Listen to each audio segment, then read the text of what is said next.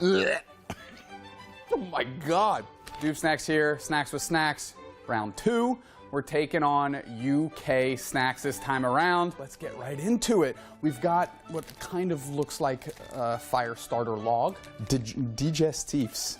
Cool, I can't even read either. First one is absolutely shattered. Okay, okay, so this is like if a saltine and a sugar cookie mated and made this. And it has like the worst parts of both. I'm gonna say 3.5 out of 10. Licorice assortments. I really don't like black licorice for what it's worth, so this is licorice cubes, which are all the colors of nightmares. 0 out of 10. Oh, right, okay, this looks like they have some sort of flavor. The original Jaffa cake. Yeah, okay. Spongy, cakey, a little bit of orange, a little bit of chocolate. That's a W. I'm gonna give that 6 out of 10. Prawn crackers. I have a good feeling this is gonna be my favorite one. More odor than I anticipated, less flavor, which is an awesome combination for food. This is the other one I'm looking forward to, which looks like just a raspberry sandwich cookie. Cute little heart in the middle. Get right into it here. You're fine.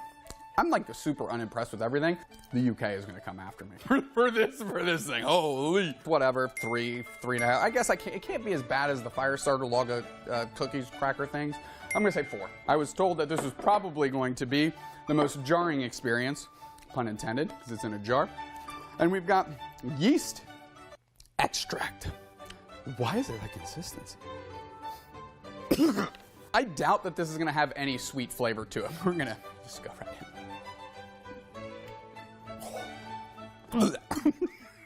Good Lord. Do people like actively eat this? I think this is where we're gonna end this one. UK snacks are not good.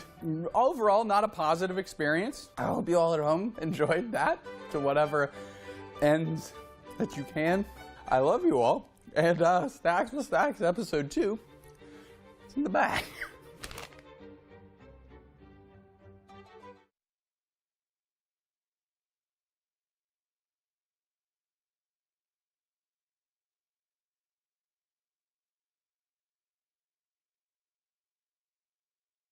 Yeah, so we have no Wonder Chef this week, unfortunately. So it's just you, me, and Zoinks. Yeah, he drew too many Gyarados on stream.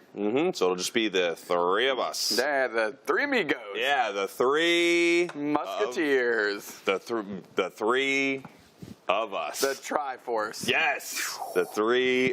Where is Zoinks? Where is Zoinks? The 3 of. Oh, there he is. Oh, he's walking. He's making his way here. Oh, wow. Okay. Oh, yeah. Really yucking it up. Well, at least he's in the office, which is close. Sure, he's close to us. It's close. It's at least in the building. Yep, spin. Spin move here. Okay. He is supposed to be here right now. Not this moving is how quickly. He's making his way. Not moving quickly. Yeah. Okay. Seems like he's in a weekend video or something. Yeah, just lost in a hall of mirrors almost. Finding his way through a lot of sense of touch, it seems like. Yeah, very sensory-driven individual is Zoinks, touching a lot of things. Almost feels like when he looked at his hands, he's like, oh, why do they call them fingers if they don't thing? Yeah, I think he was probably thinking that as well. Here, he's got to be close right now. He's coming up to the stage, obviously. Yeah, that's the vibe. There we go. All right. All right, here. Welcome. Where? We really need him. We kind of really need him. Yeah, the 3 eggs of us. Yes. Okay. Yeah. I'm gonna go get them. You go get him. Okay. Ah! There was nothing in here. Acting. Pokémon Unite. That goes in. Your world champion. The best team in the world. Let's go.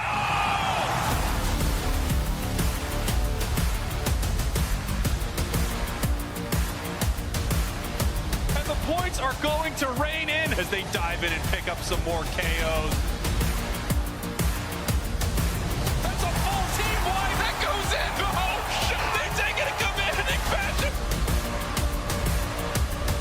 The favorites for the World Championship title have just been knocked out of the tournament. Game, set, match.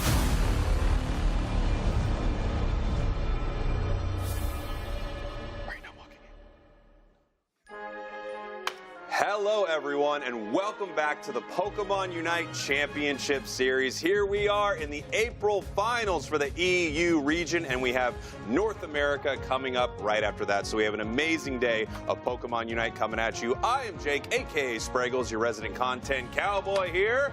Yee to the ha. I'm joined by the one and only Doobsnacks. Hello, Doobsnacks. Oh, Spraggles, I'm dropping my pen already with just sheer and raw excitement. We've watched some of this EU games play out before jumping on stream. Zoinks, I appreciate you just off to a rip-roaring start. I'll just pass it over to Zoinks. Zoinks is the other person here with us. Finally made it. I did. I definitely got a lay of the land, fully explored the studio and what it had to offer, and I like what I see.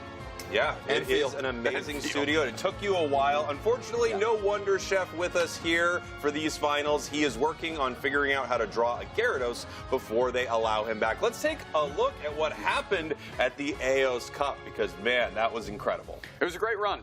Fusion Kabi-chans really gave us a phenomenal grand finals. Fusion finally kind of as Zoinks has said before, getting their flowers.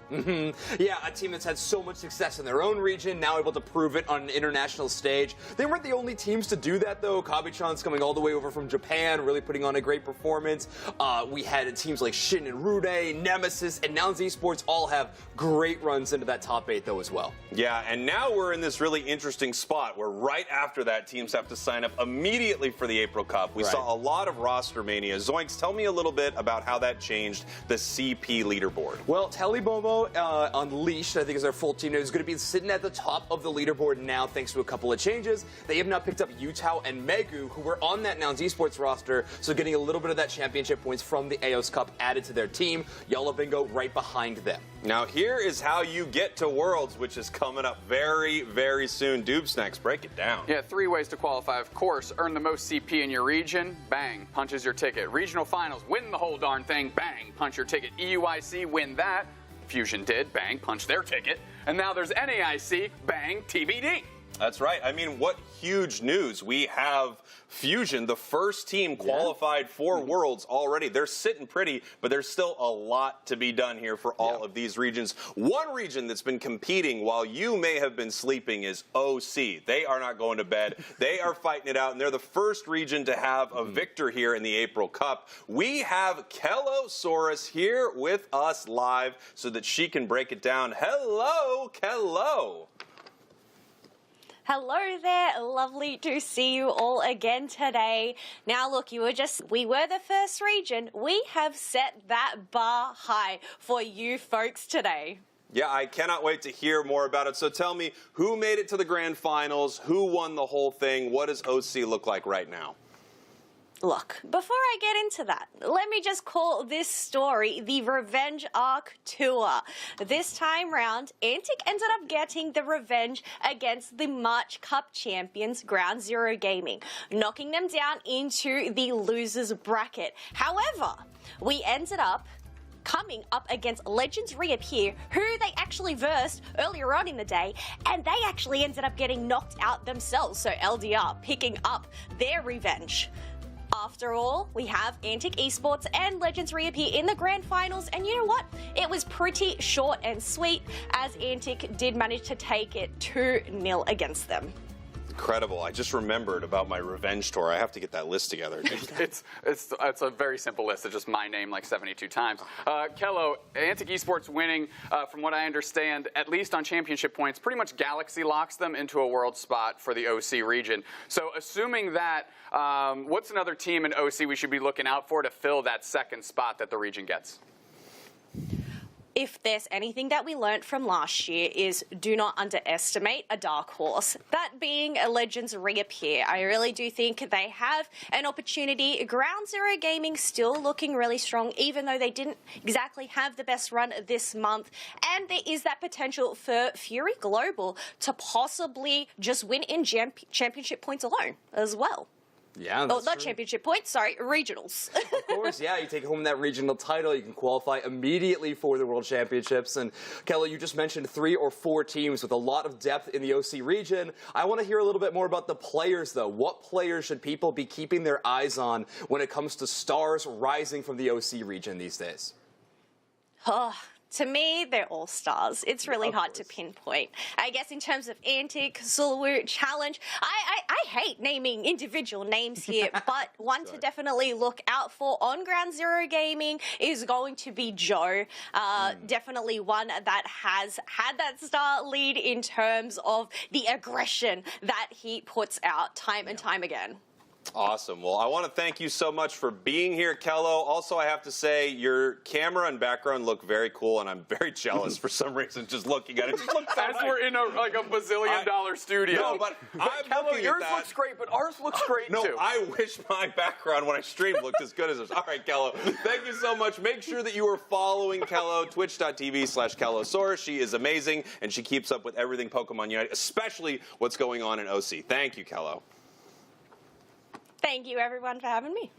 All right, and now the most important part of our show. I know a lot of you are going to leave after this. I beg you to stay. Please. Even though this is the reason you are all here.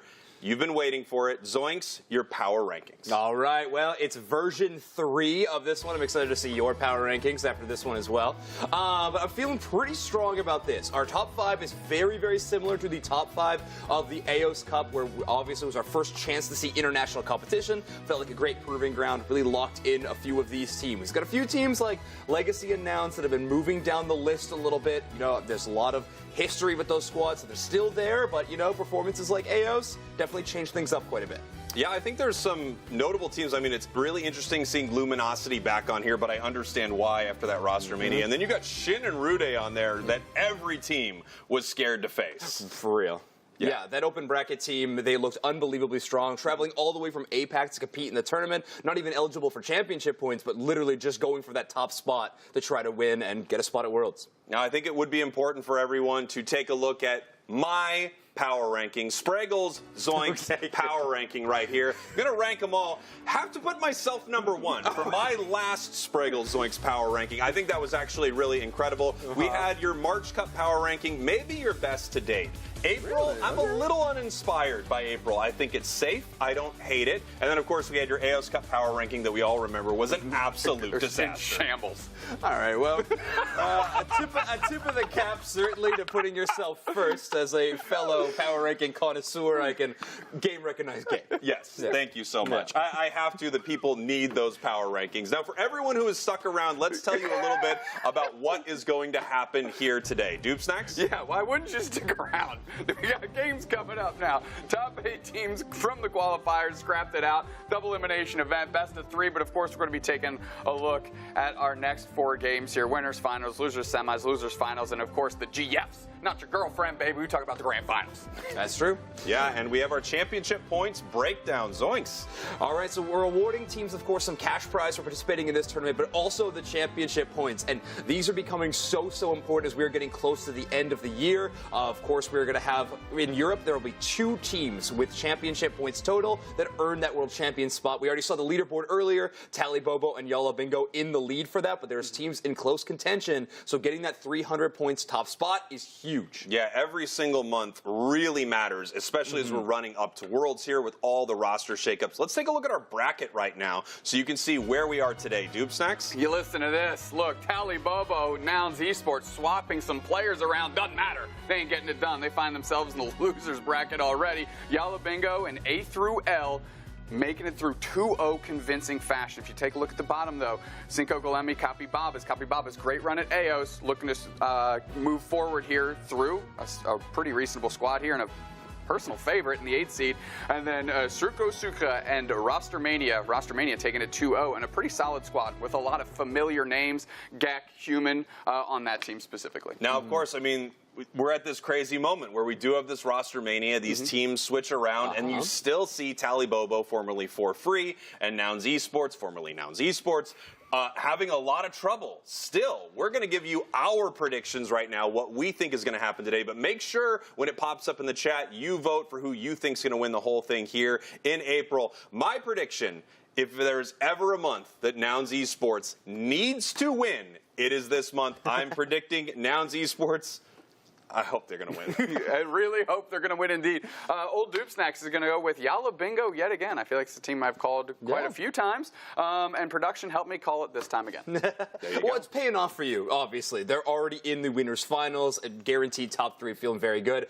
I have gone with a similar strategy to you, but just the other side of that coin. I'm going to be predicting A through L for my prediction. A team that is incredibly strong, hasn't found that championship quite yet, though, and I think this might be the tournament where they can cross that final bridge. And then, of course, that final spot there, TBD, that is for you to vote when that pops up in the chat. Let us know who you think is going to win. This is a very exciting time, especially for EU and NA with all of these roster shakeups. I really have to wonder what is going to happen if we're not seeing Tally Bobo and Nouns move through that losers bracket. But let's talk about what we have coming up here, Zoinks. What's our first match? Well, we're going to be jumping into the winners finals very shortly. I'm very excited to hear the two of you casting that, so obviously you'll be leaving me here at the desk, but that's all right. I can't wait to hear what you can say about that game, but it will be Yalla Bingo versus A, B, C, D, E, F, G, H, I, J, K, L. That will be the only time I will use their full name. Yeah, and I think I won't do Yalla Bingo anymore either. I'm going to do YB. All right, well, this is going to be an awesome matchup between these two teams. Obviously, a lot of the story of today has been centered around that Tally Bobo and Nouns narrative, but both of these teams able to eliminate one of those squads. Yalla Bingo able to take down Nouns Esports in 2-0 fashion earlier today. Take a look at some of their stats. With a 57.1% Reggie secure, honestly, a rather low statistic, a team that hasn't been focusing on those objectives too much, but ABC right in tandem. 8-0 in the April Cup so far, not dropping a single game in their run both through the open qualifier and now in that top 8 position as they were able to take down Tally Bobo in a 2-0 fashion. Really incredible stuff to see from this roster. I mean, ABC and, of course, Yalla Bingo, these are two fantastic squads, but like I mentioned, have yet to find that championship spot. They are looking for it. We'll have to see which team can make it into our grand finals as we send it over to Spraggles and Dupe Snacks. That's right. Here we go with our first matchup of the day in our winners finals. We have YB versus A through L. It's going to be an exciting one here, Dupe Snacks. Yeah, I mean, Yalla Bingo has really rocked with this crew for quite a long time, and it's paying dividends. You know, amongst roster mania, they remained resolute, and now they find themselves in the winners finals. And of course, across them, A through L may be cobbling together their best cup performance so far, also in the winners finals through a challenging first round. Yeah, it is really interesting to see these teams end up here. The teams that are not shifting around a ton, they're actually making it further here in our bracket. We're going to have to see if that continues to play out throughout the day. Obviously, we have the same thing coming up in North America. Huge roster changes after the AOS Cup, which is kind of to be expected. These teams are now locking in, getting ready for Worlds, and they have to go, is this player the one who is going to be able to win the World Championships? And if the answer is no, they need to figure out what they can change. Yeah, we're jumping right into the draft screen here. Of course, ban phase will be first. Yalla Bingo will be on purple, so they're going to get their first ban in. Yeah, we're going to have to see here what we want to do as a first ban. I'm really curious to see how the bans have been going. We've been watching some of the games before our broadcast right here, but we don't get to see all the bans. We can see that's a very targeted ban towards Wrecker right there. Yeah, Wrecker, we've watched them on broadcast on this Absol and kind of make us both look at each other and go, oh, okay, Absol's back, I guess. I mean, Wrecker's is no joke. So nice targeted ban, but that's what we get. We have two bans either way. Leafeon a little bit more predictable, but Slowbro to lock down a key component of Yalla Bingo's team. And look at that, the Mew ban. I'm not surprised to see that targeting Yalla Bingo here. Obviously, their Mew play has been incredible. We have two Speedster bans from Yalla. They get the first pick of the Buzzwole, who recently got nerfed. Right. And I'm not sure how it has been performing. I've seen it a little bit, and it looks good, like really good, but maybe not the Buzzwole we expect. On the other side, we've got what I think is one of the most powerful Pokemon right now. Well, two of the most powerful Pokemon. We've got the recently buffed Umbreon. Well, look, if that's how A through L's drafts have been going all day, of course they're winning games. I mean, Blastoise Umbreon is absolutely nasty business. Internal going to pick up Hoopa, one of their comfort picks after Eldegoss kind of fell off, right? Hoopa maybe steps into that role with the Hyperspace Hole. And Lunder going to pick up Inteleon, great snipe shot player. That might actually pivot to 60s depending on how the rest of the draft goes. But right across the way here, Eldegoss and Espeon quickly locked in. Stored Power getting nerfed in the recent patch, but I don't think it's enough to slow this thing down. No, I think the Stored Power nerfs really weren't enough for Espeon. It's still incredibly powerful. We have Eldegoss, another nerfed Pokemon. This just speaks to how strong so many of these Pokemon were, that even after they get a round of nerfs, they're still one of the top picks in the meta right now. Yalabingo locking in one of your, I feel like you call for this a lot, Glaceon. You're saying, why are more teams not playing Glaceon? On the other side, we have a Guardy lock-in, which I love to see. I think Gardevoir is so powerful, and we don't see it enough competitively, especially with that energy amplifier on. That Unite moves on about a minute cooldown at that point. It's very exciting. Yeah, and it's like a team-engaging, team-wiping Unite move out of the Gardevoir for sure. So what I'm surprised, though, is how late this Trevenant went, because Trevenant is also very strong still. And, of course, this Inteleon as well. We've seen Sixies. I kind of said it might switch. And Lunder, Inteleon, Lunder, Glaceon, Sixies, Inteleon is what we actually just saw them play to win their game 2 in the first round. Yeah, I mean, when you see Trevenant go this late, obviously they're not going to grab it on the other side, right? They grab 2 defenders already. They can get that whenever they need. The Slowbro was banned out right there. It's going to be really interesting to see how these squads match up and how those targeted bans really change the game. I think it's one of the most powerful things you can do as a team is to recognize one player that you think maybe they're Pokemon pool is limited, or maybe they just have a few Pokemon that are so incredibly powerful that targeting them specifically gives you a huge advantage. We're going to see if it pays off for Yalabingo, who's on a bit of a run right now, and they are no stranger to these winners finals. I might be getting this wrong, but they've come to every single winners finals throughout the year, right? Yeah, through every cup. Yeah. AOS Cup quals, March and April now. Finals. So, I mean, they're really on a run, and they stuck together here. Here we go, Noob Snacks, game number 1. Yalabingo, your purple team. A, B, C, D. The rest of them to L, your orange team. That's a mess of letters, Spraggles, and you crushed it like a bowl of SpaghettiOs in the orange sauce right there. Yeah, I do like my SpaghettiOs. Who does? You noticed. You noticed. Uh-oh, SpaghettiOs. That's a thing that people say. At one point in time, definitely not a marketing scheme. Go for it. Here we go. We see the Buzzwole up here in the top end. They didn't hand off the red buff to either of these Pokemon, instead leaving them there for their central area Pokemon. And now we see we've got Guardy, just the little routes here in the bottom path. I feel like it's a Pokemon that struggles early in path, but so does Glaceon. You know, neither of these Pokemon are absolutely stellar in the early game. No, and that's why they want to get Lunder online, because that is a ton of pressure that they can put in. Bang. Great secure out of Lunder. The Glaceon is going to be just a demon in this bottom path. Yeah, we need a level 5 here on the side of A through L. We already have the 4 on the side of Yalabingo so that they get their evolution, they get that Glaceon. To be fair, it kind of needs 6 before it really hits that big power spike. So this is an interesting bottom path because they're both playing it a little slow as we head up here to the top path. Here comes the spawn for those birds. We've got the Pollen Puff on it. They're looking for it right here. Potato, not yet 5. You know, we talked about this before. Never give Potato Buzzwole, and we'll have to see if that's true today. Absolutely will have to. Quickly scoring. Oh, the 15 going in is huge. That does get them over to the level 5. They're trying to poach this Eldegoss. Ayame gets back to pad very quickly. Oscatar there to try and get all the damage in they can, but it's not going to be enough. The Yalabingo is just a little too far ahead. Yeah, Yalabingo's doing well right here, just continuing to push that advantage. Here comes Bordy looking for the steal, and they're able to make it happen. Being chased by Sixies right now, using the eject button, using the Fell Stinger. There's the stored power. The Fell Stinger continuing. We have one auto, but not enough. Even the critical hit couldn't take it down, and they were able to make out like a thief in the night.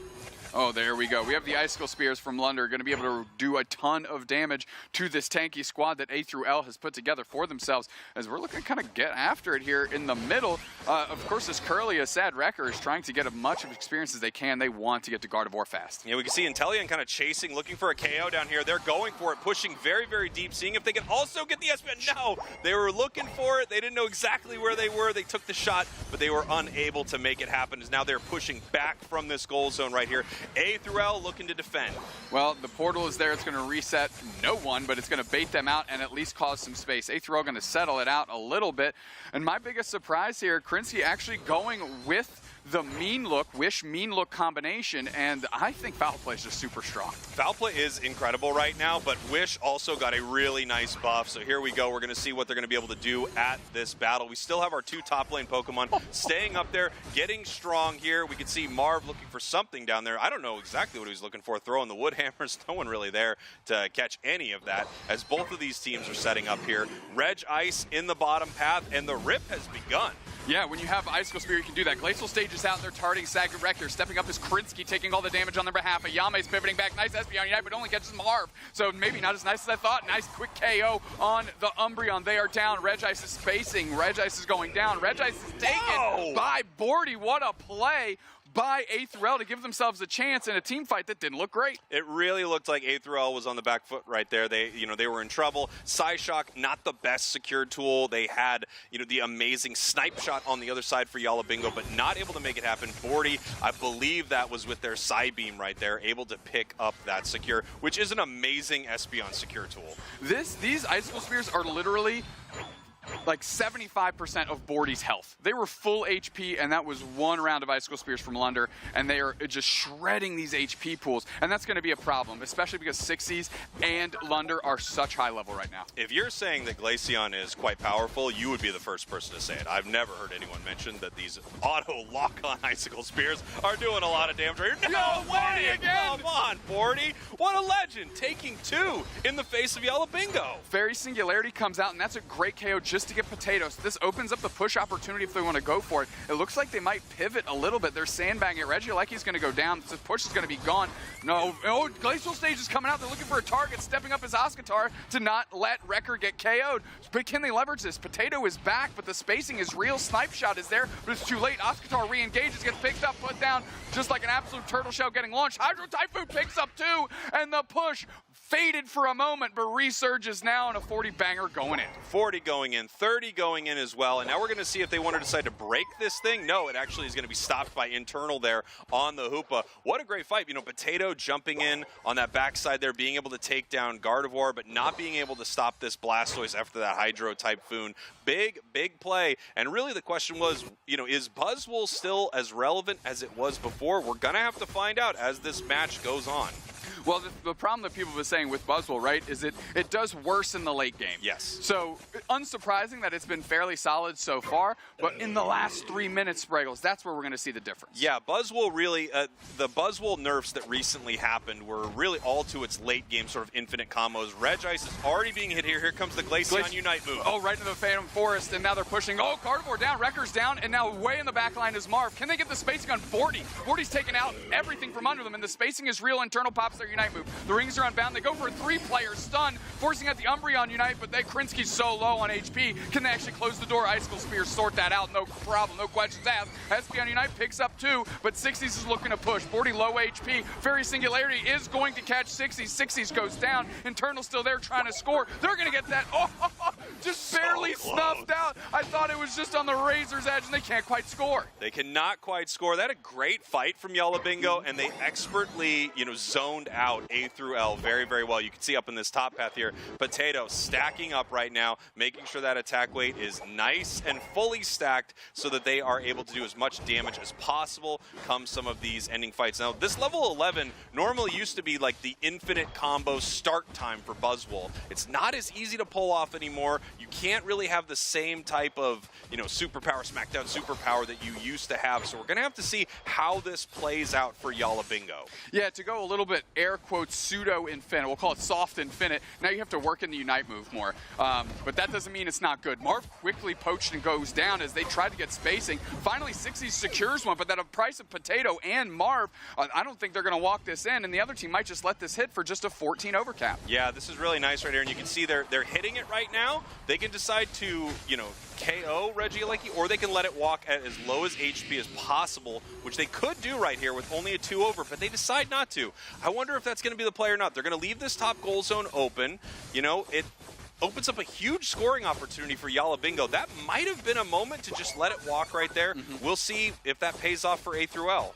Well, now they're looking to re-engage here. Hydro Typhoon, that's a late one at 2:30. Good push off Potato. They're going for a full engagement. Potato's low, they get KO'd. This forces 60s to retreat. Lunder as well. But now we've got a bit of a counter push, but there's at least 3 players here. The hyperspace highway was open, but nobody came up. Marv's still sitting downstairs. Yeah, that felt like a interesting engage from A through L, right? I mean, they're getting really close to our end game right here. 15 seconds before Ray, and it felt like they were maybe looking for a push. They ran into a good defensive line there from Yalla Bingo and decide to pull back. Obviously, Unite moves are down. We have a Guardy Unite that they're still looking for. We have a Blastoise Unite move that they're still looking for. As Yalla Bingo is charging up their Icicle Spears here in the center and looking for some targets. Well, the stored power is out. Marv is isolated, selected, but they are reset quickly. These teams are settling in. Yeah, his teams are getting ready. We have another mean look. We have another Psyshock trying to do some damage there. Marv in a lot of trouble and uses the eject button defensively to get away. Bordy eats a big snipe shot.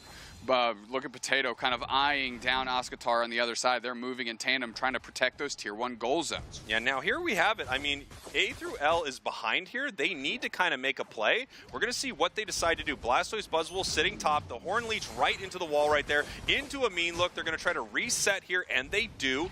This is nice for Yalla Bingo. They're buying a ton of time, and they are ahead, so they're totally fine with this. A through L is going to need to decide how they want to engage in this fight. They're hitting Rayquaza right here. Trevenant moving in. Here comes the Unite move. Rings around Bound Force Curse in the middle. Marv is caught in the mean look, but they're pushing forward. We're just waiting for this Fairy Singularity to pop. Bordy is losing so much HP. Krinsky finally goes down. Bordy picks up a heal from Ayame on the backside. The stuns are there, but Yalla Bingo is completely pushed out A through L. Here comes those Icicle Spears for long range into the middle, but A through L is nowhere in sight, and really Yalla Bingo doesn't have to take this thing if they don't want to. Oscatar moving in, and Rayquaza, they're trying to let it leash. Lunder looking for a target on the backline side. Record takes a ton of damage. Rayquaza's getting low. They're looking to pivot. Hydro Typhoon kicks up, and it's the Gardevoir secure. Record takes it for A through L, and now there's 3 players down for Yalla Bingo, and guess what? Burger time. It is burger time. However, Bordy, the shield is gone. We have Oscatar looking to score. We have a score in the top path. We have a second score right here, and that's going to put them ahead. 287-155. Now we have Ayame trying to score here in the bottom path. No one's really there to stop it, and it looks like A through L is going to be able to take game number 1. You know, there was a moment there, you called it out, Doob Snacks, where I think Yalla Bingo was really hoping that Rayquaza was going to start regaining its health. Once you stop hitting it for a while, it leashes, you know, the term that we use for it, and it starts to regain its HP. And in that moment, it didn't happen. You saw A through L continue to put pressure on, continue to fight right there, and they were able to take the victory. They decided to flip onto Rayquaza and see if they could secure it. With Gardevoir there and a ton of damage, they do. What a shame out of Yalla Bingo. Phenomenal team fight, really bullied A through L completely out of the Ray pit. I don't know why they were hitting Rayquaza so much. Maybe you chip it a little bit, get it to 75%, but that thing was under half when they tried to start that leash that you mentioned. Yeah. And it was just too easy from A through L then. They had just enough firepower to come in, and Wrecker, I mean, hero play. Yeah, I think that was really great from A through L. And they had this interesting dynamic that they were trying to handle on the side of Yalla Bingo, which was keeping Glaceon's, ice shards fully charged up, and you often charge those up on Rayquaza. But every time you're doing that, looking for your engagements, you're continuing to hit Rayquaza. You're getting it lower and lower and lower. And then A through L, I think very intelligently, they saw 2 go back through that hyperspace hole, if I'm remembering this right, and then they said, look, 2 are gone. This is our moment. Raise it half, and we're taking this thing. Yeah, I mean, we'll take a look at the highlights, see if we can shake out that final fight. But really, I mean, these exchanges in the top path, and really Bordy's play kind of kept the team in it. Yeah, Bordy with some incredible steals here in game number 1. Obviously, Yalla Bingo just needed to isolate them in some of these later fights. We saw the Buzzwole. It didn't look like it was that impactful in this final fight, but obviously Yalla Bingo was trying to sort of stall them, right? They were just trying to hold them and make sure that they couldn't win the game. A through L instead going for the victory. This was that great fight by Yalla Bingo where they actually kept the Espeon away finally from an objective. Yeah, you want to talk about Yalla Bingo and specifically Potato and this Buzzwole. Like, again, early game it looked solid, but you could feel it when it engaged in that Ray pit that it was truly not the same character anymore. Yeah, and I wonder, you're looking at it right here. Here they come back through that portal. There's that really nice Unite move there from Blastoise, making sure that Snipe Shot is nowhere to be found. And of course, a big player of the game here for Wrecker. They were target banned, and they still said, okay, you're going to ban out my speedsters. I've got Gardevoir. Here we go. Yeah, 7 KOs, 69K, 3 assists, but really the number in my mind is the 1, and that's the 1 Rayquaza that they took for A through L. And these teams are finding ways to win, and it almost... It's frustrating watching that match specifically. Is Yalabingo felt like they're in complete control, but you have to give credit to A through L, like you said. 2 players through the hyperspace hole. Yeah. They saw their opportunity. They leveraged the fact that Yalabingo was either charging their Icicle Spears, miscommunication, too many players were putting damage on it, what have you, and they moved in, struck while the iron was hot, and got themselves a win. Yeah, I mean, you've got incredible burst damage from Gardevoir, with Psychic, with Psyshock, with its Unite move. There are a lot of opportunities to take down Rayquaza very fast. You also have the same insane burst damage. You've got stored power, which might not be able to hit your target, right? But your Psybeam on your Espeon absolutely does. And that beautiful play from the Blastoise to just essentially Hydro Typhoon and isolate Inteleon. Make sure Inteleon is in the air when we are looking for this secure. There is no Snipe Shot that's going to thread the needle right here. We're taking it right now. It was really beautifully played by A through L, and I think Yalabingo was in one of those stressful moments where you're stalling the enemy, but you're continuing to sort of give them opportunities to come back in that match. It's a really difficult moment when you're slightly ahead at Ray and no one is really choosing to fight, but Rayquaza is just slowly ticking down in HP, that slow drip of HP. There's an expression in hockey that is a 2-goal lead is the most dangerous lead your team can have, because when you're up by 1, you understand how close the game is, so you keep pushing the pace. When you're up by 3, it kind of seems insurmountable, but 2 is just... You just let off the gas just a little too much, or you lose focus just enough, and all of a sudden you're down 1, and all of a sudden your team is panicking. It's like, oh, we were up by 2, now we're only up by 1. And that kind of felt how Yalabingo was in those final moments. Like, they felt like they were in control. They knew they were in control. They just did what they needed to do to bring the beginning of the end, but then kind of lost sight. Yeah, I mean, it's those moments where you don't know if you're going to be engaging or if you're going to actually sort of pull back and try to let them make a mistake. Let's take a look at our top Pokemon to watch here. Dubsex, number 1, one of your favorites, the Hoopster. Yeah, it's incredibly good. It's only going to be better. Trick buff is insane, especially with Umbreon Wish healing now. You can do some clever moves with that in your draft screen. But of course, with LD getting the nerfs, those were kind of like the 1 and 2, which means Hoopa, remaining untouched and buffed in some aspects, hits that number 1 spot. Yeah, Leafeon right there. This is a Pokemon that we see, as you can see, 74% ban rate. The incredible power spike at level 4 has just made this thing something you often don't see in any of your games. If either team picks it up, it is a massive, massive win for them.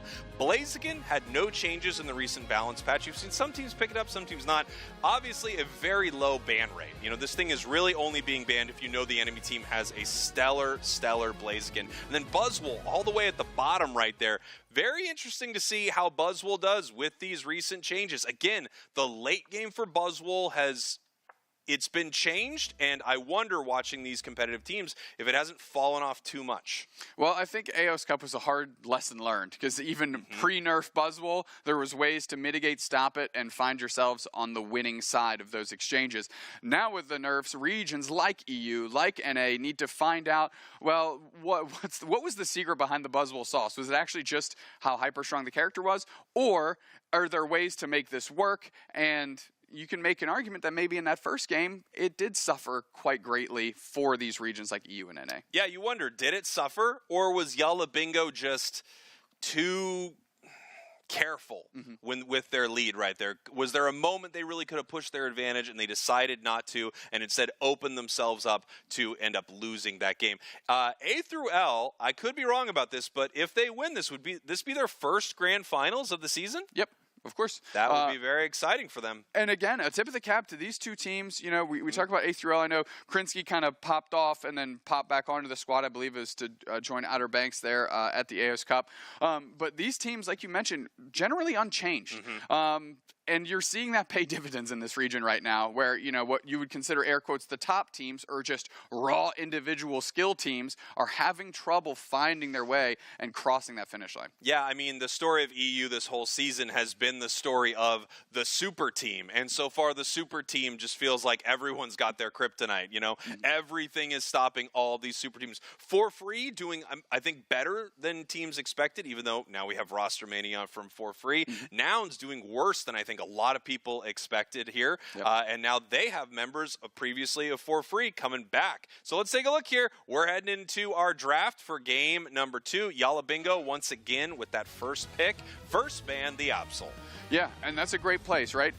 You know, although they didn't get that win, I think their strategy overall was good, and it's one of those things, make a few tweaks, don't blow the whole thing up and start over, and they are targeting Wrecker again. Yeah, and here we go. We're going to see what the second one is. And yeah, once again, they do not want to see this Leafeon. And that also says to me that they don't have a Leafeon that they plan on playing, because they could kind of send that over to A through L and say, look, are you going to let this through? We're going to first pick it, but they decide not to.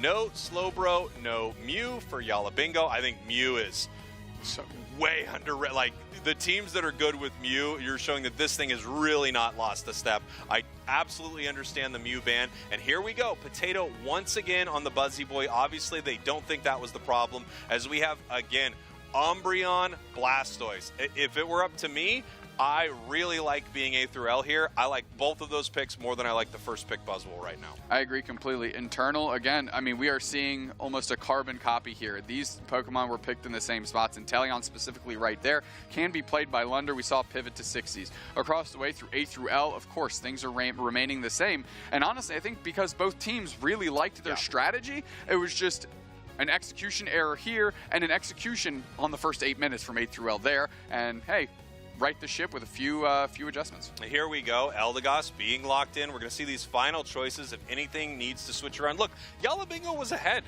They were ahead until those final moments, and it looks like they're feeling like they can do that again and maybe make some different decisions around Rayquaza. Yeah, I mean, Bordy again locking that Espeon, great secure. I think that was a nice note for Yalla Bingo to take. Okay, we just really can't let Bordy get anywhere near this thing, and I think that'll actually help them win these first two. Everything is the same. Carbon copy match. Everything is the same, and you understand it from both teams, right? Right. Yalla Bingo was in control. They kind of let it slip through their fingers, but A through L had a lot of opportunities to make it happen. Some really intelligent plays. Again, that Blastoise Unite, making sure that, you know, our Inteleon didn't have any opportunity to take down Rayquaza. They set themselves up really well to be able to get that secure. Now, if A through L has a better early game, this is going to be really tough for Yalla Bingo. I would love to see a more aggressive Yalla Bingo looking for their victory right here, and then A through L, if they can have a stronger early game, I think they're going to do really, really well. I want 60s to hit a couple more of these early snipe shots. You actually saw right at the beginning on the first Reggie, Bordy was running around behind the pad because they had such good pressure. And unfortunately, 60s was just not able to clip that last piece of damage with the range of the snipe shot, which ultimately led Bordy sealing that first objective. 60s doesn't miss often. That was two unfortunate situations there. But if 60s is on and dialed in, this is going to give absolute fits to A through L. And I want to see Potato like either pop off or pop off of this Pokemon. I'm curious what's going to happen with Buzzwole as we go through this tournament. This has been one of the biggest question marks for me. Yeah. Are these changes enough to really reduce this thing's viability? Again, early game, we're basically looking at the same thing for Buzzwole. It's just as it gets later, as it hits that level 11, that level 13, we see some differences here with Buzzwole. And we're going to have to see if we see some differences here in game number 2, because we got the same squads going at it again with the same Pokemon on the same sides. Yalla Bingo, your purple team. A through L, your orange team. Krinsky helping with the clear here with Sad Wrecker. I don't believe they did this last time, actually grabbing the blue buff, whether intentional or not. Now they're moving downstairs, Marvin putting pressure forward. Potato desperately wants to hit level 5 a little bit earlier than they did in game 1 to really try and be as oppressive as possible in the first opening moments. Yeah, and you can see we already have Bordy coming up here, that level 4 Espeon attack as they head up to this top path. We see the Bunnelby respawning right there. They're moving in with the stored power, not able to do a ton of damage. A lot of teams now are wise to what Espeon's going to do as soon as it hits level 4, and they don't get caught by it. Yeah, Lunder already online, worth noting, right? Bordy online, Lunder online, that's both where these teams want to be. Bordy hanging out, and Sixies is on the chase. Internal is there, and so is Potato. Looks like they really did a good job pressuring Bordy out, as they're going to have to go back to their pad. Yeah, they pressured Bordy out, and Bordy also got, a lot of information right there for A through L. They know exactly where that Inteleon is. It's where they would expect it to be, right? Potato looks like to be able to get that secure there with the Fell Stinger. Potato now back to base through that hyperspace hole. No one really lost too much in that engagement. That was a well-timed water gun there by Oscatar to stun Potato right out of the portal to keep anything from any shenanigans from happening, if you will. Lunder almost level 6 here, so we're going to see a very powerful Glaceon very soon. There it is. Now they're easily going to be able to charge up their Icicle Spears. We have level 6 as well on Wrecker, that Gardevoir waiting to get online, waiting to get that Unite move. Lunder kind of spinning there, losing those spear shells, if you will, and now just hanging out. Both teams not really making a move just yet. No, they're getting ready for this fight here at 8 minutes. I found this, these two teams are incredibly cautious, it feels like, here in game number 2. Nice secure. It's almost the exact same leveling that we saw in game number 1. Things are playing out almost identically here as we have a big catch on the top path. That's a little different. Potato in some trouble right here, but they're able to make it through the hyperspace hole, head home, and they may continue this push as Sixie's moving forward. There's the eject button, and they're looking for the KO on Eldegoss. They get it. Internal actually eating most of those stored power shots. Nice portal down. Bordy is half HP, and there's a ton of damage that can flow their way. They get enough points here. I just want to see them back out. Snipe shot actually I framed out as Potato is able to make it back. Yeah, really great stuff there from Potato. They need those stacks early. It's very important for a lot of these all-rounders to get their attack weight stacks in early, become extremely powerful. Buzzwole is no exception to that. They desperately want to be more and more powerful. You can get, the equivalent of 4 or 5 levels of your attack if you're stacking your attack weight properly. Yeah, and now Sixie's got the shooter's touch, right? They're heating up. They've hit their first couple snipe shots. They're starting to move a little bit. Now when they're going for actual targets, they seem to be hitting them. Lunder going immediately on Ayame with those Icicle Spears. Krinsky's kind of fine, but here comes the Demon Bordy. It's already secured, and it's a bit too late. Krinsky's playing far forward. Marva's going to catch a reset after the KO. Nice place portal. Glacial Stage is out. They want Wrecker. They get Wrecker. Sixties is moving forward, and it's the power of 4 in the face of this team. Ayame is absolutely bullied, and so is Bordy. They're gone, and it's Internal getting credit for that. And this goal zone is getting eviscerated. Spraggles and Yala Bingo coming to life. Yeah, great stuff for Yala Bingo. 140-0, a very different start to this game. For a while, it felt similar. And then they had that incredible play in the top path. They push. That was very, very nice. And then when they went down to secure that bottom Reggie, they zoned them out pretty well. A through L wasn't even ready to do anything about it. I was wondering if the, Icicle Spears onto the Eldegoss was actually going to be a bit of a mistake there, giving A through L enough time. But no, Yala Bingo had it under control. Yeah, with the fact that everyone was there was just a great call, right? They had everyone in action, putting damage, and that was the difference. No split attention here. Potato uses their Unite move, but now is caught in the back line. They get bullied around by Oscatar, spaced out very well. Reggie Alecki is full HP almost, as now these teams kind of have to figure out where they want to posture. Yeah, we're going to see what they want to do right here. We have the Surf not able to grab anyone there. Sixie's now looking. Ooh! It looks like they were in trouble. They got 2 with that Unite move. Man, I love Gardevoir's Unite move. The low cooldown of it is just amazing. You're able to use it in all of these big fights. Here comes Lunder trying to push this back. Reggie Alecki leashing right there. The HP going back up as it returns. And now they're putting it into another situation where it could leash right here as A through L is looking for a secure. The damage here from Gardevoir, the damage from Espeon, and it's secured by Guardy. I don't know what Potato is doing. They were half HP. They went in alone, and they got buckled and didn't even take the objective. I don't like that move at all, but we are rings unbound, and we're at least going to stop this Reggie Alecki. The stuns are gargantuan. Ayame takes the chunk of that damage, but it looks like A through L is content just watching to see how this develops. Yeah, and here they go. They take down this Reggie Alecki. Yala Bingo still up 149-0. Looking to see if he can score right here. That would be a beautiful 16 points if it was at all possible. Potato going in, trying to see if they can make that combo happen. Getting shut down. Massive miscommunication out of Yala Bingo. some players took the portal. Potato fully engaged, and what it led to was just an absolute scramble.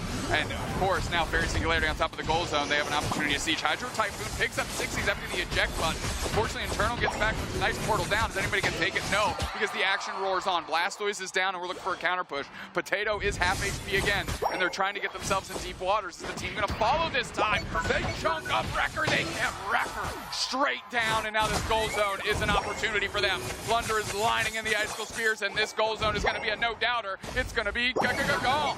Beautiful stuff there. Yala Bingo up now 204.58. We've obviously had some work from A through L in this bottom path. Speaking of miscommunication that you just talked about, that Gardevoir Unite move onto a completely open pad because they'd already been surfed by Blastoise right there. Super unfortunate engagement for A through L, and that's, you know, those are those moments that you kind of have to be kicking yourself over, or maybe kicking your teammate over, because you need to communicate what's happening right there. If you have the Unite move and you're setting up for it, and at the same time your defender is pushing them out of the area that you're putting your Unite move on. I mean, it's a completely botched team fight from A through L. Yeah, well, they each get one, right? Yala Bingo sent A through L one, A through L sent one back to Yala Bingo. However, Yala Bingo on the scoreboard better in that exchange right now, Spraggles. Yeah, Yala Bingo looking great in this game, honestly. It feels like they're in control much more even than game one, where they already were in control. Potato, once again, we've got these really aggressive dives from Potato, but Yala Bingo hasn't been punished too hard for them. We have another Unite move there from the Blastoise getting really aggressive as well. They end up getting a KO. We have Trevenant trying to stop this right here. Trevenant's in a lot of trouble. Marv goes down. Internal is going down, and it looks like they're going to be able to score finally 50 in that bottom half. What is Yala Bingo doing? This is exactly like when we watched GT, when they just kept feeding at the pad over and over, giving up KOs, giving up the pad anyways. And now all of a sudden, that's so much experience that they just gave for A through L that now they have a level 14 and a level 13 going into Ray. To be fair, that Blastoise had a pretty late Unite move. They're going to need to farm that up. Not that they can't, obviously. Blastoise could get that Unite move back, but that was a pretty late one right there. They went for an aggressive push in this bottom path to keep them in this game, and they are still behind Yala Bingo. Still incredibly close. However, that fight did look very good for A through L, and if they could put something together like that at Rayquaza, obviously they're going to be sending Yala Bingo down to our losers bracket. Right now, Gardevoir has their Unite. Espeon Blastoise still looking for it as the snipe shots are zoning out A through L. Can Yala Bingo put together something different from game one, or are they just going to try to freeze A through L right here? We saw it didn't work last time. Will it work this time? Wrecker's going to have to reset. Again, A through L getting for positioning. Potato and Oscatar just staring at each other in the top, watching the top of the Ray pit. Lunder looking for a decent target, but there's no one in sight. Yeah, nice big snipe shot. Gardevoir is going to need to head home after that. I mean, just so incredibly powerful. Gardevoir waiting right now. Yes, actually, they did end up basing, heading home. A through L behind right here. They're the team that needs to make the play. At the same time, Yala Bingo does not want to leave this up to Rayquaza again. They don't have a game to give right here. A through L looking at their positioning here at the top of the Rayquaza pit, fighting a little bit in this choke, but they're just able to reset. They're very calm in this moment. Potato getting caught here in the top path. Tons of damage in. Bordy and Oscatar saw an opportunity but couldn't close the door. What does that mean through A through L? If they would have gotten that pick, they certainly would have flipped, but we're under a minute now, Spraggles. Yeah, here we go. 1 minute left. Lunder just charging up their Icicle Spears here on Rayquaza. Marv having to eject to get away from that fight right there. Bordy in some trouble using the Unite move right back. Espeon Unite picks up Lunder. Lunder's still up. Glacial Stages out. Cotton Cloud Clash goes on top of the defender. Umbreon. Hydro Typhoon to just pick up Potato, but Internal's there for the cover. Surfing back on Potato. Oyama is on the Blastoise to try and heal them up, but the action's to the right, I believe, as everybody's scrapping. Nice snipe shot by 60s to get the Blastoise down, cracking that shell in half with a taste of its own water medicine. Now we're into the middle. Rayquaza is starting to get hit a little bit, but Yala Bingo is smothering this A through L team. Just Krinsky stands. Can they full team wipe to close the door? Krinsky's not even running. Lunder's not even running because they're in the mean look. Close it down, scores some points. Yala Bingo. I mean, I got to admit, that was a pretty funny way. They're like, look, there's not much I can do here. You're stuck.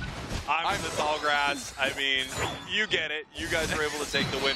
Much better engagement there from Yala Bingo. Really impressive stuff. And, you know, our camera panned away from it slightly as we were watching the Buzzwole fight. We had that Gardevoir Unite move, and it looks like it was aimed at catching Glaceon and the Hoopa, but they weren't able to get either of them right there. Guardy misses their Unite move. Great engagement by Buzz, and a great match for Yalla Bingo as they are tying this up here in our winners finals.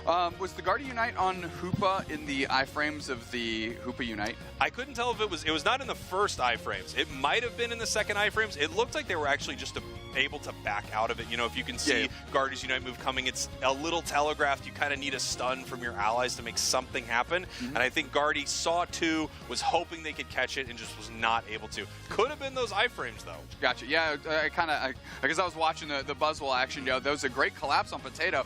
Sick coverage shot by 60s, who rolled up top and managed to pick up Oscatar, who's playing the Blastoise, and absolutely decimate the last third of their HP, giving Potato a chance to stay standing. And really, I mean, when your Blastoise is in that deep of waters, literally, and gets knocked out like that, it's just a tough spot for the rest of your team. And now you can see why Yalla Bingo went with the same squad as Game 1. They said, look, we were up Game 1. Yep. We had a little bit of a difficult moment there at Rayquaza, but we know that we're able to beat this team. They were up throughout the majority of Game 1. They were up through all of Game 2 right here. Let's take a look at some of these moments. Well, this was, early on, and Yalla Bingo did have a great lead, pushing towards A through L, and this was just where we had the miscommunication out of Yalla Bingo into great communication to make that siege happen. Yeah, this was that nice fight in the bottom path here for A through L. They're finally getting their points in there. Big overcap with that 50.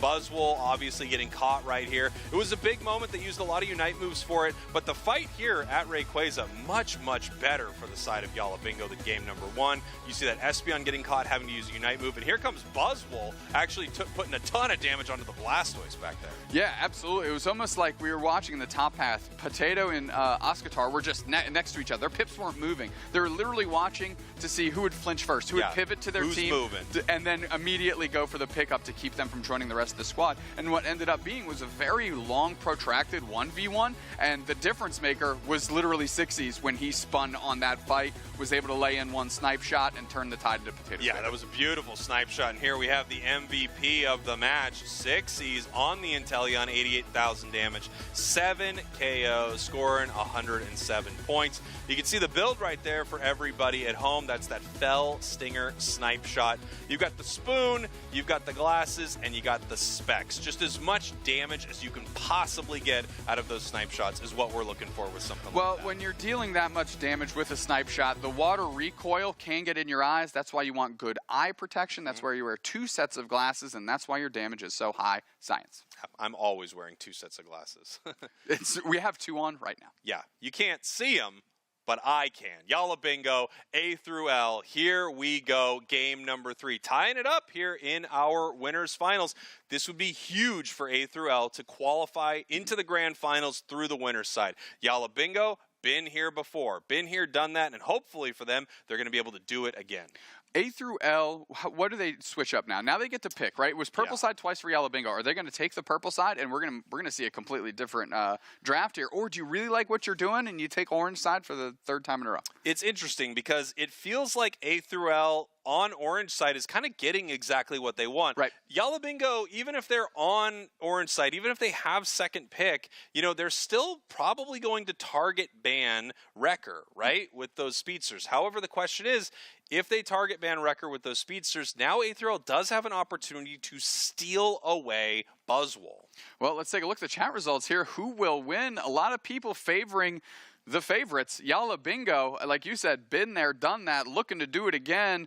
The Raucous Upstarts and Zoinks' choice still scrapping, though, pushing this thing to 3 games. A through L is looking very good, but Yalla Bingo has had control of these 2 matches, right? So much happens in the final moments of a match of Pokemon Unite. It all comes down a lot of the time to which team has prepared themselves better for this massive team fight around Rayquaza. Game 1, A through L, I think, played that really, really well. Game 2, Yalla Bingo just kept their pressure on the entire time. They kept their lead the entire time. They kept their cool in that final fight, but they were more aggressive. They took the fight this time, and that was the big difference maker for them. We're going to have to see how A through L wants to kind of change up their strategy because no question, they've been behind for 2 games in a row. A through L has an opportunity to take purple side and try and get Wrecker really what they want. Because being in the second spot without first pick makes target bans slightly more difficult. Not impossible by any means, but there's a bigger price at targeting the Absol and Leafeon specifically because you aren't getting the first pick back the other way to really solidify those 2 picks. Yeah, we're going to have to see what they want to do with that because you're right. That could be a huge strategic change here from A through L. And a lot of teams would opt to take this first pick in this position. You know, when you're the team that loses, you get to pick your side. So they could say, we're taking first pick here in this moment, and we're going to do something maybe unexpected. If they pull away the Buzzwole, which I don't know if they want to be playing Buzzwole on the side of A through L, but if they take that away from Potato, is Potato going to be able to rise to the occasion? We've seen their Dodrio. I don't know how many more Pokemon they're comfortable with right now. Well, at least comfortable with dominating in the fashion that they can with something like Buzzwole. What would be cool out of Yellow Bingo, if they're on the orange side, is an early pick on Dodrio in your first 2, and then you let internal pick last. Because if they don't find a way to isolate Dodrio, you can do the Dodrio Comfy type thing and really just try and run through the other team, just cause complete pandemonium on the side of A through L. Or you still will probably get, you know, Eldegoss, who, you know, obviously Internal's incredibly familiar with, but even like Blissey or something like that. Yeah, I mean, there are a lot of different options for A through L, especially if they switch sides, as we were just talking about. And a Pokemon that you mentioned that I'm kind of surprised we might. I'm hoping we see more of in some ways is Comfey. Obviously, this did very well at AOS. I mean, teams are still crushing it with Comfey. Comfey Zoroark still a very powerful option for a lot of these teams. But really, Comfey and a lot of different Pokemon are doing very well in this meta. And when you're running into things like Inteleon, you're running into things like Espeon, a strong speedster that can't get immediately punished if it has that Comfey collar, I think they could do some real work. Yeah, you're about to see me get gapped in a draft later on if we put that footage up off the back of a Zoro Comfy selection. So surprises there. Yeah, it was a bit of a moment. I guess no surprises. Yeah, there. no surprises. First off, there. I'm an idiot. So one of the best things that we can do here are record segments, like pre-record segments, but then we just tell you what's going to happen when you see the pre-recorded segment. I'm trying to get ahead. It's called damage control, brother. I'm trying to get ahead of this tragedy that I put together. Yeah, and I can tell you later we're going to ask the chat who won this draft between Zoinks and Doopsnack. So you might have already guessed who you think actually ended up winning this thing. Yalla Bingo here is in a great spot, having that 2-game advantage. I'm really interested to see what happens right here, and it looks like A through L is deciding to keep those second picks, which I'm kind of not surprised by. I think they're getting a lot of what they want in this draft, even though they're getting target banned.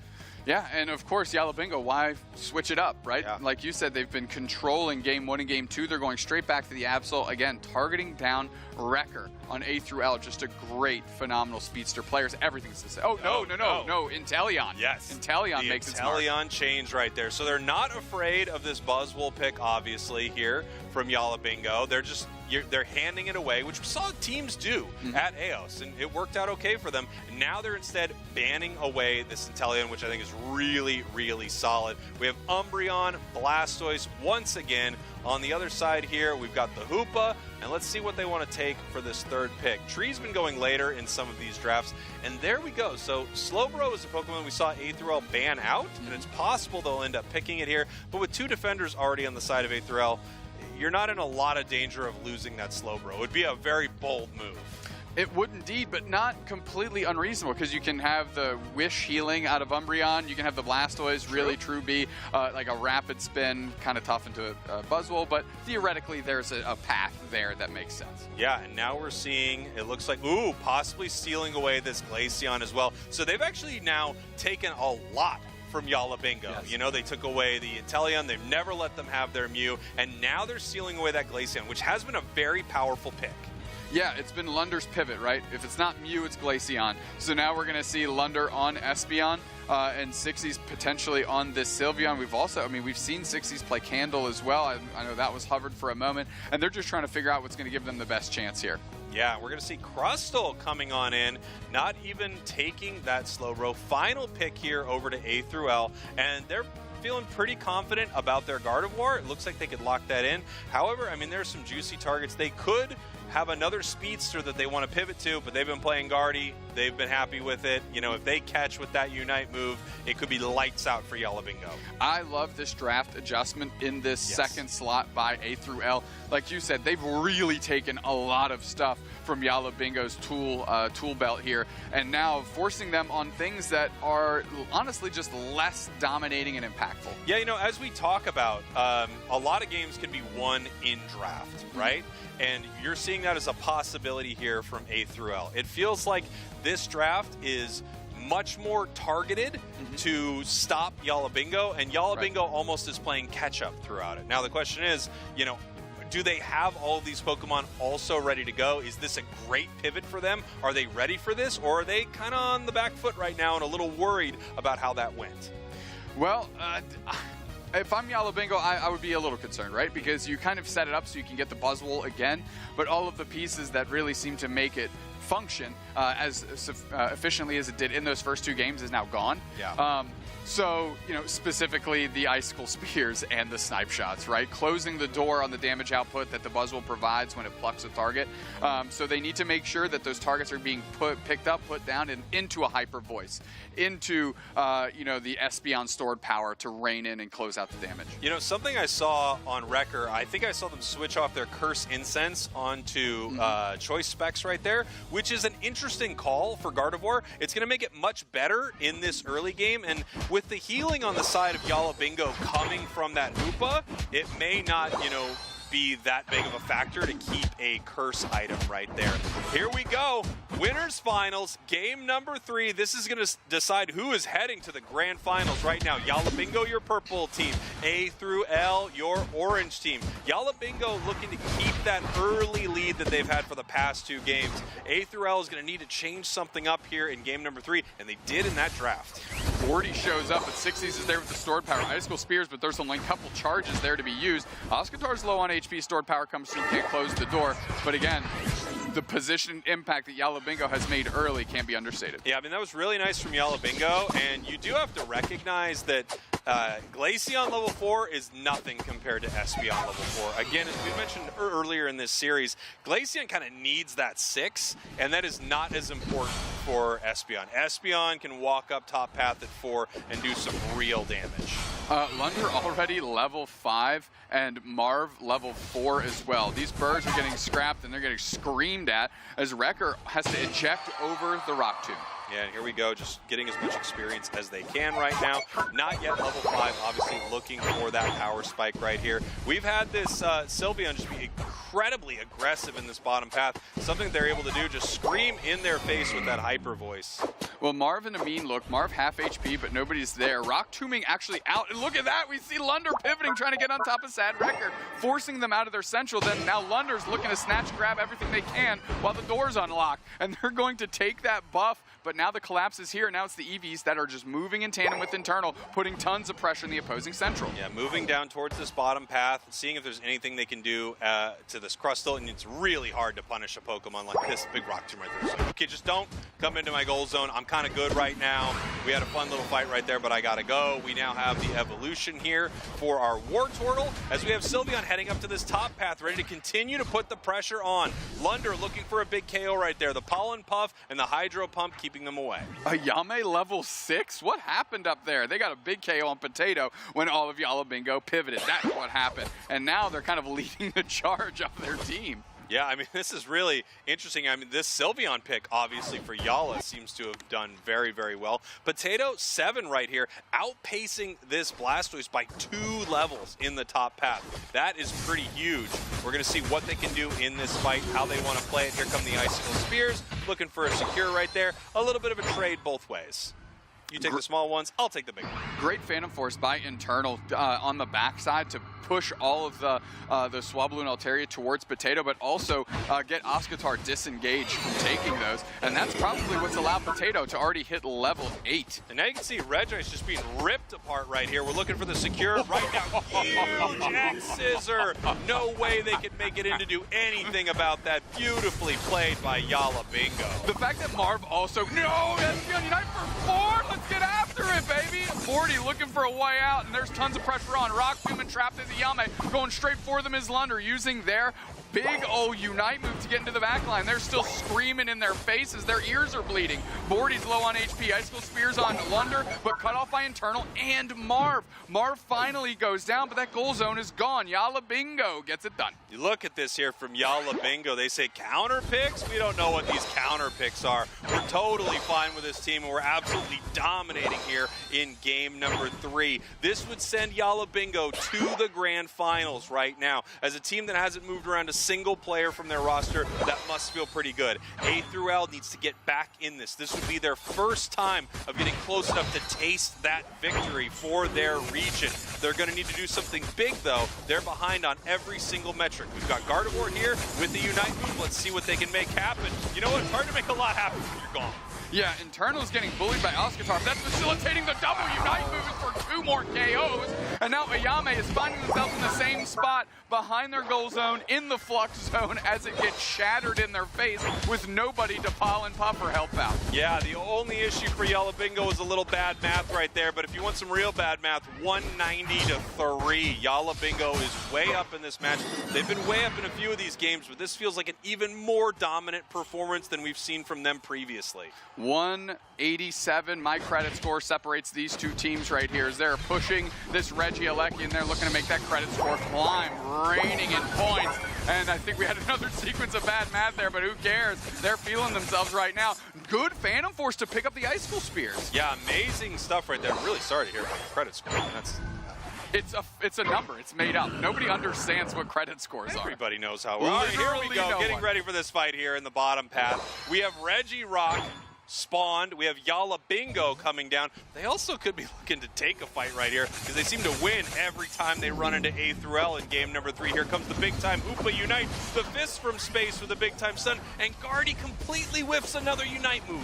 That's another 2-player stun, and Marv's looking for a big X-Scissor as the Cotton Cloud crash might pick up a couple players, but it certainly can't pick up that objective because guess who? Wrecker's making it happen. Didn't hit with the Unite move. Krinsky pops the Unite move right on top of 60s, but it's a KO streak of 2 for the Espeon, and now they're pushing a little bit, maybe just trying to strike the fear in the A through L to say they need to play to their side of the map. Potato is huge. Now you can see while that was happening, the top goal zone gone, 292-3. That means we're going to have a Reggie Alecki that can walk towards the enemy base. Something that I like to think of as Zapdos. It's going to make that goal zone defenseless, and it's going to let you insta-score under that 2-minute mark if they can set this up properly. It's a lot of time until then, so we could see Yala Bingo decide to sort of hold this objective, almost put it on ice a little bit, fight A through L every time they come through, and then secure this thing a little closer to Rayquaza hitting the map. It just opens up another massive win condition for Yala Bingo, and they're already ahead by so much. If they can get this to walk to that base, it's game over, even if A through L takes Ray. A Hydro Typhoon at 325, forcing out the Glacial Station border in a Fairy Singularity to get Potato, so they got a key target here, and that really makes it difficult for Yala Bingo to take this Reggie Alecki now because their frontliner's down. We're screaming at them though. Krinsky staying in the pocket, Oscatar engages deep. Mean look on Lunder, but Marv is behind them. Ejects over the wall, goes straight for Sad Record, stuns into the wall, but 40 takes the Reggie Alecki anyways. Now they're trapped, and huge Unite picks up a whole bunch. Krinsky is so low on HP, picks themselves up with a little bit of their own wish, praying that we wish we can get ourselves some more points on the scoreboard and some more levels. Internal takes out Oscatar downstairs, and Krinsky and Marv is having a battle of the defenders, but just scream them down. Incredible stuff here. I have to say, that play from A through L was really, really smart. They immediately moved on to that Reggie. They were well aware that if Reggie Alecki sits there for any reasonable amount of time, that they have this horrible position that they're going to face. They didn't even care if they lost it in that moment. They just needed to rip it as fast as they could to make sure that they could handle it before Rayquaza. Now that that is out of the way, they have to get their Unite move back on Gardevoir, get ready for Ray. They're still way behind, but that was a huge moment for A through L. If that Reggie Alecki or that fight even goes the other way and they can secure that closer to the 2-minute mark, it's basically done for A through L. Right now, we are getting set up for Ray. They're still going to need to win here, but they are in this game. There's a possibility they head to our grand finals. It's not over for them, but they need to make some big plays. Marv finally catches a reset, but they've been trapped in a bottom right L a whole bunch. Are we actually scrapping out? Pivoting to score is the Buzzwole. Here we go. We see the Icicle Spears just being charged up right there. Marv having to use their Unite move, getting it stolen away immediately by the Umbreon, but Umbreon getting screamed down right here as Yalla Bingo's continuing this push. Cotton Cloud Crash going to land on Wrecker. They need to keep Wrecker up. Potatoes into the back line. They go for it. They're trying to get the Wrecker. 2 players down in the Fairy Singulator. 4 players down now for Yalla Bingo. It's just internal in the face of 3. Tons of damage can be shelled in by Wrecker right now. They're working on Rayquaza. It's at half HP. Marv is back. They're moving in. Somebody's going to have to make a hero play for Yalla Bingo. They're going for it. It's in the run. Internal clutches it out with a portal. And now A through L is looking to move as the rest of the team is up. But they're going to get this hundo banger upstairs. Can they keep the defense strong? They need to continue this push. Gardevoir looks like it is going to be able to score, and they do score in this top path. They score in the bottom path as well. 292, 227. The Screamion is coming back to try to stop this right here. But if more points go in, they will be in a great spot. This is a tier 1 goal zone. It's hard to defend. Here comes Hoopa from the side of Yalla Bingo to help the squad right now. Espeon on the other side looking to score inside their main base. They're in a little bit of trouble. The 41 not able to go in. Here comes the Buzzwole. The Icicle Spears are out. Internal's in some trouble, but Buzzwole picks up the KO on the Umbreon. We have Espeon scoring in the main goal zone right here. 30 seconds left as they continue this push, and Blastoise is in a lot of trouble, just being thrown around by Buzzy Boy. The tier 1 goal zone fight continues, Doob Snacks. Marv is sitting on top of it, and I think this is all they wrote. 20 seconds left, and they're still fighting over this tier 1. Internal's been doing great work with the Phantom Forces for spacing. Oscatar is low. Ayame's trying to pick up the team, but Potato's there on the defense, literally dunking everybody front, left, and center like they're cookies and milk. Sad Wrecker's the next target there. Sad Wrecker is gone. Yalla Bingo! Beautiful stuff from Yalla Bingo. Epic steal of that Rayquaza. Let's face it right there.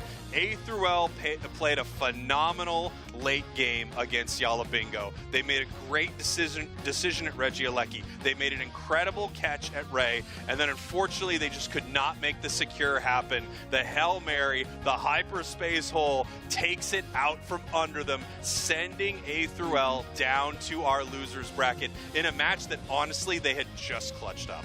Yeah, Yalla Bingo, ice in the veins. You want to talk about having it. They had it in spades. And you have to give credit, again, just like A through L Game 1, Yalla Bingo Game 3. They saw their opportunity, and that was Rock Tomb and Hyperspace Hole hitting at the exact same time on that Rayquaza to give themselves the highest percentage chance of stealing that Ray. They were successful. Yalla Bingo in another grand final. Yalla Bingo making it to these grand finals. Again, that is a nail biter. A scary one.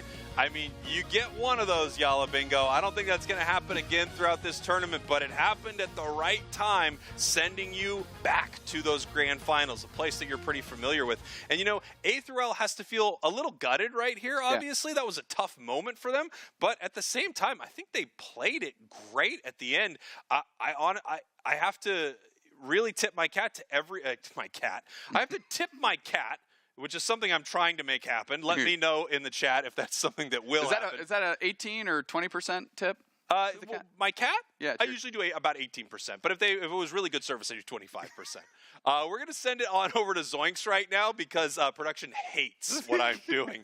Let's send it on over to Zoinks right here. Zoinks, take it away. Gladly after that, so thank you so much. An incredible matchup between Yalla Bingo and ABC, but of course it is resulting in that Yalla Bingo win.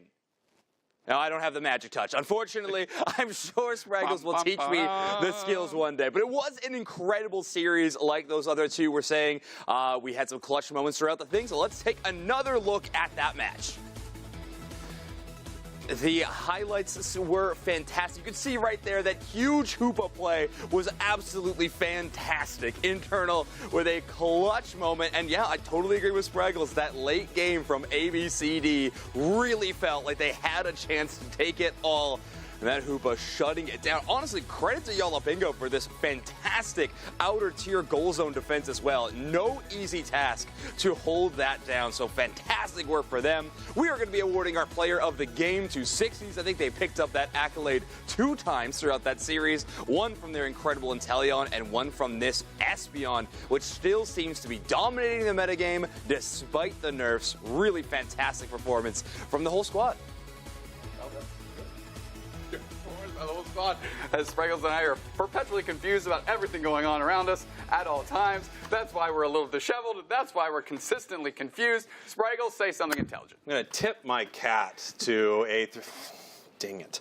To A through L right there. I think they played it great. Zoinks, you saw it as well. I mean, that was a really amazing end game right there. But that can happen in Pokemon Unite. When Ray gets that low, there always could be a secure like that. Yalabingo, I mean, securing that spot in the grand finals again, as I mentioned before, no stranger to it. Let's take a look at our bracket here, Zoinks. You want to break it down for us? Yeah, things have been getting kind of wild in the losers bracket. Nouns and Talibobo may have taken an early descent into the lower bracket. However, they were both able to dispatch their opponents 2-0 and are now going to be the next matchup we're going to be watching in that loser semifinals. And ABC is going to have to wait for whatever giant comes out of that matchup to see who their next opponent's going to be. That is going to be such an exciting match. Obviously, you know, they're both trading players. Now they're trading blows. They go up against each other earlier. I mean, this is just going to be incredible. One of these teams is going to get eliminated right here, which is huge, huge, huge. We are going to be back very, very soon. Do not go anywhere. Make sure that you're following the official Pokemon Unite channels. Like, comment, and subscribe. Is that what people do on YouTube? Yeah. Like, comment, and subscribe. Please make sure you do that. Do not go anywhere because things are just heating up. We'll be right back. We'll be right, Cat. No, it was. I was Tip right. your cat? Call that gratuity.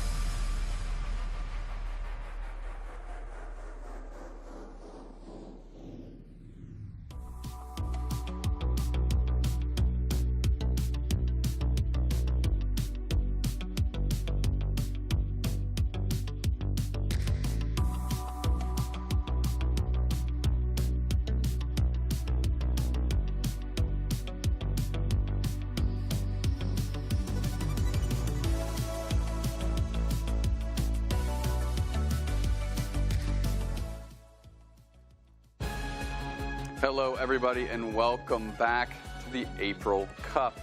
EU region, Doopsnacks here on the stairs. Where else would I be? When they give me the opportunity to roam, I always seem to find myself right here. Banger matchup coming up between Talibobo and Nouns Esports. Of course, we see on Nouns, Utah Megu. They had time to change these gamer tags. I don't know what they're doing to us out here.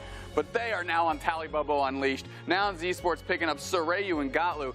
Both of these teams drop to the losers bracket early, 2-0 their next opponent, and find themselves scrapping against each other. As we take a look at Talibobo here, no strangers to all of you at home. Of course, Chelvin, Zervis, Zante, Megu, Utah now on that squad, finding themselves back with their former captain. And for Nouns, of course, you've got Bruv, Toon Slim, Sorayu, Gatlu, and anchoring that, the bald-headed wizard, Adesu. So, we've got these teams squaring off. Two super teams, air quotes. Super team, is that real, though? I feel like we throw around super team. At this point, it has no real definition because they are always scrapping to get to the top spot, but they need to go through each other right now. So let's send it on over to the casters who are way over there. Hey, all right. Very nice. He taught us what a super team was, but then he said, is there even a super team? I liked it. I felt like it was a little like Mr. Rogers S. Doopsnacks, Mr. Doopsnacks Neighborhood. That's a crossover I absolutely want to see. Oh, I would love that a That'd be lot. big. I think his energy is maybe a little high for that show. I just completely disagree. I think it needed some spice. Yeah. If I'm going to give any production notes to it, I think it could use a new look. Here we go. Talibobo, Nouns Esports. You have to love this matchup. Oh, my you word. Absolutely want to see these two teams go at it. I'm so happy that we get to. Obviously, we've talked about it a lot. The roster swaps, roster mania, and when you're looking at the two quote-unquote super teams right here, you have to wonder who came out on top. Right. Talibobo, formally for free, looked like they were doing a lot better in this region than Nouns Esports. Yeah, it was really interesting. But now these changes, we're going to have a whole new look. Honestly, I think we all thought we were going to be seeing this matchup in the winners finals, right? It was a much more likely place to see it. But let's jump into draft for a game number one. Zorark band going to kick things off. Yeah, I know that Nouns has been toying around a lot with Zorark Comfey, so they're saying we're going to stop that right now, and then we're going to get rid of this Espeon, a Pokemon that Toon Slim has been really good on, so I'm not surprised to see that go. And now on the other side, we've got the Leafeon, we've got the Slowbro. Again, Buzzwole not getting as much ban priority anymore. We're going to see if they want to take that as a first pick or if they have some other options here. Yeah, Buzzwole, Blastoise, even Crustle still powerful Pokemon that we're going to see being locked in. And there it is. It has been selected. Our first two selections on Nouns Esports are going to, of course, be that Blastoise. And still considering this Comfey, banning away that Slowbro does open the option for a lot of very powerful speedsters for Sorayu to handle. They do not have just the Zorark in their tank. They got a lot of viable options they can bring to the table. And instead, they bounce on over to an early Sylveon right here. That's an interesting choice. Mew on the other side, Zervis on Eldegoss. I was almost wondering if they wanted to take that away from Zervis.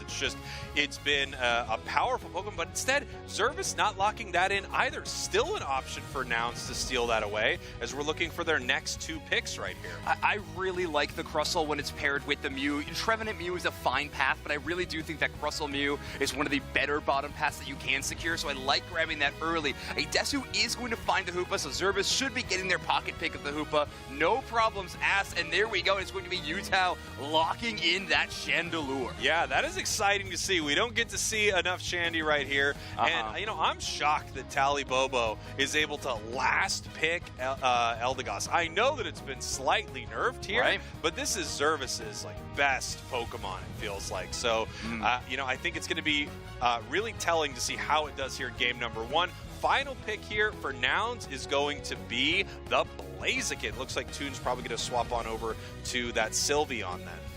Yeah, potentially could be. And we've seen how this team, we watched a little bit before the broadcast, but how they split that central area when running this Blaziken plus an evolution composition. They're very comfortable splitting that central area and even allowing Blaziken to find themselves in the bottom path for a little bit of time before we start heading into that 8-minute mark where we start seeing more team fights pop up. I'm really going to keep my eye on this Candle for sure. Chandelure could be a huge difference maker here in this match. One thing I also love, looking at the draft here, you've got Toon with that Sylveon, and it's got that curse item on it. You know, a curse Hyper Voice Sylveon is going to shut down a lot of the healing potential from Zervis. Yeah, it gets kind of absurd when it starts ramping up and hitting those huge power spikes.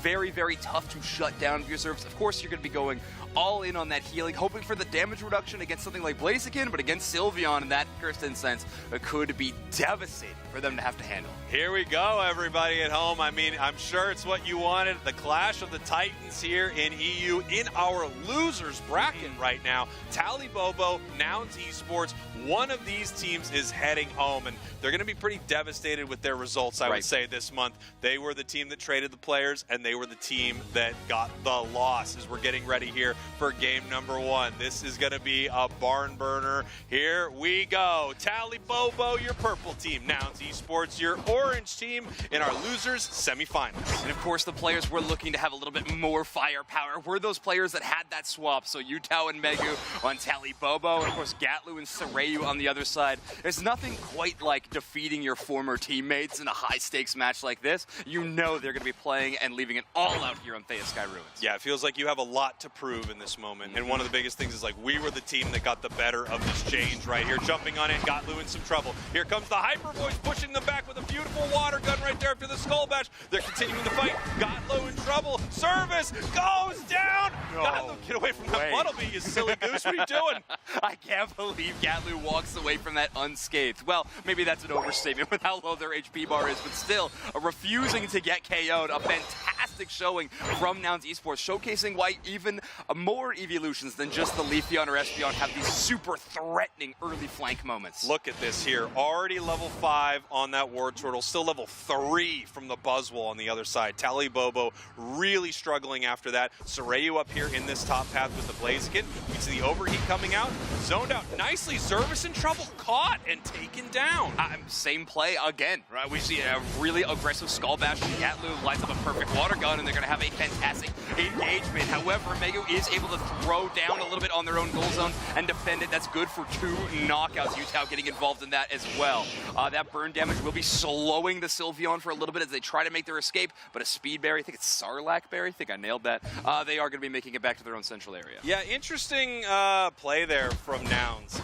Look, they had been playing on a razor's edge that whole time, picking up big KOs, but they got really overconfident moving on to that goal zone right there, and unfortunately they just gave up a lot of the advantage that they had. Not all of it, but they gave a lot of experience over to the side of Tally Bobo. Feels like kind of a big mistake. You're feeling like you were maybe a little untouchable right there, and Tally Bobo reminds you that they're just as good. Yeah, and with Tally Bobo not quite hitting those power spikes yet, namely we still have a Lampent and not that Chandelure. Even with that, all that special attack damage, overheat from Shandy, and of course with the Electro Ball from you, that is not enough to KO this Combuskin on the side of Nouns Esports, still able to make it back to the portal. So, but once, that's just signs of things to come. When Tally Bobo hit those power spikes, that special attack damage is going to be ridiculous for Nouns to have to deal with. And I think once we hit some of these power spikes, we're going to continue to see these teams really throw down and fight each other. It feels like they are trying to prove a lot in these fights. There's a lot of ego in a few of those engagements early, I would have to say. You know, I don't know if they were really smart engagements, but you're trying to show that you can outplay the other side. And you're starting to see a little bit, I mean, Gatlu knows intimately how these other players play on this squad. They know where they like to be in the early game, how they like to path. They can try to take full advantage of that. Sometimes it works, it happened twice, and sometimes it doesn't, which happened once. Now, Regirock this next fight, great little rock tomb by Shelvin, but Sareyu is able to escape. Brub trying to cover with a big push into space. Yeah, Brub going down right here. They could continue this push. We know where the hyperspace hole is. We know who's getting sent home. Here we have the Candle using that in prison, make sure that they can push them back and stop them from getting much done. But Regirock is sitting here at a lot of HP. We have the beautiful secure tool opportunity from Sareyu as Regirock is now walking around. We see they head back to the hyperspace hole somehow, but no, Blaziken goes down. Regirock getting low and leashing at this point. Now Adesu is in some trouble as he has to run away from this fight, grab a berry, and just dances around too. Regirock is leashed at this point. Once again, Tally Bobo is looking for it. Brub is back with the wood hammer, seeing if he can make something happen right here. Regirock is very low. They're looking for the secure. They easily get it right there. The hyperspace hole not able to make it happen. Rock Tomb just too much of a threat to even engage. They had no range damage other than maybe a Hoopa Phantom Force, but that's a kind of small change compared to the Chandelure and Mew in that engagement. So they could not make that work. And of course, we have Tally Bobo winning in another front. This Buzzwole getting a huge KO brings him that much closer to level 9 and having that Super Swole Slam unlocked. Yeah, things are going really well there for Nouns Esports at the start of this match, but it feels like Tally Bobo now counter-punching and throwing some punches of their own, getting the better of them in a few of these fights right here. Gotlu, not yet level 9. We have the level 9 on the other side, meaning that we've got that big Unite move there from the Buzzwole. At any moment, they can move in and fight. Regieleki just being chipped up a little bit right here, and we're going to have to see if anyone from Nouns wants to engage on this, as Toon Slim is running to the top path. Yeah, it feels like a perfect time to engage before that Blastoise has access to the Unite move. Tally Bobo will secure the Reggie. A clutch portal will bring back 2 targets. They are going to re-emerge, though, as Gatlu on this Blastoise tries to come back. The Chandelure Unite move blinding them for a moment until that gigantic fire laser swings in. Nice 23-point score, going to leave it only at 7, priming it for a fantastic overdunk. Yeah, this is going to be really nice here for this Buzzwole. They're waiting as long as they can, just making sure that there's less and less time for members of Nouns Esports to go ahead and farm that top path and get as much experience as they can off of those sort of safe Indeedis that spawn after you break that tier 1 right there. Huge for Tally Bobo, 141-3. That massive early game advantage from Nouns Esports has fully dwindled, and now Tally Bobo is in control of this match. It looks like they're zoning them out incredibly well, taking the fights that they want to take and kind of beating them on every front outside of that beginning moment. Yeah, in terms of engagement tool, Nouns Esports has either Bruv getting in great positioning with a clutch Horn Leech, or they have this Blast, which is a big movement, but so far it has been Tally Bobo landing these huge rock tombs that have been defining the pace of the game and who can actually hit the go button in some of these team fights. It's just been really clutch on the side of Tally Bobo, and with their long range damage, they can play safely behind that Crustle tank. Now Desu's down here, they can bring the team down at any moment. Soreu is also here right now, stuck in that prison into the X-Scissor, and they actually jump in. They're still around trying to make something happen, but they can't. Here comes the Chandelure Unite move. Registeel is getting very, very low. Could be a good opportunity here for Nouns Esports as Hoopa goes down. Registeel, they're looking for the secure. They get it with the Hyper Voice. Great play there by Nouns after having a very wonky fight. Yeah, it felt a little concerning, but I guess Soreu, jumping in front for the cause, if you will. They do go down, but all that space was created, gave enough time for both the Sylveon and the Blastoise to run to that team fight and secure that base with Reggie. A Registeel is going to be fantastic for them to force a fight on this top side. Very little time on the clock. With that damage buff, you could get that KO a lot earlier. And now we can see Blastoise actually moving away from this top path right here. They're continuing to get experience on the side of Nouns Esports. It looks like they want nothing to do with this Regieleki. It's a really tough fight for them. They don't have that goal zone to position themselves well at all. They know they're fully exposed here. And they actually decide to make a push here on the bottom path, but they're running into 2 really tough Pokemon to push into. Ooh. Here's the Mew, here's the Crustle. Nice big eject, huge catch there for Nouns Esports, as now Chelvin is trying to push them off this point with X-Scissor. They're trying to make some points happen right here, but nothing is able to go in right yet. Look at the amazing defense there from Tally Bobo. They push them back from scoring anything at all, as Regieleki is now on the top path, and we see Blastoise has to deal with it. Just one of the benefits of having that Chandelure who can ignore that special defense with the Infiltrator is great on a Pokemon like Regieleki. You have a quick burn, so you can take that objective and immediately swing down to defend that bottom tier goal zone. Not many Pokemon can kind of boast that strength of being able to KO big objectives like that quickly. So Tally Bobo playing to the route, fantastic job. Secure the objective, rotate, and defend the other one. Yeah, this is a tough spot for Nouns to be in. They're behind. I mean, look at these levels right here. The 14 on the Sylvie is nice, but only 12 there on their Blastoise. Sylveon, the highest level on the map right now. They're behind by a lot. They need more than a full score here. Luckily, there are 2 tier 1 goal zones up. They're looking to see how they are going to engage here around Rayquaza. Tally Bobo feeling very confident right now, just making sure that they can zone them out from this fight and take the fight they want. And Tally Bobo not giving up a single goal zone means that they have very defensible tier 1 goal zones. Despite that though, Gatlu is going to be pushing to try to dunk in 50. Immediate response from Megu's. A Buzzwole is going to try to shut it down. You see that on our wonderful picture-in-picture. They do have that shutdown. So fantastic defense by Tally Bobo already. Yeah, Tally Bobo ahead right here, and now that score did not happen, even though Gatlu is staying there in that top path, of course they can because Hoopa can bring the squad in. They're going to have to decide how they want to fight this. Buzzwole is staying there in this moment. Here comes the Hoopa Unite. Blastoise can now portal in. Crustle Unite picks up 3. Blastoise makes their way in, eats a huge Solar Beam, surfs the Crustle, gets taken out by a massive boosted. Toon the other way with the Hyper Voice, but you see the Candle still pushing towards the side of Nouns Esports. Nouns has lost 1. That boosted's gonna, no! The iframes keep it around as Crustle and Candle go down. Blaziken's picking up 2, and they're turning on the Rayquaza. Here comes the Woodhammer trying to stop this Buzzwole. Rayquaza needs to get ripped apart right now. They have an incredible secure there inside of this Blaziken. We have the Sylveon going down. Rayquaza's low. Can they get the secure? Yes, they do! Blaziken picks it up here for Nouns Esports. Massive play after catching 2 there in that fight with Blaziken. Yeah, what a time to finally heat up for Sorayu on this Blaziken. They get 2. Of course, they secure the Rayquaza. I mean, Overheat's an incredible secure tool, but things were still looking a little sketchy. Tally Bobo able to break a few Rayquaza shields and defend against this second-tier goal zone.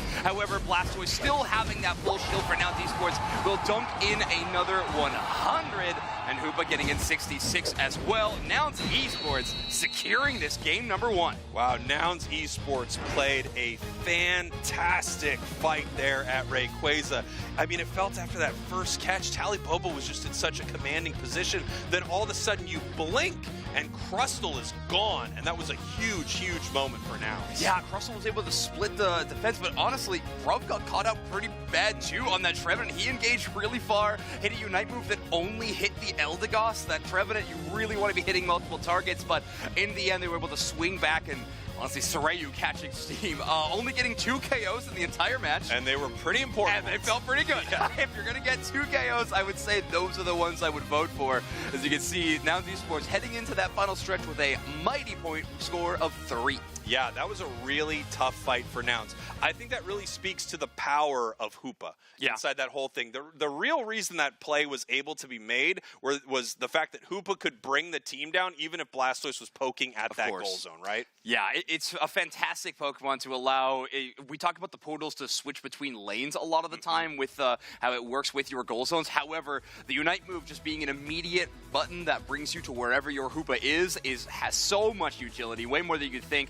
And in that final moment, it allows you to try to split push. Yeah, this was that moment where Hoopa barely able to make it out. Adesu had to play so safe, but still, despite that, hitting a couple of good stuns before their Unbound form faded. Yeah, you know, being able to take down Crustle, being able to take down Candle at the same time was just so huge. They knew it was their moment. They have one of those, you know, insane secure tools on the side of Blaziken's Overheat. They had to start ripping it. I really like the play by Buzz on the other side to try to take down Sylveon, like slow down their rip, give them more and more time for a possible fight that could stop them right there, because they know they don't have the equivalent on the other side. It's really hard to beat Overheat. Yeah, it is. They had an Overheat of their own on the Chandelure, and honestly, that was one of the things that kind of surprised me.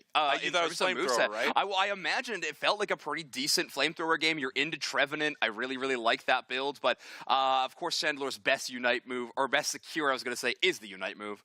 It is a really powerful tool to take it out, but when you're KO'd early by a Blaziken just absolutely popping off, Sorayu, like, having a moment like that, sometimes you just can't shut that down. And a player who has moved teams, so moved from Talibobo to Nouns Esports, feeling like a pretty good addition for that Nouns squad. Yeah, I would say so. And I mean, that's a huge moment. When you're able to catch one of the big enemy carry Pokemon on the other side, something even with, you know, not the best secure. I agree. I think Flamethrower, maybe for this fight, they like Overheat better. I think it's a great move set. Yeah. But secure tool wise, Flamethrower, I like it even better than the Unite move. I mean, it is almost instant. It is massive bursts of damage right there.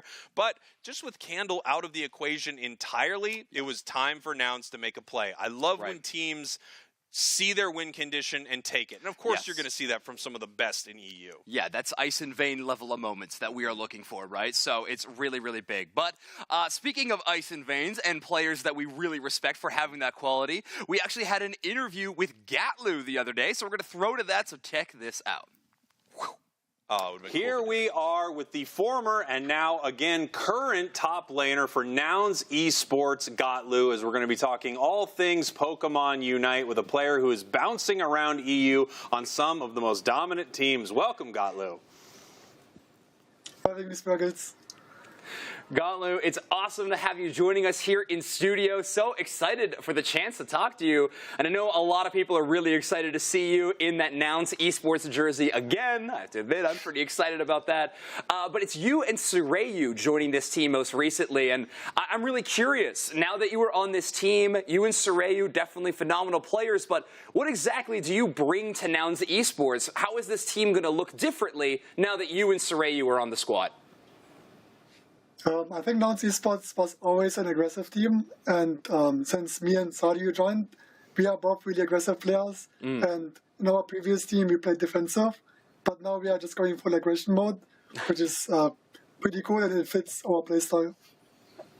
Now, something that I've been curious about, obviously at the start of the season or before the start of the season, there was the big shakeup in EU. You move from Nouns Esports, essentially dropped by this team, over to For Free. You start dominating on For Free. Then after EOS, there's another huge shakeup. You're back on Nouns Esports. I'm curious, emotionally, what has this journey been like for you?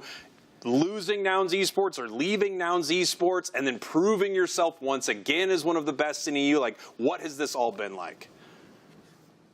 It's been a pretty rough journey in the beginning because in the off-season, I had a hard time adapting to people.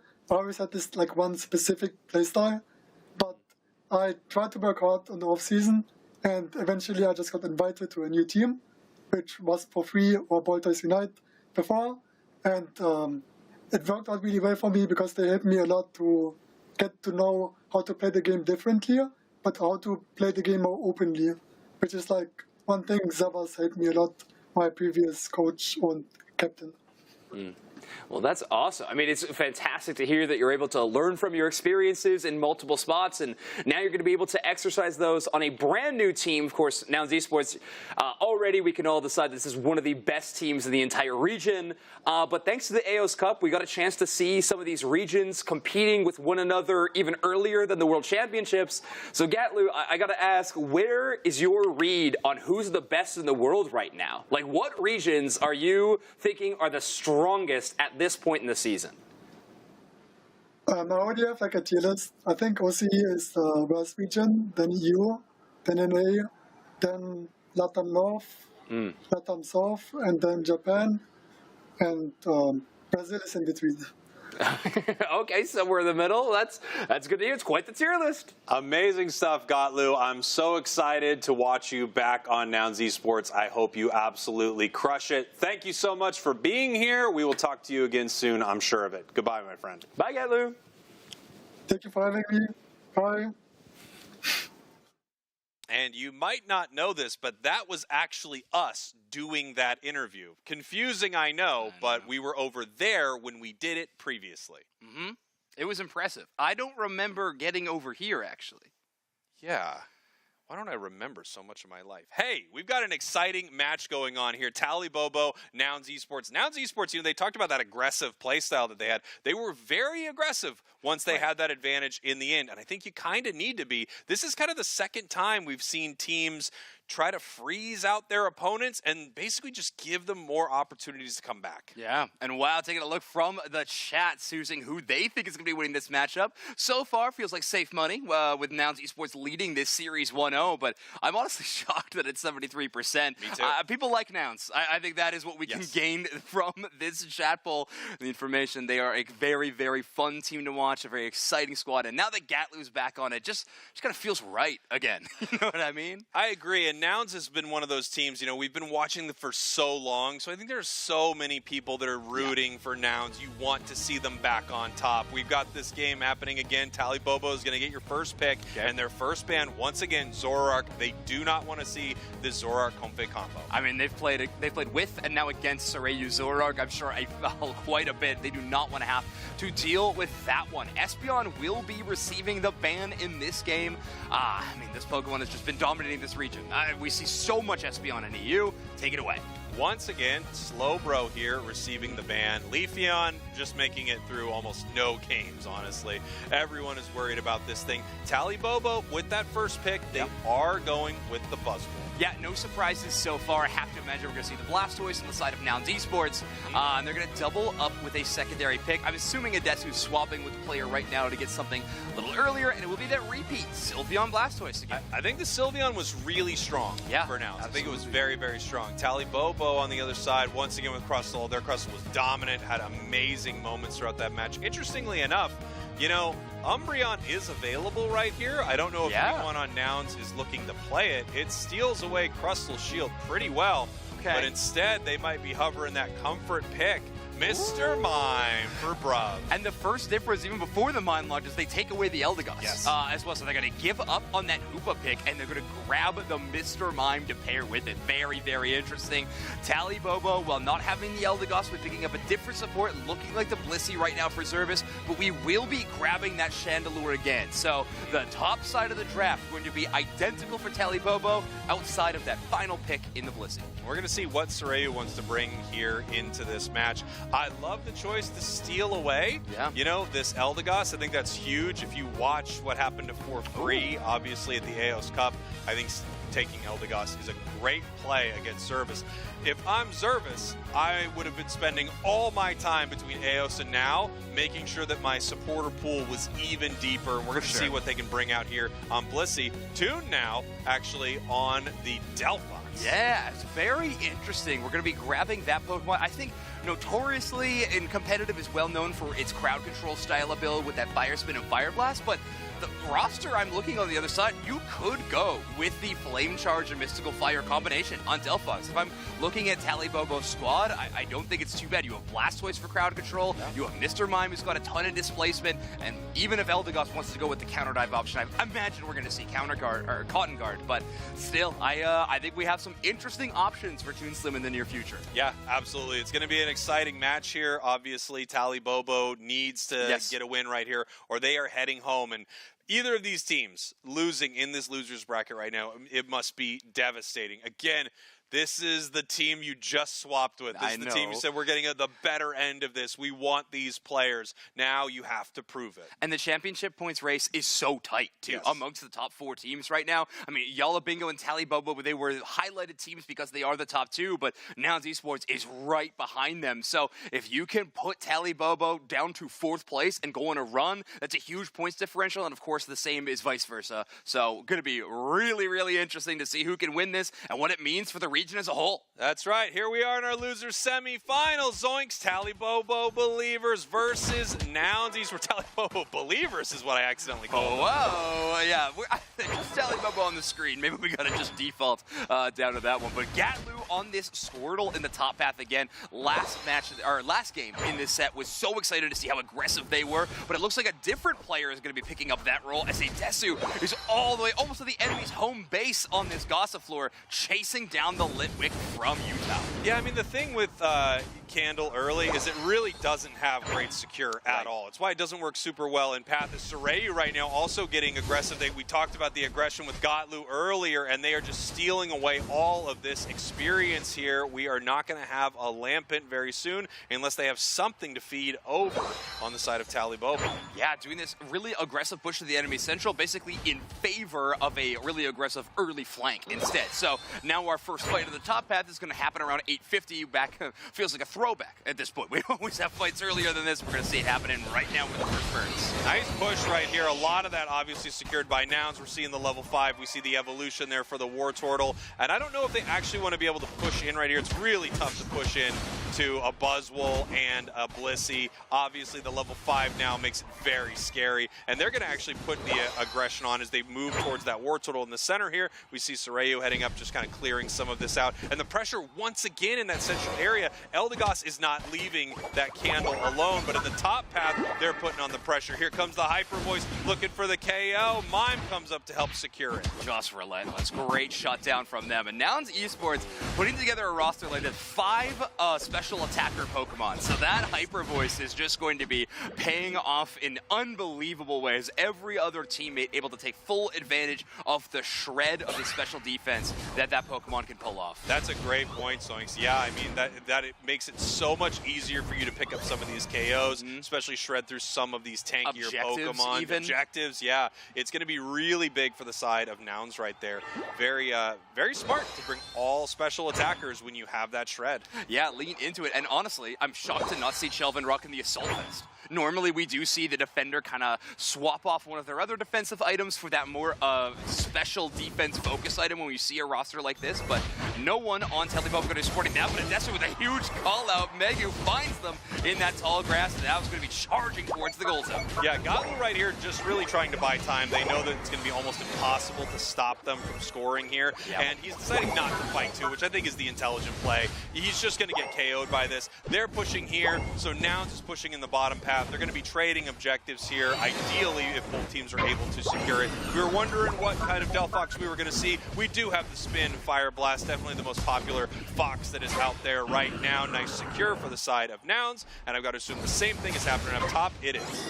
Yeah, and with all the vision on that bottom side gained by Shelvin, it actually allows Megu to do a nice rotation into the central area on the Buzzwole. I don't know if they were able to steal any of the buffs, but just watching the minimap, and yeah, with double buffs right now, they were able to get both blue and red with a nice rotation. So Regieleki and the enemy central area going in the favor of Talibobo. They're going to try to push that advantage. Great defensive Unite move from Toon Slim, though. That is going to send Talibobo scattering. Yeah, speaking of, a rotation right there, Talibobo looking to make something big happen right there, but I think that's a very, very heads-up play there by Toon. Yeah, making sure that they have to peel away. And with a Unite move that's on one of the lowest cooldowns possible, you can make a lot of those plays and really upset Talibobo.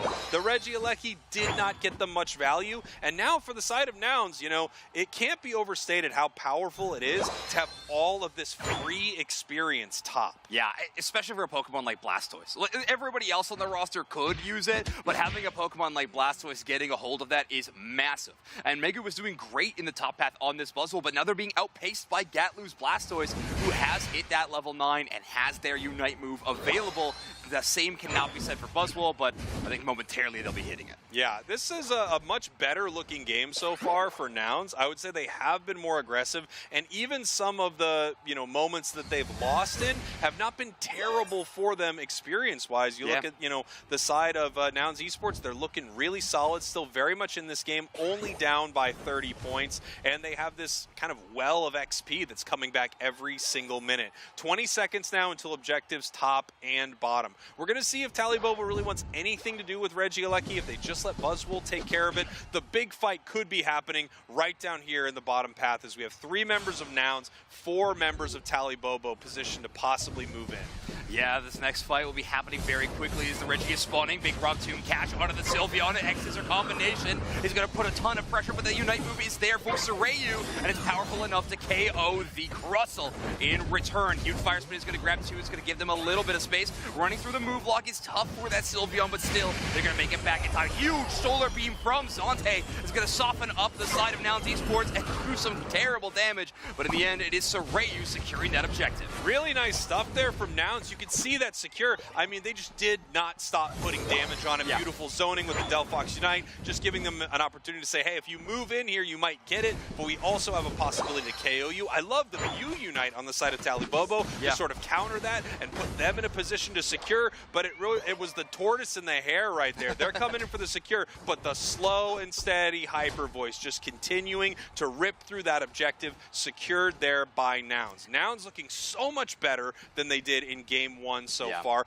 Again, still behind on points, but this feels like a much more competitive game for them, which must scare Talibobo, because if they lose this one, they are going home. It feels like they're trusting in their game plan they came up with in draft really well. Trust the Sylveon, get them in position. A Desu will hit big Unites even if we are getting low. Don't worry about that Solar Beam, we'll still make it out. And they have a fantastic moment just there in the bottom side. Mew boosted on Omo, I think, just barely missing that KO. Thank goodness for the Regirock buff. enough, honestly. I think if that wasn't there, I think that Sylveon sent it back to base. Yeah, Sylveon could have been in a lot of trouble right there. I don't know if they didn't have their calm mind up to be able to tank that one. It would have been a really nice moment to do that. As we can see, Regieleki now getting ripped here by Talibobo. Sylveon running top, throwing their Unite move, jumping in for this fight, zoning them out of it right here. I don't know if they're going to be able to pick up a KO, but they definitely stopped the Regieleki rip. Yeah, it's going to leash and head back to its normal spawn point with full HP. Soryu, on the other hand, is going to have to run all the way back to base to get a little bit of their healing. There will be about 30 seconds of a basement Reggie available, so if Talibobo wants to be present for both objectives, they are going to need to rip this Regieleki right here, right now, and no one from Nouns Esports is even in the same zip code. Look at these levels. They are not looking good here on the side of Talibobo. At 11 for both of their, strong carry Pokemon right here. Mew's doing a little bit better at 12, and now we see Nouns Esports in a great position for this Reg Ice. We're going to see if they can get it. Shelvin in some trouble right here. Bruv putting up the walls, throwing down the confusion, knocking them up in the air. Reg Ice getting very, very low. The Solar Beam not able to take it. Nouns Esports once again secures this bottom Reggie and is in a really great spot. 13 on the Blastoise, 13 on the Delphox, 13 on the Sylveon. They're getting pretty aggressive right here too. If they were able to catch Buzzwole right there, I think they just put, their foot on the pedal and they push Ray. All right, here's the thing. Pro tip for everybody out there. Don't play in corridors when Bruv is on mine. You are going to get punished for it every single time. Regieleki is still sauntering towards that Tier 2 goal zone, but Gatlu is trying to deal with it in time. Despite all of these benefits around esports, they are still behind on the scoreboard, but level-wise, they are feeling fantastic. So if a team fight is going to break out, they will certainly have an advantage, at least on the experience front. And now we see Gatlu once again looking to possibly make this play top. But remember, they don't have the Hoopa on their side this time, so they don't have the ability to kind of bring their team down and make something happen right here. We can see the Solar Beams just looking for their targets. Gatlu in a lot of trouble, getting caught right here. The Blastoise combo looking to happen. The Unite move right back the other way. The Hydro Typhoon as they surf, and they're not able to catch anyone right there. Everyone pushed out from the side of Talibobo. Nouns Esports possibly looking for a rip right here, but their secure is not as good as they would like it to be. Rayquaza already at half right now as they are continuing to chip away at this, possibly looking to bring them in. The Crustal Unite move,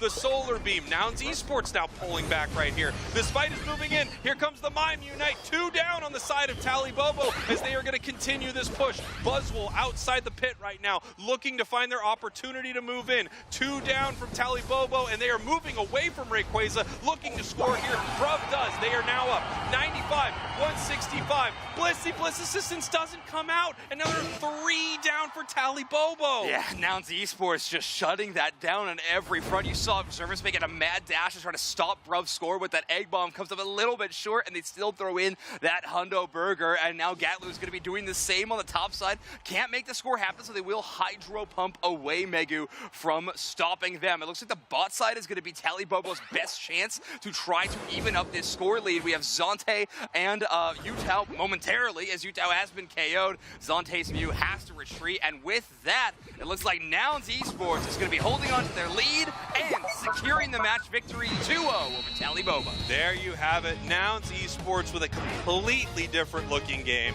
than game number 1. A beautiful Rayquaza fight. I wonder if that big level difference, having that 13 on that Blastoise, was really enough to make sure that it just could not go down. It survived long enough in that moment, didn't get KO'd, was able to use that big Hydro Typhoon, and then from there, Talibobo was just trying to stem the losses from this team fight.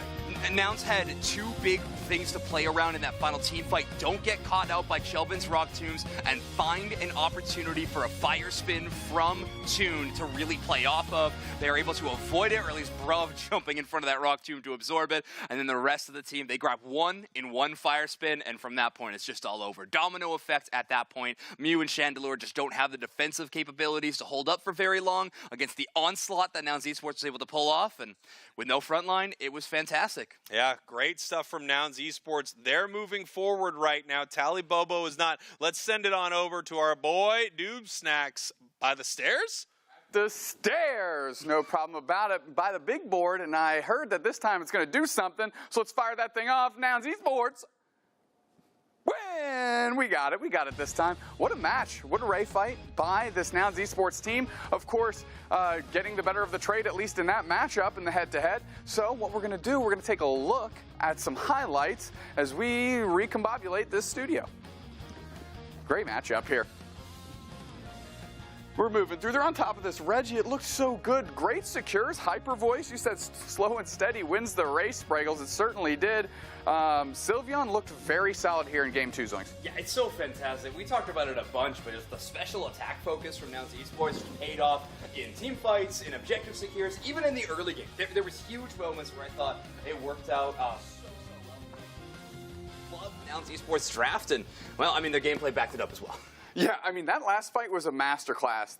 Okay, we kind of pushed them out of Ray pits, switched to, it was definitely a bait Ray flip, and then they got a huge catch. That was, again, a masterclass. It was fun to watch that one. Yeah, it is one of those moments, right, where they go, we can take Ray, maybe, we can take the fight, maybe, but either way they go, I think they're in a great position. I love their choice to say, no, we know how close this game is, send the team down, get those points, make them have to make a play with very little time left. Yeah, if Bruv's score doesn't go in, I think it's a completely different game. Talibobo has a chance to resurge, but with Bruv, just good positioning on that goal, so make sure they're in the farthest corner they possibly can be. And dunks in a Hundo Burger. I think that took a lot of the wind out of Talibobo's sails in that game number 2. I think you actually see what happens when you switch up players. The communication isn't there. They didn't have a lot of time to do that. And really, what that pseudo Ray flip caused out of Talibobo was raw panic. They immediately abandoned everything they were doing. Chelvin just fired forward, got caught by themselves, and that's one of their best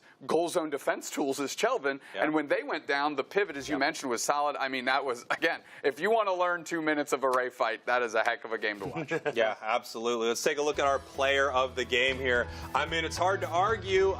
The legendary Mime player, Bruv, pulling out Mime here and doing fantastic, especially those final moments when you saw that Unite move just being thrown out. You knew that there was not much Talibobo could do. The Unite move at Ray, but just I think Bruv is the sole reason Talibobo didn't even touch a basement Reggie either. Like every single time, whether it was steel, rock, or ice. I don't think ice showed up this time. But honestly, Bruv making sure that not a single Pokemon could even get within the realm of securing that. Just really good, shuts down a corridor, confusions the other targets. It was fantastic. Now, we're going to toss to an interview right now with Gotlu. Once again, I can't believe at the end of my interview I said, Gotlu, I'm sure we will be talking to you again soon.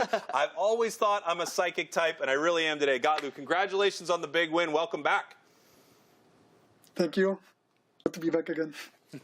I have to ask, I mean, you talked about how aggressive Nouns is now. Game 1 didn't feel like that. Game 2 absolutely felt like an aggressive Nouns Esports. What do you think the shift was there for you?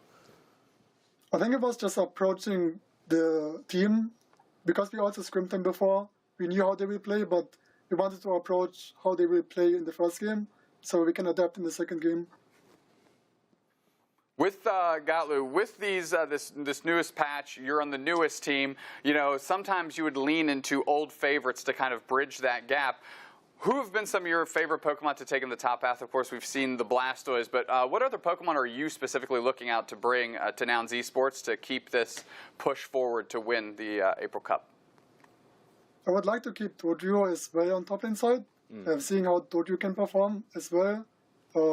And I honestly just want to show people that Boswell is actually still a good Pokemon. People think it's bad, but I think it's just because of the way you play it.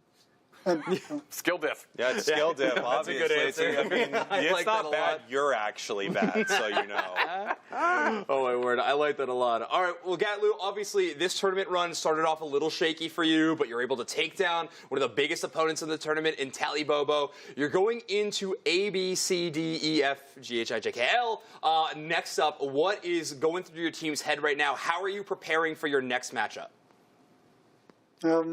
There's a specific player that we have our eyes on. I'm not going to say it, but there's one, so we are prepared for it. Okay. Awesome. Well, thank you so much, Gotlu. I know you still have a big day ahead of you, but thank you for joining us, and I'm sure we'll talk to you again soon. Hey, maybe we can work again. Maybe. I'm just glad you put your suit back on instead of switching to a T-shirt like you did. Yeah, what a silly choice. T-shirt for an interview? Let's take a look at our bracket. Let's see where we are today. Zoinks, why don't you break it all down for us? Sure, it's been an exciting day in EU. Obviously, Yalla Bingo started off our broadcast taking down ABC, so they're sitting in the grand finals. And now we know our losers finals, ABC versus Nouns Esports. Nouns has not had the chance to play them quite yet because ABC's first opponent was Telly Bobo, but Nouns able to take down Telly Bobo. So if you just do the quick math, the transitive property, and then I think we got our results. Yeah, it's going to be really interesting. I mean, obviously, if Nouns can win this, they're going up against the team that sent them down there. Of course. So that's big, and it's hard. It's hard to beat the team that already sent you down. But we've seen it a lot in EU, actually, which is surprising. They are able to adjust, they're able to change something, and they're able to make it happen. Actually, it favors who's coming into the losers bracket at this point in time, right? Yalla Bingo from the winners in February didn't get it done, you know, and for free. Lost to Yalla Bingo in March, and now we're going to see the rinse repeat. Oh, but if you take a look at the bottom here, Pokemon Unite trainer card, share it. Share your trainer card using hashtag Unite Esports on Twitter, X, whatever it's called. It's called something. Yeah, it's absolutely called something, no question. You can see us right here. Zoinks, Doobstack, Spraggles, Wonder Chef, obviously not here, still in Gyarados jail. But we would love to see your trainer cards here on broadcast. You have a possibility to be featured, so please send them our way. Yeah. Send them our way. Is this? I'm doing it. We're taking a break, a pause for the cause. We're going to get out of here. We're going to be back with more action. Of course, the losers finals, A through L, squaring off against Telly Bobo to the stairs. Out, zoned out nicely. Zervis in trouble, caught and taken down. Thing happened right here. Ready Rock is very low. They're looking for the secure. They easily get it right there. The hyperspace. Which is like a perfect time to engage with that blast who has access. Be a good opportunity here for Nouns Esports as Koopa goes down.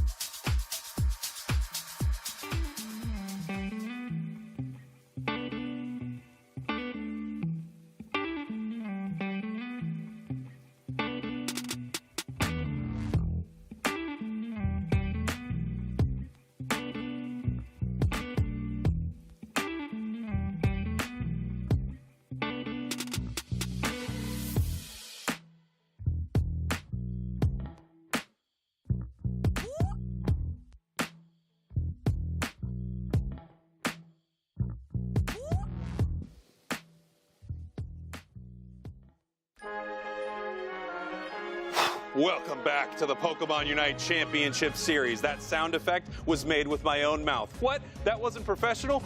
I can do it again. Here we go, everybody. Nouns Esports, ABCDL versus each other here in our losers finals. The winner of this going up against Yalabingo, a team that sent them both down here. I cannot wait to see this one play out. We are going to send this thing over here to our casters in just a moment. Let's take a look at our team rosters. Nouns Esports, you just saw them. Adesu, Toon Slim, Brub, Sareyu, Gotlu, A, B, C, D. You know, they always ask you in school, like, when are we going to use this? Well, here are the ABCs, guys. It actually is important. Jeez, there's F, G, H, I, J, K.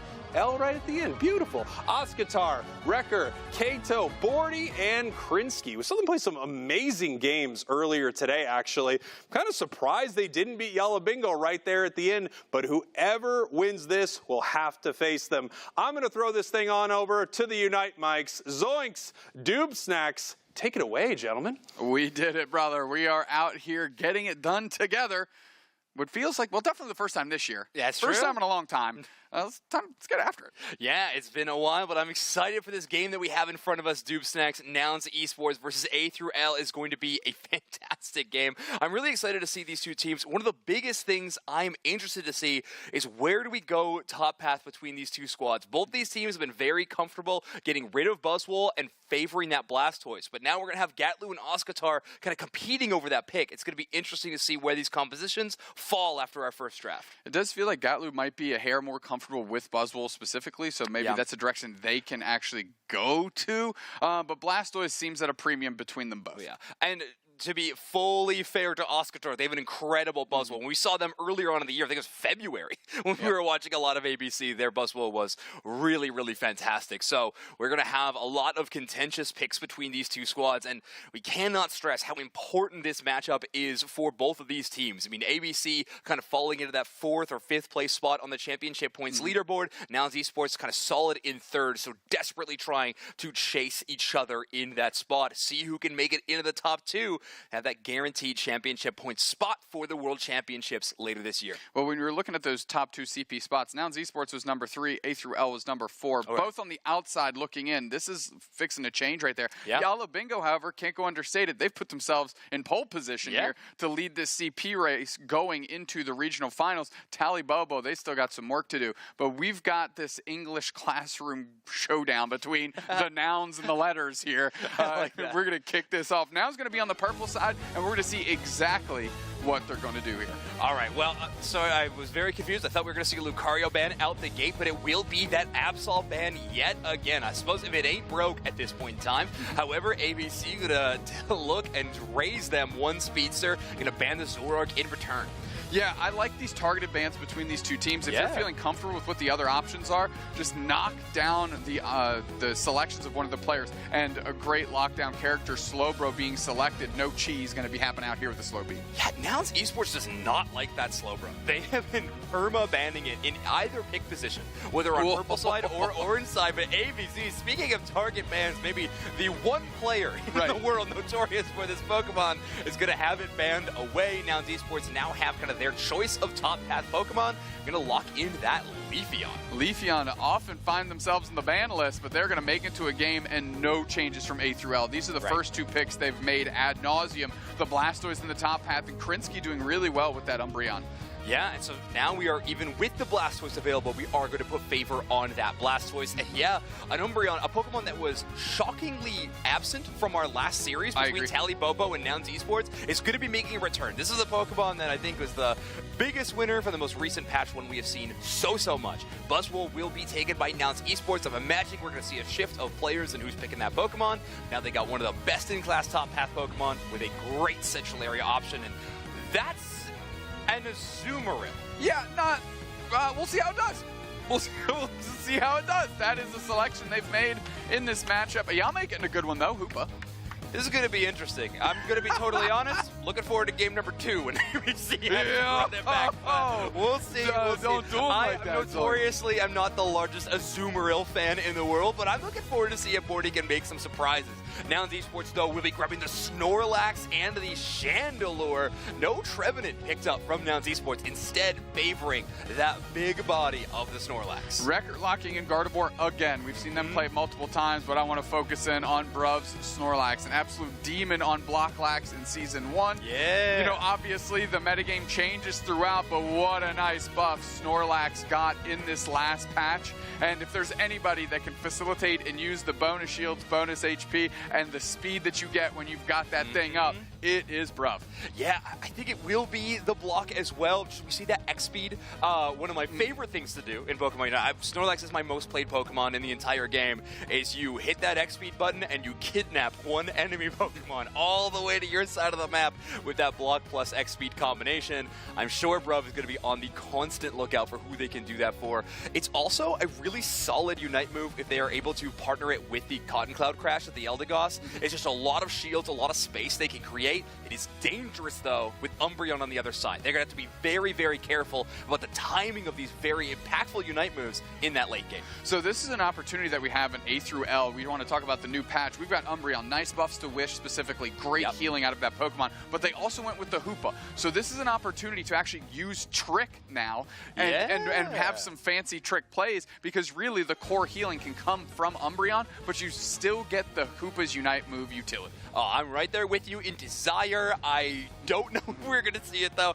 I feel like so far teams have really favored just having 2 healing options. But I guess we will have to see how it all breaks down. Let's face it, the biggest wild pick here is this Azumarill, and it's going into the central area at the beginning of the game. Bordy waiting until that 9:45 mark to get a little bit more experience and help out their clear, make it a bit quicker.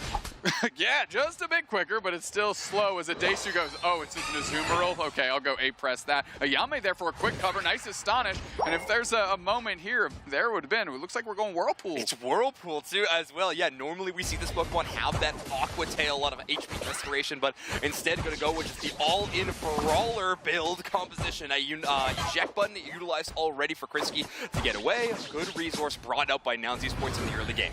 This is a beautiful lane between Bruv and Sorayu. Sorayu new to this Nouns Esports team, but Bruv has anchored the Nouns Esports team in that bottom path for so long that it's a great way for a new player to kind of get in the cut of things. K-Opener, though, over to who else? Your favorite, Bordy on the Azumarill. Yeah, well, if Gossifleur finds itself all the way over there, I'm sure Azumarill is going to be very happy with that result.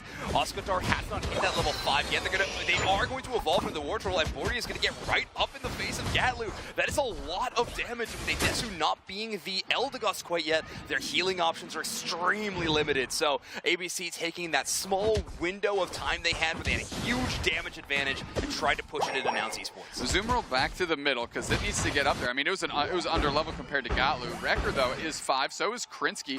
Bruv going to try and get on top of Wrecker, and now they have just a big Solar Blade as an opportunity. They pivot to Krinsky, nice mean look, but Bruv is still on to chase, and man, that tackle is so good, dude. It's one of the best moves in the game. Honestly, it feels bad to have to pick Heavy Slam sometimes after you have tackle. I notoriously will still tackle a target and then pick the Heavy Slam just to remember what it feels like. For maximum value, without a doubt. Hitting right into that, though, is Toon on the Lampent. They are a Lampent now. Just shelling in some good damage, and this bottom path has gone about as good as they could have dreamed it up. Yeah, I mean, poor Ralts having to live in that bottom path because of the favor that ABC has been putting on this Azumarill in the early game. However, Wrecker is now getting their turn to clear that central area, trying to chase that Gardevoir before 7 minutes at least. Of course, you hit the Evolution at level 8, we get the Unite move at level 9, so really hoping to at least get that Evolution power spike. Ayame caught out one Superpower, one Smackdown later, and they're just going to walk away. The play rough Whirlpool build from this Azumarill is a nothing but not aggressive, as Morty takes so much damage from that Superpower as Gatlu holds on to their level 8. Yeah, it just isn't really matching up well here at Zoinks, I'm going to be honest with you. They picked up Oscatar, trying to crack a shell here as Adesu's just pressing alongside. Oscatar does make it out, great Blastoise player. Oh yeah, fantastic. However, they are losing pretty hard in this top path to Gatlu, is currently at that level 8. However, that Eldegoss KO does bring it to parity as Oscatar is able to get a little bit higher on that level race ladder. Final Ndidi in contesting in the path. We'll go to the Solar Blade Leafeon. I mean, early game, Leafeon Snorlax path, like, you really can't ask for better secure tools out of anybody in that roster. You really can't. Adesu is just hunting down the support counterpart just to make sure that they've got good eyes on where the Hoopa is and where those hyperspace will. Oh, is that an imprison? It's a huge imprison. Completely prevents the mean look at all from Umbreon being able to utilize it there. They have to run and reset, and now Niantic Esports has all the positioning in the world. Bruv caught in a mean look. They're going to look to get some spacing here with the heavy slam and a block if they can. Regice is getting very low. Krinsky's the only one for A through L around it, though. Heavy slam in the back line, and they're going to make sure Wrecker gets nowhere near this thing, and they can't secure because Leafeon's there. Ayame just barely blinks out, and they might use their Phantom Force to pivot back. No, they stay true and walk down path the old-fashioned way. Yeah, nobody wants to jump back into that fight. Chandelure and Leafeon just waiting with all of their abilities pointing towards the circle. A terrifying thing to deal with. A eject button from Oscatar is good for 1 KO as Buzzwole has fallen. However, Blastoise obviously not having the quick rip on the Regieleki to be able to take it down in time. They gotta wait for the rest of the roster, but now they have Hoopa and Azumarill joining them as well. Bordy and Ayame ready to throw down. Bordy looking for an opportunity to be impactful. Hydro Typhoon just for spacing so they can secure it, but it doesn't matter. Sorayu still has the range with the Solar Blade, and that was an expensive Unite move out of Oscatar. Expensive loss. You know that you do not want to be taking. Great play by Sorayu, honestly, to predict the Unite move play out of that side, but a fantastic engagement from that. They're going to chase down with the Unite move as well. Super Swole Slam, getting that execute onto the Blastoise and now Esports going to push all the way towards this tier 2. We do have the belly drum maneuver from Bordy, but it falls a little bit short again. And Eldegoss is going to Unite move to escape and join the rest of their team. I mean, if you can't get that KO, I'm not too sure what Azumarill's doing out here. They had a lot of opportunity. They had some support from their team, and they couldn't quite close the door. I guess the silver lining is they did force out a bizarre Eldegoss Unite move, so they won't have the utility here as the next Regis populate unless they farm that up. So we'll consider that the best they could have gotten there. Yeah, all right, I'll agree to the best. That's fine at this point in time. At least ABC does have a little bit of safe experience that they can be earning thanks to that tier 1 breaking, and Oscar going to take full advantage of that. Really interesting how that heavy slam still hits through the Phantom Force and we get the knockout, but Hoopa is still able to return to their side. Bit of a top path siege by ABC so far. Bordy and Oscatar trying to put it together, but it's Gatlu and a Desu holding down the fort. And it looks like yet another successful defense.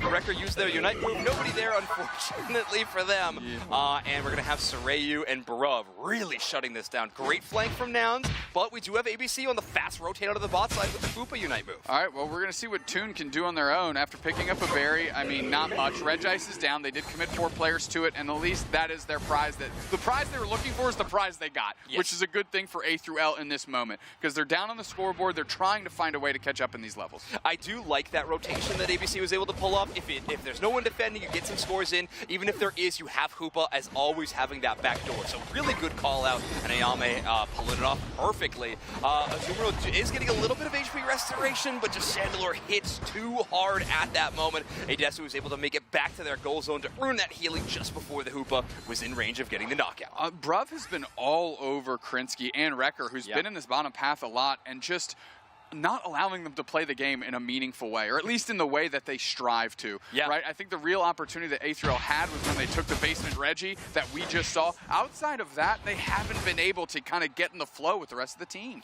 Yeah, and now we have a good positioning battle already won by Nouns Esports. Oscar just gonna have to play this extremely safe, and yet another bot side push by ABC in the light of having that open space. Krinsky almost with Oscar with almost a nice catch on Sorayu. Gatlu's there to sling Bordy around, sling Oscatar around. We have the Solar Blade, but it's a bit early. Gatlu just jumps and punches it and says, all right, I'll take it myself then. Bordy getting chopped up, put down real quickly, slammed on top of the Blastoise. That shell is hard. The Azumarill can't withstand that damage, and they go down. Regieleki flying in the face of A through L, and now A through L is looking to pivot. Yeah, I like that choice by Sorayu. You knew you were getting knocked out, right? Then Azumarill's Unite moving you know that this is kind of a foregone conclusion. Throw the Solar Blade, maybe you get it, you know, at that point in time.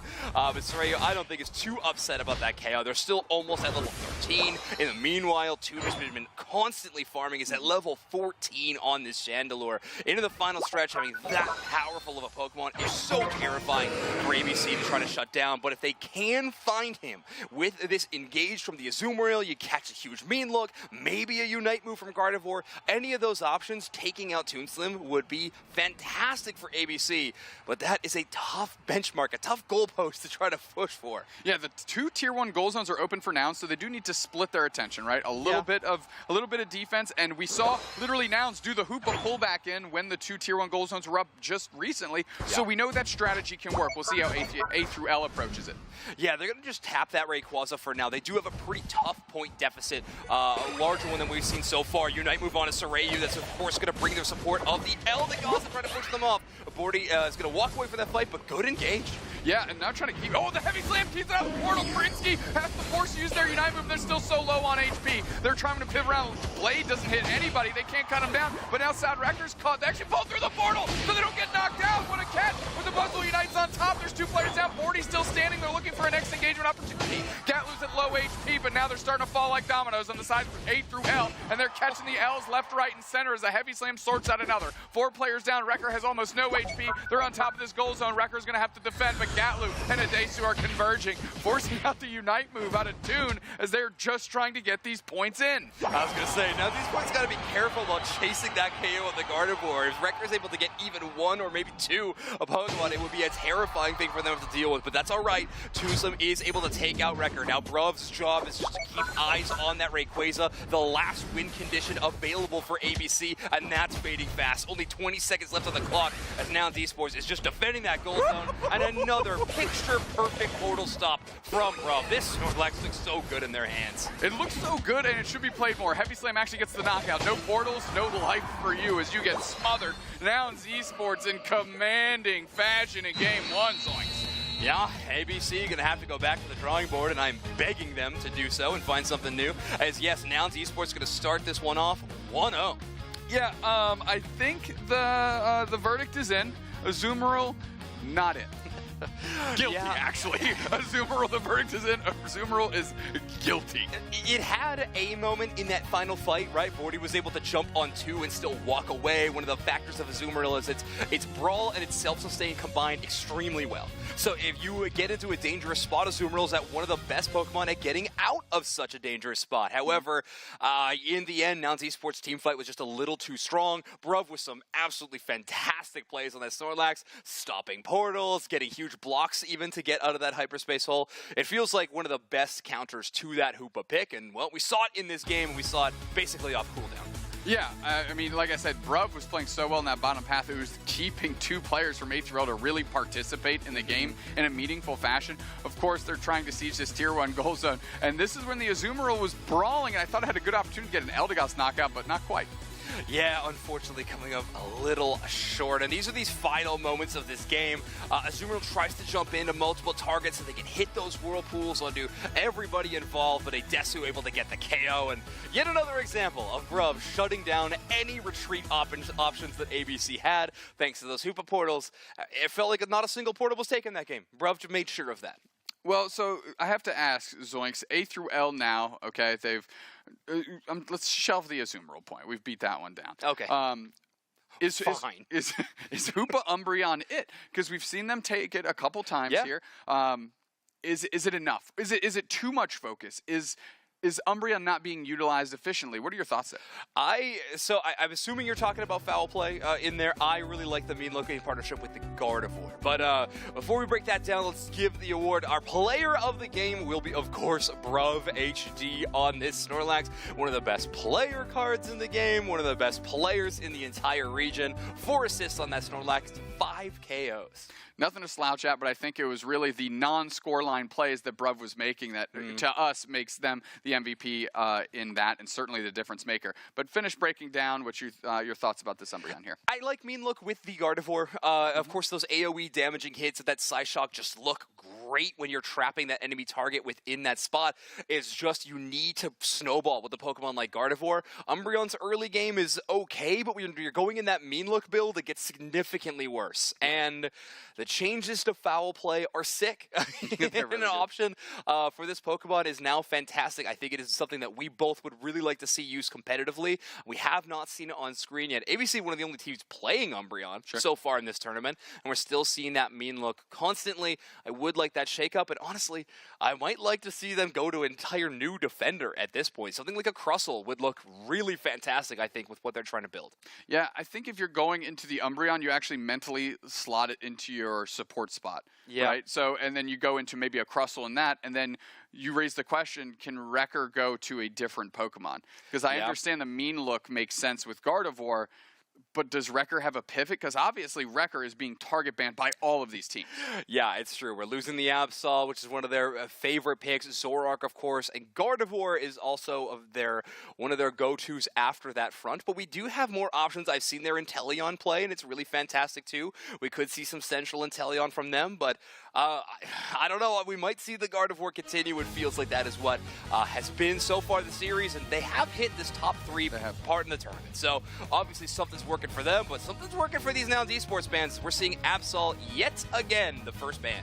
Yeah, A through L actually selecting the orange side, and we saw them do that before against Yalabingo. They're doing it again here. It's to get Blastoise, right? Like, I have to imagine that's the decision you're making, and it would going on orange side. No, that makes sense. That makes a lot of sense, because Blastoise is very solid, and I was going to say, sometimes tough to choose first, but they're gutting them. They're gutting them now. Okay, so now it's Esports reading what ABC is trying to pull off, and is going to first pick that Blastoise. Bit of a face check or gut check, like you were saying. Can Oscatar bring something like the Buzzwole to play into a Pokemon like Blastoise? But we're going double defender. It looks like we might see support Umbreon Tank Crustle, or there is a chance that is a top path Crustle. Those items, that player, we might see the Brawler Crustle at the top side. Yeah, and Oscatar has been playing top, right? Yeah. They've been taking the Blastoise. They've been taking another defender top here. Adesu quickly flipping over to Hoopa and Bruv. I wouldn't switch off Snorlax either. That Pokemon was mean. It's also interesting to see that selection by Bruv, because it means the Snorlax wasn't just a response to Hoopa. Right. Which a lot of the times we could read it like that, but if you're grabbing Hoopa and grabbing Snorlax, clearly there is more to this pick. They want to win that early game on the bottom side as much as they can. Take that secure monster in Snorlax tackle. Final selections from Nouns Esports could be very interesting. Hovering the Gyarados, Talonflame as well, a Sarayu classic, but still a lot of options, and that's what we talked about. Gatlu and Sarayu being added to this team, widen up their options they have in draft. I like Toon Slim on this Venusaur hover. Sarayu going to pick up the Blaziken, which leads me to Toon. We're going to have a big old Venusaur. Oh, yes, I have to imagine. I mean, that player not playing Venusaur just feels wrong at that point in time, but yet another Gardevoir selection will be there, and I still will have that Umbreon pairing to have it. We'll have an Umbreon Defender, Eldegoss support, and now a Crustle top path. I'm very, very excited to see this Pokemon in action. Double critical hit items and an attack weight. Oscatar is coming with firepower into this game number 2. This is what I want to see at A through L. Throw some stuff at the wall and see what sticks. Yeah. For Krinsky, if you want to go mean look, fine. But what I want to see out of Yame is Leaf Tornado Cotton Spore. And just go full Battle Goss, like lean into the blind, try and do something with that, because this double healing that they've been bringing, I'm failing to see how it's more valuable than some of the other picks they've been able to make. Okay, I like where your head's at. Leaf Tornado could be a lot of fun.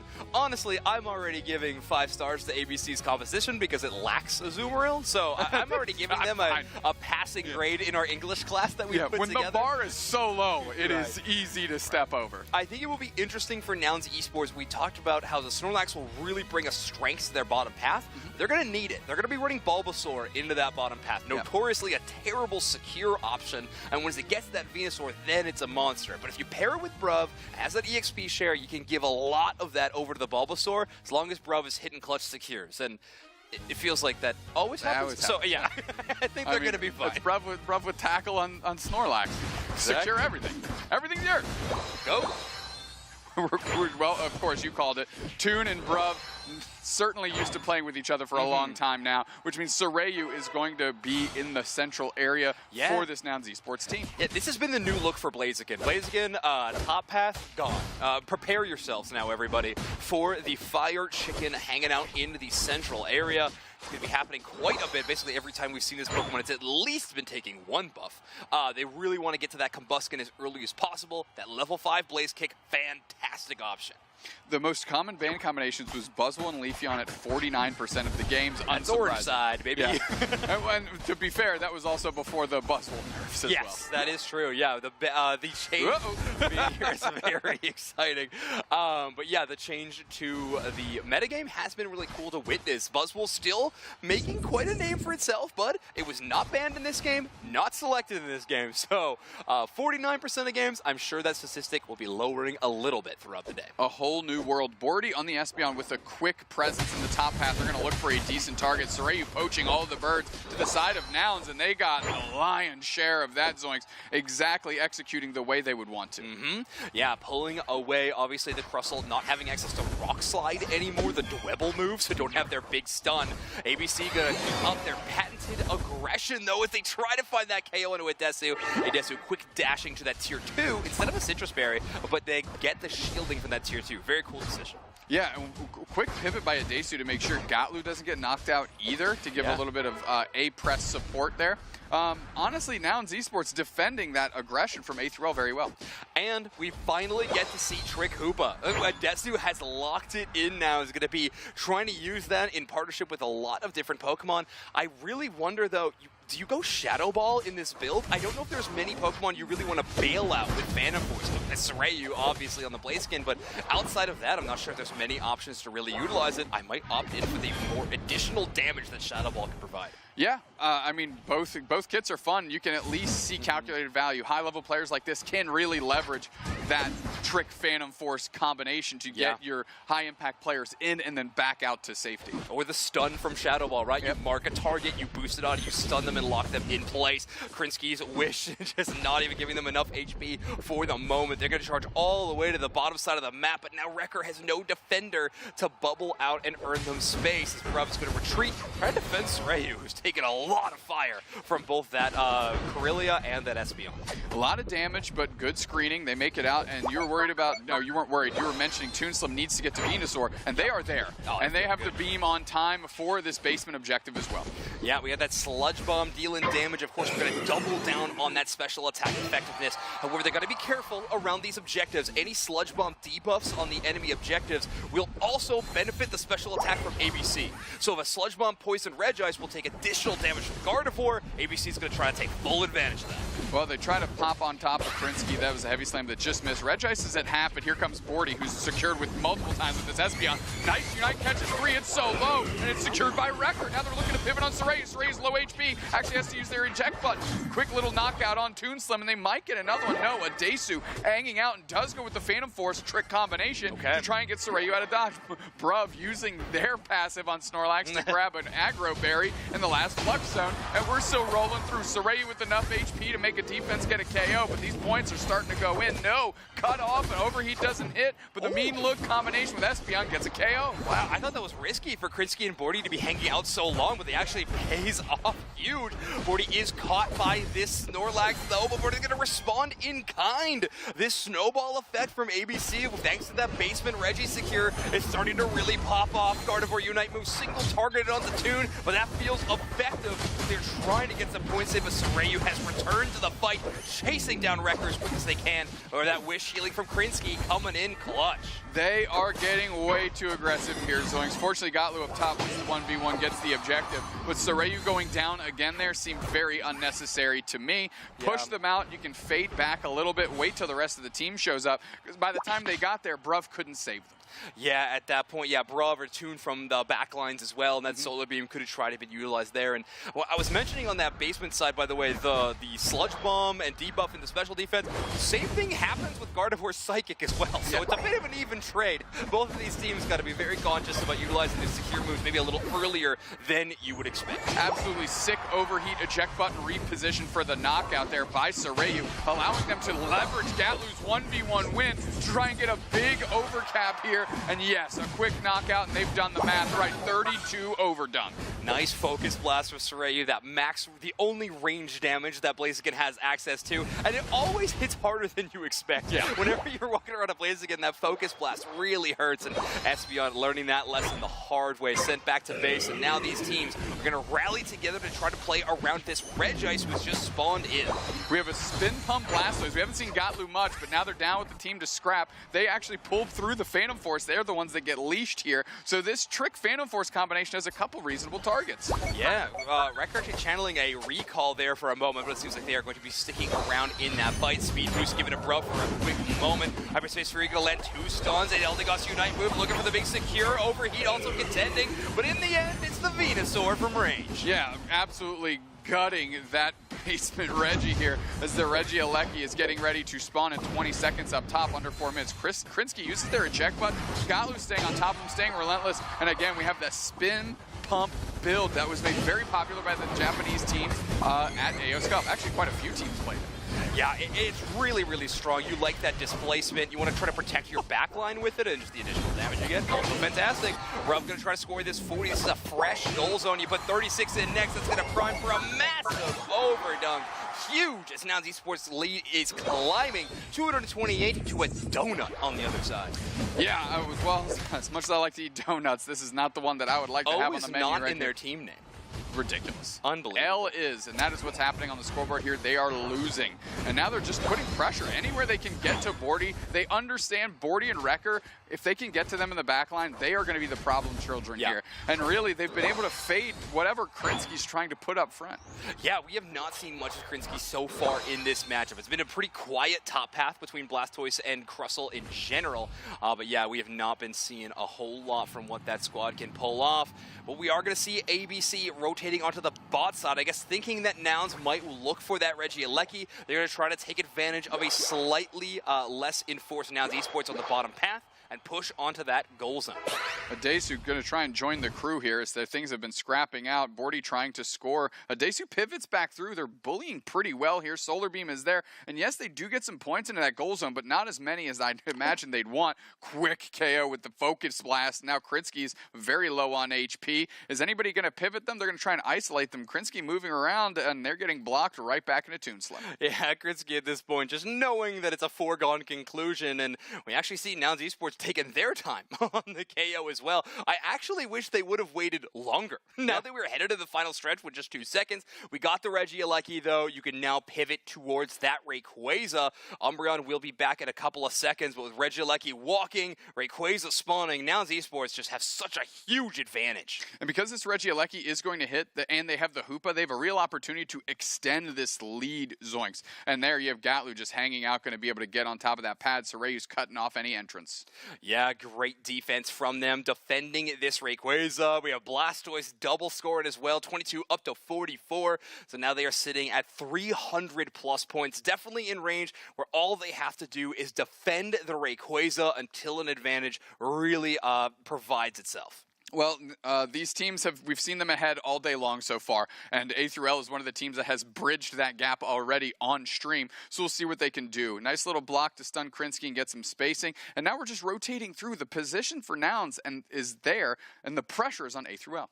Oh yeah, absolutely it is. Krinsky going to try to heal themselves up and look for an early fight. That's a big soul to be engaged by Bruv. I mean, we have the Espeon Unite pop, but it doesn't matter. We're going straight in, and they are knocked out. Toon is finding every target, and so are these rings unbound stuns. They're just lining them up, putting them down. Now there's a Crustle trying to get isolated. They're on the chase for Sad Wrecker. Nice little stun here, but Sad Wrecker has an opportunity to leash them around and buy a ton of time for the respawn. Meanwhile, Gatlu sees the writing on the wall and says the writing on the wall needs more points. 92 in for them as the Nouns Esports lead stretches. I was just going to say, you got time for the respawn, but I don't think they have time to win this match with only 30 seconds left. I think Nouns Esports might just have an insurmountable lead. Adesu definitely putting a nail in a proverbial coffin with that KO. Onto the Gardevoir as Wrecker goes down for the rest of the match. Hydro Typhoon just for the numbers as Gatlu wants to try to get in that MVP race for the damage numbers.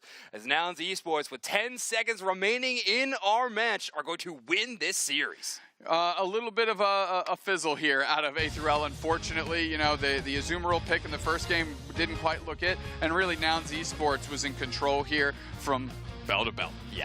Yeah, they looked fantastic. And I mean, if Nouns Esports was ever to pick a time to gain momentum, this is it. They are now walking into the grand finals in our next series. They will be on the losers bracket side, but they're feeling very good about their chances in this tournament.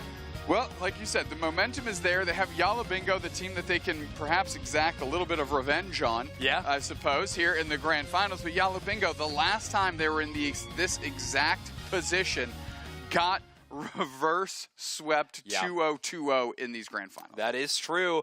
However, in this tournament specifically, you got to imagine if you're Yala Bingo, you were pretty happy about this last series. You've defeated both of these teams so far today in tournaments, so you're feeling pretty comfortable about that. But I got to hear what our content cowboy thinks of it. Spraggles, take it away. Here we are, up on the big stairs with a big-time win. Come on, I had that. Can we hit it again? What if I do it again? Win! Does it happen? It doesn't happen whenever I want it to happen. Let's go, Nouns Esports. Heading up to the grand finals, something that you have not heard a lot of this season. Let's take a look at some of these big moments right here in the highlights. Obviously, game number 1, we talked a lot about the Azumarill. I think there was something to be said. I actually really respect the choice from A through L. Whenever you have a buff, you want a team to be bold enough to see if they can make something happen with it competitively. We saw some great stuff from A through L throughout the day, but it really felt like Nouns had their number in all of these matches, kind of dominating from top to bottom. Regardless of the picks, it just felt like Nouns was ready to go. Is this the return of Nouns Esports? We're going to find out very soon because they are heading to our grand finals, Zoinks. Yeah, you got to be feeling pretty good. This is your prediction to win the tournament despite them being in losers bracket position. You got to be feeling great about that. And it is going to be Gatlu winning player of the game, putting up 56,000 damage on that Hydro Pump rapid spin build that we've seen become so popular on this Blastoise. Gatlu looking fantastic. That was one of my favorite draft decisions they made, by the way, in game 2, was they knew what the decisions from ABC were leading to. They just first picked that Blastoise. I love that from Gatlu, too. You know, a long time ago, I think this was almost 2 years ago, when Rapid Fire Scarf first came into the game. I remember Gatlu saying this build was legit, and he really liked it, and he could see it happen competitively. And it's cool to see him running it now. Of course, a lot of that is because of how good Kabi-chan's made it. They made it look absolutely insane. The draft from Nouns was incredibly good. It didn't just, it started with that Blastoise, of course, but their picks rippled through to a point where there didn't really matter what A through L was choosing. It almost seemed, despite selecting second, we're always on the back foot. Yeah, I want to shout out the Azumarill pick again. I could see the vision. No, I know it didn't work, okay? But you have to, I like letting people cook. I don't know if the chat likes letting people cook. I've heard Zoinks doesn't like letting people cook. I say let them cook. Unfortunately, they did burn down the kitchen a little bit. But the idea of playing that into those EVs, I think is kind of solid. You're able to close the distance. Whirlpool with Play Rough, they stuck onto that Leafeon. If it wasn't for how dang good the Leafeon play was and how amazing the support was from Eldegoss, they actually could have picked up some big KOs right there. So I respect the hustle and the effort, and I always want to see somebody cook. Yeah. Adesu definitely made it work, I think. The defense around it. Leafeon was never alone in a situation like that, where Azumarill would absolutely love getting those additional critical hits and stuff like that. Adesu just sticking to him like glue. But let's take a look at our bracket. Now we have our grand finals ahead of us. Yala Bingo versus Nouns Esports. The run back for Nouns, but a bit of a longer series ahead of them. They need to win 2 best-of-3s to become our April Cup champions.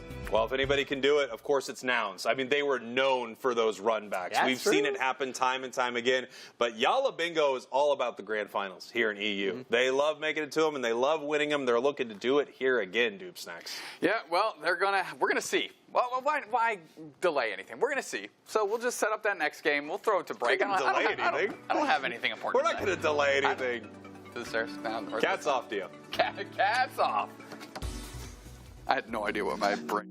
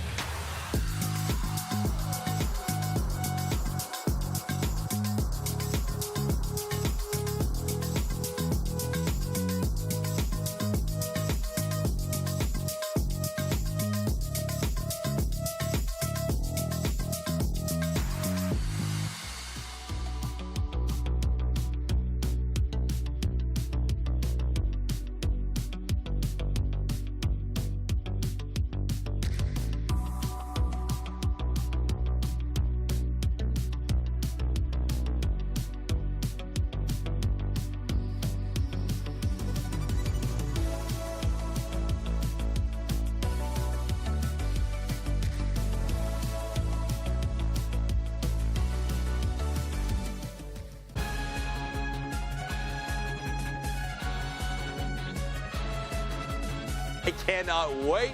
Yalla Bingo versus Nouns Esports in our grands. Yalla Bingo will have that winner's side advantage. Now, is this a rerun? No. But it is a run back of a match that happened earlier on in the day. These two teams faced up against each other in the first round of our bracket, and there Yalla Bingo were the winners. Nouns Esports gonna need to really find something brand new. But if a team has any kind of momentum, it is this squad, and they are looking fantastic in our series. Let's focus in on some of these teams as Yalla Bingo. Of course, they have won one of our monthly tournaments and are now in position to do so again. With, of course, an incredible roster. Potato, Lunder, 60s, Marv, and Internal. Every one of those players having heroic moments in our series so far today. I feel like the Internal moment on Hoopa in that winner's finals is one we are all going to be remembering for a long time. But their opponents are Nouns Esports, Adesu, Toonslim, Bruv, Surayu, and Gatlu. An incredible roster, and one just with notorious players for the last few years of Pokemon Unite. Every single one of these players are storied, and you know them already. Gatlu being our player to watch, and I think that is not without good reason. Their top pack play has looked amazing so far, just hanging out on the Blastoise, feeling very comfortable with that or the Buzzwole. But who knows, maybe our grand finals is time for some exciting spice stuff. We'll have to see. Spraggles and Dupe Snacks bring us into grand finals. That's right, everybody. It's grand finals time. Nouns Esports coming from the losers bracket up against Yalla Bingo coming from the winners bracket. Yalla Bingo, no stranger to a grand finals. Nouns Esports, strangely enough, really haven't seen any. What Yalla Bingo reminds me of Amaterasu from NA from last year, right? Just consistency. Always in the grand finals of their region, pushing, really like leading the CP race, certainly now. But always seem to be a little elusive into getting consecutive wins. So we'll see if they can buck that trend here. Yeah, Nouns Esports really looking for wins, obviously. You know, they looked pretty good at AOS. They did better than any other EU team, getting deeper in the bracket than anyone. But we're going to have to see what they can do here, fighting against EU with the new roster. Yalla Bingo banning out the Zoroark, banning out the Hoopa. We've got the Leafeon from the side of Nouns, and then their final ban right here. To see what they want to shut down, as it is going to be Slowbro. Nouns Esports has been all over the Slowbro ban ad nauseum over and over again. Yalla Bingo first pick, and it looks like they're trying to facilitate Potato here, sitting on top of the Dodrio, but no, finally Internal locking in Eldegoss. Eldegoss still just such an incredibly powerful Pokemon, right? On the side of Nouns, they can now take Buzzwole for free. They also, of course, can grab that Blastoise. I'm not sure what they want to do here, given that Potato, I mean, they are known for their Buzz play. They've been playing it all day. They actually end up using the strategy from A through L. We get the Blastoise and Umbreon first. So I think at least what I'm hoping Nouns is doing is they're trying to leash Yalla Bingo along into their comfort picks here. Mew and Buzzwole are kind of predictable in that spot because we know how valuable they are to those individual players. We're going to see what they want to do about Sixies right here. Are they going to counterpick them? Do they have something they want more on their side? Adesu looking for their pick right here. Obviously, Hoopa not on the table, so it looks like they're going to be hovering into that Blissey. Possibly, Surayu is moving through Pokemon here. Espeon coming out. A Pokemon that we've seen get first picked a lot. Up until very recently, you'd see this go very early in draft.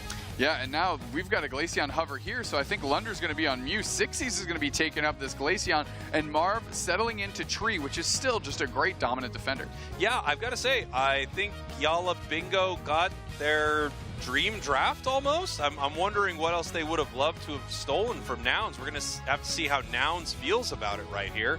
Looking for their final pick, and it's going to be, oh man, for a second I thought it was Greninja.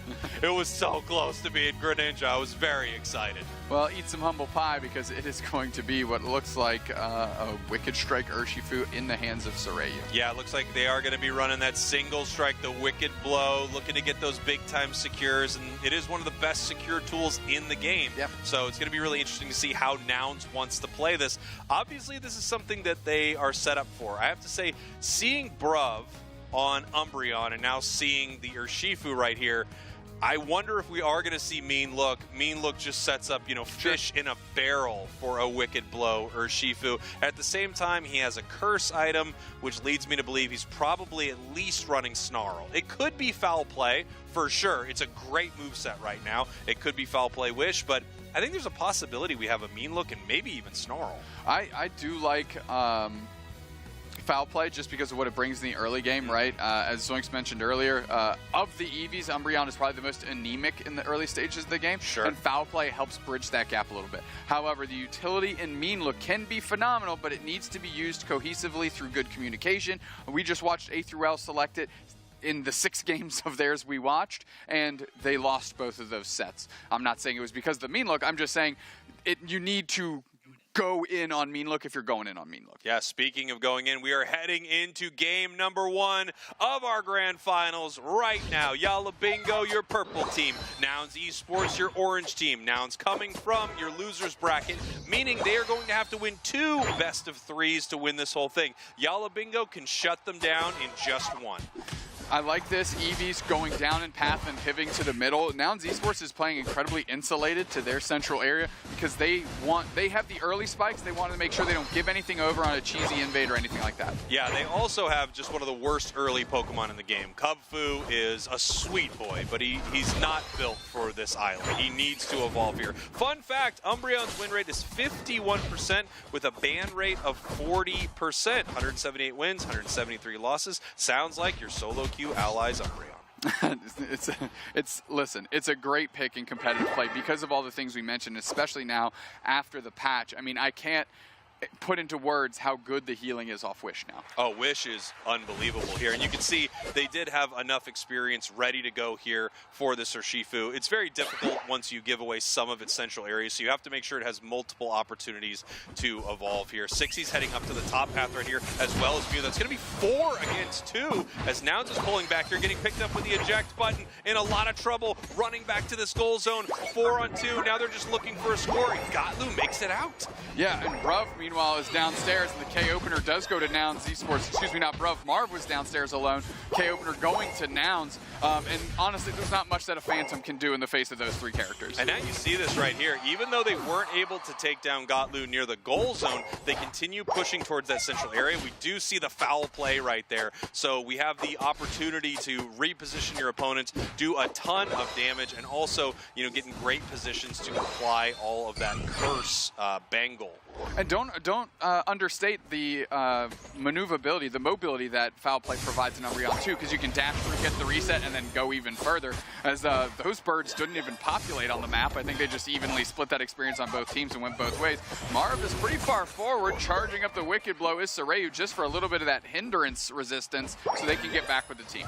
Yeah, hindrance resistance, a little damage reduction there, and they're just kind of also looking scary. I mean, let's face it, once that's charging up, you're somebody walking up here with their walking around, ready to punch you in the face? Just ready to punch? Like, are you yeah, that's serious? hindrance resistance, You bro. do that to me all the time, and it is scary. Why'd you flinch, though, dude? Why'd you flinch? Why'd you always flinch? We're real people. 720 birds about to populate. We'll see what Marv and Lunder can do. Nice engagement on Marv with the stun, and Bruv goes straight with the foul play, and Nouns takes all of that experience. Bruv on the buffed build. Foul play Wish, and I love to see it. I've been wanting to see a lot of this Pokemon today. I've been wanting to see a lot of the changes, right? You want to see how they work out for these teams. Nice eject button to get out of there. Once again, we have Toon on that side strike. Glaceon right now looking for a Unite move. Looks like it was actually stunned out there by the Blissey. We have the big Solar Beam. Sixie's in trouble, taken down by Toon. Regirock getting low. Here comes Gatlu. Who can secure it? It's Espeon. Nice. No, sorry, Eldegoss. Nice work by Nouns Esports. I think they're okay given the exchange of just raw KOs that they're able to get here. Gatlu surfing back to their side of the team, but now they might have overstayed their welcome as the Desu goes down. Gatlu's low, they can't really scrap. Now Bruv has to hold it down. There goes Toon. So really, Nouns Esports kind of hemorrhaged this thing back in the hands of Yalla Bingo. Lunder Unite is out. Electro Ball does hit Soraya, but they're running on the backside. And now Potato is running the front line for this Yalla Bingo team. Have they had enough? Surfed out is Potato.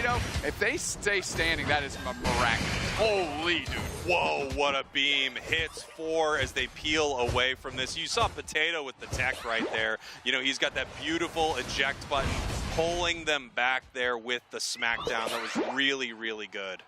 We're pivoting up top, and these teams are probably looking to scrap again. This game is remarkably close. I'm keeping my eye on 60s, though. Level 10, the biggest thing moving between both these squads. Regieleki's getting low. 60s looking for an Icicle Spear target. They are shelling on Adesu. Nice beam follow-up. Gatlu and Adesu are down. Nouns Esports Season 1 catching receipts, forcing out the Unite move out of Toon Slim. The Psychic Solaire does catch Potato, but they're still scoring on the backside, and Nouns Esports gets the break speed off of them. Yeah, great stuff from Yalla Bingo. Like, they just completely let the objective go. They said, we don't care, we're just gonna KO every single one of you. I think 4 KOs and then moving up, over to score is a better trade, and Yalla Bingo agrees. Potato in some trouble right now, but it has hit the level 11, able to stay around for a little while longer to pick up another KO by picking up one of those Pokemon.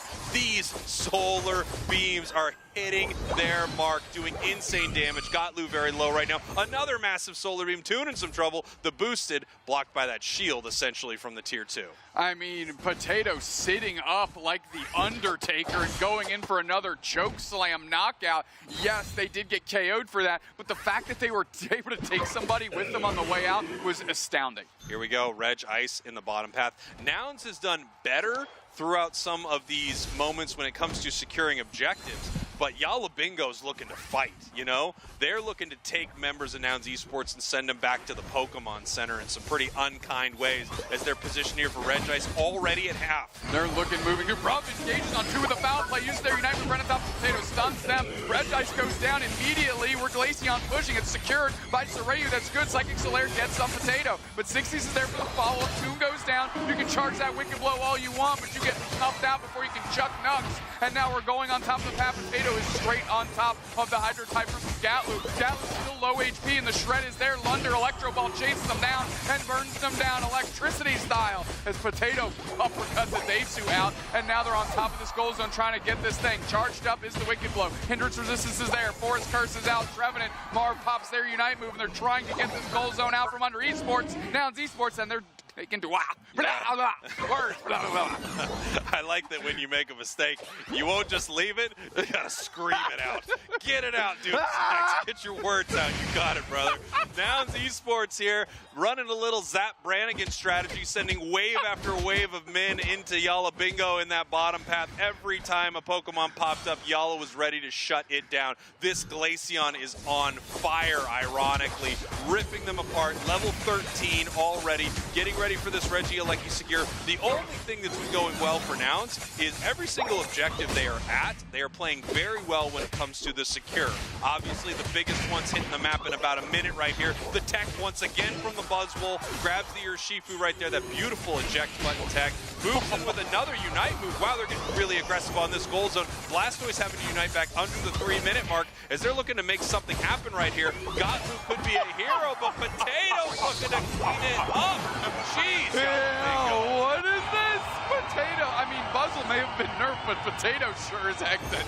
Holy. They are level 13, about to tick to 14, and they are running bodies. The eject button into Unite move to get Toon Slim on pad? Come on. Yalla Bingo wants all the smoke. Yeah, Yalla Bingo is playing really aggressively. You absolutely love to see it. Now, obviously, we have a Unite move down on the side of Yalla, and it's a pretty big one there from Buzzwole. Blastoise as well has one. Here comes Big Time Woodhammer. They catch the Umbreon. Espeon having to Unite right here. Eldegoss right up into the air. They weren't able to protect the Glaceon. This is huge, but here comes Buzzwole, missing the first catch. We have the Secure from the Espeon. Big Time Unite move from the Urshifu, and this fight is pushing 2 down. 2 down from Yalla Bingo. Nouns Esports has got to weigh in. Marv is super low on HP, so is Internal. Potato is there, but Nouns Esports has all 5 standing. But they're running out of time. 60s says coming back in 3 seconds. Here we go, moving their way towards Rayquaza. The rip has begun as these teams are getting ready to secure. Urshifu getting ready their Wicked Blow. Ray is very low. Charged Here up. comes the moment. Can they get it? They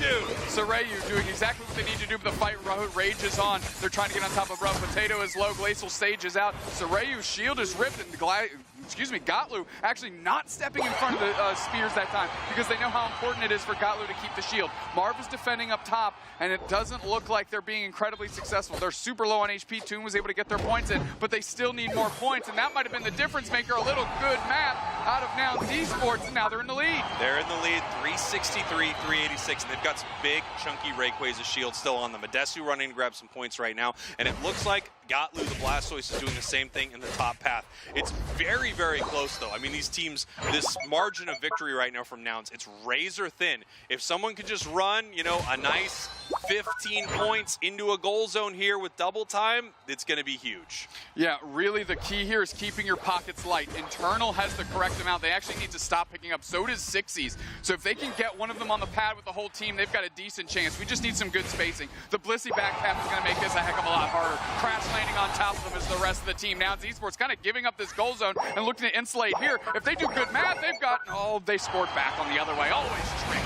479, 524, though. They're moving towards this main goal zone. They have some points here still on the Trevenant. Up in the air, we have the Trevenant Unite move. They're pushing with the Glaceon Unite. Big time Blastoise Unite pushes them back. It doesn't look like any points are going to be able to go in.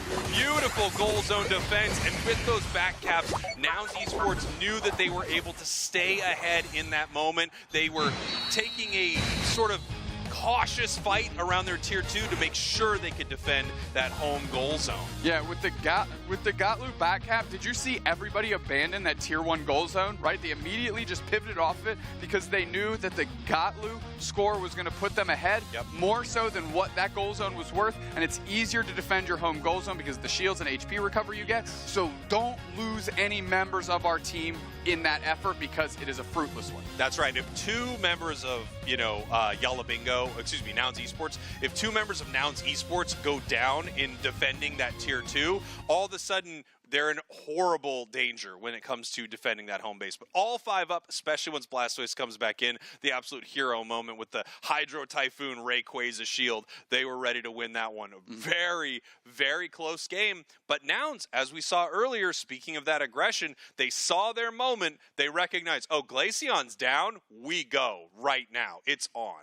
Yeah, and then the great use of the Urshifu Unite to isolate Lunder and knock them out, and then, like you said, pedal to the metal. Yeah, and here we go, some big moments. And right there, you see it. They catch Glaceon. That's huge. That's 2 down. They know that it's extremely unlikely Yala stops this from happening. As long as they play the strategy that they've set out, which is get this ready for the Urshifu secure, they can win this thing. However, the match is still crazy close. Blastoise and Blissey looking for opportunities to continue scoring. And just like you talked about, they're like, oh, okay, now that score is happening, we are peeling back right now. Very, very smart plays there from Nouns. Player of the game, Toon, 107,000 damage. I mean, people have been talking a little bit about the side strike. I think it's still there.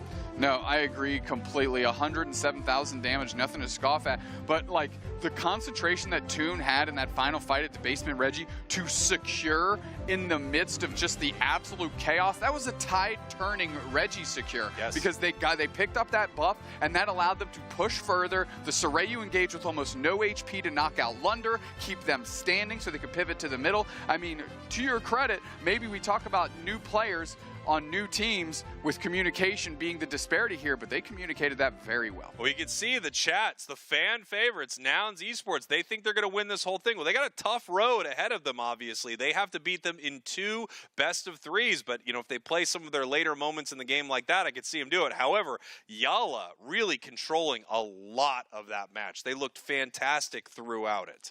For about 7 minutes and 47 seconds, they controlled that match. It was the 13 seconds in that last Basement Reggie where Nouns Esports saw the hole in the wall, knew exactly where they needed to strike to bring it crumbling down, and they hit it with precision. Yeah, it was really excellent. And, you talked about Toon in that moment taking the shot to make sure that they were able to secure that bottom Reggie amidst all of that chaos. With the 2 moves that give you that ability without stored power, essentially, now you've got 2 shots at it, right? You've got 2 big secure attempts, and you can see Toon is using that very, very well. Yeah, and we saw it a little bit earlier today on the pre-broadcast games, and we're like, it's okay, we'll see where this goes. And if we learned anything from Kabi-chan's, is secure the objective. Yeah, it's pretty important. Secure it. And if you look at our team versus team right here, Yala Bingo, 59% of the time they take Rayquaza. Nouns Esports, 67% of the time. And a lot of games, of course, don't just come down to who takes Rayquaza. It's who's able to win the fight around Rayquaza to make that happen. But that's a really important number. Almost a 10% difference. 10% more often, Nouns Esports is able to finish off the game. Yeah, I mean, one thing that both these teams can do and we've seen Fusion do, for example. You know, we look at this Ray Quasar, of course, that gives your team the best chance possible to win the game, without a doubt. However, you know, the phrase, where there's a Ray, there's a way, in the top level competitive scene, that's not a true statement all the time, right? Sometimes it's like, yeah, you took it, but we took your whole team out and you can't score. Yeah, take a look at this right here. We're comparing Sixies against Gotlu. Kind of I'll say an odd comparison, but these are two star players on these teams. You know, Gotlu in the top path here. Sixies oftentimes, you know, playing this carry role. Inteleon's been a big Pokemon for them, but their Glaceon has just been absolutely brutal. Yeah, their Glaceon has been great, and it's awesome that Yalabingo specifically has two players that are very proficient Glaceon players, between Lunder and, of course, Sixies here. But really, when Yalabingo's at its best is when Sixies is on the Snipe Shot Inteleon and Lunder is on that Glaceon. Yeah, and there we go. Top Pokemon to watch right here. Eldegoss, 80% pick rate. Espeon with a 69% pick rate. And look at all those defenders. I mean, you got Crustle, Trevenant, Blastoise in there. The win rates are, you know, it's a little tough, but when something has a high pick rate and a high win rate, you can see how powerful it is in the meta right now. Absolutely. Espeon, obviously, riding right there at 50%. You've got Trevenant, Blastoise under 50. But Crustle and Eldegoss having such a high pick rate and such a high win rate, I mean, that says something. And you saw teams ban out Eldegoss, take away Eldegoss from powerful Eldegoss players, and you can see why now. Yeah. Humble yourself a little bit, folks at home. Eldegoss may have gotten nerfed, but it's still a phenomenal support character. And we're seeing the top teams, the top players on those teams, default to it time and time again. And that's why that you're seeing it with a high pick rate, because it's a phenomenal support, and a high win rate, because the players that are picking it have been playing it now for 3 years. Yeah, I mean, it's incredible at basically every stage of the game too, right? It's amazing in that early phase where you're fighting up in path, and at the same time, once you have your Unite move, once you have your either Cotton Guard, Carton Spore, or your Pollen Puff, you're able to make sure that any dives or insane amounts of damage going towards one of your Pokemon can be mitigated, you know? And it's been incredible. We've seen it happen multiple times today where an Eldegoss saves a Pokemon. Well, quickly into our ban phase here, Zoro Hoopa out of Yalabingo, and I saw Leafeon Buzz on the other side. So now Z Sports now dialing in a little bit on Yalabingo, dialing in on Potato specifically with that Buzzwole, and we'll see where Yalabingo goes back to the first pick Eldegoss, Spreggles. Yeah, they want that Eldegoss, and you can see why. I mean, it's just been so impactful. Now, I'm wondering what we're going to see out of Nouns right here. Obviously, they want to shut down Potato if possible, but it looks like they're still going for this strategy here of Blastoise, Umbreon. Potato now kind of able to do whatever they want. You know, maybe they'll get their Dodrio stolen away. We'll have to see. It looks like they're not too scared of this here, as they're letting the top lane pick get pushed further and further down inside the draft. I like Marv here. I like the Slowbro Hover. I like the Slowbro Lock, because now if they want to try and take Dodrio out from under Potato, they have a phenomenal counter in the Slowbro. But if not, they still have a quality defender, and they've opened up the opportunity for Potato to take the Dodrio very late. Yeah, I really like this. I think it's very smart from Yala, because they could still, they could take the Dodrio, and you don't really want to play Dodrio into Slowbro. So now you're in trouble, and we can see these final locks right here coming in. Potato, this has been a Pokemon that they've switched out when their Buzzwole was not an option multiple times. But no, they're deciding to go with the tree in the top path. Maybe a bit of a pivot here, knowing that they're taking the Glaceon, like one of the best shred options that exist in this evolution pool, you know, the other one being Sylveon. They go to Delphox, but this Trevenant is kind of up against it in the Delphox specifically, but just a great pick naturally. Yeah, Trevenant's amazing. You see a lot of teams playing it in the top path. Obviously, it's going to be going up against this Blastoise here. No Buzzwole, no problem. We're going to see if this tree is as good as the Dodrio that Potato has been bringing out. Obviously, Dodrio can be a tough Pokemon to play. There are a lot of matchups that you just really don't like to play into, and one of them could be that Umbreon. Knowing that Umbreon's on the other side, at any moment, it could pivot into Mean Look, and then you just say, well, now I hate my life for playing this bird. Yeah, well, without a doubt. That's, again, why Umbreon is rising in stocks now, because every single one of its abilities is incredibly solid. Yeah. I got to say, it was interesting seeing Bruv switch over to the Assault Vest. We talked about that a little earlier when you see a lot of special attack damage on the other side. Given that we now have draft, given that you can now see you know, what your enemies are bringing into battle. You have more opportunities to play those very specific, you know, niche items that you don't get to use all the time. Assault Vest can tank a huge amount of damage. I mean, you can tank a good portion of Glaceon's ice shards. You can tank a lot of a Mew Electro Ball or Solar Beam. So it's a really solid option into some of these Pokemon. How many Pokemon minimum special attackers do you need on the other side to warrant an Assault Vest? Boy, unless you're really specific about how they are going to play, I feel like 3 is even scary, but 4 feels like, all right, you're in the realm of this being a really, really solid choice. It's basically always going to get you some good value as long as you play well enough to pull back, have it reactivate, and then push back in. Yeah, that's kind of what I was going to say. 3 conditionally, 4 feels pretty good. All right, we have internal Potato in the top path against Gatlu Adesu. No strangers here. The year 1 teammates are used to playing together quite often, and now they just find themselves laning together. And now we have Soreu. You know, this is a different look, obviously. They had a different kind of Espeon in the last game. Soreu up in this top path getting a little aggressive right here. But a lot of teams expect this out of this Espeon play now. This is a very common play. They know that it hits 4 super fast, it becomes a real menace, and then runs to the top path. I actually like how Yalabingo adjusted. They're forcing into level 6 Sixies on this Glaceon, right? Glaceon has a nice spike at 6, and if you already know that the Espeon is going to show up to try and blow up your path, they played it safe to their side. Nobody got knocked out. Sixies shows up at 5 1/4, and now they're going to be able to pace to 6 before the Espeon. Yeah, and here we go, getting ready for this fight here in the top path. A little bit of a player advantage bottom path for Downs Esports. Nice secure there. Looks like Blissey might have been able to get it there with that big old hand as Marv is getting pushed back towards this goal. Now we can see Umbreon looking for an opportunity right here, just continuing to zone out so that they can farm and get all of their experience on the side of Nouns. And it does look like it's foul play, unless I missed that, Spragle. So I think Bruv is leading into the foul play. Of course, no need for mean look if like that Dodrio isn't on the opposing side. And you know, we've got the level 6 here on the Delphox. It's one of the harder Pokemon in lane to actually get your experience on when you're, you know, fighting against a Mew. The secure is just not even close. So it's really great that they were able to get that. You can see why they put their priority down there. As Lunder is here in the central area of Nouns, big Solar Beam takes a lot of damage, and actually they have to pull back your Sixies looking for the KO. They are going to get it right now as Potato is running into this central area. Soreu in a little bit of trouble if they get caught, but they're just seeing what they can do to possibly secure something. Potato trying to score, but Gatlu is there sussing out exactly what the situation is. We've got a curse tree up here in the top path. Yeah, you know, it looks like this play from Yalabingo, this is something they like to do. Win or lose in that top path, they take that advantage, that Pokemon advantage, and they push into the central area of their opponents. It's a really smart strategy, and they have not been able to counter it super well on the side of Nouns. Barely not able to catch him right there.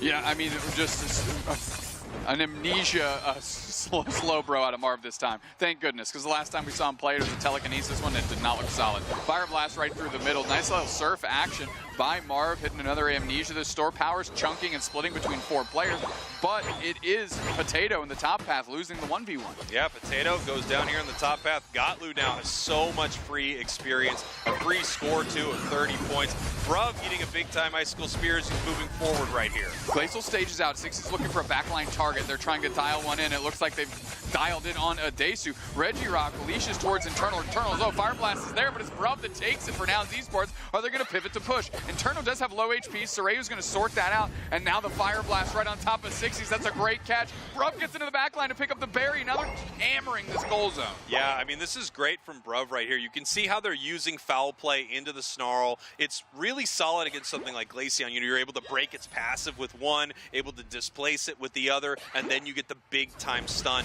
And it's tough for such a squishy Pokemon to get away from it. Potato in a lot of trouble right here, as Nouns is saying, yeah, all right, fine, run away. We're just going to score in your top path. Yeah, at least Potato's trying to find value on the opposing side of the map, you know, take some stuff out in the central. Bruv is using their Unite move to prevent a bunch of scores. They're going straight in and getting bullied straight out. Nice foul play, catches 3. Potato's there to give some support. Meanwhile, the top goal zone is shattered, and Regieleki is flying towards tier 2. Yeah, Regieleki is moving towards this tier 2, and they're going to have to run back because they do not have jump pads right here. I don't know if they're going to make it in time. Eldegoss barely making it right here. Big time Espeon Unite, and the surf pushes him out. Perfect for the Regieleki. The Bliss assistants come in. The points rain in. Amazing fight for Nouns Esports. That was just bang, bang, bang. That was just a nice sequence of Unite moves. One a split second after another to just pace through and make sure that Yala Bingo had no opportunity to breathe, letting that Regieleki hit. Tons of points going in and a nice healthy lead on the scoreboard from Nouns Esports. Yeah, this is that aggressive Nouns we talked about right there. They saw that opportunity and they went for it. It's always tough. You know, that first Regieleki oftentimes is the most valuable in the game because there are no pads for your opponents to reposition themselves quickly enough to do something about it. Nice KO back and forth right there. Really just a bit of a trade from these two teams. Yeah, Nouns Esports able to pivot back and really make sure that the Glaceon here, Sixies, wasn't able to leverage kind of that weird 5-minute glacial stage that they used, right? They got Gatlu, but they didn't let it snowball past that, which is obviously the point. Now Bruv has to do work against 5 players. Nice Toon Slim Unite picks up 3. The engagement is deep on that. Trevor Unite back the other way, but Marv doesn't really, from Potato, doesn't really find any targets. Sorayu does go down, but nice engagement by Gatlu on 6. He's pushing it towards the team. Regice gets secured by the Glaceon on an A press? Or B press? Are you kidding me? 60's still working through. Bruv is looking to put some damage in, but Yala Bingo finding a way. Yala Bingo finding a way in that fight. I mean, really, actually, I think well played by both teams right there. You saw beautiful displacement from Gatlu, picking up 3. Toon with that fire spin, Unite move. I mean, there were just some really impressive things on both sides. And then, yeah, it came down to the B button right there. Glaceon with 1 hit, able to take it down. It felt like it was on 1 sliver of HP for so long, Spraggles. I was just like, bated breath, what's going to happen? And at that point, 60 was like, all right, maybe I'll just hit this button, see if we can get it. And they did. I would love it if that's really what's going through his head. Has to be. Maybe I'll just hit this button. What else? What happened? Hey, it worked, guys. What'd you do? Hit the other button. Ooh, I like that. The technology. I like the sound of that as we're getting ready for this fight in the top path here. Good zoning here from Nouns Esports as you actually see Potato looking to move in, go for the KO on Toon. Back the other way, we have that Bliss assistance to make sure that they are not able to shut them down. Last Bliss assistance we're going to see before Rayquaza. Unite move here from Toon, able to zone them out a little bit. It's kind of an awkwardly positioned one, but a really nice Unite there from Gatlu as they're continuing to push this Glaceon out and see if they can pick up a KO. It's a tough one. They're pretty slippery on the side of Yala Bingo, but good defense there from Nouns. Finally getting a Trevenant knockout. I really liked the Gatlu surf into the Fanciful Fireworks to make sure that the Trevenant couldn't get any of their self-healing going and that they could finally lock down that knockout. Oh, nice Espeon Unite picks up 4. Are they going to leverage that, or is it just a use it or lose it type situation? No, Bruv says, I'm going straight in. KO Streak a 2 for Toon, and now they're looking to push. Potato's at half HP, Fire Spun, and absolutely laid out by Sorayu. Wow, I mean, great fight from Nouns, but yeah, they're going to have to make sure that they get their Unite moves here. Obviously, this is a nice Regieleki for them, but not the most valuable thing in the world. They are already up on the scoreboard, though, and Yala Bingo has to deal with this. Now, there are a lot of things that Nouns can do with this moment. They can, of course, farm, get their Unite moves back, get ready for this next fight. They also can get really aggressive around Rayquaza and see if they can take this while Yala Bingo is distracted. Right here, we see Gatlu able to just, hit them with the Hydro Pump, not pull them back towards the team. 3 members of Yala Bingo ripping this apart, so it doesn't look like Nouns is going to get a big advantage from this. But it did give them time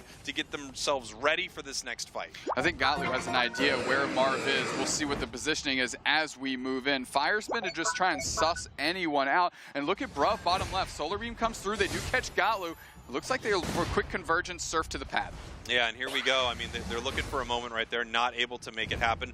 Big time solar beams, but they're not able to hit enough members of Nouns Esports right there. Sorayu eating a little bit of that. And you can see Gatlu, he knows he's there. Continuing, there we go, big time slow beam. That's going to be the end of Blastoise. We still have 4 members of Nouns Esports, and now there's no longer a Slowbro Unite. They're moving on to Rayquaza now. Potato going straight into the backline, hits a Trevi Knight on Toon, and they're going for an engagement. Solar Beam is out. Bliss Assistance on top of Toon, but they're nowhere in danger. Sorayu uses their Psychic Solaire, catches a couple. Finally, Marv is down, but is anyone else going to follow suit? Adesu's down, Sixies is heating up. Oh, they must have a muscle strain because it's icy hot out here. Internal pivoting back and try and pick up Lunder. They're half HP, but Nouns Esports is finding a place to take a deep breath. And here we go. Nouns Esports has their Blastoise back, but it's getting caught right now by this Glaceon. Tons of damage poured pouring into it. However, here comes the Delphox. It is back. 60s is so incredibly low, being jumped on right now by the Umbreon. They're just keeping them away from this. 45 seconds left, and all members of Nouns Esports are back as this fight is still raging on. Reggie is getting, Rayquaza is getting very low right now. Espeon catching their Eevee counterpart is huge. Fire Spin, Fire Blast right in the middle. Brub is trying to withstand, but they can't. So Rayu takes out 3, and Nouns Esports just needs to beat the clock now. Lunder's running around, but they don't have enough firepower to sort out this Rayquaza, and the chase continues. The chase is successful. The whole team is wiped.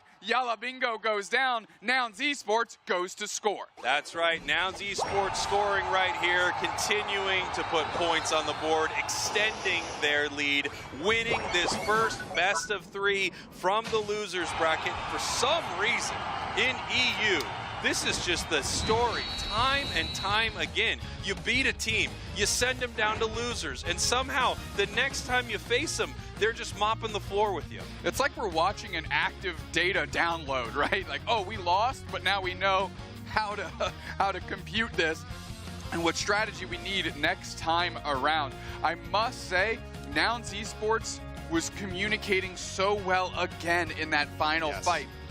Yes, they got a premium target, but Toon Slim rolling up top with the back foul play engagement by Brub to split the attention allowed them to get 60s off the map, and 60s was the problem in that fight.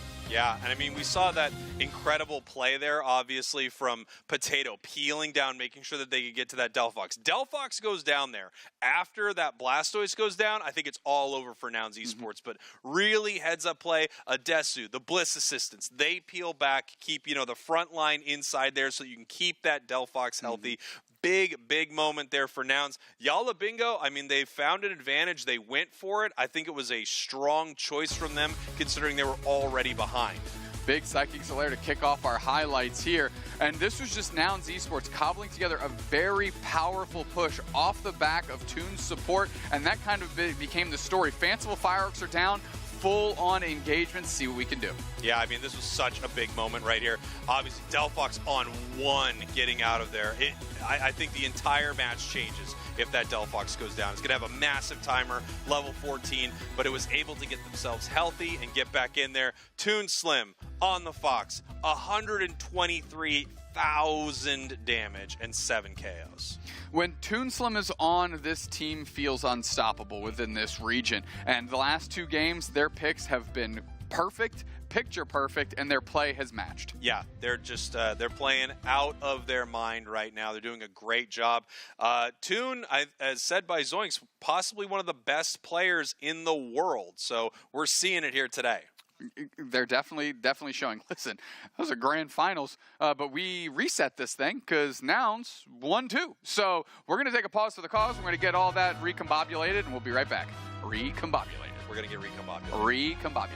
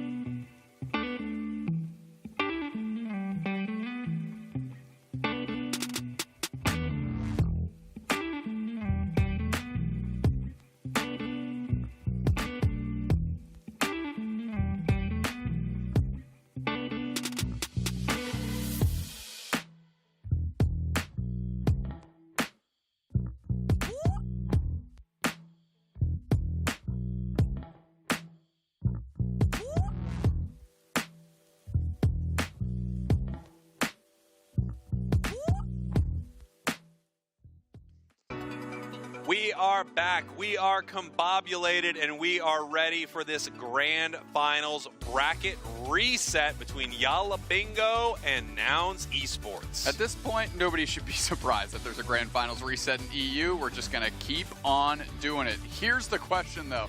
Can Yalla Bingo finally break the cycle of the loser bracket team winning the whole darn thing? It just seems to happen again and again and again here in EU. We saw earlier Yalla Bingo sending Nouns Esports to the losers bracket, sending ABC to the losers bracket, heading now into the grand finals.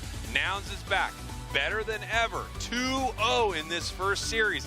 Now we've got another one. Now it's time to see if Yalla Bingo can hold on to this advantage that they've had, or if Nouns is finally going to get one of their big wins. Nouns has been scrounging for it, quite literally. Even, like you said, having a good run at AOS Cup, the highest performing EU team. Yep. You know, I think closing that out in 6th place. But still going with the roster changes, still trying to find a way to that #1 spot, still trying to see what their recipe for success is going to be going through the rest of the season. But most importantly for them, there's no prize below first place at Worlds for them. Yeah, obviously. I mean, EU had a very anticlimactic run at Worlds last year. Not a single EU team making it through that brutal first day group stage. So I know that this region has a lot to prove. They've been looked at for a long time as one of the best in the world. Now with these roster shakeups, everything is just being, thrown around, and we're going to have to see if a team can really rise to the top once again like Nouns Esports. Different parts, but a lot of the same stuff that made them successful. Yeah, I mean, the skill in the region is there, right? It's just putting the pieces together to make a picture that makes sense. And Nouns Esports is hoping that these 5 players are the ones to do it. Yalla Bingo, on the other hand, after a first switch, I believe it was Klaus for Lunder, I mean, this team has remained solid. Yes, Yalla Bingo has just been a super solid team. They've been doing great today, but Yalla Bingo's been here before. And when they were here last time this happened, it didn't look good. They made it all the way through the winners, and then that was for free coming back at them, 2-0ing them twice to take them down. It felt like Yalla Bingo kind of just had a mental boom. They lost their edge. They were just getting beat, and they didn't know how to claw their way back into these games. We're going to see if that's what's happening right now, or if we're going to see the Yalla Bingo that can win the whole thing, which we've also seen them do. Yalla Bingo going Zorak, Leafeon here. Unsurprisingly for Nouns, target down the Mew, Blunder's Mew, and of course the Slowbro. They don't want that thing in their opposing hands. And to Yalla Bingo's credit, the one time they could pick it, they did, and it looked good. Now look at here. We've got a first pick of a Blastoise. Now, the interesting thing I'm seeing is I'm wondering if they thought if they took second pick, maybe Yalla would steal away that Blastoise. I'm not really sure, as on the other side, they are now taking this Umbreon. Now, this is going to be really interesting. They have the option to grab Buzzwole right here and move this Blastoise down to a role of more of a stereotypical defender in the bottom path, or they could just leave it open for Potato. I think Yalla Bingo is calling their bluff. Like, we think you don't want Buzzwole, so we are not going to pick it here. And they're right. Yeah, they are right. As we can see the final picks coming in, possibly we are seeing Mime once again for Nouns Esports. It looks beautiful in the hands of Bruv. And then our final pick, there's a lot of great options left here for Toon. We're just going to have to see what they want to bring into this match. Candle. Yeah, Chandelure is phenomenal, offering just a bit more range than perhaps what the Sylveon can do. Has, like you said, the really high damage, like Overheat. It has the Flamethrower for the secure, so different angles that they can take. And Yalla Bingo trying to serve them up a bit of their own medicine, grabbing Delphox last. Yeah, a Delphox pick, which I'm surprised to see. So, no Glaceon, obviously, on the side of Yalla Bingo right here. We've got Lunder, though, on that Inteleon. I mean, this could be huge. Inteleon in any match could be the difference maker. Exactly, right? The snipe shot is such a skill-based maneuver, and the damage it does needs to be rewarded, but holy, if you are locking those in and you are raking the targets, it like you said, it just takes over. Yeah, I'm wondering what kind of Umbreon we're going to see for that. Again, Foul Play, Wish just got, some really nice buffs. You could definitely see that. You could see Snarl for the shutdown. You could see Mean Look locking them in place to make sure that these snipe shots are even easier to hit. We're going to have to see what they want to bring out, because if you are able to hit a couple, just 2 clean snipe shots in some of these final moments, it can shift the entire game one way. Absolutely. I think that's why we're actually going to see Mean Look, because we've seen Marv in these other monthly events choose Umbreon in this defensive position and always go Mean Look. And based on what they're sorting out themselves here, I don't see why you would change that if you're really looking for Lunder to facilitate those big knockouts. Plus, they already have internal on the other guys. Now, here we go. Our bracket reset is happening. Game number 1 of our grand finals. Bracket reset. Nouns Esports, your purple team. Yalla Bingo, your orange team. Now, this thing is all tied up, Doob Snacks. Anyone who wins this best of 3 wins the whole thing. Yalla Bingo gave up their advantage that they had coming from the winner's side. See Adesu looking to steal some of that right here, but it's gone by the time he gets there. Yeah, I mean, good read by Yalla Bingo sending Eternal there, and now they're a higher level. They're just going to A-press, but Adesu getting a little bit of support, and a nice Astonish. Sorayu going to try and see if they can get themselves a K opener. No, they're going to pivot back towards 60s and try and get them online. Very, very close right there. They're continuing to be super aggressive inside the central area here of Yalla Bingo. Not able to take it down. Adesu in trouble right now, having to back out. But, Hoopa can just play so well here. The eject for eject. I mean, everyone's cashing him in early, not able to pick up a KO. But I'm trying to look if anyone was able to get an advantage anywhere, and really hoping, if you're on the side of Yalla Bingo, that Potato was able to get some advantage now, but the Hyper Voice is there. Adesu, now it's a 3-on-3. We're going right back in after it. Can we finally see a K opener? No, Nouns Esports is going to peel. Yeah, everyone playing extremely well right here. Fun fact, Doob Snacks, Rayquaza has been captured in 89% of games. Well, that 11% either means you were so miles ahead you were able to defend Rayquaza, or you were so miles ahead or so miles behind, didn't matter. Yeah, that's true. As we're heading down to our bottom path right here, we see Toon now on the Flamethrower build. We've seen a lot of overheat today, but as I was talking with Zoinks earlier, I was surprised we didn't see more Flamethrower. I think it's really solid. It went through a nice little balance change at this point a few months ago, and it's just a super good secure tool. It really is. Now we have finally both our top laners at level 5. They're looking to scrap. Adesu, though, also level 5 internal matching. We'll see what the exchange is between the top laners to support. But Sorayu just showing in to be a difference maker. Gatlu might catch a reset here. Potato is low, and this would be a great K opener for them. Straight to Sorayu. Yeah, really nice stuff here from Nouns Esports. Just using that early pressure from Sylveon very, very well. And we've got a different look on this Delphox right here. That is the Mystical Fire Flame Charge Delphox. This is what you see more often, in those solo queue games where someone's looking to outskill their opponents. Yeah, and 60s is putting it to him with that. I mean, great damage output by that. A little bit less kind of traffic or engaging tool like that Fire Spin Fire Blast is. So a little bit of a different look, but we'll see how it works because they committed their last pick to it. Yeah, it's going to be really interesting. I personally have never found it to be that viable competitively. I've seen my Fire Spin is, but I'll tell you what's competitively viable is always picking up nice big KOs. One of the best things you can do competitively is pick up KOs. Someone quote that. That's mine. That's one thing that Bruv is doing with these walls is he's getting immediate confusion blasts on these players from Yalla Bingo, which is leading to knockouts or at least hard retreats like we just saw out of, I believe it's Lunder. I think that's going to be my Gretzky quote. What's Miss 100% of the shots you don't take. Mine's going to be a KO. Okay, I think sure. it really is. Sure, can somebody mark that down? On your headstone, where do you want that? They're already printing it on t-shirts, brother. It's huge. Yeah.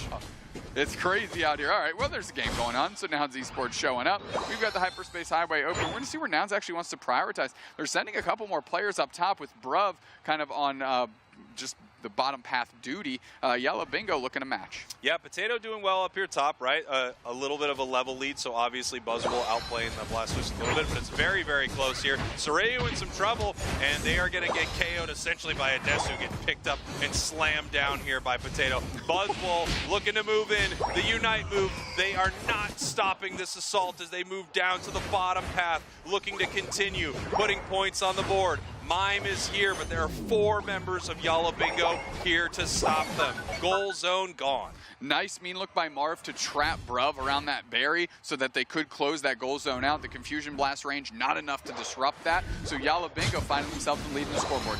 Yeah, really nice stuff here. Nouns, you know, in the meantime, keeping Gotlu top so that they can get their level 9. Very important that they get this Unite move right here. They were able to do it, which is huge. Blastoise Unite can set up some pretty amazing moments. It can also stop the enemy team from diving in and KOing some of your squishier attacker Pokemon.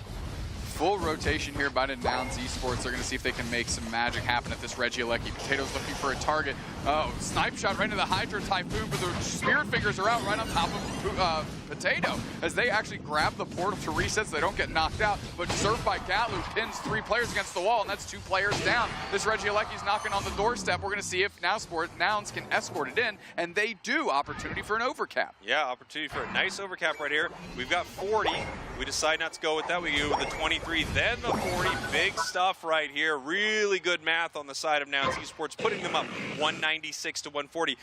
All the while that was happening, we have Marv in the bottom path. I know if I looked at it right, they were stacking, you know, an Aos cookie. So it's something, they're getting something out of this, but I felt like it went really well for Nouns. Yeah, well, able to keep a Daisy from resetting is huge, and Red Steel's taking. What I want to point out, though, is Marv's play. They knew the Hoopa was going to be rotating down, and that's why they used their mean look so far up the path to keep them from bringing the squad through. And as you saw, nobody took that portal. Yeah, really nice stuff there from Yalla Bingo. You can just see why these 2 teams are 2 of the top teams in the region, right? They have, you know, for every great play that you see out of Nouns Esports, you see an equally great play out of Yalla Bingo. Right now, Nouns with a nice lead here, over 100 points. It's one of the best positions to be in, well, outside of like 500 points or something. But, you know, if you're over by 100 points, at least you can make a lot of great plays at Rayquaza. That Unite move for Unite move, another Delphox Unite now being pushed forward right here. They're looking to score in this top goal zone. The Mystical Fire hitting Soraya actually forces a reset, so they can't play the defense. But now Thunder on the Inteleon Unite is looking for a target. Moving through, though, after Potato goes down, all of Yalla Bingo decides to retreat. And I think that was the right choice here. Settle this thing down for a moment and see what you can actually do. Because right now, we are pretty at parity with experience, just a little bit ahead is Nouns. Yeah, I think Nouns got the better of that moment. Only slightly, you know, some really good stuff from Yalla Bingo, but the real play there from Yalla was deciding that the engagement was done. They weren't going to be able to win this. All they were going to be doing is throwing some experience in the way of Nouns Esports. I love when teams recognize that. You're not going to win every fight, and you have to see what you do when you know that that's happening. Beautiful Unite move right back the other way. I love that play from Sylvian. Says, you're going to pick me up? I'm going to jump into the air too. Let's see what we do here. Yeah, I mean, a great way to pull out both Unite moves there. And, I mean, good follow-up by Yalla Bingo. I mean, at least they didn't trade Potato for nothing. Yeah. Let's see if they're able to get this secure right here. Reggie very, very low. Secured by the Hyper Voice there from the Sylveon. That Regieleki is going to walk towards the top path here of Yalla Bingo. They're going to be able to rip it apart pretty easily, but it's going to take them some time. And since it's taking them some time, we can see Nouns is possibly in a good position for a fight here at this bottom path and able to get Registeel. A Registeel buff on top of a, you know, high-level Chandelure can be devastating. Just a couple of those flamethrowers were like snipe shots here. Registeel getting low. Here comes the snipe shot and the flamethrower secure. Flamethrower secure, nice portal for the reset. Now Yalla Bingo doesn't have an opportunity to do what Nouns did to them. Yeah, here we go. Rayquaza hits the map in 10 seconds. First Rayquaza of our grand finals reset. Nouns Esports are in the driver's seat right here. They're ahead on points. They have a great Registeel buff for this fight. They just need to make sure that they don't make any big mistakes, and they should walk away from this with a nice big win. They're just going to see if they can catch a member of Yalla Bingo overextending. Well, Potato definitely is sussed out by Gotlu. They saw them move into the bush without a doubt. So now it's how much spacing can they buy with this snipe shot and how much critical follow-up can they actually do when it hits. Potato and Gotlu staring at each other. Here we go.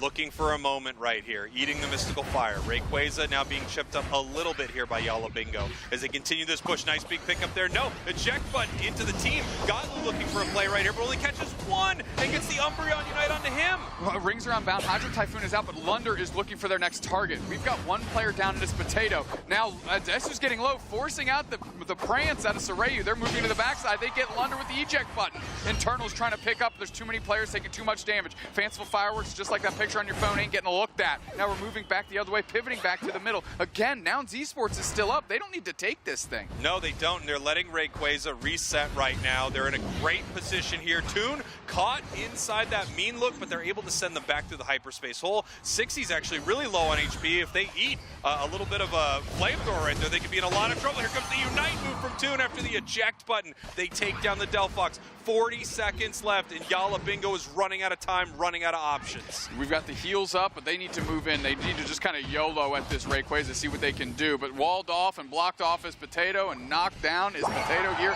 in short order. They're closing gold zones behind him. They're caught in a mean look, and that look is mean, son, as they are dispatched up. Rayquaza's at half HP, but Yala Bingo actually needs to send somebody to score right now. Multiple players, doesn't matter. They're all knocked out. Delphox is back, but that is a fruitless endeavor. Yeah, amazing stuff from Nouns Esports, picking up a lot of KOs right there. I guess they're reading the t-shirts.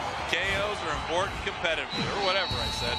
I'll clean it up. That's how you know the quote was so darn good. Yeah, you're like, whatever it is, it's going to be good. It's something in the realm of this. Okay, Yala Bingo, here we got some questions to answer. Yeah. Because they're finding themselves in a similar position as we saw them in February, and that is not a recipe for success. You know how I know that? Because they lost in February. Yeah, absolutely. It's tough for Yala Bingo right here. It's been tough for pretty much any team coming from the winner's side, oddly enough. You know, the team coming from the loser's side, they have a lot to prove. They have momentum, you know, behind them. The wind is in their sails, and the team that is sitting there in the waiting in the grand finals has just been waiting for the games. You know, they have had the opportunity to watch what Nouns has done to make their way through that loser's bracket, but obviously Nouns has a strategy that Yala Bingo just can't seem to counter.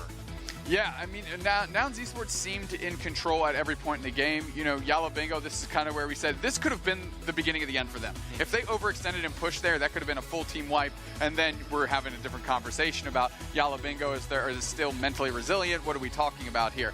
One thing different from this event than February is they're keeping the games closer, they're keeping their heads in it, and they're giving themselves real opportunities. It felt like the light was gone from their eyes in February. This is a different story. Yeah, this is a different story, and they're playing very well. They're just not able to close it out. Let's take a look at our player of the game here, Doobsnacks, and that is Bruv on the Mr. Mime. Doing just tons of great utility work for the team. Again, I mentioned it before, not really numbers that are well represented. Their impact is not well represented by the numbers we're seeing on their screen. Unlike Toon, for example, where you can see like the damage and KOs and stuff. Bruv is really what they're facilitating for the team, what they're enabling for the team, and what they're disabling for their opponent. Yeah, of course. You know, they don't have how many times the light screen was put up and stunned someone long enough for them to be in a horrible position, or a confusion knocking them into a wall, giving the opportunity for the team to follow up on that. The Unite move that it uses to shut down your enemies over and over and over again with these mini stuns. So it's always fun to see a defender or support player get their shine at the end of the game because it doesn't show as well on the stat screen. Yeah, absolutely. And Bruv, especially on this Mime, has been a joy for us to watch for 3 years now. And it's only gotten better. And if in any moment where the meta is relevant that Bruv can play Mime is a good time for any team that they're on. Well, it's always fun to have a player that you can't really counterpick. He'll play the best defender in the moment, right? But if you take it away from him, he's like, well, I still got this thing that's amazing. No one can take it from me. I'm one of the best, if not the best in the world on it. It's a great position to be in, to have a pocket pick that you are that good on that is still relevant in the meta. Yeah, and it's incredibly skill intensive, putting the wall, confusion blast, stuff like that. And that's the reason why some teams that had a great Crustle, for example, could really get dismantled by a key Crustle band, whereas Nouns specifically, and Bruv even more specifically, you could ban Crustle, but they just have Mime, which serves a similar role. And yes, the skill gap is higher, and what Bruv can do on it is amazing, but they essentially don't have to worry about the Crustle because they can fill that role somewhere else. Yeah, they have many other things that they can do. It's great to have a player that is so good at their role. They just have so many options. Let's take a look at some of the top Pokemon to watch here. Here are our attackers right now. These are some big highest damage numbers. Apparently, Venusaur had quite a game. Yeah, wow. They must have been playing against Miyu and Zoinks. Good night, lining them up.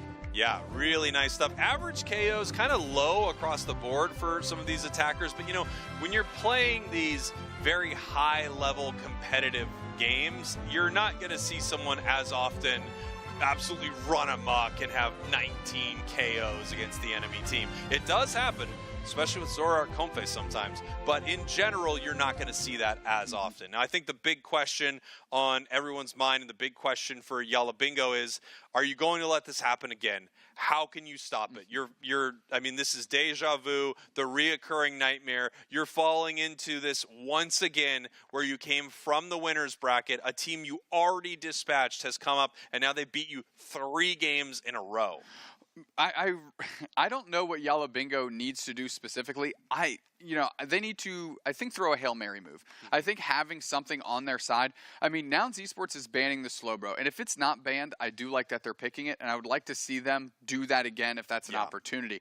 But when I look across at Nouns Esports, the problem is Toon and Bruv, and they are so uniquely different roles on the map that it's really hard to isolate and remove one from the equation. So they're kind of getting their attention split, whereas, like, for example, at AOS Cup, when we saw for free the target on Zervis, because they are the kind of fulcrum of that entire team. Well, it's tough to do that against Nouns right now, and it's difficult to break something apart if you don't know where the weakest link is. Yeah, I think that's really important, right? Oftentimes, teams are only as strong as their weakest link because someone's able to go, okay, we can target ban this person, we can pick Pokemon away from them, and we can see the team crumble around them in those moments. It's really hard to do that to Nouns. They just have so many options. I'm curious what Yalla would have to do here. Obviously, they're good enough to beat them. They beat them earlier, but now things have shifted once again. And I think one of the toughest things is getting out of that mental state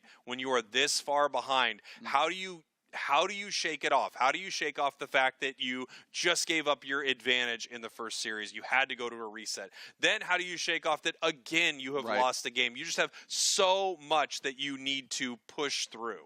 Well, let's push through into a palate cleanser here. People send in some trainer cards. Let's take a look at some trainer cards. Oh, I want to see these trainer cards right here. See here. Oh, okay, we got the Dragapult action. Look at the cats with the hats. Just like you said, you've been saying a lot of cat stuff today. Did that have anything to do with me saying cats off? I mean, come on. That's pretty good. I like this a lot. Tip my cat to you. This is very nice. Crushed it. At On Saho 224. We got the season 10. It's season 10? 10-17? Maybe the year they were born? I don't know. I'm not unlikely a wizard. Unless they're a vampire, possibly. I don't know them. If they're a vampire, I'll say this right now. That is pretty cool. I would say that is pretty cool. And also, don't blow your cover by putting it on your trainer card. All of a sudden, be like, cool, I'm hiding in their sneaky defense, ways of letting people know I'm a vampire. Hey, guess what? People hunt vampires. Be careful out there, vampires. In that person's defense, there is no one on the planet but me looking at that screen that would have been like, that's probably a year they were born. I think Van Helsing would disagree. Here we go. As we have Zoroark first ban, Leafeon ban here from Nouns Esports, Blastoise getting the ban. I mean, they say enough Gotlu. Like, we're tired of this. Well, that opens up Nouns to pick the Dodrio, which is another, what Gotlu mentioned that they would like to play in this type of situation. And now Dodrio suddenly becomes at a premium between these two teams. I know. I feel like Potato needs to grab this early because I do think Gotlu will steal it. Yep. The other issue here is, of course, yes. Okay, they do take it early. I think that's a really smart choice from Yalla Bingo because I think that was going to be stolen away. Now I wonder, what does Gotlu bring to this top path right here? Are they going to play Trevenant? You know, are they going to bring out something like Blaziken? I feel like I heard him talking about not enjoying Blaziken lately, so it's going to be an interesting call. I love this. Grab Slowbro immediately, right? Don't give them the shutdown tool. I think that's wow. That is surprising to me. Back to being surprised, back to being unsurprised, back to Mew. Why not? Yeah, why not? I mean, here we go. Hoopa, Mew, very powerful picks. Gotlu now moving through the Rolodex to see what he is going to bring to this top path. I do think that Trevenant is a choice we've seen a lot of teams make. It's very strong in that top path, and it does kind of fill this sort of, you know, super tanky, Blastoise-like defender up there. Yeah. Locking a Soreyu, great Lucario player, locking that in for themselves. And now I'm just watching here. Is now the moment for the Slowbro. I think it's a solid pick just in general, and I would hate to see that go into the last anchor spot for Nouns here. Yeah, this is really interesting I feel like Yalla Bingo has a great draft here. I'm wondering what this final pick is in the top path. Maybe it was something they were trying to hide. Unless they're sending... Who are they going to send center? Unless they're giving Gotlu? Maybe Lucario? This is very interesting. Huh. Okay. So going straight to Candle. So Okay. Toon wants Candle. Makes sense. Well, Candle could go center as well. That's true. This is going to be that's really very true. interesting to That's see very true. how they want to make this happen. Obviously, you would expect to see the top path be Lucario, but we're going to see how they end up playing this here.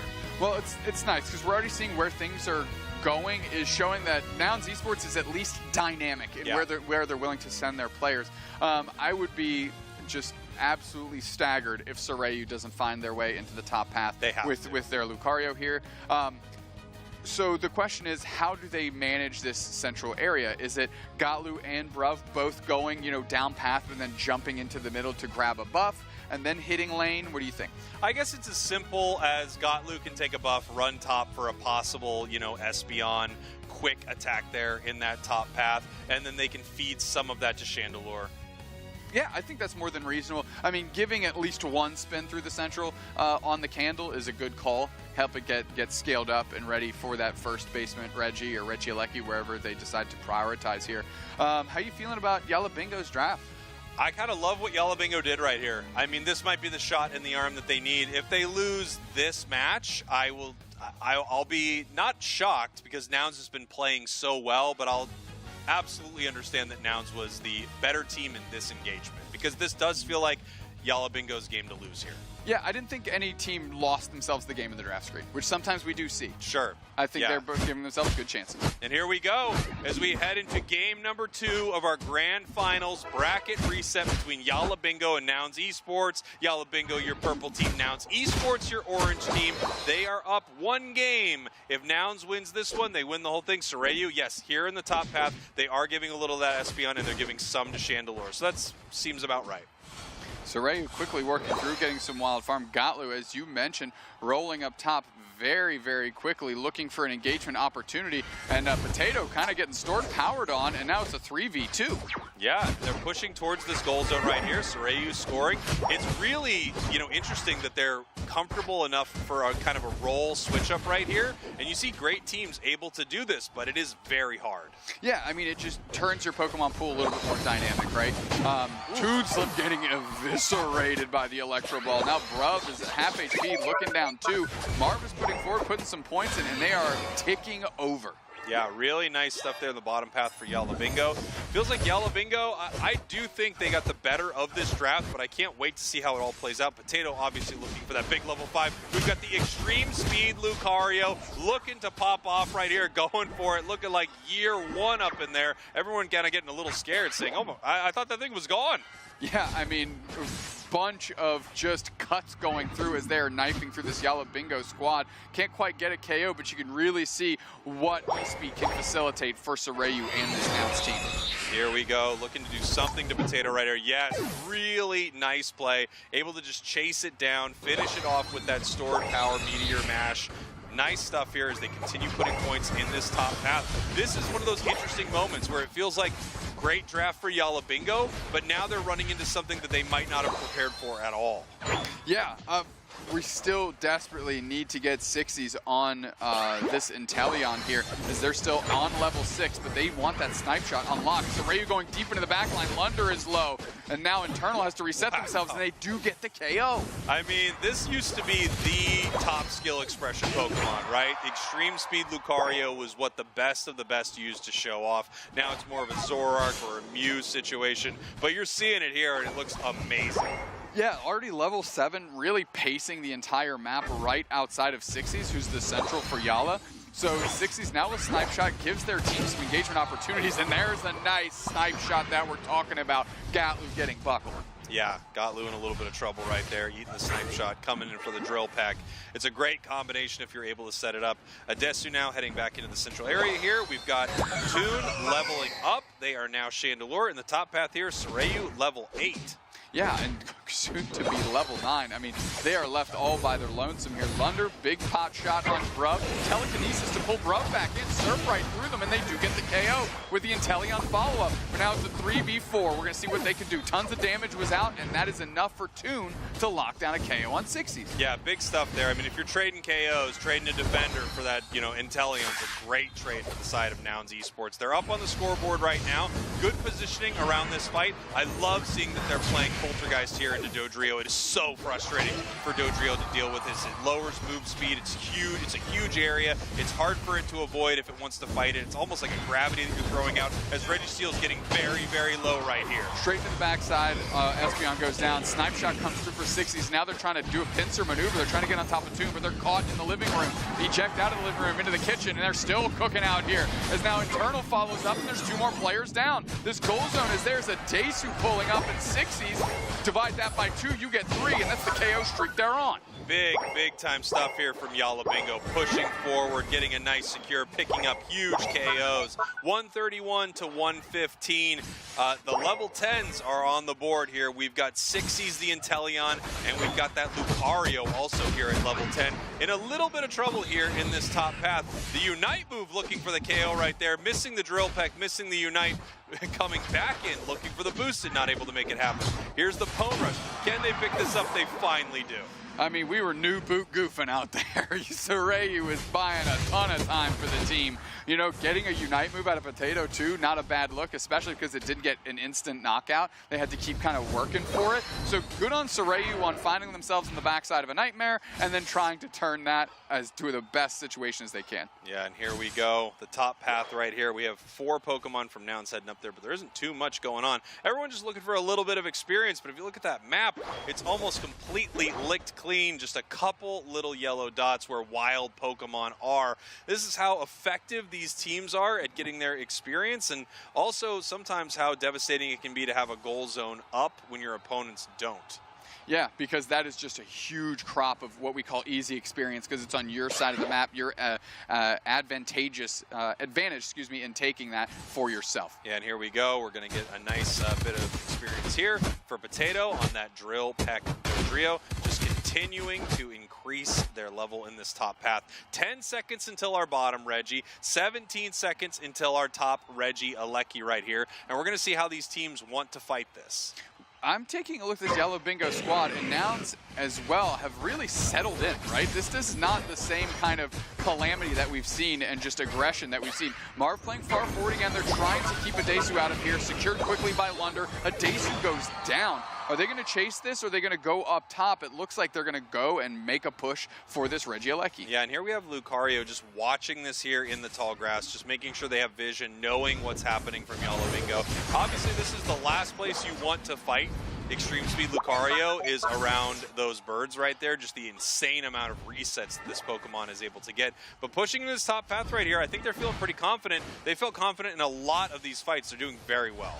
Yeah, and tons of decent snipe shots really hitting Bruv to limit what they can do on this engagement. Rings are unbound, and another clutch out by Lunder as Bruv is stunned. They're surfed right on through. Hanging 10, but no, not today as they are moving through. Marv gets another one. 3 players down. Yalla Bingo has found a recipe here. Yeah, let's see how they want to play this. The 50 over to the Dodrio. Very, very nice. 201, 122. Yalla Bingo is up. Nouns Esports got Lou taking this opportunity to try to even up the scoreboard a little bit here, getting them to 160 right there. Being caught now by that beautiful telekinesis. Gotloo is now going down. Did you see the coaching to get in there so that Lunder can really close that KO out before there's an opportunity for Gotloo to pivot and do any damage to their squad?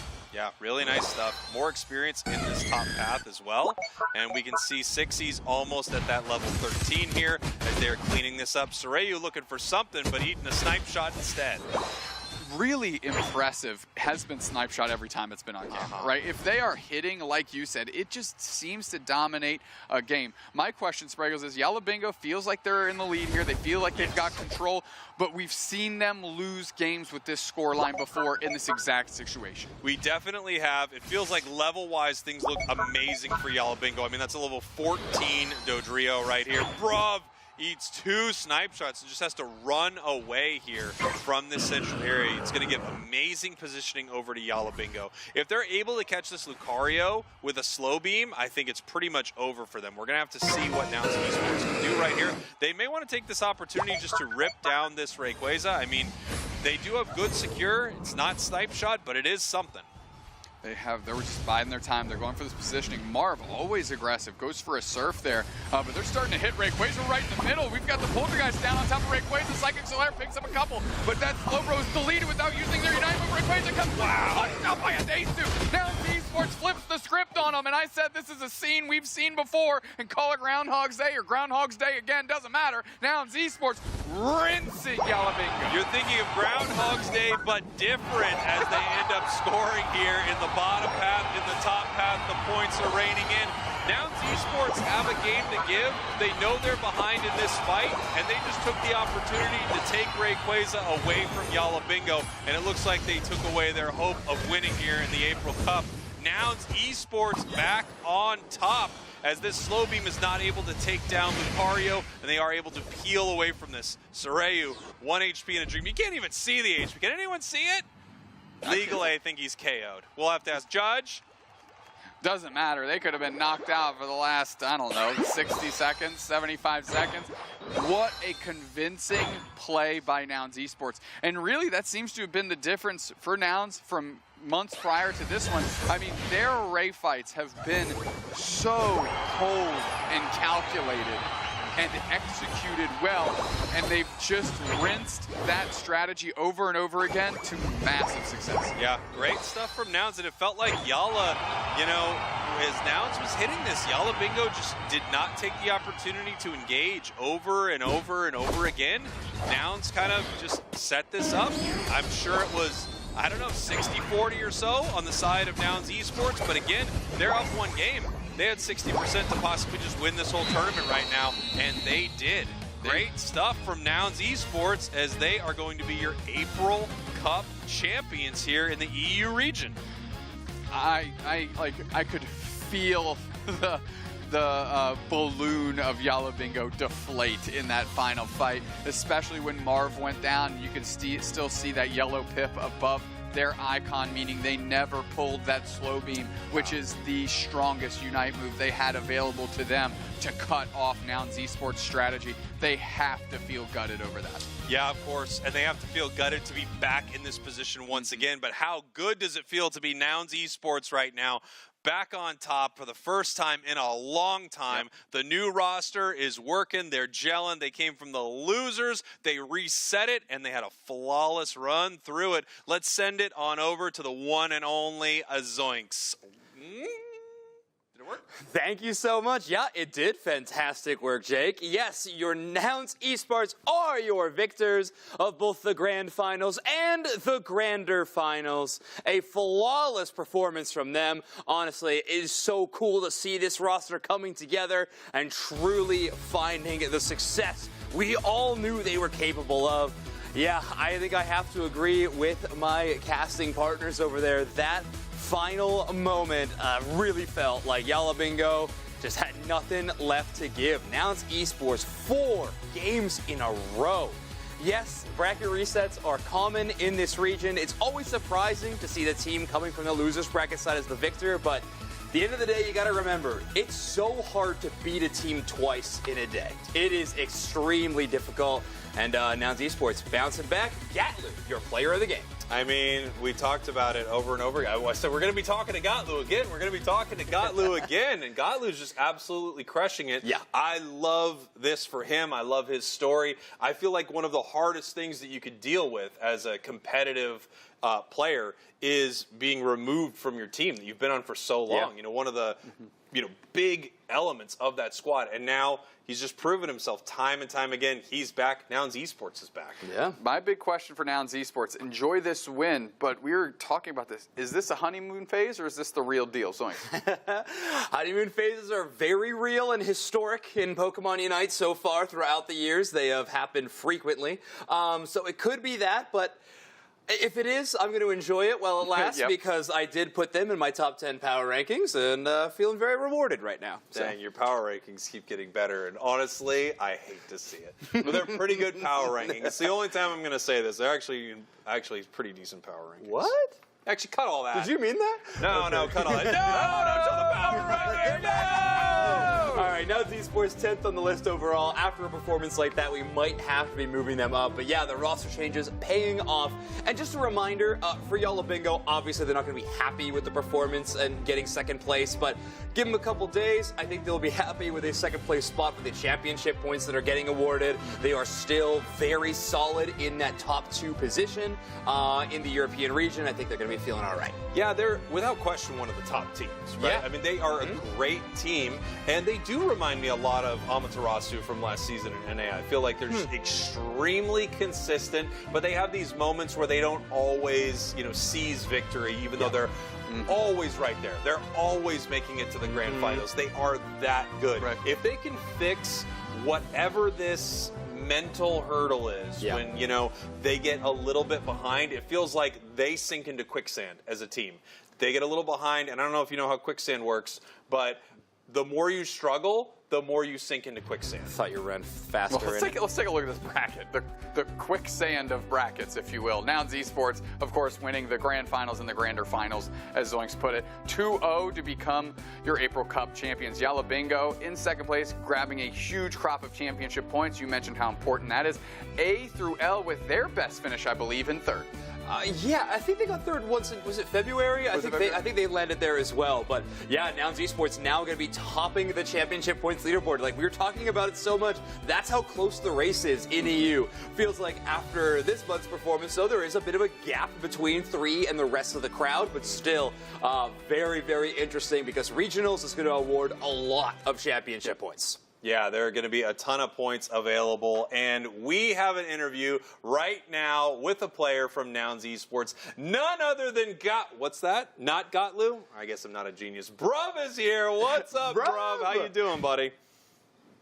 Hello. I'm good. Pretty tired.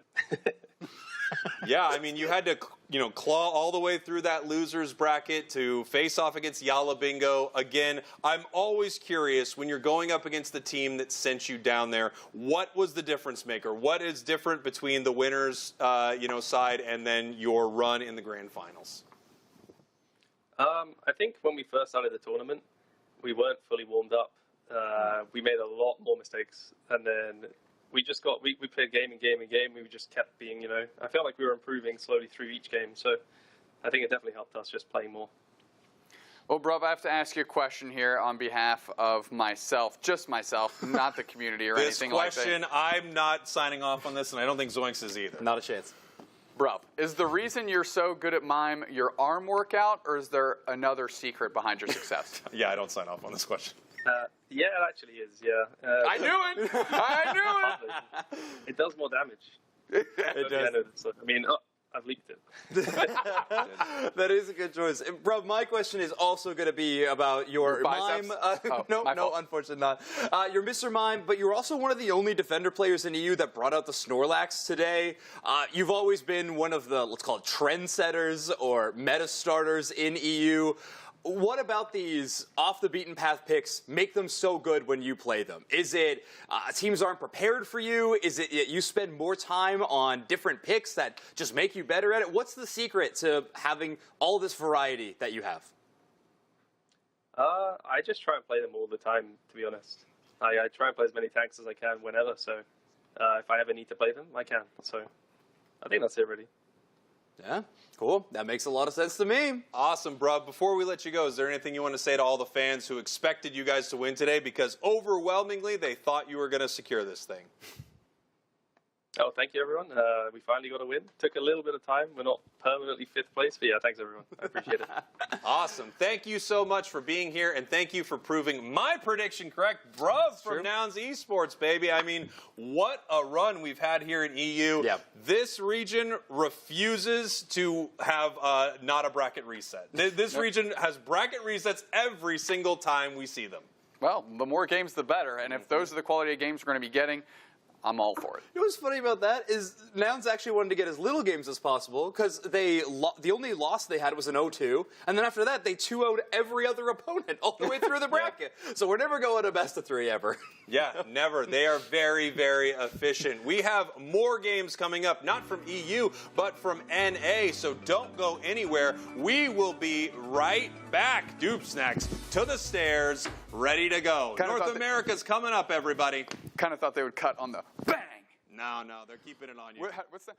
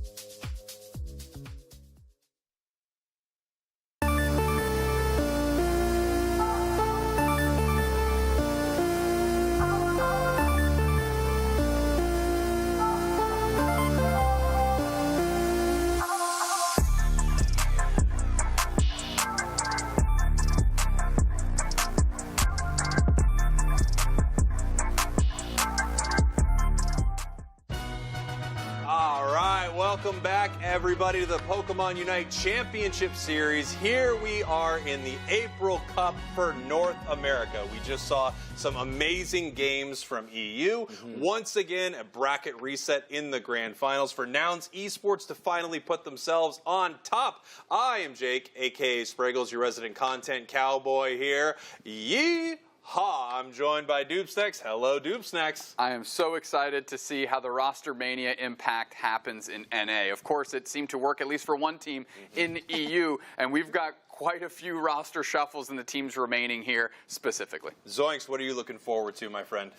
Honestly, it's one of the first times ever I'm hoping for a repeat win. I think Nemesis looks so strong right now. They're in pole position to do so in that winner's finals. I mean, this could be a team taking over North America all of a sudden. So that's what I think I'm looking forward to. Let's see if this team is capable of dominating a region, because if they are, who knows how far that limit is. Absolutely. And of course, we've talked about this a lot because this is the story of this broadcast, is the roster mania. All of these teams switching up after AOS Cup. There was such a small amount of time between AOS and the April finals right here that teams made quick, big decisions, especially here in NA, where you see this new look for Luminosity. I mean, this looks like an all-star squad that could once again win Worlds, which is fascinating because I think at the start of the season, we didn't see that from Luminosity.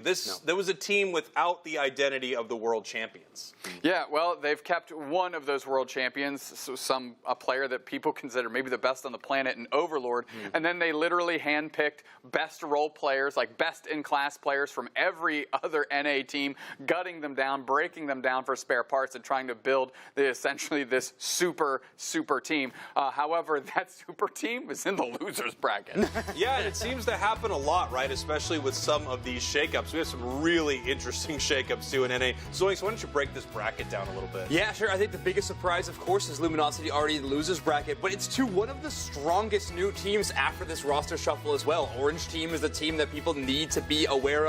A lot of the core of Alter Ego sticking together, but getting some huge pickups with Zugrug and Flareons on that squad as well. Nemesis able to take down Exile 2-1. Some interesting Pokemon picks in that matchup, by the way. Very exciting.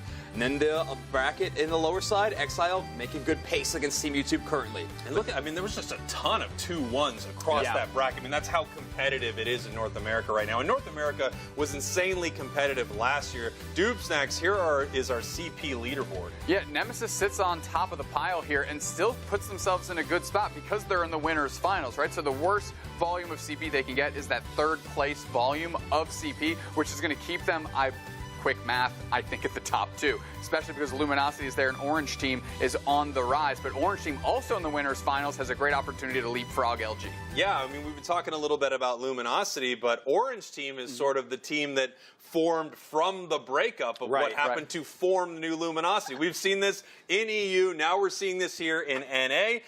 A lot of amazing teams, a lot of amazing players, and a ton to root for. I mean, you talked about Nemesis, how consistent and good they are, how well they did at AOS Cup. Orange Team, so many superstars, and they're cruising here in the winners finals. Yeah, if you're starting off your tournament taking down this new Luminosity squad, you have so much momentum behind you. So as much as I have definitely put a lot of favor behind Nemesis, we'll have to see if they can stop this Orange Team. Yeah, now it's time for our predictions. We're going to want to hear from you in the chat as well, so make sure that you let us know who you think is going to win this whole thing. But it's time for our predictions. I've got to say, I would love to see Orange Team take this. I hate their name. Fan of the team for sure. They will be called OT to me, and I hope OT can take the big W. My pick is also Orange Team. There's just a soft spot in my heart for a bunch of teams. I got gutted for what the players, people thought were the best players from that team, and they've kind of built themselves up from the remaining pieces, and now they're trying to make a statement that, you know what, maybe you picked the wrong ones. My prediction is going to be Nemesis. I think they're the only team in the region that's showcased any form of consistency, and I think that's going to carry through. So I'm going to have Nemesis be my prediction to win April Cup Finals, and if they win this tournament, they are very close to locking in one of those world slots for NA. Yeah, I mean, there are so many good teams here in North America right now, and with all of this roster mania, who knows how it's going to shake out. Luminosity is still in the hunt down in that losers bracket. I see Team YT is down there. Exile is down there. I mean, so many top teams are still looking to take this top spot. It's time right now, Zoinks. We have a very special interview. I think I want you to throw to this. All right, sounds good. Yeah, we got one of my best buddies in the United States, in the whole wide world, honestly. We got Sneaky Seal. What's going on, Sneaky? We wanted to get you into the studio to update us on what's been happening in North America. I know you've been watching the games, putting them up on streams and stuff, so please let us know what's been going on in NA so far. Yeah, guys, it's been some close games across the board. We started with Nemesis and Exile, which was just such a nail-biter best of 3. We sent in some clips of Nemesis winning Game 1 with a buzzer beater, literally last-second score from Metallic after he stole Rayquaza with a Focus Blast. Exile won the second game and came back. And now the Nemesis, of course, clutched out the third game, bringing out the Aegislash, who got some buffs in the recent patch, so maybe we'll see some more Aegislash today. I hope so. We also watched LG versus Orange Team, which was a really close best of 3 as well, with Orange Team on the orange side, of course, winning that best of 3 and sending Luminosity to losers. For the super team, that's not what they wanted to see, but that's just how it ended up. YouTube and Hades was also another close best of 3. A lot of game 3s there, with YouTube clutching that one out with a couple of their pocket picks, running the Gardevoir when I don't see too much of that in the other regions, and running that Buzzwole as well. Yeah, last but not least, you feel me? Sorry, sorry guys. No, sorry. I cut you off there. I apologize, Sneaky. I was curious what kind of picks we were seeing from the North American meta that were maybe a little different from EU. Like, we have not seen any Gyarados in EU. Of course, we have not seen Aegislash. We saw a Zoomerl in EU, so I was wondering what kind of interesting meta shakeups have you seen? Yeah, we've seen a lot of Gyarados today. Most teams are focusing on their top lane Gyarados and Blaziken players to try to pocket them and make sure they can carry in the late game team fights. Using those Espeon and Leafeon picks to their advantage to get their top laners ahead. Other than that, it's copying some of the EUIC meta. Overlord even playing Dragonite in Game 2 of his Best of 3 series, using that Kabi-chan's meta. He was doing pretty well until they lost that last team fight, but it was an interesting pick for sure from him. I didn't know he had a Dragonite. Sneaky, you've caught a bunch of these games today leading up to this point. Of course, we've all picked who our favorites are to win, but I would like to hear what your favorite team is to win as things stand and based on what you've seen so far. Oh man, I'm a big fan of this Nemesis roster, and they are in the winners finals, so I'm gonna just root for them today. But you can't count out Overlord, as he did win his loser semis match with some Zoroark gameplay. So if he gets that Zoroark, I think every team should be afraid of him. Okay, I think that's a good call out. Thank you so much for the update, Sneaky, and for putting those games out there so the community can see them and cheer on the North American team. So thank you so much for joining us, Sneaky. Bye, Sneaky. Thank you. Bye, Sneaky. We'll see you soon, dude. Thank you so much. And yeah, I mean, obviously there have been some crazy games and some crazy meta shifts. I want to see this Gyarados. I'm shocked that we haven't seen it from EU. I think it's so dang good right now. It does seem super good, especially in the top path. What's funny is, Sneaky mentioned top path Blaziken, and the EU folks are like, top path Blaziken ain't it. So let's find out how NA actually shakes this thing out. You two go combobulate. That's been the word of the day. Go combobulate somewhere else. I'm going to send you all over as I'm going to pivot over here. Are you going to go over there? No, I'm just pointing to it right now. now. Nemesis Orange Team. That's where we're starting.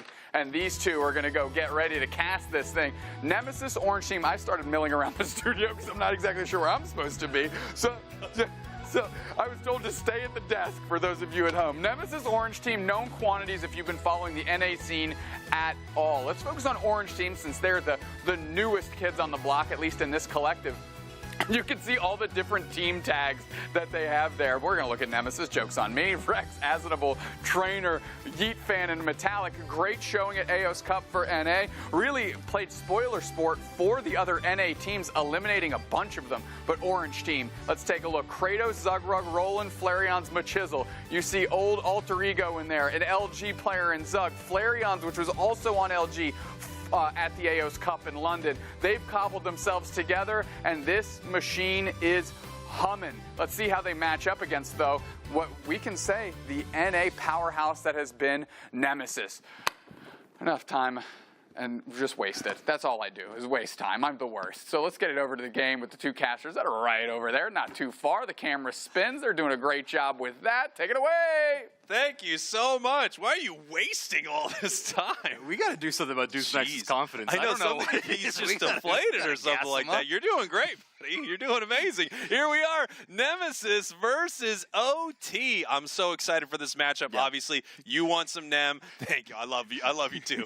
I love you for life. Nemesis versus OT. You want Nemesis. I would love to see OT win this thing. Yeah. I'm a big fan of a lot of players on OT, specifically Flareon's. I've got to give the shout out. Yeah. He's kind of the homegrown kid, and he's crushing it right now. I just love it. At the end of the day, what team I want to win is whatever team I predicted to make sure my percentages are great, but I do love all 10 players in this lobby right now. I'm very, very excited to see this matchup, and actually I was really wanted to ask you about this, but what individual role matchup are you most excited to watch? For me, it's Yeetfan versus Flareon's in that attacker role, and with the Inteleon being banned and the Mew being banned, this is going to get really interesting in the bottom path attacker role. Yes, absolutely. I mean, I'm very interested to see what Metallic brings out here, you know, especially if they take away something like Blaziken.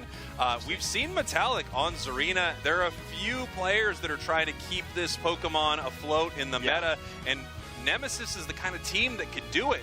But it looks like they're already picking, some big, powerful Pokemon away from the side of Nem. Yeet, however, hovering this Espeon. Okay. We've seen them on this before. Yeah, absolutely. Now, surprisingly, maybe, Buzzwole and Blastoise still available. So that is already one of the changes in North America, really moving away from the Buzzwole after the nerfs, whereas Europe really still had a comfort pick selection towards that Pokemon in particular. Orange team now going to be hovering these two choices. They'll have one pick after this, but Eldegoss and Sylveon going to be rounding out their main core. Oh, a last-second swap to the Hoopa instead. Yeah, switching it over to the Hoopa here, which, obviously Nemesis already grabbing that Blissey. They're not going to be taking an Eldegoss, doesn't look like. Trainer on Glaceon. Okay. Glaceon is such a hard pick. I mean, it's a real hard one to counter. Yeah. It just is able to operate at such extreme range. And if you look at the side of Orange team, they don't really have a lot of options to shut it down yet. Yeah. So we're going to see what they want to bring out here. Candle is a possibility. It also plays at pretty extreme range, so we'll see what they want to do there. And then, of course, Blaziken does have some pretty impressive dive. Which they could get close to Glaceon with. That is true, and you have a Hoopa to bail you out of a situation like that. You'll have Wish Healing for a little bit of extra damage reduction whenever you do jump in on that dive. The tough part about your final selection is, yes, you have two EVs to chase down, so you kind of lean Speedster, but there's also that double defender that you kind of have to think about. So Nemesis having a pretty well-rounded damage composition. And reminder, Trainer LGC is notorious for that Icy Wind build. Yeah, I mean, it's funny that you accidentally did that. I was just going to talk about that right there. I was going to talk about the fact that we had Metallic on Tree, and we have Metallic with that Curse Bangle. So odds are they're playing it top, obviously. They're running Curse most likely, and they're putting that Curse damage onto the side of OT. I wonder if that means we won't see Wish because the healing is going to be nerfed so much. We'll see. Oh, yeah, interesting. That is a good decision they're going to have to make mid-match. But here we go. We have our player versus player, the two central area players for either squad. We have Trainer versus Kratos, both of them favoring the Glaceon throughout the season. These stats go all the way back, I believe, to the February tournament. So a lot of focus on that Pokemon all throughout year 3. Well, it just goes to show how unbelievably powerful this thing is, where some of the highest skill players in the game are playing one of the relatively, lowest skill Pokemon right now because it's just that good. However, we have seen Trainer actually play this in a different fashion here. Trainer is usually playing the Icy Wind build, which is kind of the higher skill expression build out of Glaceon as we head in here to game number 1 in our winners finals for North America. Nemesis, your purple team. Orange team, you get it. It's gonna be it's gonna be one. All right, yeah, this is the matchup that I was really excited about, that Yeetfan versus Flareon's matchup. And Yeetfan is gonna have the benefit of evolving extremely early, and Flareon's is gonna have those, honestly, ankle weights of being Litwick for quite some time. Really tough early game matchup for that bot path. Now here we have Kratos just doing some insane damage right there. Massive catch from Roland on the Astonished, enabled that.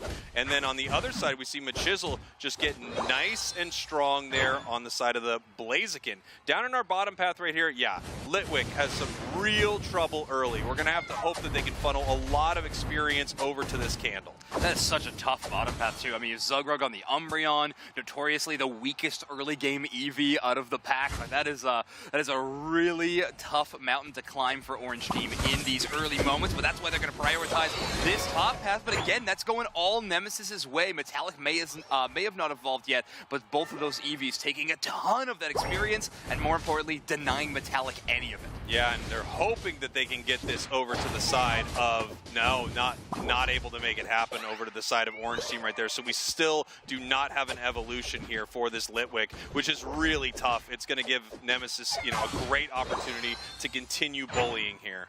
Yeah, it's going to be extremely strong. And ooh, Nemesis has a 100% win rate with Blissey and Gyarados this season. Obviously, Gyarados may be a more recent pickup that this team's been playing, but Rex loves playing that Blissey for the squad. And here we go. We're seeing what kind of build's going to come out from that Chandelure. It is going to be the Flamethrower build. So, incredible damage, incredible burst, great secure, but not as consistent, not as easy to zone your enemies out with. Looking for the KO on Trainer, but they miss it right there. I was actually going to say, I feel like Flamethrower was a worse matchup into an Icy Wind Glaceon. They're going to be able to dodge out of that ability, and of course going to be able to outrange it, which might be the more important factor in that specific lineup. Nemesis not done with just earning that central area experience, trying to force their way into the enemy side of things to at least get some vision and force some scores. Azuma pulls Zugrug, but everybody else has to retreat because that goal zone is now being defended by the Hoopa. Yeah, I mean, Zug was not able to defend right there, but he did pull them away from that goal zone, stop them from scoring here. So far, the only points on the board have come to the side of Orange Team as they're continuing this push. Yeet moving forward, looking to see if they can get something on Kratos right here. Moving back in with that Hyper Voice. I just love great Sylveon players. They're so incredibly aggressive. Yeah, exactly. You have to be. It's a limited range move, but if you want to actually get value of it, you got to risk it. You got to get up in the face of the enemy and utilize that big damage play. Orange Team going to favor that Reggie Alecki on the top side. The Machislo and Flareon's going to get to work on the objective as Kratos and Roland playing for vision and bubbling out the enemy team on the other side. No need to, though, as Metallic is just going to be very defensive on this goal zone with the Trevenant. Thanks to an Imprison, not even going to have the chance to rally back. Here we go. We got some scores happening in the top path right here. We're going to see how they actually want to score this.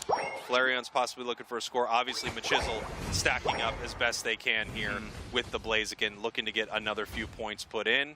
That's going to leave the goal zone at 4. Roland can take it. No, and it looks like Kratos is going to be the one to break it here. And in the meantime, Nemesis had a very successful push into that bottom path, breaking that goal zone. So now we've traded 1-for-1 on either side of those tier number 1s. So we're going to have Machislo trying to get some damage, mostly for Sakura, but a great Egg Bomb interrupt on the Hoopa portal. Rex always landing those Egg Bombs at the perfect time. I mean, knowing how to Egg Bomb people out of Hoopa portals is huge. And it's interesting that we picked the Hoopa into a team where you already know they have the Blissey. You already know they have the counter to it, so they decide to pick it regardless. It's going to be interesting to see how that works out for them. Yeah, a last-second swap to it as well. Zugrug is going with that Wish healing. I believe they are foul play, so we're going to see that kind of brawler self-sustain option, or, of course, you can play the Wish for the healing of the entire team. We're going to see up here in this top path. Metallic just waiting for a moment. Obviously, they would love to get a few more stacks up here in this top path. They're just going to have to see if they can sneak some in. Machislo is staying here. Top path Pokemon, they're kind of playing their own game for a long time in Pokemon Unite right now. They're getting as much experience as they can, and then they show up to some of the big fights, just seeing if they can carry the squad. Yeah, it's always been a lone wolf style of role. Ever since we were back to Lucario days, you're going to remain up there. Sometimes you got your support, but oftentimes you're just going to be playing 1v1 games in that top side. However, Machislo not going to see the incoming members of Nemesis quickly turns into a 3v1, but thanks to the great Hoopa rotation from Orange Team, they're going to rally quickly. Metallic losing the passive and the focus. They're going to need that support from Rex. Huge Rock Tomb into that X-Scissor right there. We have an Espeon Unite pushing forward as well. Sylveon heads up into the air. Here comes that Cursed Trevenant looking to try to pick up a KO, and they do. Zugrug now running back towards this goal zone. We've got the Blaziken and the Umbreon as 4 members of Nemesis secure a big fight win in this top path and start taking this Reggie Alecki. Now we can see Machislo looking to get in there somehow. The Horn Leech, the X-Scissor, just continuously pushed out. But they know if they can get some type of, overheat charged up, they can have it. But no, excellent zoning from Nemesis. Honestly, perfect. That was incredible. Yeah, I can't believe how long they were able to hold up that defense. Orange team could not find a way in whatsoever, whether it was a Rock Tomb on one side or the Umbreon just getting in the face of the targets on the other. Now it's going to be Metallic's chance to really land this combo. Curse and a Horn Leech, reset that Horn Leech cooldown, but they are not going to be able to escape Kratos as that Hyper Voice is going to strike a little bit harder, hitting multiple targets now as he is just going to side shock to get away, and Trainer cleans up that KO. Yeah, really nice stuff there from Nemesis. It feels like Nemesis has been in control of all of these fights here. Obviously, Orange team has found, good opportunities to take, some good objectives, to score on the map here, but it really does feel like Nemesis is just out fighting them in every moment. Asnable on this Crustle has been legendary, but, a great pick for Metallic, too, because you just increase the amount of crowd control, increase the amount of stuns, pushes that you're able to use on your opponents. Yeah, the only concern for Nemesis is going to be late game scaling. They have a lot of Pokemon that are very, very strong in the early to the mid parts of the match. I'm not saying Glaceon or Espeon really fall off that hard, but if we're going to be going into some final team fight scenarios, they are going to need to have a quick team fight win if they're going to want this one. Yeah, they definitely are, and it looks like, unfortunately, for the side of OT, they've got themselves a disconnect, possibly. We've got Blaziken sitting in base. In a moment like this, until there's a possible pause or they reconnect into this game right now, they're just going to need to make sure that they farm up, and it looks like they are back. They make sure they farm up, get all the experience they can. They probably don't want to engage because they know they're going to be outmanned here. Yeah, exactly. They are going to do a full rotation onto that top side. So with that first tier 1 being gone, the pressure of the Regieleki can provide a lot of score focus for them. And if they can rip that objective quickly, with a Sylveon and a Chandelure, they definitely got the tools for the job. They could utilize this resource to maybe fight on 2 fronts when it comes to that final Rayquaza. Taking this Regieleki, easy secure for them, obviously, but I don't know how much they're going to be able to take advantage of it. We have Nemesis higher leveled and ready to fight them here. They're just waiting for them to come into this Rayquaza pit. Yeah, I mean, now that you all went after that Regieleki, your Nemesis knows exactly where the entire team is, so they can play towards that top side, knowing that they have no other entry point towards the Rayquaza pit. Ethan and Trainer going to be working on the Rayquaza, as of course we have Rex and Metallic just guarding this Rayquaza pit. Kratos in a little bit of trouble, but heads up into the air right now using that Unite move, and now it's time for Rayquaza. OT needs this, obviously. They're getting their secure ready. They had 2 huge options, and they take it. Flareon's with the secure right there from the Chandelure. Nemesis turning onto the side of Orange team and looking to see if they can break some of these shields. Hoopa running some points into the top path right here. That's going to put them up 120-316. Zugrug in a little bit of trouble, turned into a lot of bit of trouble. Goes down right here. 1:15 left on the clock. There's still time for Nemesis, but I think there's still some shields on the side of OT. Yeah, at least Sylveon will have one, and I think Hoopa might have retained their Rayquaza shield as well. The problem for Blaziken is they did not have it broken extremely quickly, so that's 50 points will not be available for them to score, at least not with the help of a Rayquaza shield. Scoring on the outer pad will be successful because Orange team just giving that up. Yeah, Orange team is well aware that they are still up right here, and they need to play this patiently. Another 100 points go in, putting them up 470-220. Obviously, they can give up this goal as well, and they will do that instead of give up KOs if at all possible. Zugrug jumping in, Roland jumping in. Instead, Trevenant goes down, Metallic on the side of Nemesis right here, and that's going to be great for Orange team as they pick up another couple KOs, and that's going to be the game, Zoinks. Yeah, they collapse on them perfectly, and we just don't have enough points in pocket for Nemesis to even make it to these goal zones and turn this score around. So Orange team with a fantastic secure on the Rayquaza, and then having just enough Ray Shields to be able to score and earn themselves that point lead. We'll be starting off our series 1-0. Yeah, I mean, this was really great for OT right here. Obviously, they knew they were behind. They were kind of behind a lot of this game. They had a ton of moments that were difficult for them as they moved through this here, and they were also well aware that their secure was amazing, right? Yes. If you have Overheat, if you have Flamethrower, if you're ready to go with that Shandy Unite move, you're ready to go and try to make something big happen in a game where you're already behind. Nemesis was not able to react to it quickly enough. They weren't able to stop OT. In fact, them diving on that Sylveon Kratos, as soon as Kratos went up into the air, I think there was a moment where Nemesis thought, oh, this is the distraction. It's happening right now. We all have to move towards it, and OT was already ready to go. I'm glad you mentioned that. I was just going to talk about, Kratos, Sylveon on that play totally changed the landscape of that team fight. They were able to flank all the way around. They were able to score thanks to that Regieleki, so they utilized that, but then just buying time with their Unite move. It wasn't an aggressive play. They're not going for damage or KOs. They're literally just trying to separate the team, and it was flawless. And you just trust your team to be able to take the Rayquaza while you're, being busy doing other stuff. And here we go, some of the highlights from this last game. Obviously, it was pretty close for a while, especially on score. However, Nemesis really felt like they were in control of a lot of those fights, which, really makes you wonder why things went the way they did at Rayquaza. Given that they were winning all of these fights, maybe they could have been a little more aggressive once they finally saw Orange Team. Yeah. Another one of these games where I'm not quite sure why Blastoise is not a part of either of these team compositions. That Unite move in those final fights is just so phenomenal to get that knock up and prevent those secures from happening. But it will be your player of the game, Kratos on the Sylveon. We were talking about a play that we love from them, but throughout the match, Sylveon, one of those Pokemon that was still hanging in there. Yeah, while they were getting kind of, pummeled on a bit. Absolutely. They stayed really competitive with Sylveon. Well, yes, then other places on the map that seemed like they were losing over and over again. The Sylveon doing very well. Yeah. Obviously, Orange Team never in a position where it's fully down and out. You have no idea how they're going to come back from this, but they were getting consistently beat in these team fights. It felt like Nemesis had their number. Unfortunately for Nemesis, when it came down to that Rayquaza, they really oddly weren't in position to deal with that at all. Right. The one time that team's out of position, right? That felt like one of the best factors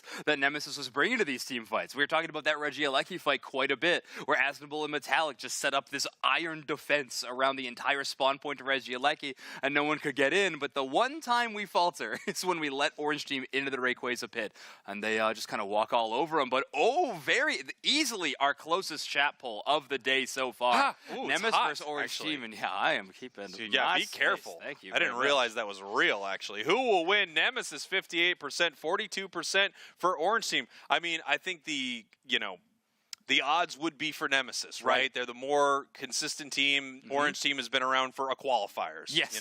So Nemesis has a track record that you could say they were amazing in Eos, and they're going to do well today. They played great throughout that game, but in the end there, when a team is sort of desperate, when you have them backed into the corner, you know that they're going to try to make a play like this. I guess you could just see them slowly lose a player here or there, but a top team, a smart team like Orange Team right here, they can take a moment like that. They can say, we're behind. This is our shot. It's our best shot, and we're going to take it right now. Nemesis just a little too slow to respond to it. Yeah, that makes a lot of sense. All right, we have our team comparison for the overall season between Nemesis and Orange Team. Average score being very, very similar, always in those 400-plus points. Highest score Orange Team has achieved, that 4-digit club, I think is a very, very good benchmark. A 72% win rate for Nemesis throughout the season. Very, very interesting. And then 62% of the games they are capturing Rayquaza, where Orange Team, and again, small sample size for this squad, only getting the 59% of the Rayquaza captures. That is interesting because they played a lot of Pokemon that absolutely capture very good Ray. at those. I mean, that's like, you would expect a composition like that to capture Ray, but we don't know what they've been playing this entire time, obviously. I would love to see some other looks from Orange Team here and some other looks from Nemesis here. Yeah. Nemesis, felt like they were in control.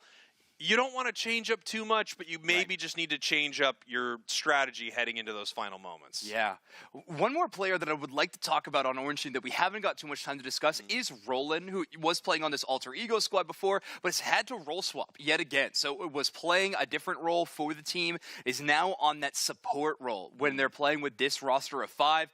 Picking that Hoopa, we saw that last-second pivot to it. And, of course, I've always talked about this. I think Hoopa is a very good Pokemon to play if you want to cover your mistakes. I think it's phenomenal at doing so. You have an out-of-position Pokemon. Hoopa is there to help, that kind of thing. I feel like for a team that is just formed up, kind of brand new, and is focusing on a Rayquaza secure style of strategy, Hoopa feels like a perfect pick in that spot. Do you think, looking at the roster of OT right here, do you think we see a Machamp?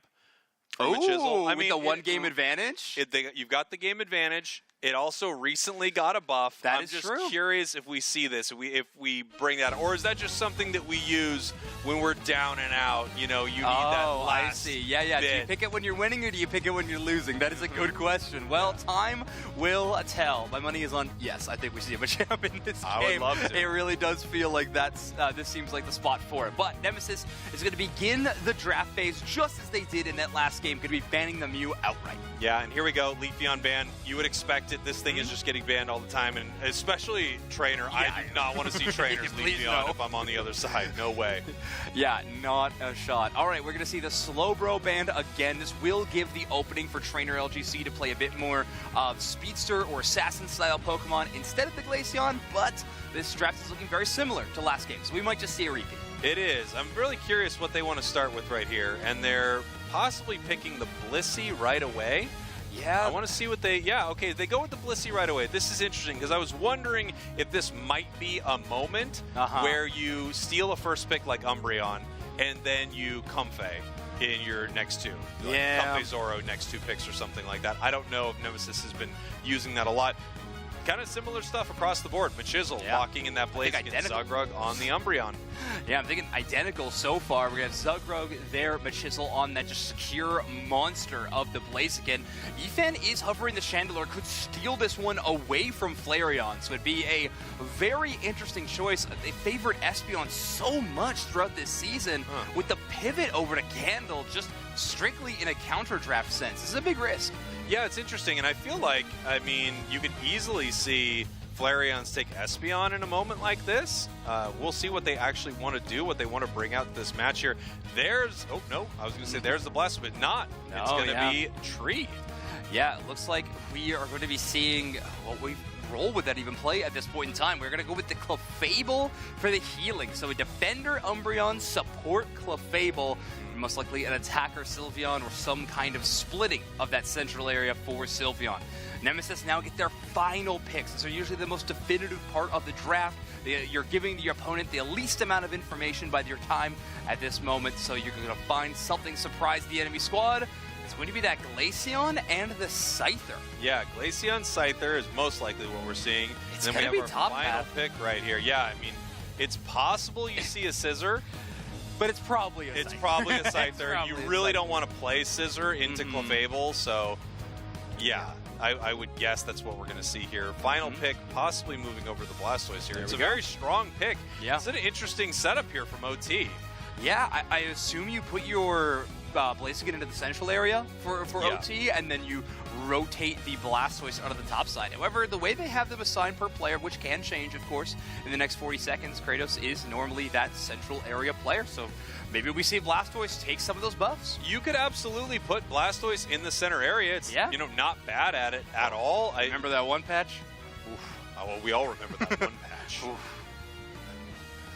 All right, we're sorry. I didn't mean to bring back traumatic memories. It was that one patch. We are going to have... Where am I? Instead, we're on this one where Blastoise is definitely solid, very, very strong, but it is getting last picked and not even banned. So a very different look on this Pokemon than we have seen in months past. Yeah, I'm really interested to see how they split this up. It's got a stacking item on it, so I'm guessing they throw it to the top path, but of course so does the Blaziken, so they could throw that one to the top path. They could split up center very fast, just have everyone sort of run where they want to fight, maybe overwhelm one of the two lanes here. Okay. Nemesis, you know, in some trouble right now, down one game here to OT, but they felt pretty strong there in game number one. They just kind of had a big misstep at Rayquaza. Now, their early game will be taking a slight hit, right? We're going into the Chandelure instead of the Espeon, so it's a much different look. You're going to have to wait until the 7-minute mark-ish until you're really feeling good about the power level about your bottom path attacker, so it will be a different look from Nemesis, but their team fighting is still fantastic, and the defender play of Asdrubal, I think, has been a centerpiece of how strong they've been. Here we go. Game number 2, Zoinks. Nemesis, your purple team. Orange team, your orange team. Winners, finals in the April Cup. One of these teams is going to be heading to the grand finals right now. Nemesis, obviously, no stranger to winning here in NA. OT, this would be, you know, first-time team, first-time win. Yeah, you gotta feel good about a brand new roster already having success. Metallic gonna try to shut that down at every turn if they possibly can. Rotating out for a Citrus Berry, but they are able to out-secure Roland on that wild Pokemon contest. As Roland is gonna steal one of the Citrus Berries and charge and try to steal some farm too. Yeah, and now we have Kratos in a little bit of a tough spot right here. Kratos here in this top path, and we have Combuskin moving up right here, seeing if they can make something happen. Looking for a possible, yes, there it is, big time eject into the kick. Yeah, eject button, blaze kick, very similar to a lot of other Pokemon's builds. I mean, Blastoise can do something extremely similar in that early game. You'll see a lot of these players push for those aggressive wins early. Here we go, Trainer up in this top path, playing the Icy Wind. All of this experience being pulled over to the side of OT, and it looks like they got a decent amount of it right there. Yeah, good success for OT. Nemesis playing a little bit from behind. Metallic gonna have to retreat. Yeah, and that is the Scyther. We see the dual wing beat, so they are not moving into a Scissor, which again, I wouldn't expect, especially into Clefable. I don't think many teams are going to want to run Scissor into that. Yeah, in general, you're probably not wanting to run that Pokemon, but yeah, that specific build is going to be tough. More scores go in from Roland. Of course, that Moonlight Plus, once you get the stacks for special attack specs, the healing is kind of uncontested best in the game, especially with the AoE level of effect. And we see Water Spout on the side here of OT, so we're going to be seeing a Rapid Spin Water Spout Blastoise. It's kind of fallen out of favor a little bit. More teams playing Surf, even teams playing Rapid Spin Hydro Pump instead. Nice big secure option right here. The Flamethrower comes in, looks like they get a little bit of that. The big one over to Nemesis, the 3 small ones over to OT. Yeah, Nemesis is going to immediately pivot to either side of their path. However, we see Rex kind of just going hand in hand with Trainer at any given moment. Now they're going to be the lone defender out of this goal zone, but multiple stacks are going to go in. Machisel does get rather low, but Roland making sure they cause some interference, whether healing or just getting up in the face of the enemies. Rex going to take that KO on their support counterpart. Yeah, Roland doing a great job right there. I mean, you want to make sure if anyone's going down, it's the lowest, level ally on your team. It's the support that you can let go in a moment like that. Nice big secure right here from Machisel. Looking very good on this Blaziken. We now have the level 7 from Kratos on this Blastoise. And, it really can't be understated how big this is for OT. Orange team right now with their first tournament after, multiple players were kind of thrown to the side so that they can make some new teams in North America. It would be huge for Orange team to get a win right here and head to the grand finals. Yeah, they're clicking. I actually had the opportunity to interview Rex about a week past after AO's Cup, and they said Orange team was one of the teams they were most afraid of, and you can see why. But Nemesis not afraid in the slightest at this moment. Yifan going to take the KO on a Registeel. They're going to try to push all the way to this tier number 1. It's a Zugrug versus Yifan duel in the back lines, and Yifan going to get the better end of that one. So we have Blaziken from Machisel trying to defend this goal zone. Trapped by that Rock too, but they still got tools. They've hit level 9. They can form change, but they go down. Yifan with that Unite move, blinding and then damaging. We got 4 members of Nemesis just crashing this goal zone. Finally, they're able to push them off right here as we have Flareon's head up into the sky. Flareon's an extremely mean Sylveon. I've personally played against and with this player, Sylveon, and it's pretty gross. Yeah, being on the business end of that Sylveon is terrifying. I would always want that one on my team. Orange team, very, very excited that they got that newest roster pickup for them. Nemesis is going to be trying to rotate towards this Regieleki, but it'll be Orange team with the first presence, and they're going to push into that bottom path a little bit as well before this objective even goes off. Nice stuff here from Metallic, just able to pick up some big secures. Obviously, Rapid Spin Water Spout is not a great secure tool. You're able to do a ton of damage, and you can chase down some of these, squishier Pokemon on the side of Nemesis. But as far as getting those last hits on wild Pokemon, when it's all or nothing, Rapid Spin is not always the way to go. Metallic with that green illusion dive onto a single target, but the defense boost on the Rapid Spin is too much for them to deal with. At least they're able to secure the Regieleki right from underneath Machisel's nose, and now they're going to have a secondary ally to push into this enemy goal zone with. Metallic bouncing all the way back. Would really love to throw in their 40, I'm sure, to stack with, but of course to break this goal zone. Yeah, we're going to do the 30 first, then the 40. Good teams, no math. Fun fact here, Zoinks. Orange team has only ever let the other team get Reg Ice twice. Interesting. Reg Ice, absolutely theirs. They will never relinquish that specific objective. I like that. It's very fun to see which Reggies that teams favor. Obviously, it's random, so it would be a fun stat to see, though. Yeah, well, it's random, but then when you see it pop up, they go, it's Reg Ice, it's time, baby. Go, go, go, go. We don't lose these. Oh, nice imprison. However, Zugrok stepping right outside of it to use their Unite movement perfectly timed because Asmon's shield goes completely into the pocket of that Umbreon, and they're not done yet. Chandelure also going to fall. This Blastoise Rapid Spin is so strong into that Pokemon in particular, as long as you're able to get in the Rapid Spin form before that imprison. Interesting play right here. You're starting that overheat a little too early. There was no damage follow-up from the side of OT. They're just getting ripped apart right here by this Scyther. I was wondering how this was going to perform into this squad, you know? Yep. Scyther, I feel like, it's not been the best Pokemon. It recently got some buffs, and finally it's doing okay competitively. You rarely see this thing, but it's looking pretty good into this orange team. The thing with Scyther is it feels like it's just looking for a home in terms of a role on a competitive team. It's tough to play top pass, central area, just have bigger power spikes elsewhere, but with players like Metallic, it really is their home base. Fun fact, Zoinks. Orange team has only ever let the other team get Regis 3 times. I see. You see how this fact is so fun and updates in real time. I love that so much.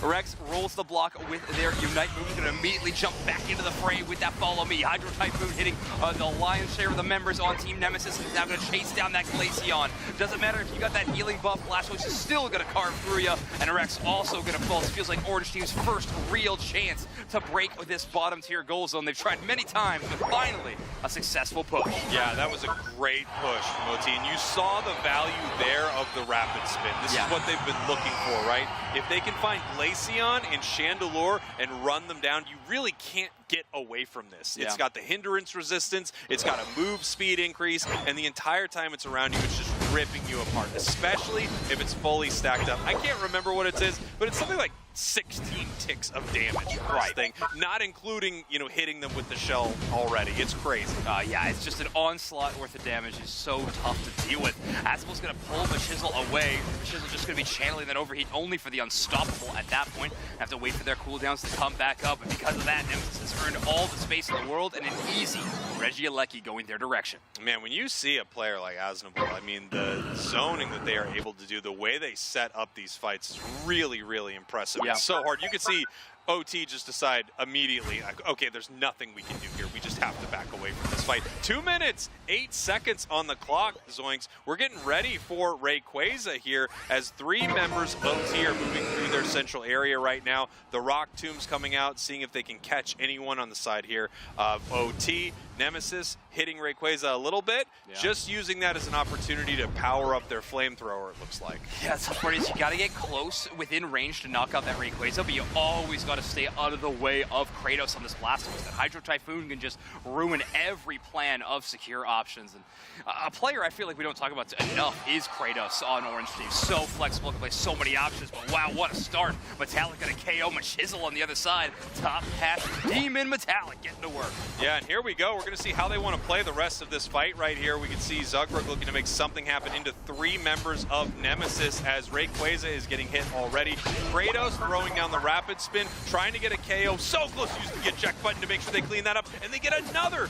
This is that Rapid Spin that they're able to carry through some of these fights with. They can look for Trainer right here, or they can possibly turn onto Rayquaza. Asnable caught there for a moment, but Trainer able to move around the other side. Asnable not a great target for this Blastoise, as now they're just giving enough time for multiple members of Nemesis to respawn. They've got great secure from OT. Are they going to go for it, or are they just going to try to ice this out? I think you got to just wait. You don't really have much burn, so you're going to try to make the other team do the work for you. But they're all playing around the top side. They've got a perfect play from Orange Team, both for the left and right side. Unite move from the Hydro Typhoon is good enough to KO that Glaceon, and Asmo all of a sudden finds themselves very, very alone. Overheated eject button for Machisel lands, and they get that KO. Now it's just Metallic fighting around this Rayquaza, but they have almost no HP, and Rayquaza's got a ton of it still. Defend falls, Metallic falls, and Orange Team are going to be taking down Nemesis and becoming your first grand finalists of North America April Cup. Really impressive fight from Orange Team, and for a team that always looks like they're in control, like Nemesis, I feel like they looked completely lost in that final moment. Now, we didn't get to see the catch on this Blaziken, because they were able to pick up that first KO of that entire fight, so we didn't see exactly.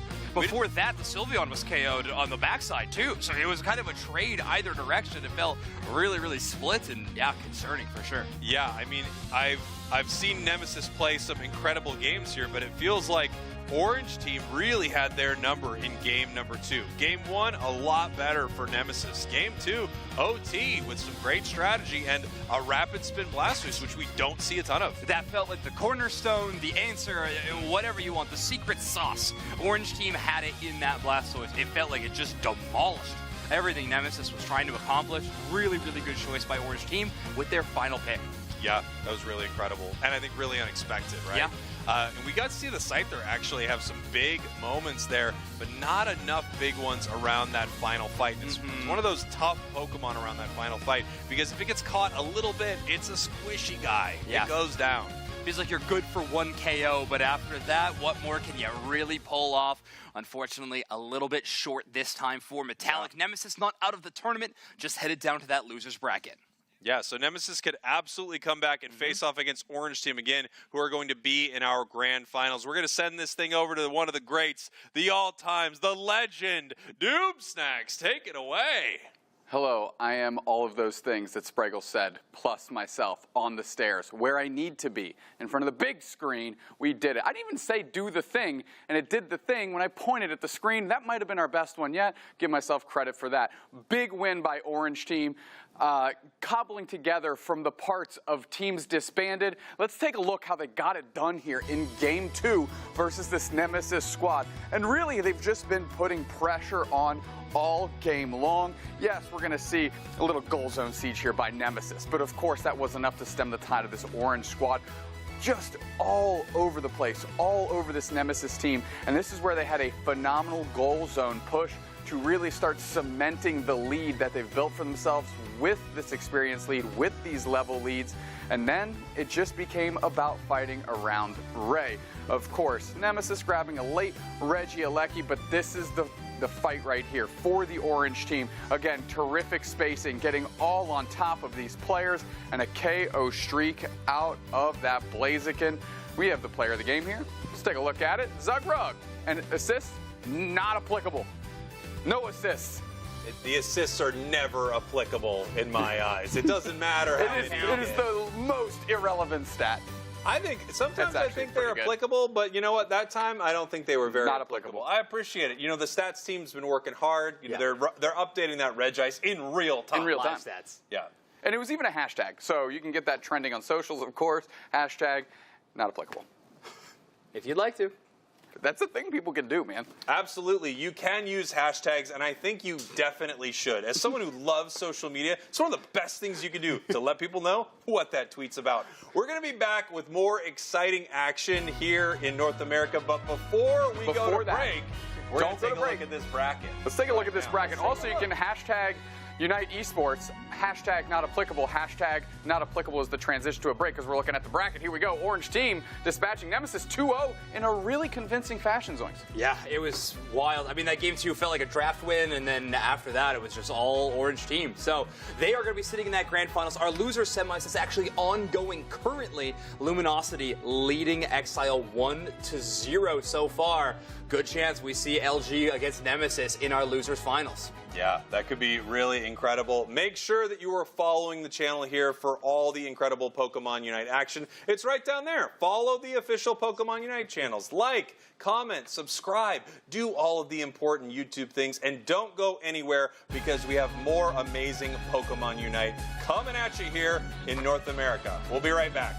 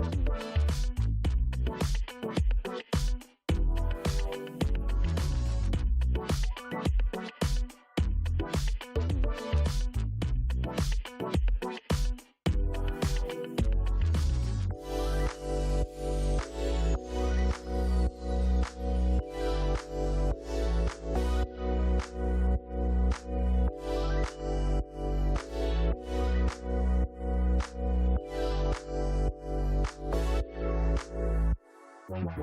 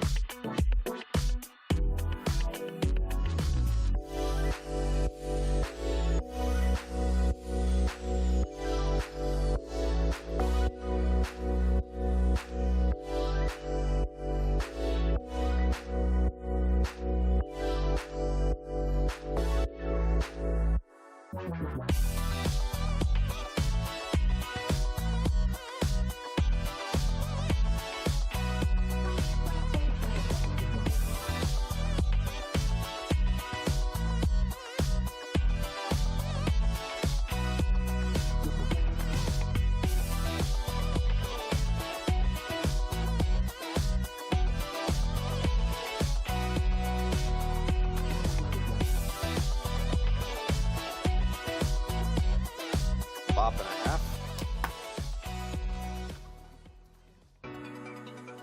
All right, all right, all right. Welcome back to the Pokemon UNITE Championship Series here in North America's April Cup. We have some exciting games coming at you. We just watched an amazing series between Nemesis and Orange Team. I'm Spriggles. That's Doomsnacks.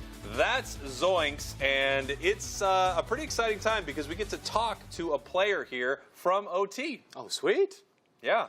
Let's take a look. We've got Roland ready to go. Hello, hello, hello. Welcome to the broadcast. Congratulations. How you doing, man? I'm doing great. I'm so happy to be back. Being an interviewer. I'm excited to have you here. I love that. I believe you're holding your camera, which I think is a very fun choice for this right now. Tell me, what's the emotions been like for OT? Obviously, you guys got this kind of crazy, I don't want to call it a backstab. I'll let you use whatever words you want. But, I mean, we saw a huge shakeup in North America, and now you're back on top. Well, a lot of crazy stuff has been happening, you know, but it's just all a part of the esports scene, you know. Nothing can be personal here. This is just how things are. So, but I'm feeling great, you know. I was really hyped for this, you know, playing against my ex-teammates and then beating them. It was really something. Yeah, absolutely. Well, that's exactly, you know, what you would hope to do in your first foray back in. I know there's obviously a lot of AE tags or former AE tags on the team here. But what's it like adding players like Flareons and Zugrug to the chemistry that you all already have? You know, it's been great, really. I really like those guys. I've known Zug for the longest time, since Season 1. You know, I've always looked up to him when I was a tank player back in my day. He used to be, I looked to him for how to play tank. And Flareon's, he's new. I've never met the guy. And, you know, I just believed in Zug. He said he's good. Let's put him on the team. And, you know, we've been doing great. The Zug vouch goes pretty hard. That makes a lot of sense. Well, cool. Roll, I know you have to role swap now to support. You've had to role swap to a few different roles at this point in your career. Have you done all 5 roles competitively at this point? It feels like it. So, in Season 1, I was a tank player, and then Season 2, I ended up being an attacker player, and then a top lane player, and then now I'm a support player, and then I was also an attacker player this season as well. So all I'm missing is jungle now. Yeah, we gotta get you in there for sure. Next year. Okay. All right, you heard it from Roland. This team needs to break up as well so that he can roll swap one more. Is that not what he said? That's not what he said. No, it's not what he said. Congratulations, you guys are doing amazing. Good luck in the grand finals. And I want to shout out my mom. I love you. Oh, legally we can't let you shout out your mom. I'm so sorry. I have to take that back. I will also shout out Roland's mom. He can. Thank you, Roland. Thank you, Roland. Appreciate you, buddy. We have something that we wanted to share with everybody at home right now. We teased it a little earlier, but we wanted to show off these two casters and how good they could be at draft. So we had Zoinks and Doob Snacks go head-to-head. Don't spoil how you did. Go head-to-head in a draft, and we're going to see that right now. And I get to be the judge of who won, but you at home can also help decide. Are you Team Zoinks or are you Team Doob Snacks? Why is my confidence so low? You're about to find out.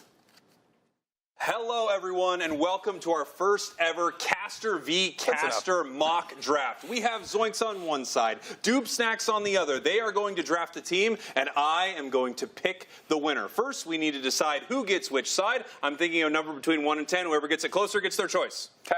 3. It was 4. Zoinks. Purple side? Purple side, Switching it up right away. Zoinks will get first pick and first ban. Okay, with my first ban, new Pokemon with the recent buffs, I'm going to ban Umbreon. Ooh. I'm going to go Blastoise. Ooh, well, I am going to follow up with a Leafeon ban. I'm going to remove from this equation the tree. All right, seems like a pretty straight Buzzwole ban. Buzzwole over to Zoinks for a first pick. That is a huge pickup for Zoinks. You can see he's pretty happy about that. Doob Snack's actually really frustrated right now. Completely rattled. I don't know what I'm going to do, but I'm thinking I will go Crustle. And then, let's go Espeon. Huge choices from Doob Snacks. Crustle, Espeon. We're doing things out here. That was a big response. That was a big response, I'm not going to lie. With my picks, I think I will grab the Comfey. Oh, no. And I will grab the Zoroark. Okay, that's a good little tandem. How do we shut that tandem down? Well, taking a look here. Bold move from Zoinks. What he's done essentially is force Doob Snacks into a position where he may have to pick up Slowbro, but then he'd have to play Crustle in a weird position. So now he's got to figure out what he wants to draft here. You can see Doob Snacks once again stressing. Some people call me Smooth Brain Snacks, which means I'm having a lot of trouble downloading all this information and making a choice here. Lucky there's no timer, Doob Snacks, that's all I'm saying. Yeah, I would have been gutted by that for sure. Okay, let's see what we can do here. I'm just going to go with strong Pokemon at this point. Let's go there. And where is Mew? That's what I want to take. Ooh. It's next to Mewtwo. Oh, up here. There we go. Because these are numbered by their dex number. Oh, interesting factoid. I will grab Slowbro for my main tank, and then for a little bit of range, I have a couple options here, but I think I'm going to grab the Inteleon. Inteleon, that is a good draft. I like yours more than mine. Not going to lie to you. How does the judge feel? I mean, I don't want to give it away, but I also like Zoinks' team a whole lot. I think this is where Doob Snacks needs to make a powerful pick. He needs to throw a real wrench into this right here. A real let's see wrench. If he can do How many wrenches do I have? Not many. Not many wrenches. But I do have to pick, and I guess theoretically I should probably grab a supporter of some sort. This is an absolute crime scene. But whatever, since we already know we're taking the L, what can we do to shake this thing up? Not much. Why not, the little gentleman? All right, breaking out the little gentleman. You love to see it, and of course you love to see Doob Snacks absolutely lose this track right here. I mean, I don't know if Zoinks' team is going to win, because I heard their speedster player is actually pretty bad. But if I had to pick between these two squads, I will give this one to Zoinks. I would too. You don't even need to do the call to action now.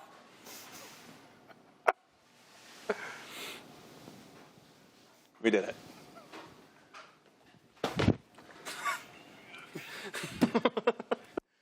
You can see that there are moments where we really expect they're going to cut the can. At the point where we start dancing and bowing, we assume that the bid is over. But it was over as soon as that Zoroark Comfey got locked in. Again, in the chat, you get to pick who you think won here. Are you Team Doob Snacks? Or are you Team Zoinks? Or are you just Team Draft? You ever, like, jump and think you got way higher off the ground, and then there's a camera view of it, and you're like, oh, wow, I didn't You could have confirmed that with us. I didn't even get any height. Not much. Not much. But it's okay because you were held down by the weight of your monumentous victory and the utter crushing of my soul and brain. And you're wondering, why is my confidence so low? It's collateral damage from that draft from yesterday where my brain literally melted out of my ears. That's right. It was supposed to be a fun bit, but it ruined Doob Snacks for the entire weekend. Something I want to talk about is what's coming to Pokemon Unite very, very soon. I am so hyped for this Pokemon. Phalanx drops on the 25th, and this thing is awesome. I've been messing around with it on the public test server. We see some in-game footage of it right here. This is one of my favorite designs that they have ever put inside of Pokemon Unite. The animations are phenomenal, and I can't understate, I think Zoinks and I heavily agree that it has the best scoring animation of any Pokemon in the game right now. And the fact that it has like the everybody facing forward, charge forward, kind of no retreat is phenomenal too. A lot of cool stuff going on with this Pokemon. Yeah, I love it. I like this Protect the Brass Unite move thing that it has. It's got this little blender going on. It feels very, very fun. It's an immediate pickup for me. I'm grabbing that whenever that Pokemon is available. It will be in my roster, and I will be locking that in every ranked game. It's one of my favorite things that Pokemon Unite does is there are a few of their designs that are so uniquely that Pokemon. It just feels like they absolutely nailed it. As someone who loves Dodrio now inside of Unite, I didn't love Dodrio before Unite. I didn't really care, but it's just like I'm sorry, it has 3 heads, who cares? How wrong I was. It has 3 heads. 3 heads for 3 hats or 3 bandanas possibly, and Phalanx is just one of the best designs they have ever put in this game. I'm so stoked. So stoked. Well, if 3 heads are good, 5 is going to level that up with Phalanx, and again, another design and flavor win for me.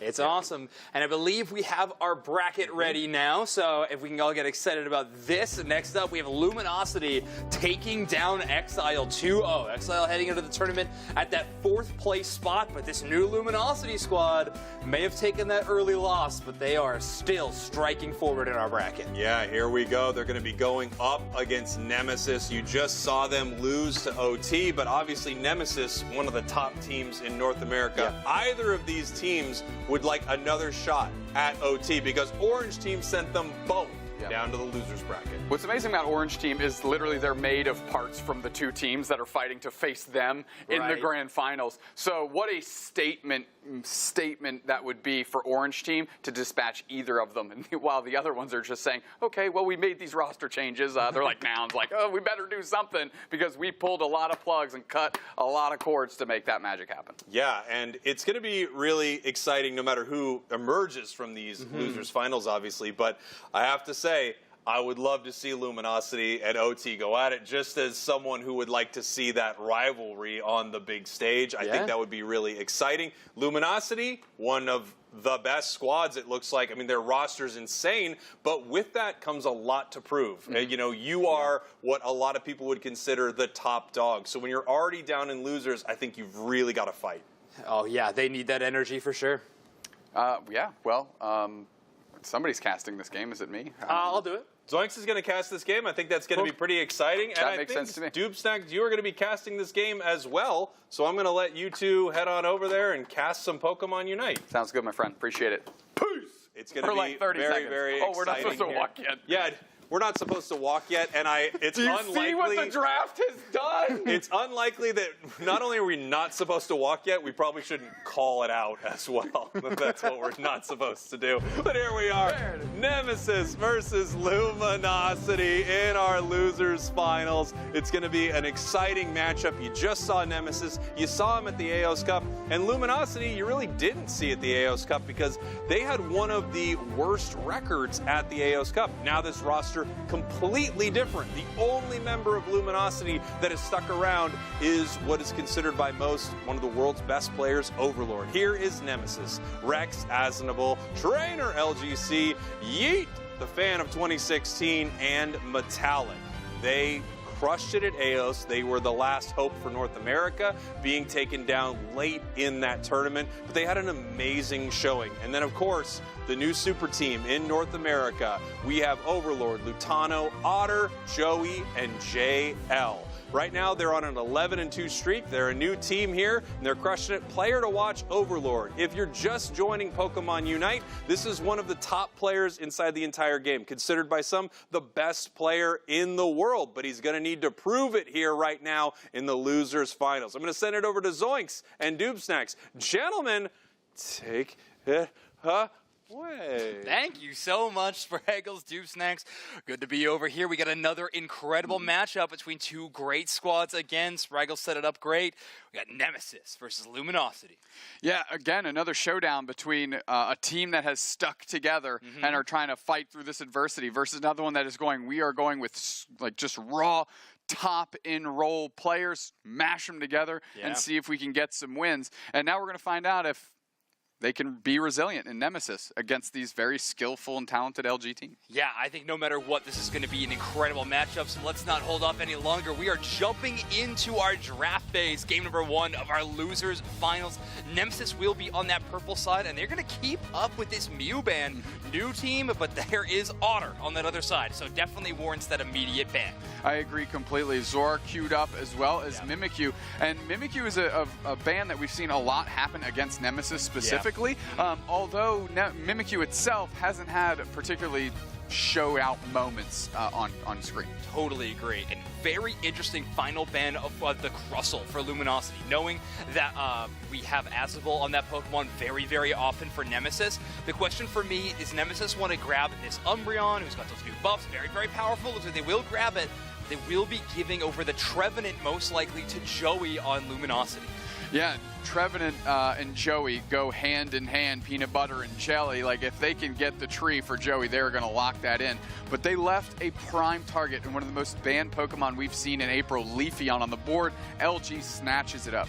Yeah, an extremely strong Pokemon. And it's Otter picking it up as well, which historically has actually liked playing it in the attacker role in the bottom path. They played that Solar Blade for that big secure and really, really like the versatility they get from that Pokemon when you can flex where it goes. Nemesis is going to grab 2 power picks of their own, though. Metallic going to get their hands on the Blaziken and Yeetfan on their signature Inteleon. Well, we've got actually Joey hovering the Slowbro here. Really want that slow beam shutdown, potentially for a player like Metallic or whatever LGC picks up, and be able to shut that down. Lutano grabbing Glaceon. It's a Pokemon we've seen them play a lot when they're on GT, and doesn't seem to be any different here on LG. Yeah, Overlord having final pick here seems extremely powerful. Like, Nemesis does have to grab a support, but now their option for trainer is going to be really interesting. Do you go with a Speedster and give Overlord an option for something else, or do you go with an attacker and give Overlord the chance to kind of counterpick that Speedster into you? Nemesis is going to lock in the Sableye, though. Rex locking in that Pokemon, trusting in Aspenble's Wish Healing. So while we're waiting for this counter pick to be locked in here, that's something that Heal Umbreon does for you now, because it can fit the tank roll and your healing roll, which facilitates something like a Sableye much, much better, because you're not actually giving up the healing equity that you would when you're picking a different support. And Gary is going to be in the mix, and I am so excited to watch a Gyarados. Yeah, finally. This Pokemon we've been talking about how strong and how powerful it is for so long. Right. It feels fantastic that we finally see that Pokemon. The waterfall buffs were huge for that Pokemon. It allows you to get some really big chase moments.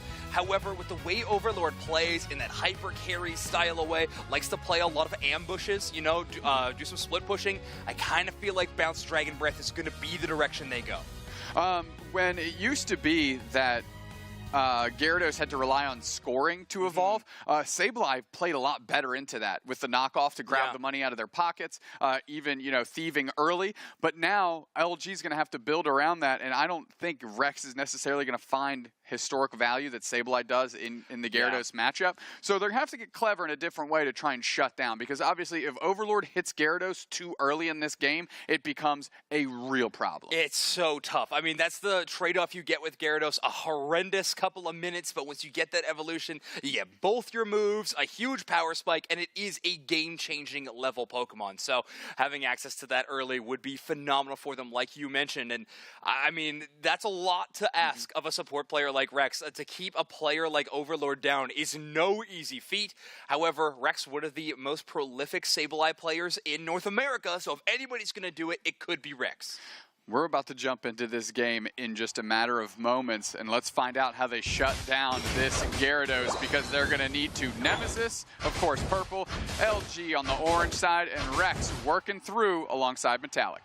Metallic going to leave a few of those wild Pokemon in the lanes so they can get to the contestables a little quicker and have a very safe level 5 available for them. No chance of Overlord getting to the other side and sneaking it. Yeah, immediately actually putting pressure on Overlord, quickly thieving, I believe, the money that Overlord had, and they almost get a knockout here. A quick rotation by Otter to put pressure on Rex, but not getting a knockout on Rex either is at least a good sign for Nem. Yeah, and Otter actually running the Razor Leaf build on this Leafeon, so no Solar Blade available for them. Instead, we're going to have kind of the all-in dive option. Instead of that big secure tool, we'll go with that Aerial Ace and Razor Leaf. A lot of cool outplay potential. Razor Leaf can actually do really well into multiple enemy targets if you line it up well. So Otter really going to try to show the true skill expression that Leafeon has available to it. They've left a lot of wild Pokemon on the map for Overlord to take, already halfway up on their effort gauge. So Gyarados is right around the corner. If they can hit this before the 8-minute mark, you have to consider that a big-time win. You can see how close they are.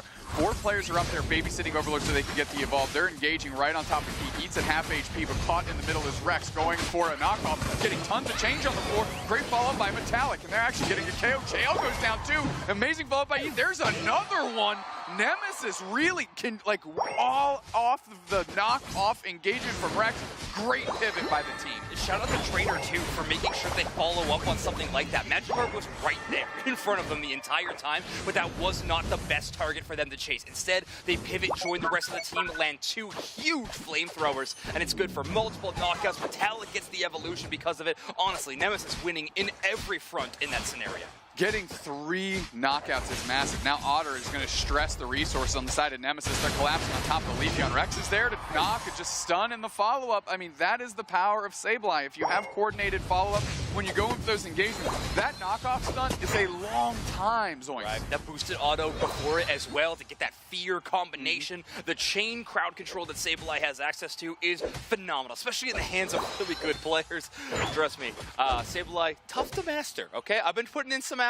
It is a difficult Pokemon to get that combo always on lock. Rex, though, no stranger to utilizing it well. Yeet down here by themselves, just going to take inventory who's there. And Metallic kind of collapsed on a great mean look out of Asinable, so Overlord couldn't get the knockout. And now they're actually putting pressure back the other way. It picks up an egg, but that is not enough to feed the belly of that Gyarados. It gets knocked out quickly, and now JL is just hanging around as Nemesis is doing whatever they want.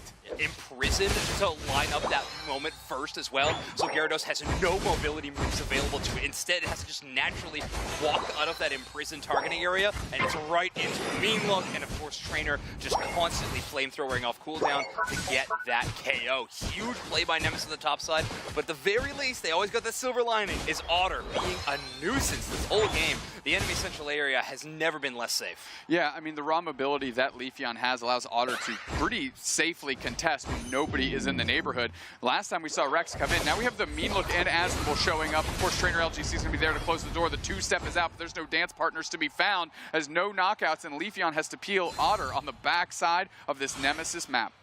All right, so Otter going to have to retreat all the way back. Registeel now available. Glacial Stage from Lutano is going to start this off. Asinable, though, has a ton of Wish Healing. That means they can get involved in the fight. Rex trying to hit some targets. Trainer going to just secure this one up.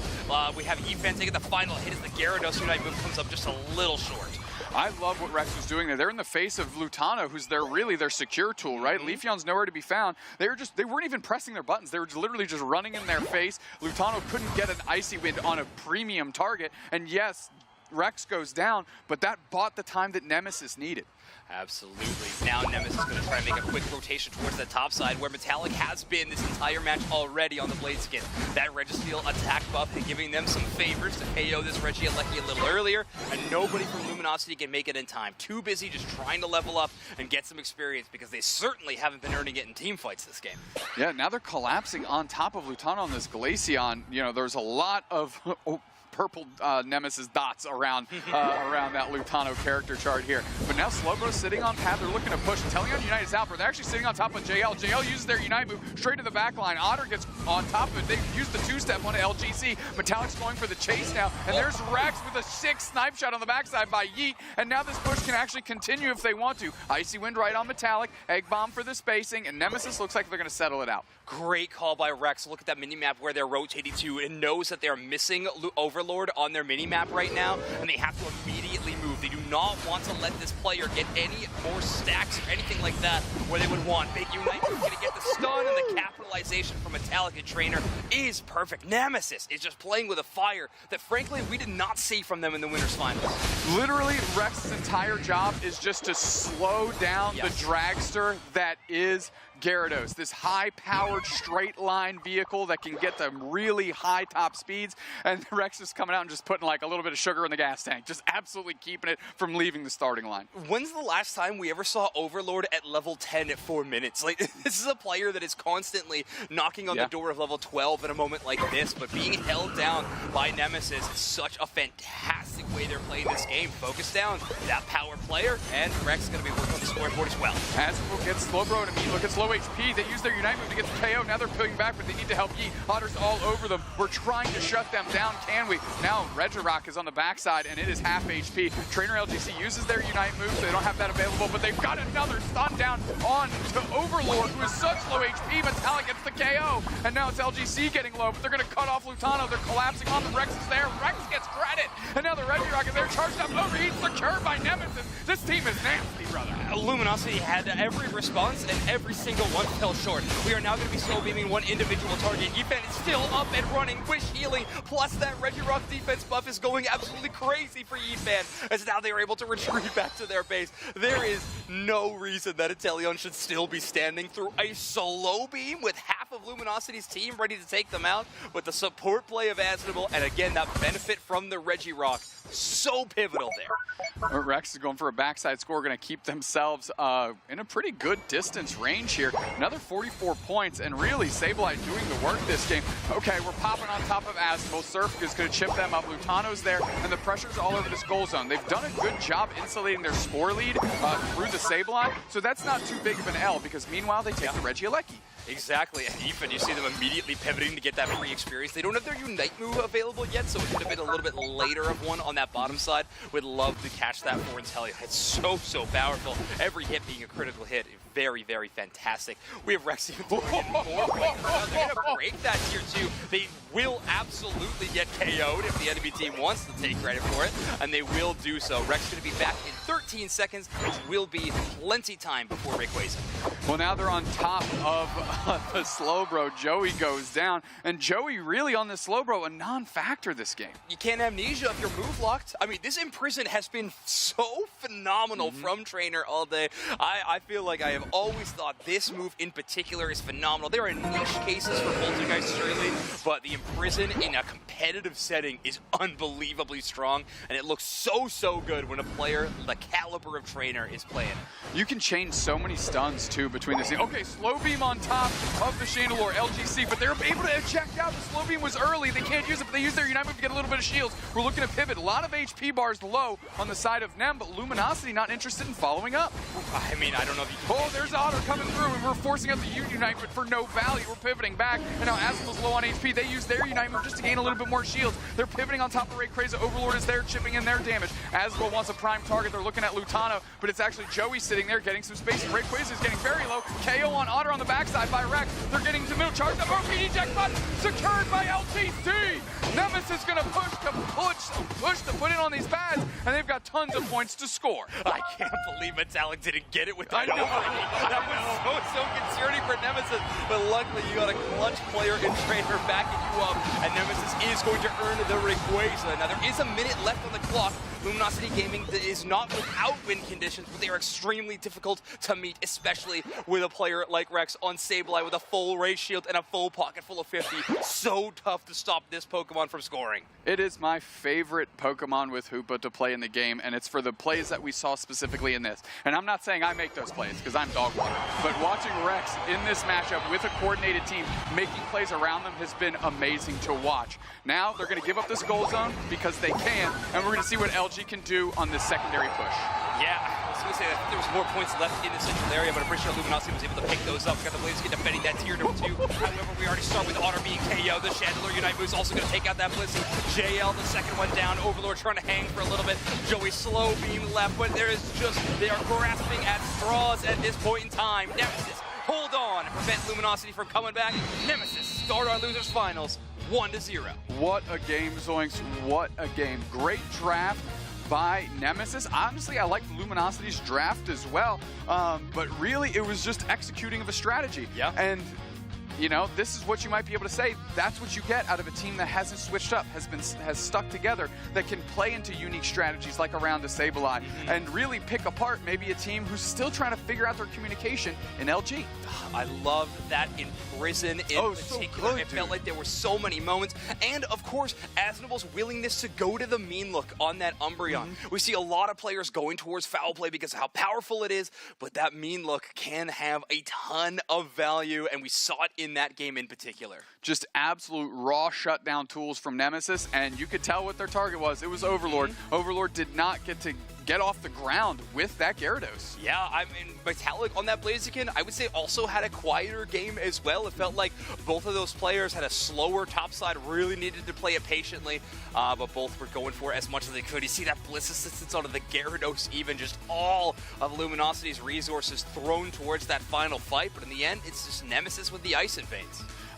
I can't state enough how well Nemesis was moving around that map. Yeah. You know, every engagement kind of felt like kicked off by Rex. Yeah. Maybe calling out a target like feared knockoff, and then it was an imprison as soon as they go to use something to re-engage, and then it was a mean look, and then focus fire down. I mean, Right. it was a rinse, repeat, because it was working. Yeah, exactly. And it's not like these are simple strategies to execute because you have to get those play calls, you have to land that crowd control, you got to make sure your combos are on lock. But then the final part of that is the damage, which are skill shots from the rest of the team. We have Snipe Shot from Yeet Fan, and we got Flamethrower on the side of the Chandelure. Absolutely. Both of these moves need to be hit at the proper time. So very, very cool to see the execution that Nemesis is able to put together. We got a chat poll, and currently 79% of you sweating a little bit more because Luminosity on that 0-1 right now in our series. Yeah, if I were to put my vote for LG, I might be considering switching it up. But you can't deny the individual skill on Luminosity. I say that tongue in cheek. There are phenomenal players on this team. If I'm LG to try and this is me saying there's, you know, a gap in communication, not because these players don't know what they're doing, but it takes a moment to mesh. Yeah. So in those moments like that, I'm thinking maybe LG can pivot to more comfort picks, right? Try to get specifically Joey and JL maybe on Tree and Hoopa, something like that. Yeah, that's a good pivot. Mine in particular would be, let's see some speedsters. Like, we're playing so many mages in this set. I think Nemesis just has the upper hand in that game plan. Would love for Luminosity to go towards something like, I mean, they grabbed the Leafeon, but let's go and check out some other speedsters as well. Nemesis on that 72% win rate over the overall season. I mean, they've had themselves a great season, you know, especially in the AOS Cup. It's you can't deny what you get from that experience and how you can translate it into your own personal region. Let's look at some head-to-head. Trainer LGC and Overlord squaring off. Favorite Pokemon, or most played Pokemon, I suppose. Glaceon and Leafeon, average scores. That's not really what those characters are there, those players are there to do. But, you know, the damage numbers tilting in the favor of Overlord. 86,000 average damage for a whole season is wild. Like, this player, we talk so much about Overlord for good reason. I actually do think that final stat there, the total MVP, is rather interesting when you're looking at central area players, because when you have a MVP award to them, it means they're getting high numbers of knockouts. They have the carry level performance that we see from them. You know, when a central area player is just kind of chipping in, but there's another player that had a huge scoring push, or they got a lot of that, they usually swipe away that MVP. But if your central area pick is taking it, it means means your resources have been well invested. Your carry player is doing the carry thing.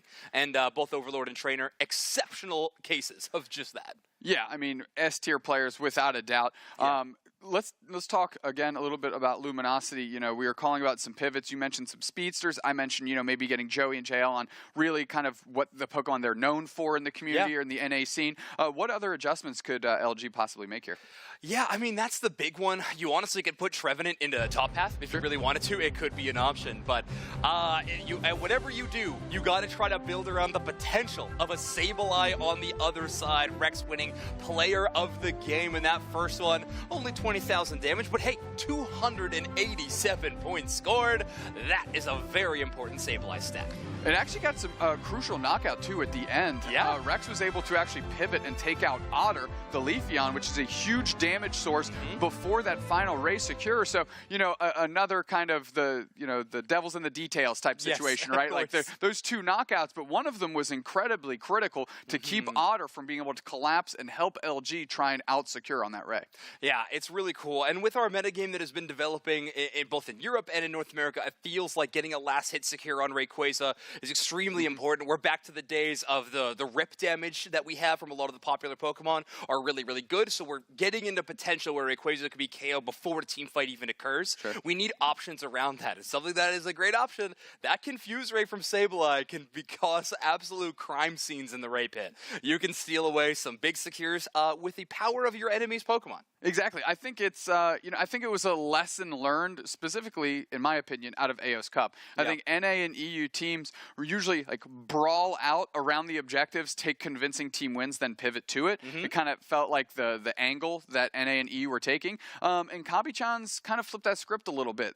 Whenever they had any sort of percentage equity, they would go for the objective itself. And just the raw conversion percentage on that from a team like Kabi-chan's was so high that it kind of becomes an undeniable strat and something you need to kind of build into your compositions moving forward. Yeah, and I think you do need to specifically build it into, right? If you're going to go for that strategy like that, you need to build a roster of Pokemon that is exceptional at just that. Why we see certain Pokemon like the Mew or the Dragonite be so popular on specific Pokemon on those teams. But between these two, we already talked about a little bit of swaps that we might see from Luminosity.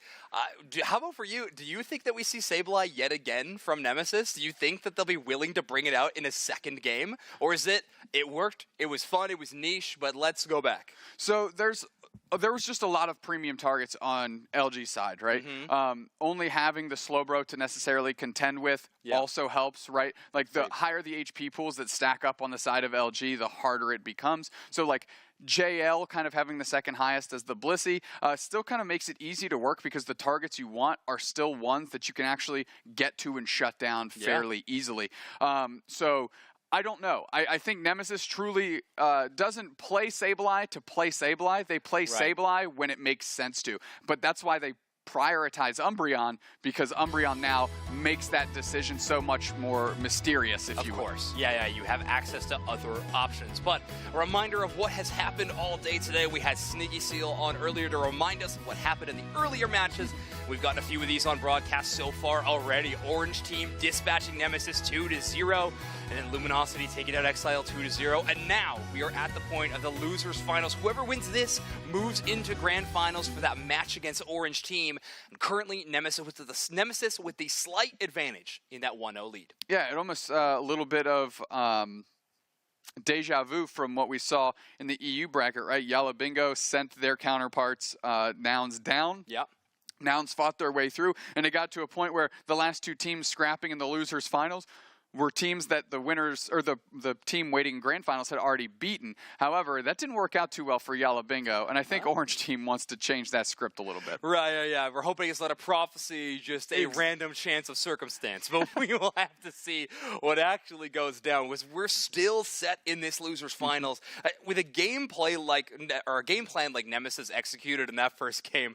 I think Luminosity is very happy they've had this time to breathe between game 1 and 2, because Nemesis had every answer. But already we're shifting things up. Luminosity will be taking the first pick position, giving last pick over to Nemesis. Purple, to me, feels incredibly strong right now in terms of a draft position. So unsurprising that LG will go there.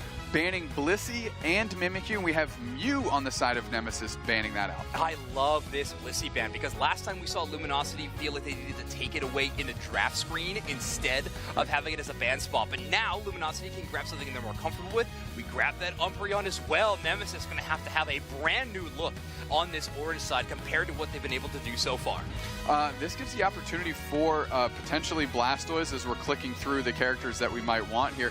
Metallic wants this Blaziken in a bad way. They're going to queue that up. Asnable, Blastoise, great pick. It is really good. I miss their Crustle, I suppose. I feel like their Crustle is so phenomenally powerful, it feels strange to be giving it up, but I suppose you do not want to give that option for Luminosity to play in another role, so it's totally fine to grab that Pokemon. Now LG is going to have to be really creative about what they put in the top path. Top path Trevenant, though, still available. Gyarados, still available, so they definitely have options. Yeah, Overlord Blastoise sounds like a nightmare. Let's take it away. You know what? Good call, Asnable. I'm now fully on board. Yeah, Yeet and Trainer, though, getting two of their favorite Pokemon to play this year. Trainer actually, playing like Razor Leaf, Leafeon a lot when kind of the day-old tradition was to take Solar Blade and Yeet on Inteleon. We just saw what he could do. We've seen that combination of styles of Pokemon, Sniper plus Assassin, is so many different ways from that team, but oh my word, take a look at this.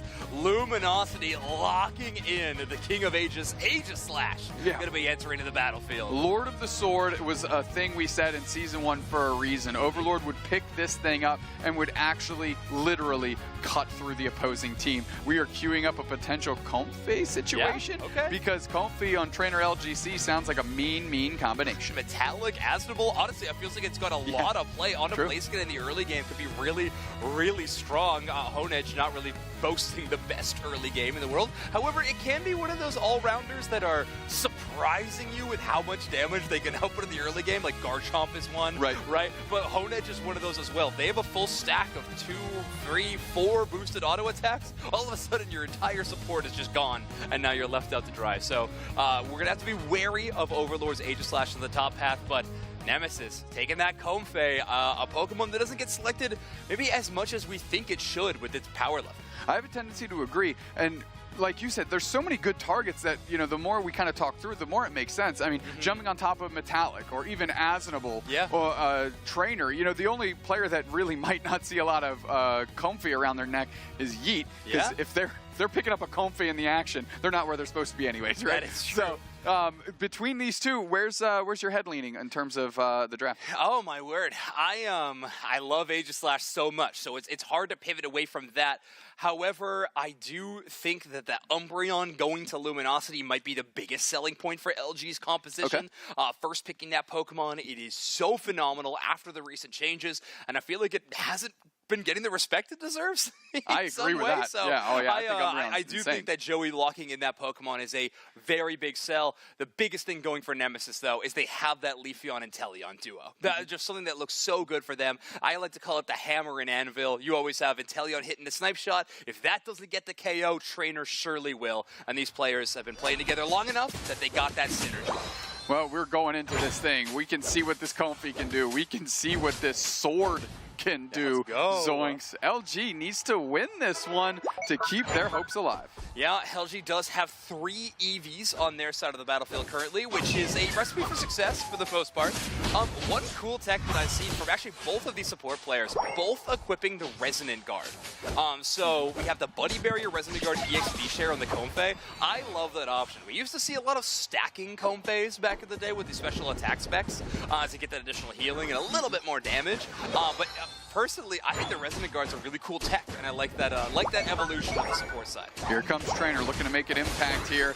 Let's see if they can get Otter, their primary target. That's an eject button. That's 2 eject buttons. They want this target bad. LGC on the chase still there. Can Joey cut them off? Yo, it was a check button, and Yeet gets credit, and that's a great one. But Lutano's there right in time, and they're going to get a KO back the other way. Nice K opener for Nemesis. Great follow-up by LG. Wow, Joey on that Battle Pass speed run. Got that Umbreon all the way already. Check his bank account. Well, they got to win this tournament to get that cash prize. All right, so Joey looking good, playing good. This Umbreon obviously extremely strong. We got that 3v side on the bottom side of the map already. All of them hitting their evolutions. And poor Nemesis just on the Squirtle and the Drizzile still. Overlord trying to do what they can here. Metallic also level 5, sitting with the Comfey. Really just trying to settle things out, but I want to know where LGC goes. Good engagement on Metallic. They actually have to use their abilities to get out, and at least in this moment are successful.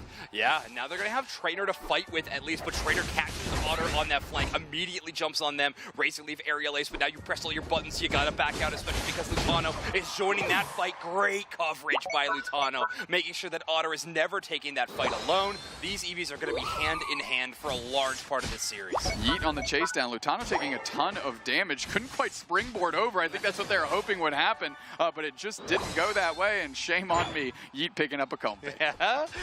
For a moment, it felt like Rex just needed to get over a couple of feet and decided to hitch a ride for that moment because Trainer, LGC, Jordan Frey, and of course you got to jump up to Metallic, who's still only at level 6. You got to support that player, get them at least to 8, which is really the best part of the gameplay of placement. Great engagement on Otter. That's a quick KO. They're looking to pivot. It was a 4v3, now it's a 4v2. Lutano forced to come up with the Espeon.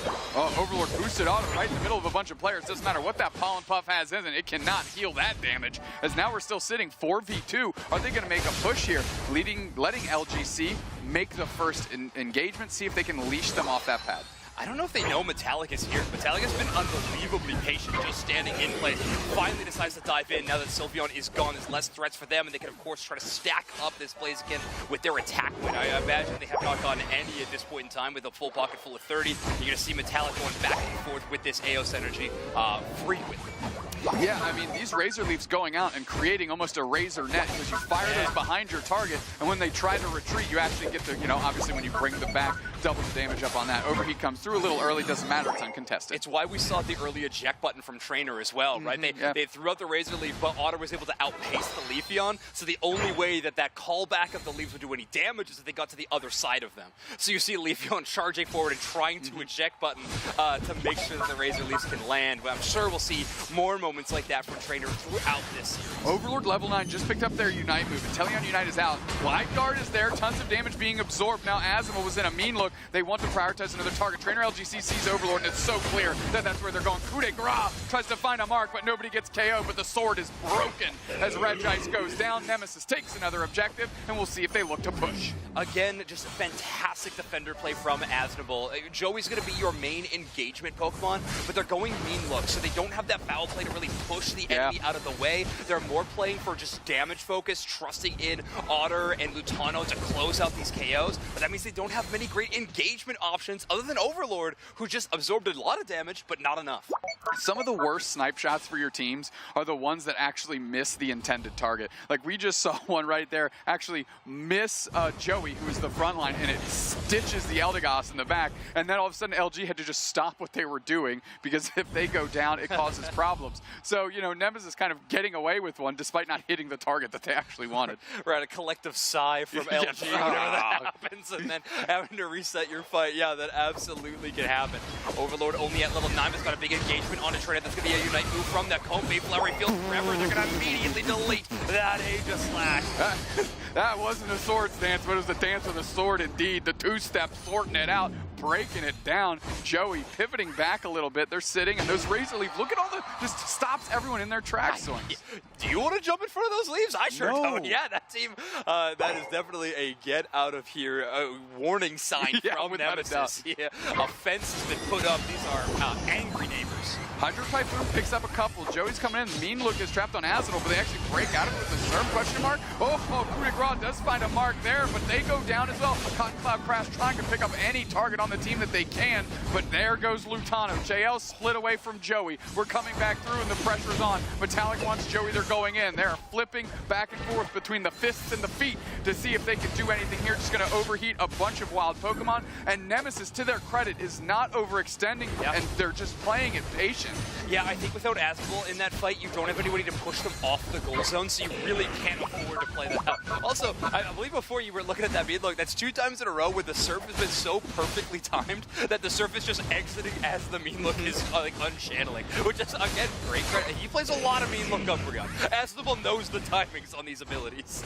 There it is, yet again, on note there. Oh, nice Grass Knot with the Hydro Pump engagement to get some spacing here, and now the Sylveon tries to make it out, but the Sylveon finds a snipe shot bullet in the back of their neck. They get buckled, and now a goal zone's gone. Nemesis is in the lead by almost 90. Yeah, but they just recently got that. We've been watching a lot of the bottom path because it's been fight after fight after fight raging down there, but Luminosity has been having a surge of success in that top side. We have, of course, Lutano and Overlord really starting to find some footing as they are still up to 121, and they got the Reggie and Lecky that they can send down the other side. Both these teams playing very North America Western style. You get a success, you retreat back, you farm up, you get that level lead. We're playing it safe, we're playing for that final fight.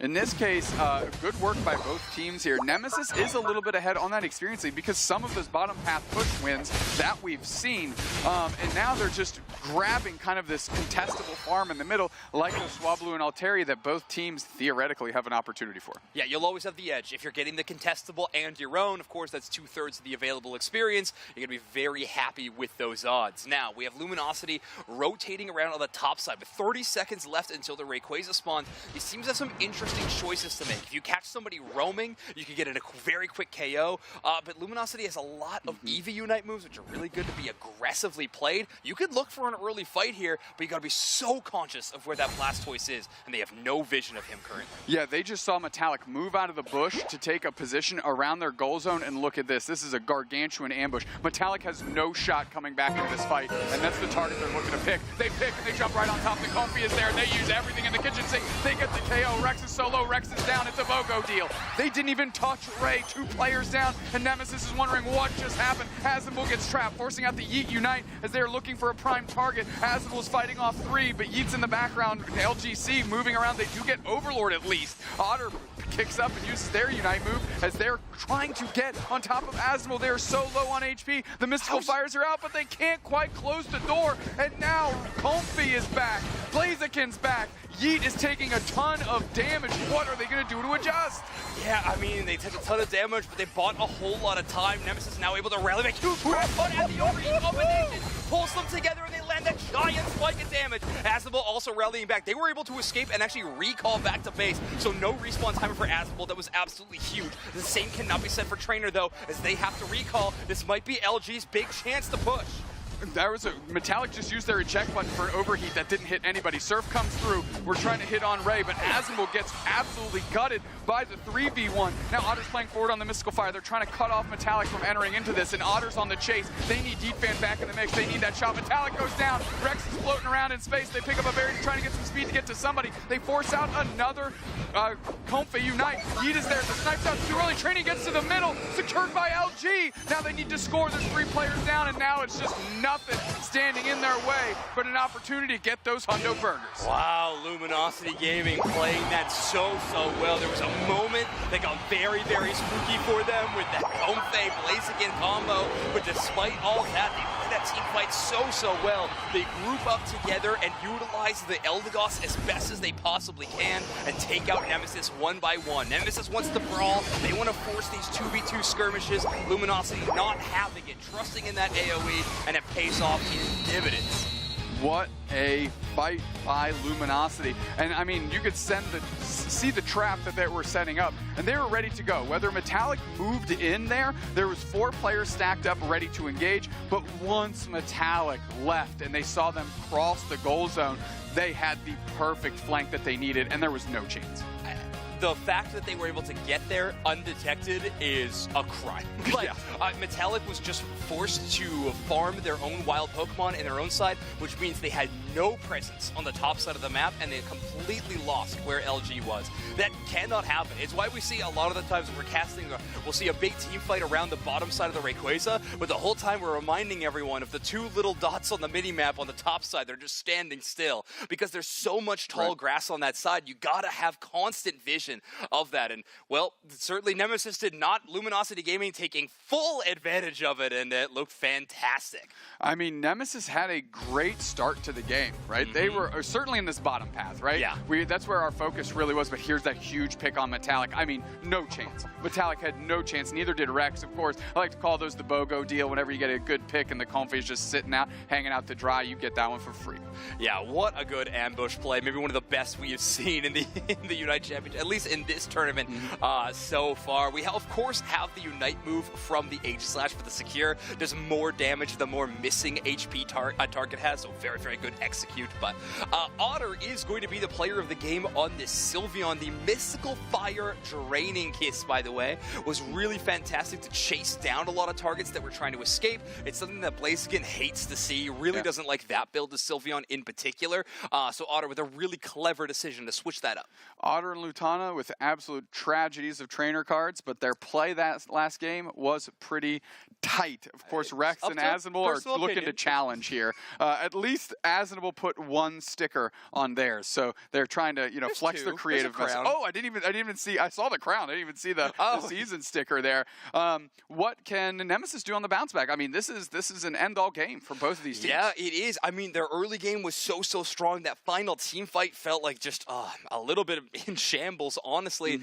Now you're moving back to first pick. I do think you find a way to draft priority that Blissey again. Okay. I really want to see that Pokemon on Nemesis' side. Rex looks so good with it, and I see the vision of that Comfey with the Blaziken. You have that like hyper carry you want to pocket. I just think the Blissey does that job a little bit better in the compositions that Nemesis likes to play out, and Rex really likes that pick in particular as well. So I'd like to see that swap. Yeah, they did that all AOS Cup. I think one of the exceptions is the first game we just watched here where they ended up obviously pivoting to Disableeye. Is there any other supporter that, I mean, I don't think I've seen Rex off of a Blissey in a long time, Disableeye or Blissey in a long time. Is that the recipe for success against Nemesis? I don't think that the Comfey play was particularly like what went wrong there. Like I do think it was just that ambush play. What shuts that down. We just can't allow that to happen. But here are some available options for either of these teams to pick. Very, very powerful Pokemon, obviously. These are our top Pokemon to watch. Mew sitting at the top with a 62% win rate in that April Cup. 115 picks and only 8 bans. I'm looking at these 8 bans, 2% ban rate? That is criminal. Yeah, well, there's a lot of teams that just don't have a Mew, right? So I'd expect that number to start going up, because if your team doesn't have a Mew and you're squaring off against, you know, like an LG or Yala Bingo with Lunder, like you better be taking the Mew off the map. I think if you don't have a Mew, you should just try it. Yeah, get a Mew. If you don't have one, just get one. I'm just saying, if you feel like you're an attacker player, you're not super comfortable, just try it. Just do it. It's a 62% win rate. You know, let's just send it. Just like that one mediocre shoe company said, just do it. Yeah, exactly. And it's not getting banned. Only 2% of the time, so. Well, they're sneakers, so of course they're not getting banned. Okay. The other thing that was super impressive was the ban rate on Trevenant. Almost 300 times it's been banned so far, with like an 80+% ban rate. Obviously, we haven't really seen that materialize today.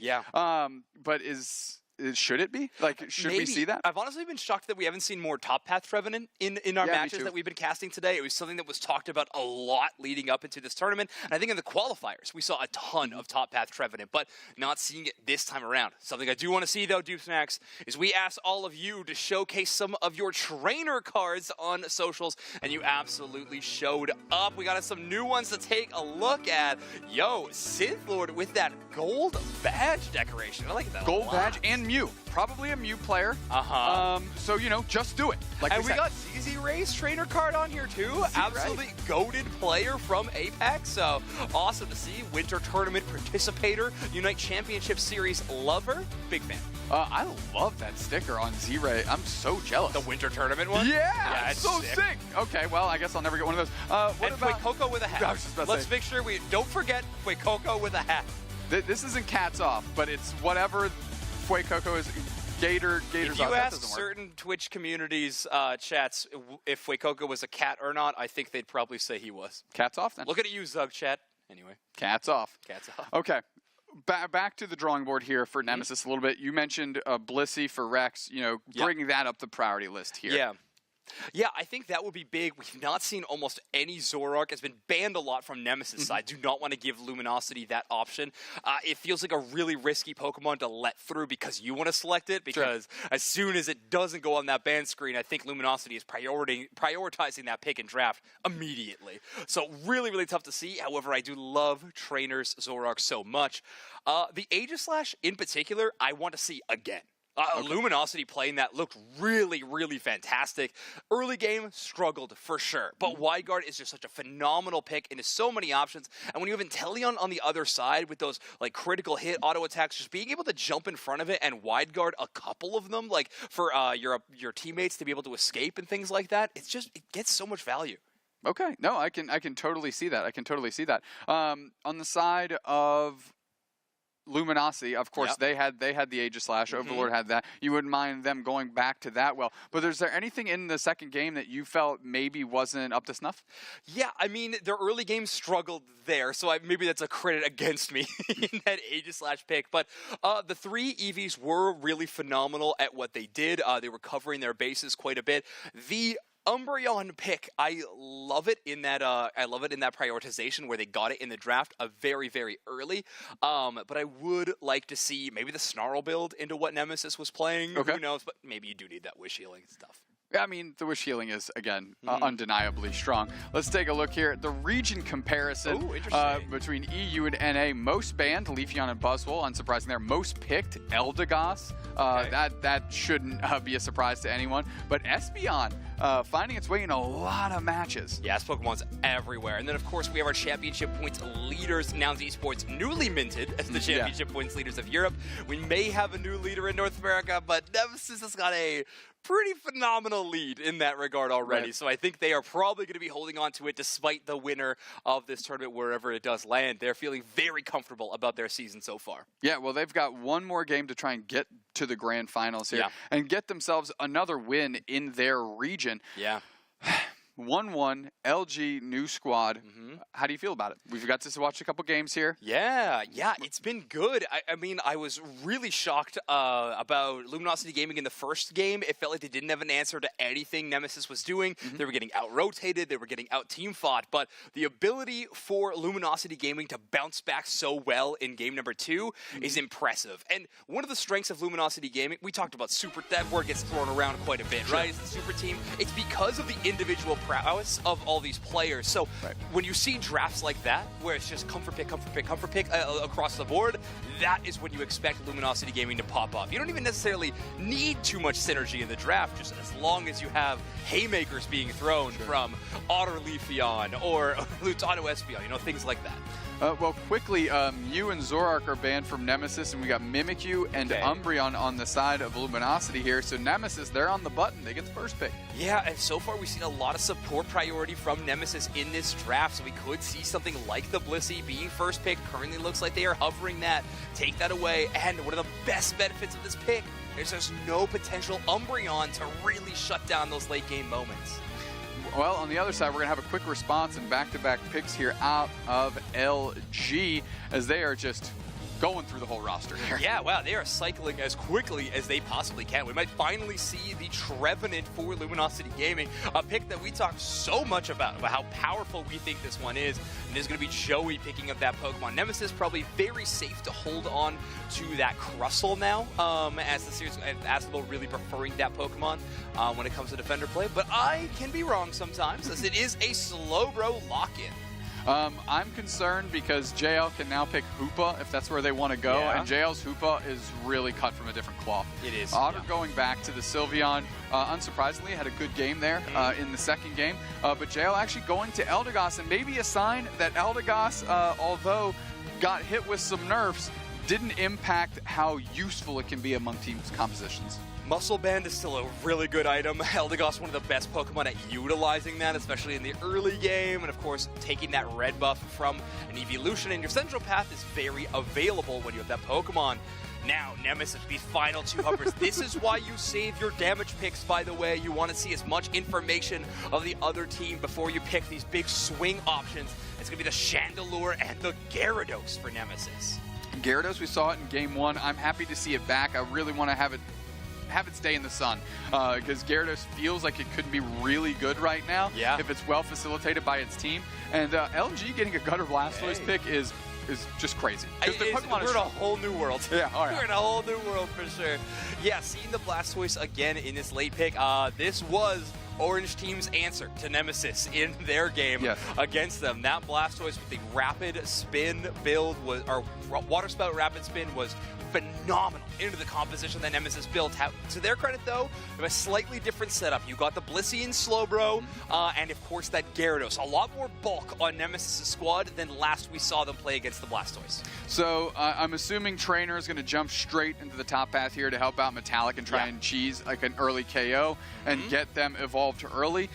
You know, we were actually watching, I think it was you and I, an LG game, one of their first games on Gyarados Overlord, and they hit Gyarados at like the 9-minute mark. Yeah. And the game just felt over after that. It was like 9:10. It was kind of absurd. All-time speed record.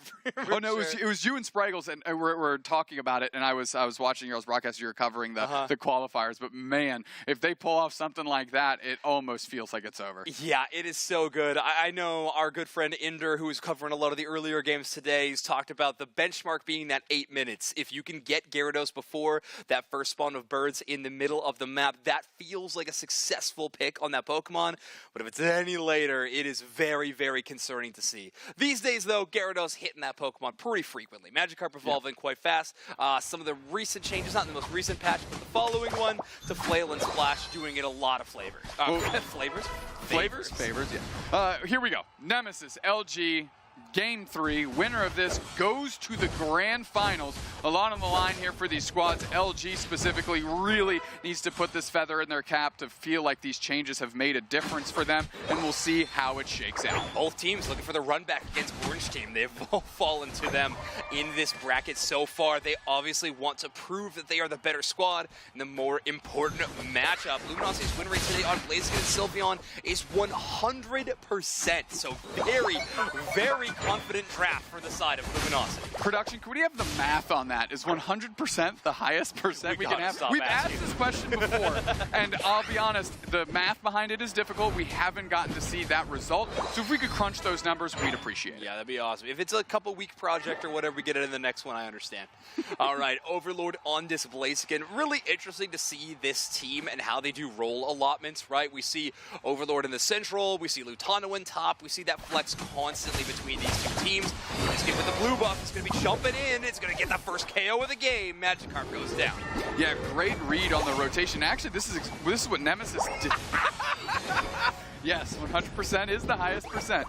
That rotation, 4 players versus 3, is exactly what Nemesis did to LG when they had Magikarp in the top half last game. So worth noting that these teams are understanding the strategy, what they're trying to accomplish, and just executing around that. Yeah, Nemesis can't really do anything to this. And look at, wow, LG going to be charging into the enemy central area now. That red buff not even going to be difficult for them to pick up, and Rex also goes down.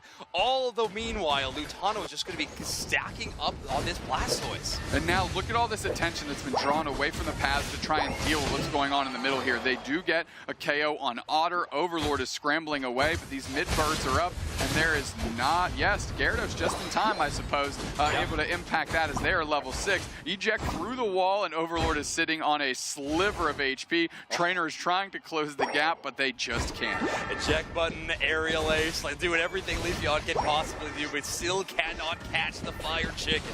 Efang going to try to escape as we're caught in a really tough position. Huge wood hammer from Joey, picking up 3 people and locking them all out of the same place. That's 2 KOs for Luminosity Gaming. Honor taking credit for both as now they get their scoring. Yeah, Joey on this tree is just different. It's just so different, and I'm glad to see LG on it because, again, Joey seems like a cut above when they're on this character. Yes, for sure. I do think their Umbreon play in that last game was fantastic as well, but this Trevenant, you mentioned a different cloth. They are so good at this option, and I'm loving it currently. Metallic on this Gyarados, though, has looked fantastic. Already at level 7, had a good contest on the top side, but we're talking levels. It's all Luminosity right now. Overlord already at level 9 on this place again. Otter close behind on the Sylveon as well. Yeah, LG is really stressing, again, the resources on the side of Nemesis. Getting into the central area, specifically Otter, has kind of been sent on those missions. And the fact that they're able to kind of hang tough in these paths while always down a player in both lanes in a lot of situations is incredibly impressive. Yeah, Lutano trying to steal that one with a Hydro Pump. Going to come up a little shy as Metallic earns that Regieleki. But that team, they really need those levels, like we mentioned. So now both Trainer and Metallic need to immediately retreat and just try to get more EXP from the safe farm. Yeah, LG just taking this Regieleki off the map. Both of these teams have kind of settled in and haven't scrapped in a moment, waiting for the right opportunity to engage. Patience might pay off, but now we have Overlord looking a little feisty, going for that main Altaria as Trainer LGC tries to jump right on top of the Eldegoss. It will be Yeet Fan closing the KO on that one. So a big dive moment, but it only comes away with 1 KO. Yeah, and the Eldegoss nonetheless. Not a premium target that you would like. I know you and Spregus were talking about that earlier. If you're going to have one player go down and it's your support, you don't feel as bad of that exchange. If this is a 2-level disparity, you just get almost no experience. You barely feel it when you get a KO like that. You honestly get more from an Ndidi at a moment like that, right? So we do want the supports who are running that EXP share to be the ones jumping in the way of their carries. I'm already seeing this Imprison out of Chandelure cause some problems again, like we saw in Game 1. And, you know, just from cutting off Overlord, from securing just a wild piece of farm, to stymieing pushes right in the middle of them because 2 players get hit with an Imprison. They're like, okay, I just don't have buttons right now. Yeah, it is a fantastic option to a lot of enemies, and I think people just still aren't quite used to playing against it. It is a powerful move. We don't see a Chandelure as often. Blaziken takes quite a bit of damage, but that's all right. Pollen Puff is going to easily get them back up to full HP as they retreat back into their own central area, as Overlord has been essentially the main central area player on this Blaziken all game long. They've been doing great. Now we have Nemesis is pivoting to the middle here. 4v3, 4v4.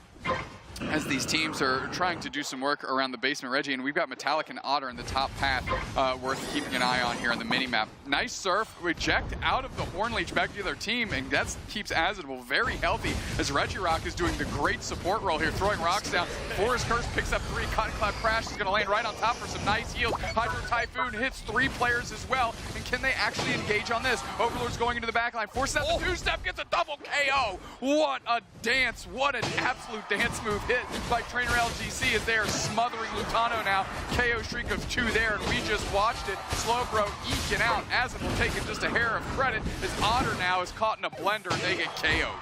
Shout out Rex for just being that die-hard support player. They see their Leafeon all the way in the backline at 2, and Rex just runs through Regirock, multiple enemy Pokemon, and they're like, my job is that Leafeon, and they ignore everybody else to get there with this soft-boiled. Absolute dedication that you love to see.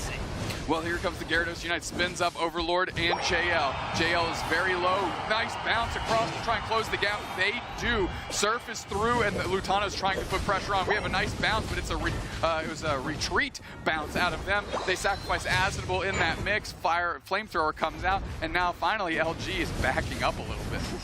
Man, you just can never play it too aggressive with that flamethrower. The damage is so immense that you gotta be so careful every time you are walking around that Chandelure. Not to mention, if you turn around and try to dive them, that Imprison is gonna be so painful.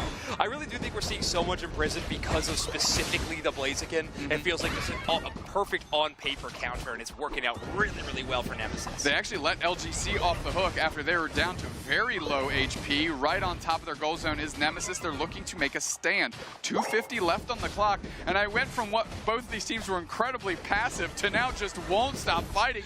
Yeet goes down, and it's an opportunity for LG. Asimil, Rex, and Metallic are there, but Lutano has smothered them against the wall with a nice hydro pump. Surf back through his Asimil, looking all on top of Joey. Joey gets egg bombed up. Lutano's in the back line. They're trying to surf and poach, but that was a great Unite move by Metallic to spin up 3. Can they convert the KOs? No, they have to bounce out of danger. Yeah, I mean, Metallic's playing the bounce really well, right? You get that unstoppable keyword whenever you are channeling it, so they're able to ignore a lot of the crowd control from Joey's Woodhammers with the surfs from Lutano's Blastoise. Both of those have been great, but it feels like if we could have turned that fight around, that Unite move would have been it. A huge Gyarados moment there, and now it's going to force Metallic to basically do a full clear of the central area just to get their Unite back. All right, 2-minute mark, the Regieleki hits. They're waiting to see if anybody scrambles and scores. Nemesis has an opportunity here.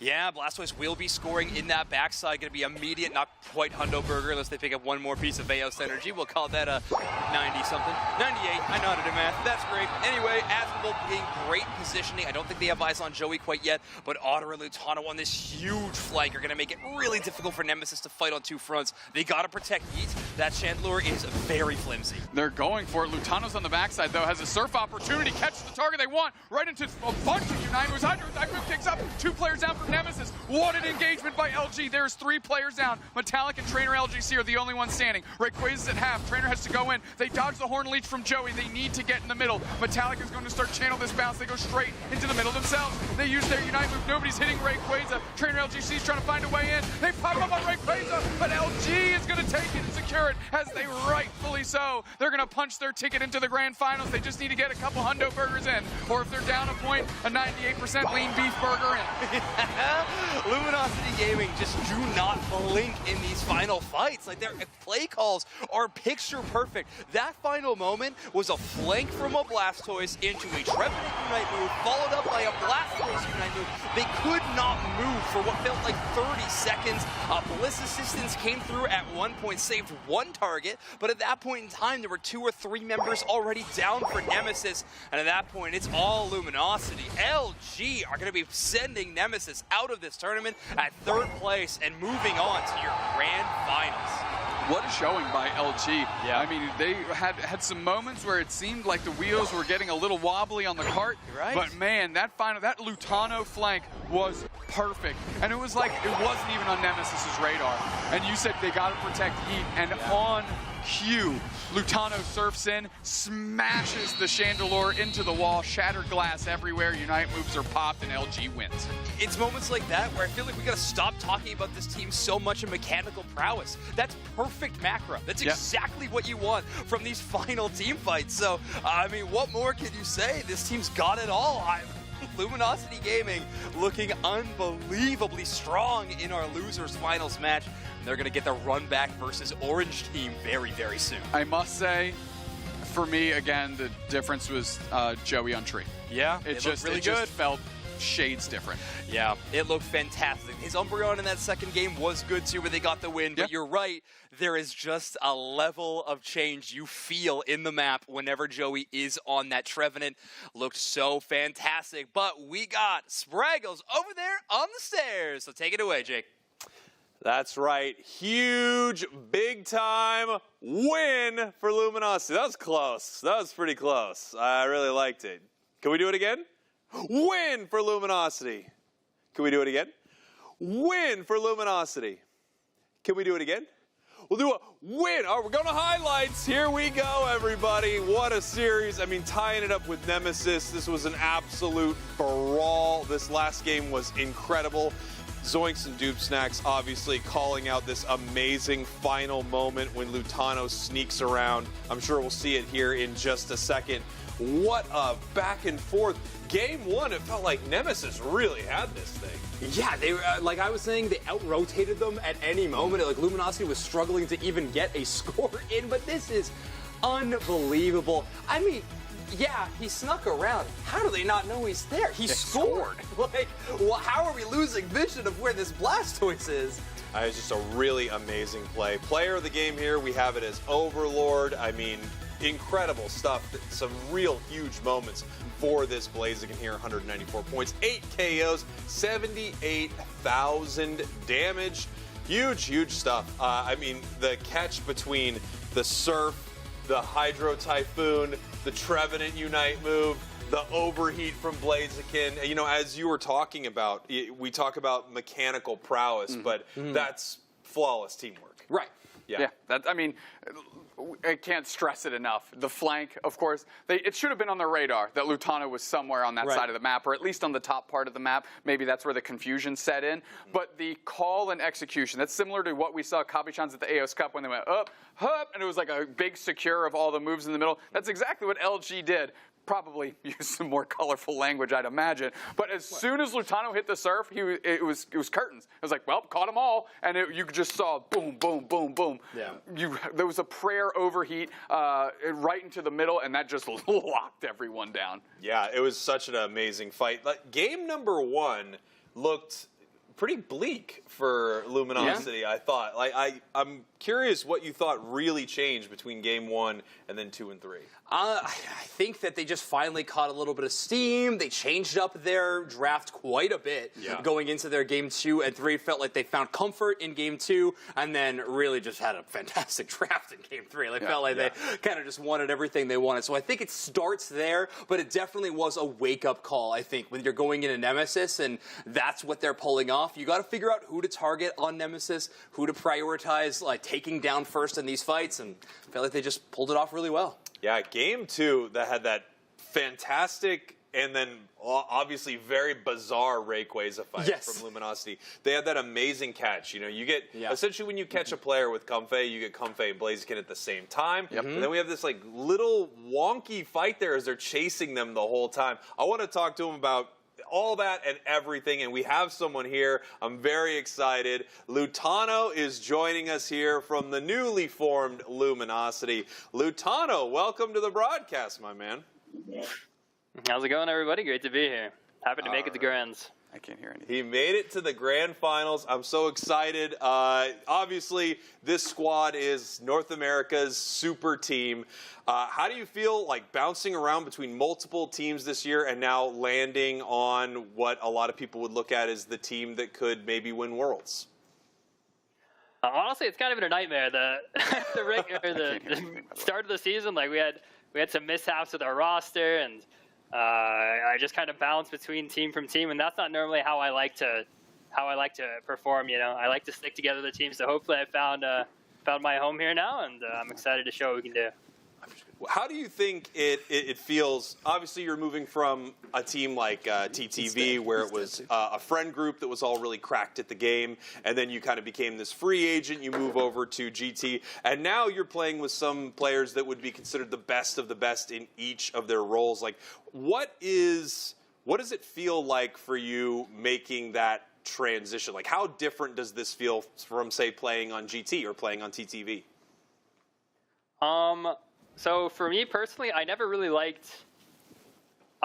For me, like my play style, what I like to do the most as a player is enable my team to shine. Like I know I play a lot of carries, and I pop off sometimes, but how I would like to play the game is to just be like a support player.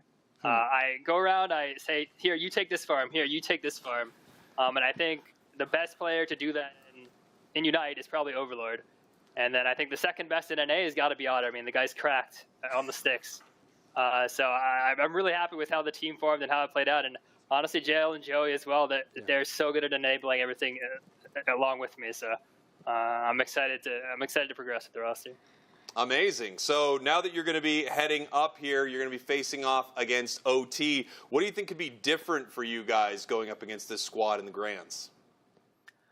I think going into the tournament, we might have had a bit of a bad meta read. Like, in scrims, we kind of got everything that we wanted.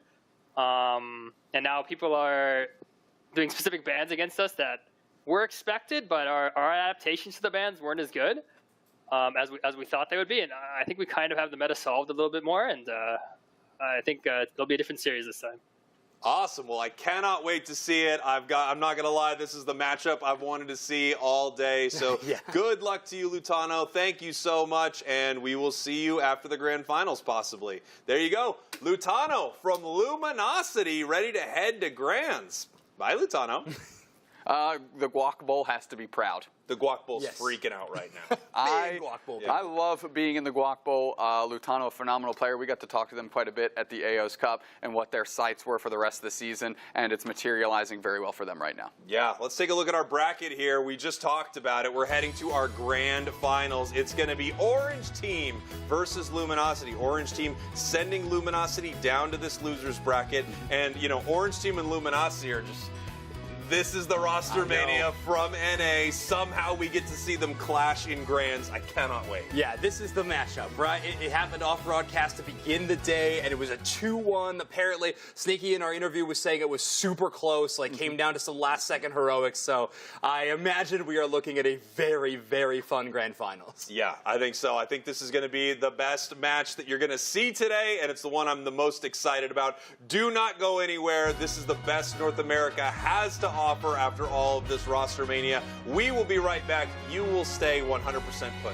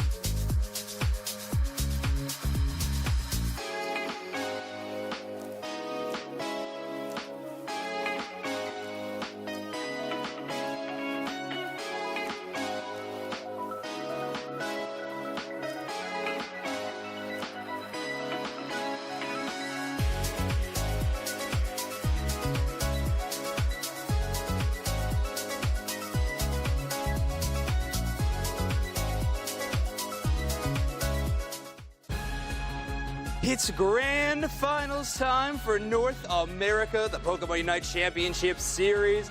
And we have two incredible teams for you, brand new squads of the North American region. Orange Team versus Luminosity. We just got to see Luminosity Gaming have an incredible win in that top side, looking fantastic against Nemesis. Now, of course, their opponents are Orange Team, and this matchup has already happened earlier on in the day. We had a Orange Team 2-0 victory over Luminosity Gaming. But LG, with this momentum, they're coming into the grand finals. They, of course, have the potential to really shift this up. Looking at the Luminosity squad, 13-2 in total in our cup this time, with a Reggie secure rate of 54.3%. And now, of course, our player to watch has gotta be Overlord on this team. And of course, on the other side, Orange Team, that matchup is going to be really interesting to see them versus Kratos in particular. We got Flareons, the young demon, joining this roster. I can't wait to see this matchup. So let's send it on over to our two beautiful casters, Spreggles and Doopsnacks. That's right. Here we are. Grand finals time, baby, in North America for the April Cup. Orange Team versus Luminosity, two of the most beautiful casters in the world, according to Zoinks, who's kind of like our mom. He's so sweet. Notable mom, Zoinks, out here. Just all the compliments. Confidence is through the roof. Gave you a hug earlier. Zoinks gave me the pep talk. I'm ready to go. Grand finals and hopefully a grander final so we can watch a lot of Unite between these two teams. I mean, I cannot wait. This is the matchup I've been wanting to see all day. Orange Team, Luminosity. Luminosity, your world champions, but there's only one member of the championship Luminosity team there, right? And that is possibly one of the best in the world, Overlord. On Orange Team, you have multiple members who are all broken up essentially to form the new Luminosity. You have Kratos, you have Roland, you have Machisel, who all came from the destruction of Alter Ego. Then you have Zugrug and Flareons, who are just playing with Overlord. Orange Team has so much to prove here. Luminosity has so much to prove here. This couldn't be a better matchup if we scripted it, and I begged them to let me script it, and they said, no, stop trying to fix these games. And then I asked if I could script it, and they said, no, you can't read or write. Yeah, that was, for me, I was like, okay, that's mean. For me, it kind of made sense, but for you, it was just cruel. Like, you can get through some of those words. Some of them. Don't do it now. Well, I mean, obviously, don't do it now. Well, I don't need to prove myself to anyone. I'm not going to put him on the spot and make him read. All right, here we go. Player comparison. We've got Kratos. We've got Overlord. Favorite Pokemon, Espeon. Favorite Pokemon, Blaziken. Although, we've seen Overlord have a bunch of different looks throughout these games. Yeah, again, as Zoinks mentioned, these MVP numbers are a little impressive because it means on these hyper carries, as Zoinks had mentioned, if they're picking up the MVPs, that means they're really getting high up there in KOs and damage and assists, whereas a lot of times you might see the total MVP going to like the highest goal scorer, for example. But the fact that these two players are racking up this volume means that they're truly filling their role, they're hitting their stride, and they're getting it done for their squad. I'm really interested to see what a player like Overlord wants to bring out here against Orange Team. You know, we saw Gyarados earlier, we saw Blaziken earlier, we saw Aegislash earlier, the Lord of the Sword returned. Here we are in our first draft of our grand finals. Now our Orange Team, which is the purple team, I hate you guys, has come from the winner's side, so they are ahead in this series. Luminosity is going to have to beat them, reset this bracket, and beat them again in a best of 3. Orange Team just needs to win twice to shut this whole thing down. Yeah, and they're getting on top of Otter again. We've seen the Mew bans happen against LG. We've seen Mew bans on targeted Mew players all over the place. Because AOS Cup taught us another thing, is that Mew's still really good, and if you've got a high-level Mew player, it is worth taking that tool out of their hands. And take a look at this. I mean, 3 defenders banned out right here with the first pick heading on over to Leafeon. Now you wonder if they're going to snatch up some other popular defender choices on the side of Luminosity right now, or if they have other powerful picks they want to get out of the way. They're taking Sylveon, and it looks like, yes, they are taking Blaziken. Otter really playing this Sylveon. We've seen it quite a few games, the Mystical Fire Draining Kiss build, and it's been doing well. You know, especially when it's trying to go across the map and do kind of the solo interruption mission. How are Orange Team going to counter? It's with potentially Gyarados and a Blissey. Yeah, possibly locking in. No, we have Eldegoss being locked in right here. And then we do have the Gyarados locked in for the side of OT. So this has been a really powerful pick, but mostly in North America. I see a few regions messing around with it. We saw almost zero of it in EU. I don't think a single one on broadcast. So I'm interested to see what they are able to do with this. I think Gyarados is such an insanely good pick right now. I think it's incredibly good, but we haven't seen it win yet, right?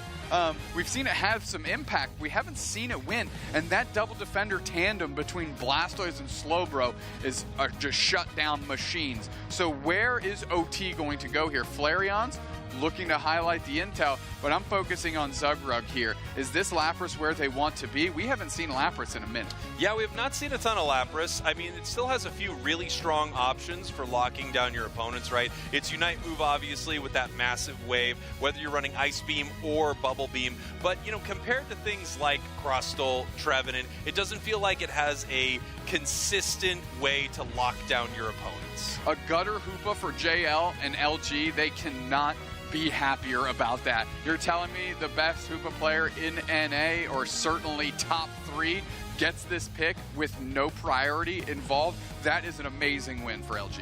I cannot wait to see how this starts to play out right here. I mean, it looks like Overlord, of course, heading to that top path, which would mean Lutano possibly heading into that central area. With this Blastoise, it's going to be very fun to see this all shake out. We've got Flareons on the Inteleon, a Pokemon they're very, very comfortable with. And again, as you mentioned before, one thing I'm really looking for, Zugrug on this Lapras. Yeah. Is Lapras the real deal, or were people right to kind of bounce off of this Pokemon? Well, to me, it's obviously time will tell, but specifically for OT, it's going to be how they follow up on the Flareon Snipe Shot. Is it going to be like a big bounce from Gyarados, you know, and kind of you do those moves at the same time to really give your opponent no opportunity for escape? The follow-up has to be there for them to kind of break through this double defender setup that LG has put together, especially because they don't have that many tools to knock these players out of those Hoopa portals. So that damage needs to be high, it needs to come fast, and it needs to get KOs. Yeah, and here we go. We are getting ready here for our first game of the Grand Finals.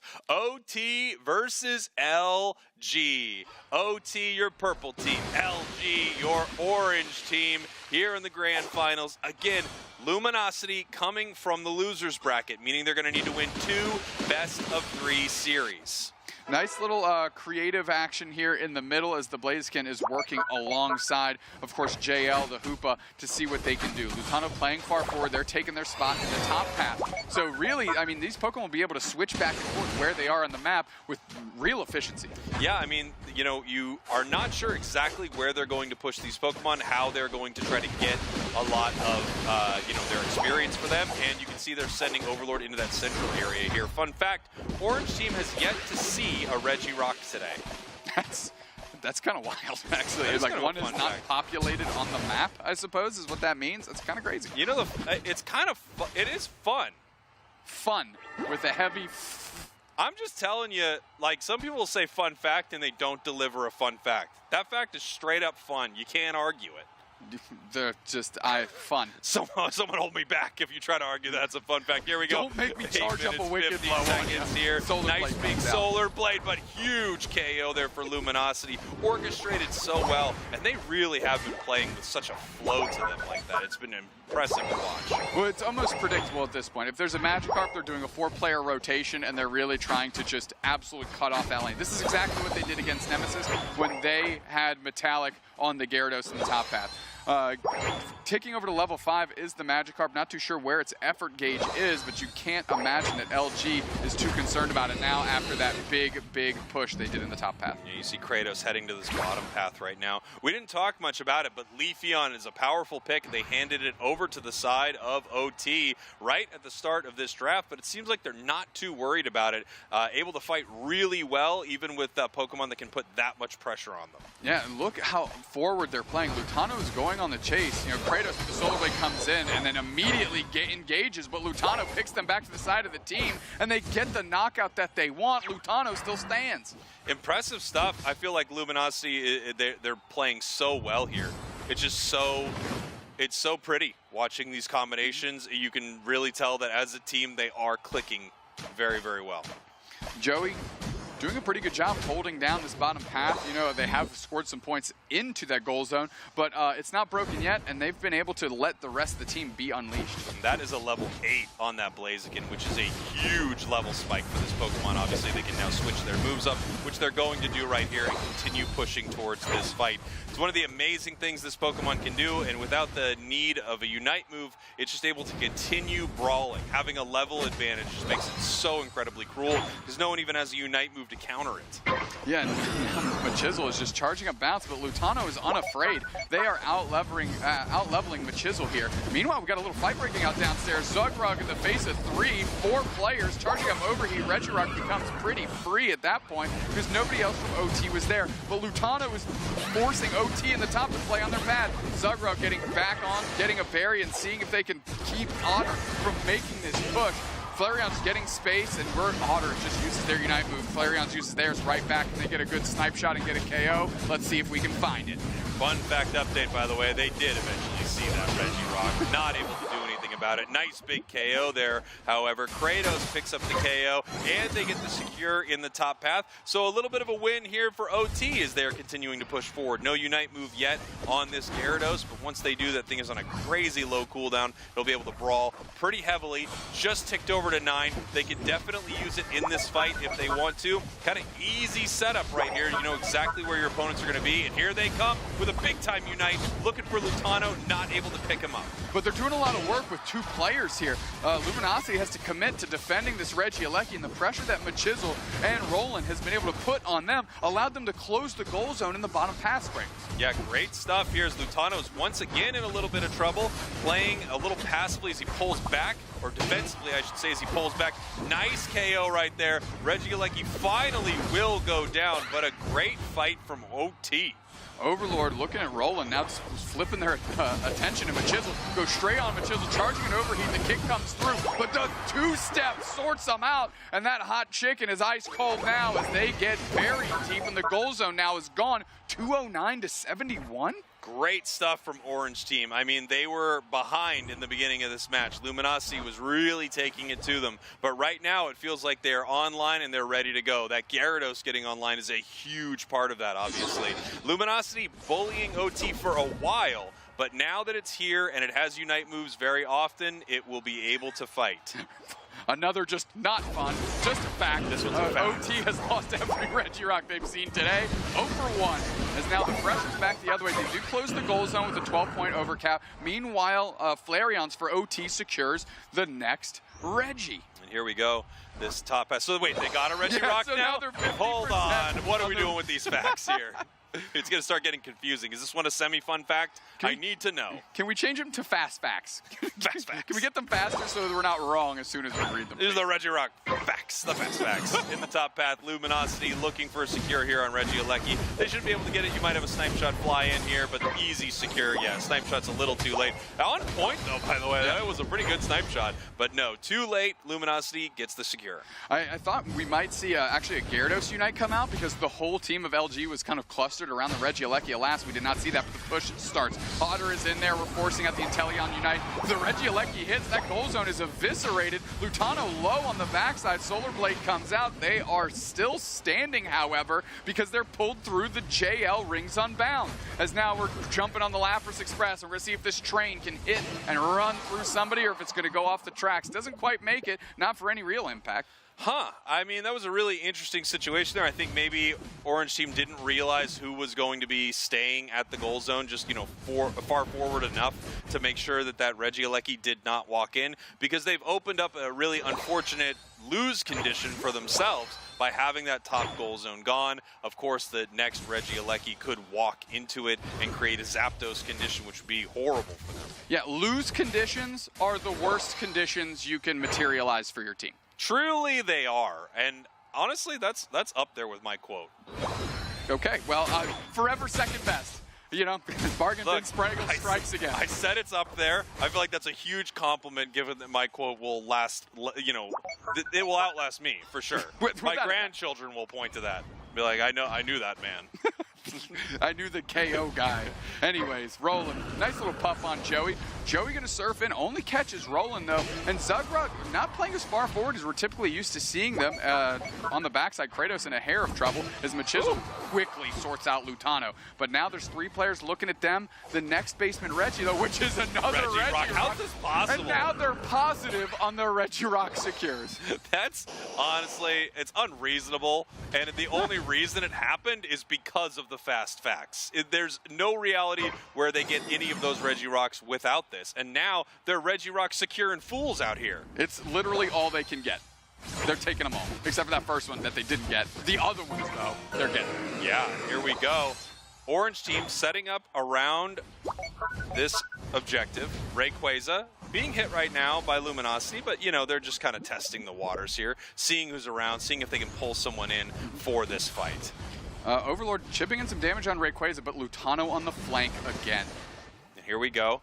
Just waiting right here, seeing how they're going to engage. Luminosity is behind. They eats a snipe shot right there. Overlord's going to need to get some HP back. They don't yet have a hyperspace hole, so they're actually going to base right now as the snipe shots continue to fly in. Now look at this. Lutano heading to the main base of OT, and now this is going to get a lot closer. They're up by 14 points.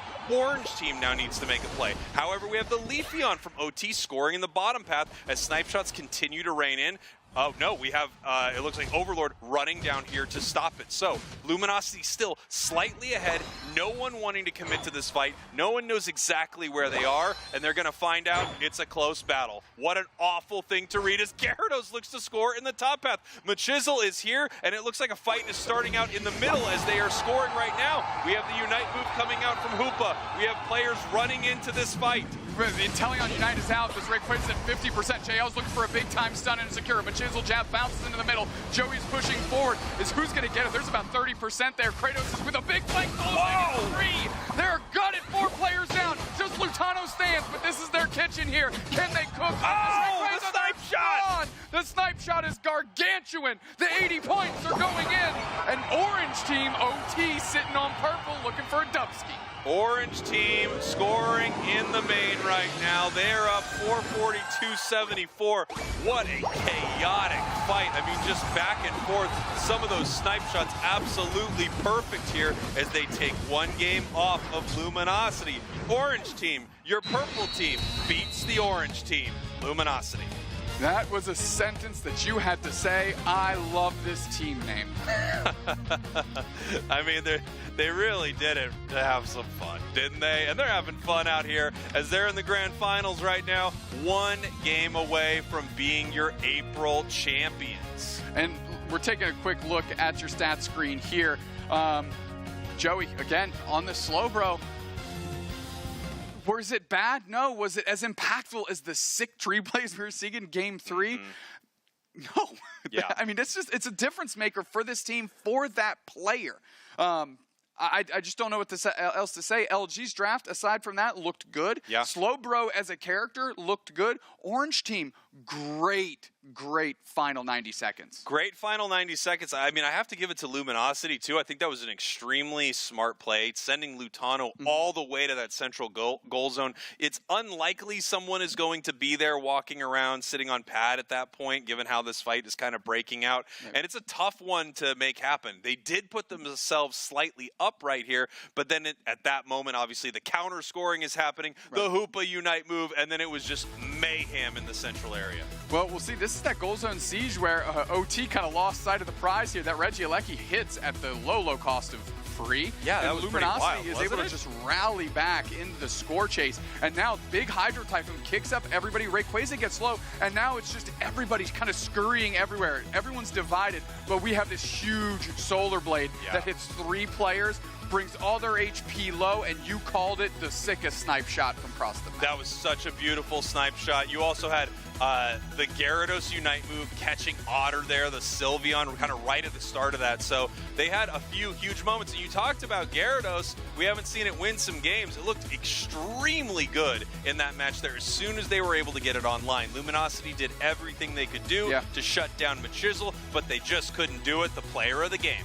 Yeah, Machisel and Roland had specifically very good chemistry in the top path. If you recall, they secured that Reggie Alecki, and it cost 3 players of Luminosity to sit in the top pad, and just the pressure that the Eldegoss and the Gyarados were able to put on them means they couldn't leave because that Reggie Alecki was going to hit. But meanwhile, this opened this overpressurization in the bottom path, and they closed out a goal zone and really started stressing LG on the scoreboard. Yeah, I mean, it's always valuable to understand if you are occupying more members of the enemy team than you have there, then your team has advantages all over the map, right? That's why, if a top path player ends up staying in the top path against 2 Pokemon, well, your team will probably win in the bottom path. You have a huge advantage down there, right?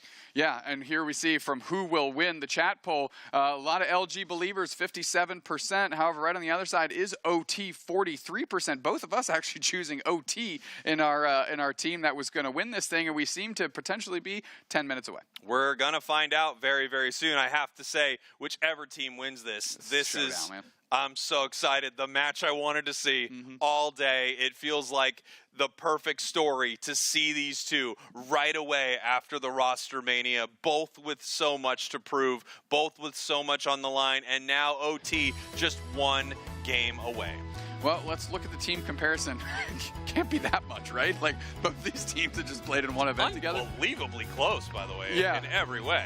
Yeah, literally every line is within a couple percentage points. Orange team, however, taking maybe the percentage lead in the category that matters most, which would be that Rayquaza cap. Yeah, Rayquaza capture's extremely important here. Highest score is just for fun, right? Yeah. That was the game you got to stomp on, and it's always fun to see like how high that can get.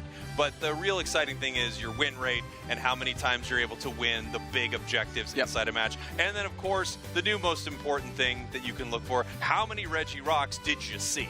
Did you see? They saw, 3 that game? They took 2. So their conversion rate when it populates, decent. Yeah. But they need to see them first. They have to see them. If they don't see a Reggie Rock, there's not much they can do about it. I won't argue about that. That's just fact. How many Reggie Rocks can they take if the Reggie Rock is never on the map? Well, that would be 0. That would be 0. However, first Reggie Rock, they were at 0%. Not a great percentage. Honestly, awful when you think about it. I don't know the highest. We know the highest percent. We kind of we figured that out, although there's rumblings about 110%. I don't even want to get into it. I don't know the lowest percent, but 0's got to be close. It's got to be close. If it's not the lowest, second lowest. Yeah, it's top 5 lowest. See, for sure. I can't read. You can't do math. It's a perfect combination we got up here between these two teams. All right, Orange team up a game here on LG. Similar situation that we actually saw LG in the losers finals, right? They seem to bounce back very well, figured out their strategy, and adjusted quickly. How do you see LG adjusting here into Game 2? It's a great question because we've seen so many looks from LG today. Yep. I think they want that Gyarados. It didn't work out super well for them in the game against, was it Nemesis, where we got to see it? Yep. It didn't work out super well for them there, but I mean, I think this Pokemon's extremely powerful, and I think it was a game-changing Pokemon in that last match. And I'm pointing straight down because that's what you should be doing. Follow the official Pokemon Unite channels, like, comment, and subscribe. That seems important. Yeah, absolutely. If you want to see what's going on with Pokemon Unite, you want to make sure that you're watching the latest tournaments, you want to see the best teams in the world go at it, you want to continue to follow the channel, be here every time there is a broadcast. I can tell you, I'm here, okay? I'm also here. I'm following the channel.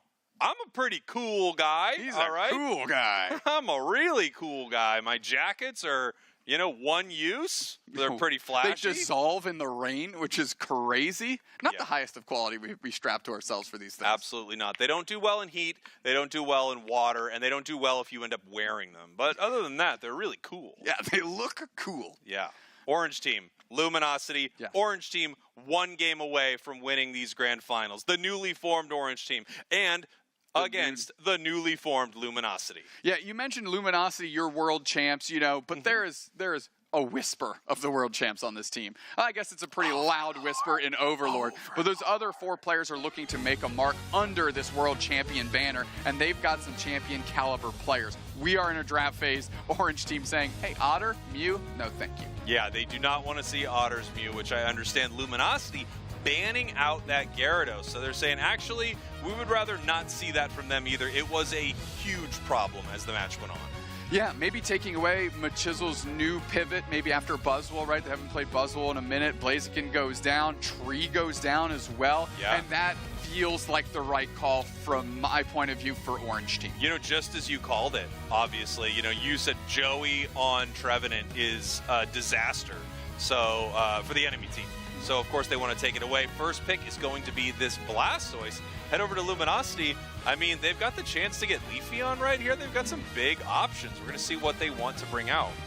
Yeah, quick hovers here. I actually like this Umbreon hover by JL. I think that really helps facilitate. It keeps them open without great pick without locking them into a particular strategy. Yeah. Is what I'm trying to work my way through. And here we go. Orange team looking to lock in their next Pokemon. We possibly have our defender selection for Zugrug. And we do have the Leafeon coming out. I mean, hey, those final moments of that last match, Leafeon absolutely demolished Luminosity. Instead, they grabbed the Blissey. Very interesting, very interesting. Maybe something that Roland believes in. I thought, you know, their Eldegoss play was very solid last game. They have an opportunity there. But, I mean, you could just see how much of a premium the Eldegoss is right now. Here we go. Our picks on the side of Luminosity. What exactly do they want? We've got the Urshifu, and we have the Eldegoss on the side of LG. No Comfey, no Zoroark. That is not being considered. Well, Flareon's quickly goes to Inteleon, and you can understand why. They had a great first game against LG. Great secure tool, great source of damage for them as Kratos is flipping the script around and maybe grabbing a Venusaur, and that's two strong attackers. This is really interesting to see them switch it up here after such a successful game.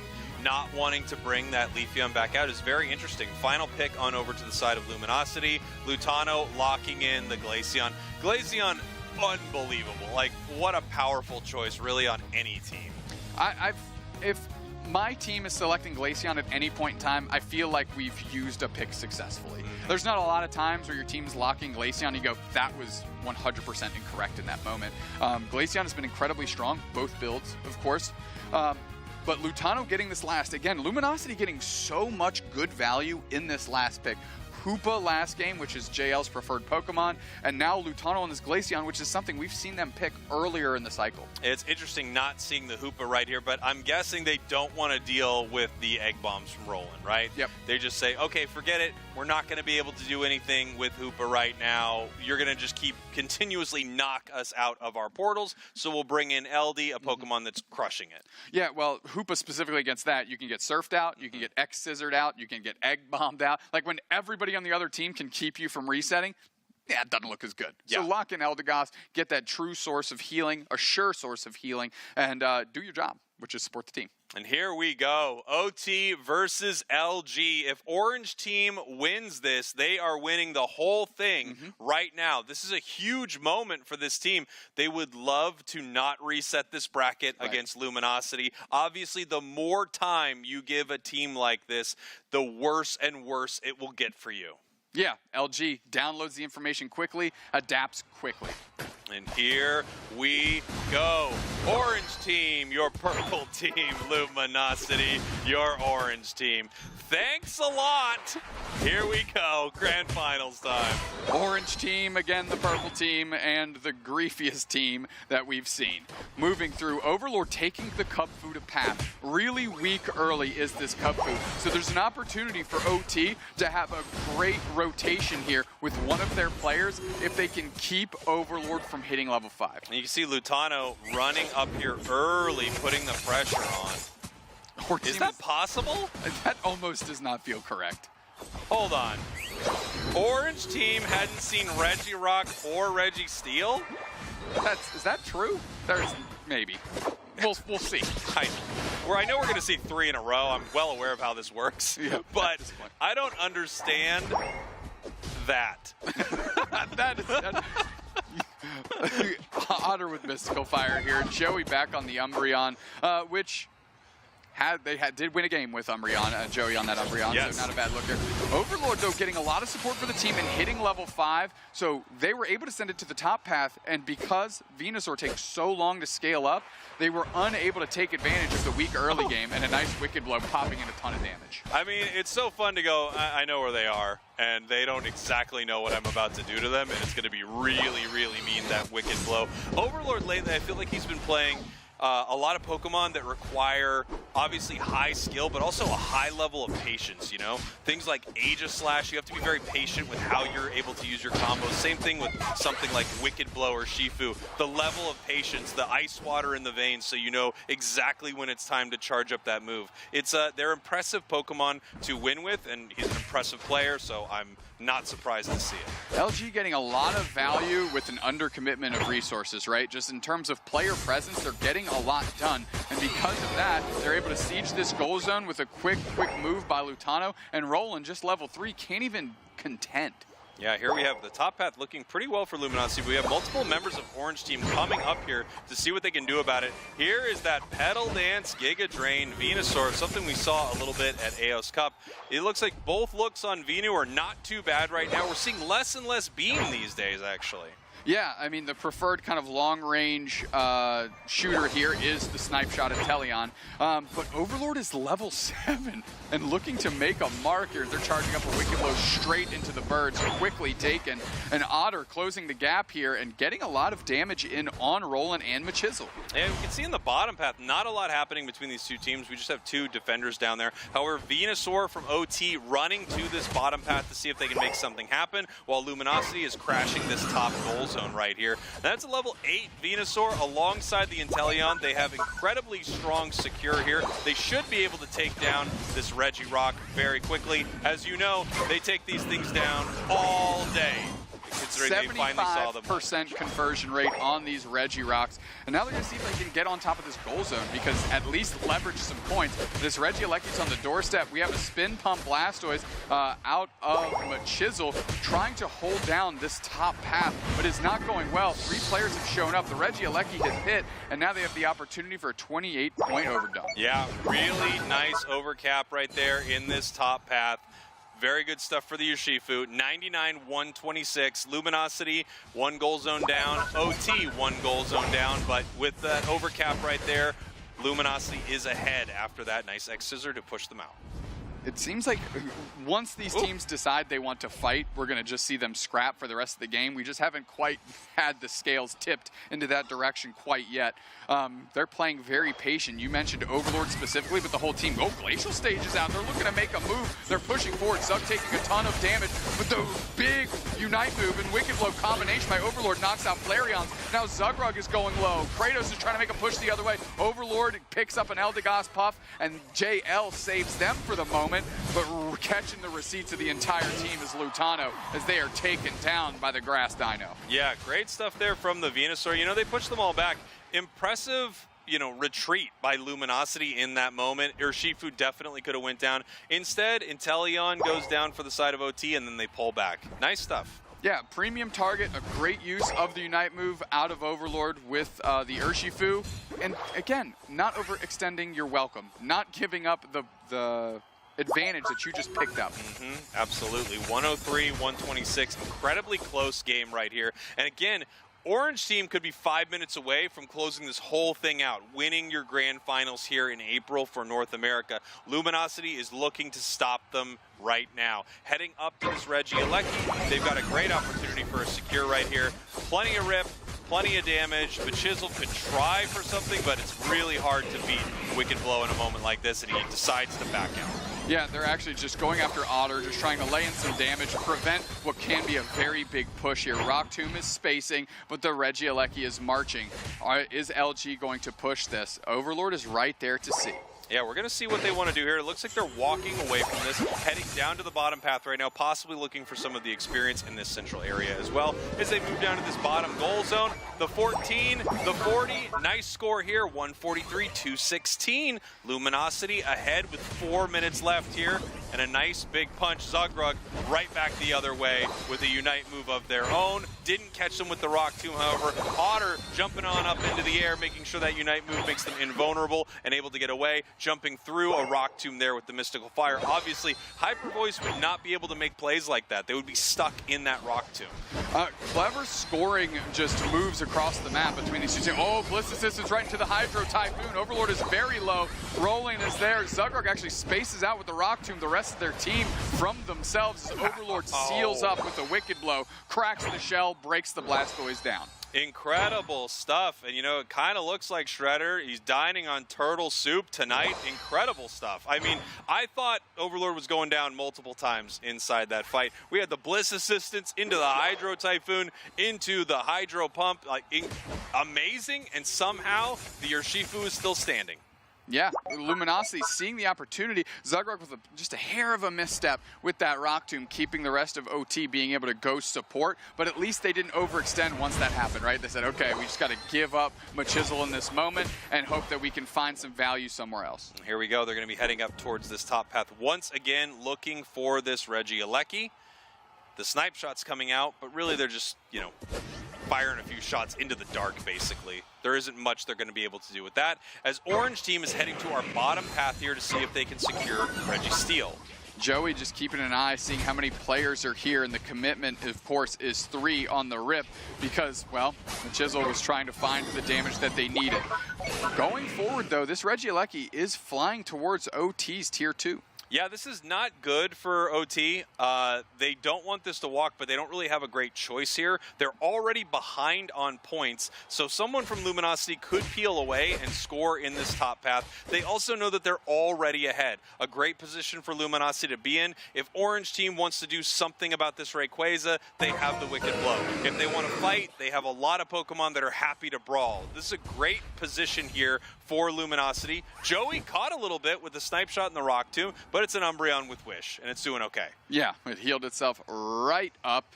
Otter with another key flank, maybe going to actually score here. And now Otter, yeah, possibly running for the score. They're already up right now. 1 minute, 38 seconds on the clock. Orange Team could win the grand finals right now. They're starting to hit this Rayquaza. They're seeing if anyone wants to move in and fight. We have Glaceon with a huge catch right there onto Zugrug. Zug pushes forward, pushing Joey back right now. The Snipe Shot doesn't find any target. Rayquaza is resetting its HP. Orange Team needs to make a play here. They need to make something happen. Their tournament's not on the line, but the victory is on the line. They can win right now if they just make a play. Hitting Overlord with a Snipe Shot could be the start of it right here.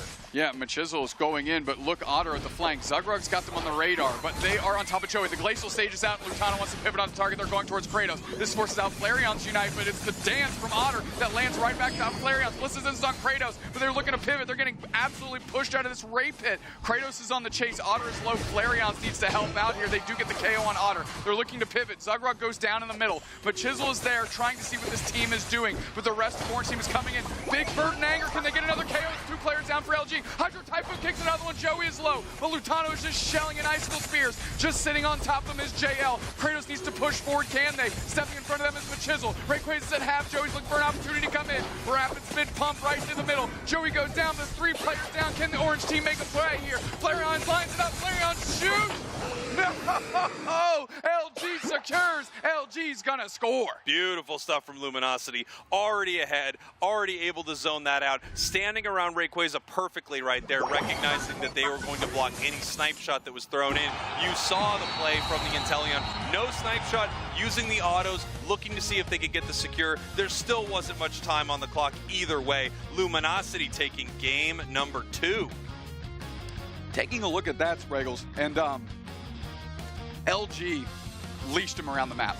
Literally put the tether on and walked the dog. They took them out of the Ray Pit, put OT in a terrible position, and essentially exchanged Otter for central positioning, knowing that they were in the lead and OT would have to step into the middle and try and make something happen.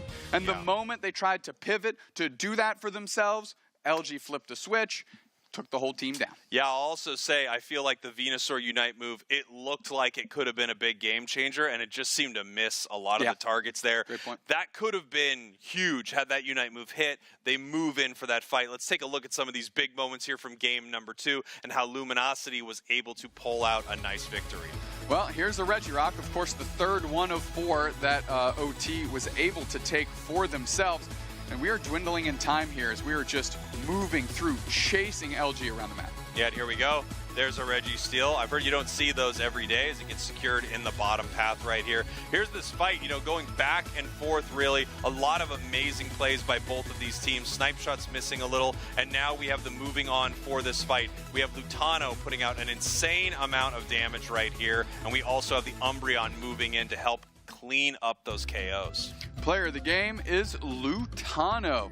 140 points, 91k damage. Man, Glaceon's so good. Glaceon is very good. Lutano was very, very good on Glaceon. It was an impressive match for Luminosity, and it felt like it was controlled chaos around that Rayquaza. There were a lot of moments where it felt like it could go either way, but these are 2 top teams. They both played it very, very well. I think your call out of sort of pulling a lot of them outside of the Ray Pit was obviously what they were looking to do with Otter running from that situation. Yes, they lose Otter in that moment, but they need to be burning time here. Luminosity is ahead, and that's what they did. They burned a lot of time.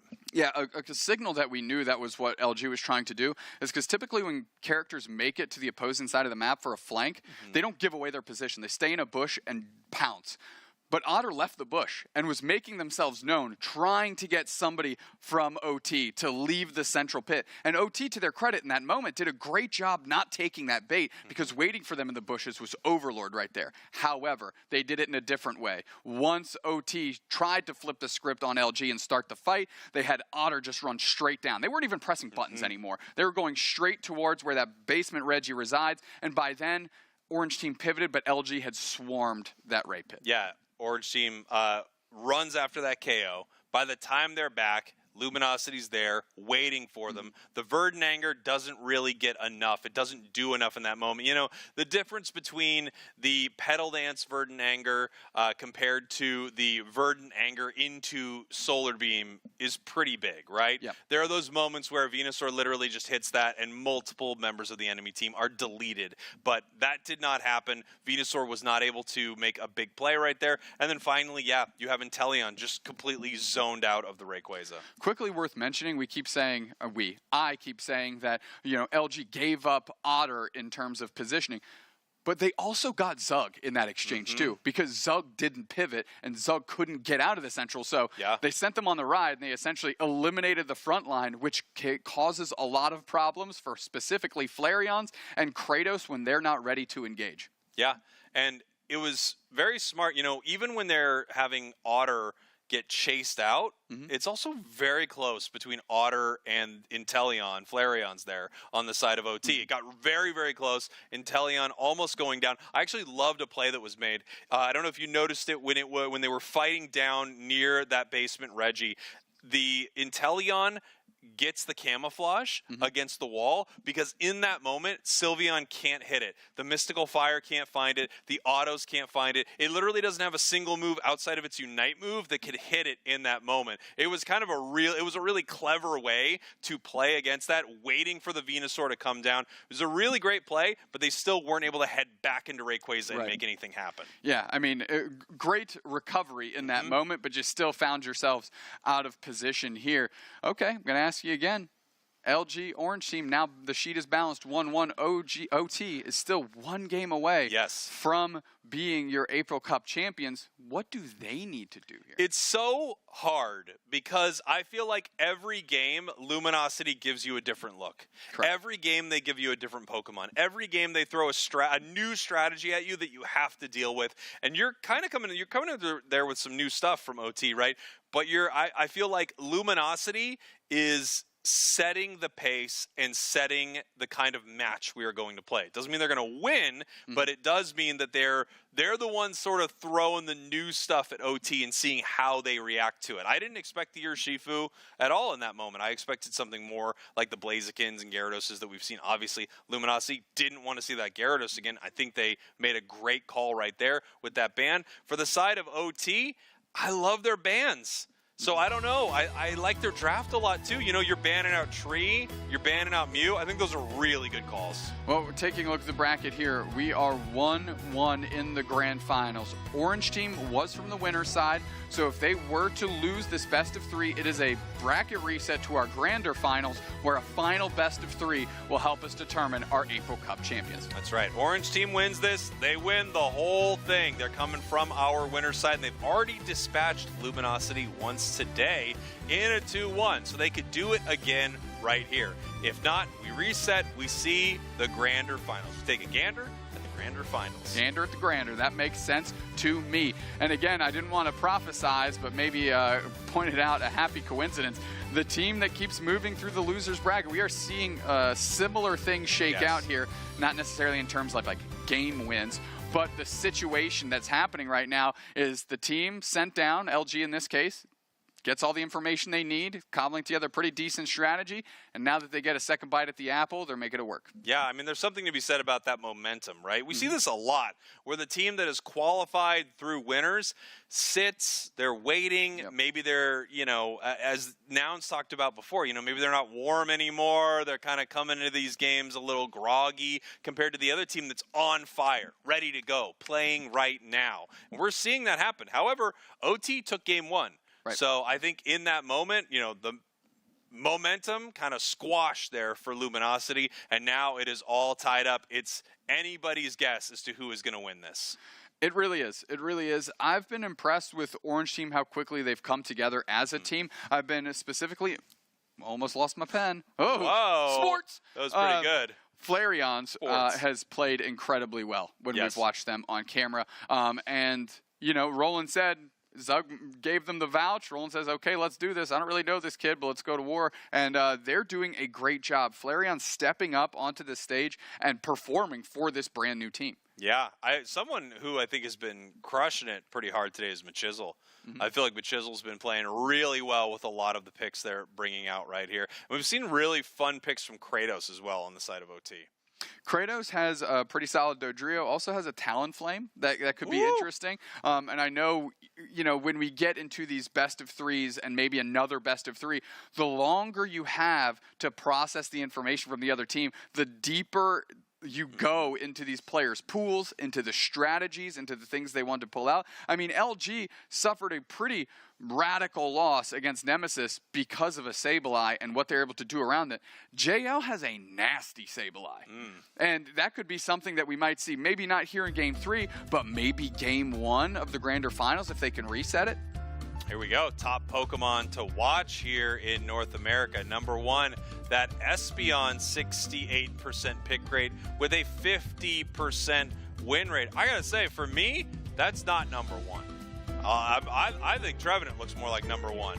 Yeah, I mean, higher ban rate, higher win rate. The pick rate is 1% below, but we haven't seen as much Tree as I would have thought, to be quite honest. Yeah, I mean, it is getting banned out a little bit more, right? Which I think is pretty interesting. Trevenant, it's always good. There really isn't a team it can't slot into. It can play top path, it can play bottom path. It's an amazing tank. It's pretty good as sort of that all-rounder bruiser type as well. We're going to see what these bans are. Mew, no shock right there on the side of Luminosity. Gyarados also, no shock there. And then we have Trevenant. Yeah, I really wouldn't change it. Yeah, I like this a lot. You're successfully isolating 2 players on the other team from their top picks. Get those off, force them deeper into the well. I think Otter does have a pretty deep well, and I don't think you're cutting them off from too much. The Mew is just incredibly oppressive and has great utility. But Joey, I want to be impressed on a different Pokemon that isn't Tree. Let's take a look here. We've got Zugrug first picking the Umbreon. And then on the side of Luminosity, they like this Sylveon a lot. Blastoise is a great call. Yes, we're going to see Blastoise. We're going to see Sylveon. That's pretty solid here. Yeah, the Mystical Fire Draining Kiss Sylveon again has just been so solid. You know, we've almost feel like we've seen more Hyper Voice than Mystical Fire Sylveon. But this Mystical Fire Sylveon has been able to track down these players all game long in this set and the previous, and it looks good. Here's these next two picks. Roland bringing out the Hoopa. Flareon's possibly looking to lock in the Inteleon. And that's no surprise. Get Flareons, they're grooving on this Pokemon, right? A lot of the reasons they lost that last game isn't because of Flareon's play. So, you know, put that back in their hands and craft a strategy around them. JL quickly going to Eldegoss. Joey, Crustle makes a lot of sense here because of the X-Scissor. Again, we have Surf. We'll be able to keep them out of these hyperspace holes. All right, our final two picks for OT.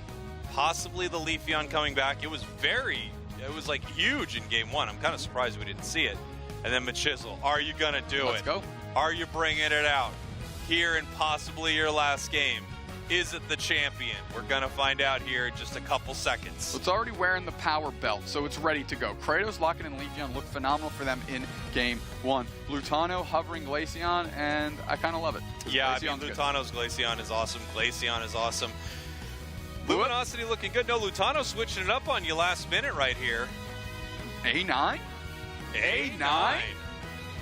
Really? A9. Let's go to work with the A9. Thoughts? I mean, the build he's got on right now is the Dazzling Gleam Aurora Veil. Doesn't mean that's who's playing it. No, they're not. Switching it over to Otter right now. So Otter's going to be playing this Blizzard Avalanche in the bottom path. We have Lutano once again hanging out on this Sylveon. I'm not sure which kind of Sylveon he wants to show for us here. Yeah, I'm trying to take a look. This is what I'm telling you about Luminosity, by the way. You know, you talk about having a deep Pokemon pool. I feel like Luminosity's strategy, they will drag you out to deep waters, and they will see if you can swim with them, because they have a lot of stuff they're going to throw at you. We haven't seen A9 today, except for Luminosity. We haven't seen Aegislash today, except for Luminosity. There are a lot of picks that only this team brings out. And then on OT, we've got Machamp. No one's running Machamp but OT. And nobody's running Machamp. Only the Machisler is seeing value out of Machamp when it is selected. We were having a conversation with Gotlu, who thinks, you know, Machamp actually isn't the worst if people can like be mechanically sound on it. Machisel, one of the best players going on the Pokemon. And, you know, when this team is in dire straits, specifically that player feels like they're back against the wall, 4 arms are better than 2. Yeah, it's the comfort pick. You love to see it. You love players that have that pocket pick that is not something that's at the top of everyone's mind, not something that's necessarily meta. But Machamp might look even better right now, given that it just recently had some buffs. We're going to have to see how it does here in game number 3 of our grand finals here in North America for the April Cup. Orange team is your purple team. Luminosity is your orange team. If Orange Team wins this, they win the whole thing. If Luminosity wins this, we have a bracket reset and another best of 3. Zugrug peeling back. They're going to help Flareons. Flareons and specifically Drizzile has a great secure, but not when it gets stunned with a beautiful set of rocks by Joey. Here we go. We see, you know, the Leafeon looking for a KO top. Lutano coming up to try to stop this right here, and it looks like they're able to do it. Great plays here from Luminosity. And I feel like a lot of the early game fights that I've seen between these two teams, Luminosity gets the better of OT. Yeah, it really feels like Luminosity is prioritizing the early spikes, trying to take over the game early, and, you know, get ahead, stay ahead type strategy. We have seen OT have heavier scaling Pokemon like the Venusaur last game. I think you could argue that Machisel is going to take a moment to get online here. Not if everything goes the way they want, but it's going to be tough because LG is prioritizing keeping them down.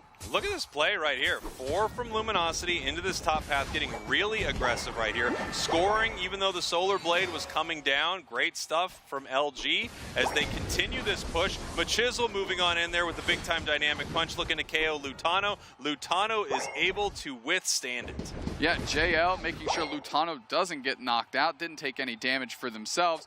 Joey, nice little hollow air on that Crustle. Gonna just A-press Zug because Zug is trying to peel to their team. At least they were for a moment. Meanwhile, while this was happening, we had the Drizzile invading the central area there of Luminosity. They're looking to make something happen in this bottom path, caught by that Blizzard Avalanche. Really great stuff there from Otter. You can see Kratos almost going down in that moment. A tough Pokemon to deal with. If you have any kind of dive, you don't want to dive in towards an Alolan Ninetales. Roland taking a ton of damage from this Mystical Fire Sylveon again as they make it back, have to pick up a berry, but really now the presence in the top path is all LG. You can see Kratos looking to secure this, or at least help secure this for the side of OT. Yes, they are looking to take it right there. They need that level 8, obviously, so they can become very, very powerful, very, very fast. The Unite move on Leafeon, crazy low cooldown, and really impactful, especially early. Dynamic punch onto top of Overlord, tons of damage rained in. The portal is there. Overlord eject buttons to try and get out, and they are going to be successful. Yeah, they are able to really make it out of just about anything. They have so many resources on their side to make sure that happens. Overlord right now able to hit their level 7, and we see this is a rapid spin water spout Blastoise, something that we've seen a little earlier today do very, very well. In terms of early game prioritization, LG is literally just playing out of Kabi-chan's book right now. 4 players top path, make a push, go to central if you can. Fortunately for OT, they've had a couple of games of experience here, and they're adjusting fairly well at this point. Wow, I mean, they're really putting a lot of pressure onto Overlord right here, but that Eldegoss able to keep Overlord happy and healthy, as no one is looking really at either Reggie right here because no one can find an advantage. Oh, Lutano gets a big chunk of damage on them, forcing out the 2-step. That's a knockout with the help of Zugrug. Nice snipe shot from long range, makes Joey have to scramble and go back. X-Scissor on Kratos. Kratos dives for a berry, puts more damage on Joey. Otter gets engaged on by Zug, and let's see if they can get the KO. No, Inteleon Unite is out. They have tons of damage they can shell in. Snipe shot goes wide, but it's going to open up the opportunity for them to score. And here we go. They're looking to make something happen in this bottom path. Not able to score right there. The Rock Tomb coming in. Huge Blizzard Avalanche right there, but the snipe shot able to take down the Crustle. Zugrug able to survive that onslaught because of the Unite move and because of Wish. And now we have Regirock being started here by OT. They are ready for this secure. They have the snipe shot. Otter, however, has a huge burst of damage as well. And here comes Machamp. Machamp looking for a flank here, going straight towards Otter. Zugrog is going to try and facilitate that, and they do. They get the KO quickly right after securing yet another Regirock. Now Machizzle spin to win on top of Zugrug. Tons of damage being rained in there. X-Scissored out. Lutano is going for the support, but Machizzle cross chops in. Can't quite find the target they want. Joey does clip Machizzle with the X-Scissor, and now Zugrug is there, but I think we need to settle out a little bit. Zugrug low on HP, but there's no sense in committing too much right now. Yeah, Overlord possibly pushing forward right here. Huge Solar Blade. I think it might change their mind. The X-Scissor pushes forward into Machizzle. Machizzle now backing out. They do have a Unite move on this Machamp that they could use at any moment. Sylveon takes to the sky using their Unite move. Does Machizzle Unite? They do, and now they're looking for another target. Alolan Ninetales right below them could be a good one. Overlord getting jumped on there by the A9. Oh, excuse me, A9 down at the bottom. Overlord getting jumped on by the Leafeon, and now we have an amazing Unite move for Unite move as Otter somehow is able to outplay Machamp. In that moment right there, you know the expression, if you don't use it, you lose it. Machizzle would have lost their Unite move, right, because they activated it and they hadn't used it yet. I actually like them not using it there. You just give up. You didn't have the opportunity you need, because what happened is they essentially dove in, and it was just caught in a snow globe immediately and knocked out. Yeah, and here we go up to this top path. We see Luminosity with some better positioning right here over this objective. They also don't have a tier 1 goal zone on the other side, so they can make something happen. OT with a play. They're bringing him down through the Hoopa Unite move, crashing this goal zone. And now the Cotton Cloud Crash takes to the skies. They land, but that's actually just to build separation. Flareons had used their Inteleon Unite, but they can't get anything into that goal zone, Spraggles. They were really looking to make an impact on that goal zone and break it, but they can't quite get it done. Yeah, they were looking to make a play there, not able to make it happen. Now we see Luminosity once again rotating back up towards that top objective, Regieleki. Here in the bottom path, we have 2 members of OT, actually 3, with Zugrug being down here. This could be just another secure for OT at this Regice. Yeah, Regice getting worked on, but where is LG but prioritizing top? That's where they want their team to be. Kratos able to get a knockout after they use their Unite move, but they are KO'd swiftly right back in the other direction. Machisel cross chops in. They're bouncing Dynamic Punch right on top of Lutano. Lutano almost seems like they're taking no damage here. Now that's a Machamp Unite catching two, forcing out Lutano's Unite back the other way. Zugrug's there for the health, but is it enough? No, they just get Eldegoss, and Lutano is still on almost full, make it full HP. Yeah, incredible stuff. I mean, just that Sylveon, you know, that kind of tank fighting Sylveon, it's really tough to take that thing down, and it's able to put so much pressure on your opponents. That's what we've seen. We've seen all match from Lutano here. 3 minutes on the clock. The last 3 minutes of this tournament, possibly, if Orange team is able to put this thing away. You can see Zugrug having to peel out right now. The snipe shots land, but it's landing onto a Blastoise, not doing as much damage as you would like. You'd love it to hit that Alolan Ninetales right now. You really would. Those snipe shots, if Flareons can keep them stuck on their pad, would be awesome for them, as they are just dwindling down. They don't want to have to deal with this Regieleki too late, but it might be not up to them, as Luminosity is posturing well. Yeah, Luminosity holding this point well. Less than 20 points separate these teams. 2 minutes, 30 seconds. We see Machisel ticking over to level 13. Possibly going to take some time to try to charge up some cross-chop stacks. The cross-chop plus is the move that they just unlocked. Every time they auto-attack from now on, they're able to generate extra attack stat for their Pokemon up to 40 times. So they're looking for places on the map to possibly do that right now to make sure that the next time they unite, they do as much damage as they can. Rayquaza is here.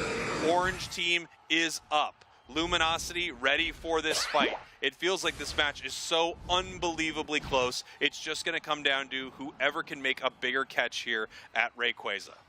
Nice positioning around. Again, LG swiftly rotating, trying to figure out where OT is, but meanwhile, Machisel is getting a ton of time to build those stacks you mentioned. And here we go, looking towards our top path here. We have Eldegoss. We can see them moving around as we head back down towards OT. We can see that they could be looking to make a play or to even stop Lutano from pushing forward right here. Spinning to win right now, looking to catch Zugrug, but not making anything happen. The snipe shot, unfortunately, goes threading the needle right through everything. Machisel in the top path, looking for a score here. No one's going to be there to stop him. What does Luminosity want to do? Are they taking Rayquaza right now? They are starting it. They're turning on them. The rings are unbound. Inteleon Unite is out. Tons of damage is being rained in. Maybe another bait Ray rip here, as now they're trying to smother Orange team. Flareon's is dealt with rather quickly. Now they're trying to deal with another one. The two-step is out. Hydro Typhoon gets a KO streak of 2.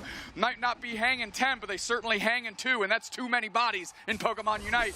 Luminosity getting right back on top of Rayquaza, but there's still some plays that can be made. There's 2 players standing. One of them is a Leafeon, rocking that Solar Blade, but Kratos is getting low on HP. Rolling's looking for a way in. That Rayquaza is so low. Flareon's is here. Flareon's is way too late. Luminosity's going to take it. Bracket reset. Yeah, bracket reset here for Luminosity if they are able to score, and it looks like they are. 100 points going into this bottom path. That's going to put them 202, 180. Not able to stop the scores in the bottom path. 202, 280 with no time left on the clock. Orange team is going to lose this first best of 3. And, you know, one really unfortunate thing is that Machamp goes down. No Machamp Unite move. Not had the opportunity to make that big difference. They were blocked out by a beautiful rock tomb near one of the final moments of that fight. And Luminosity just, you know, with a really pretty fight.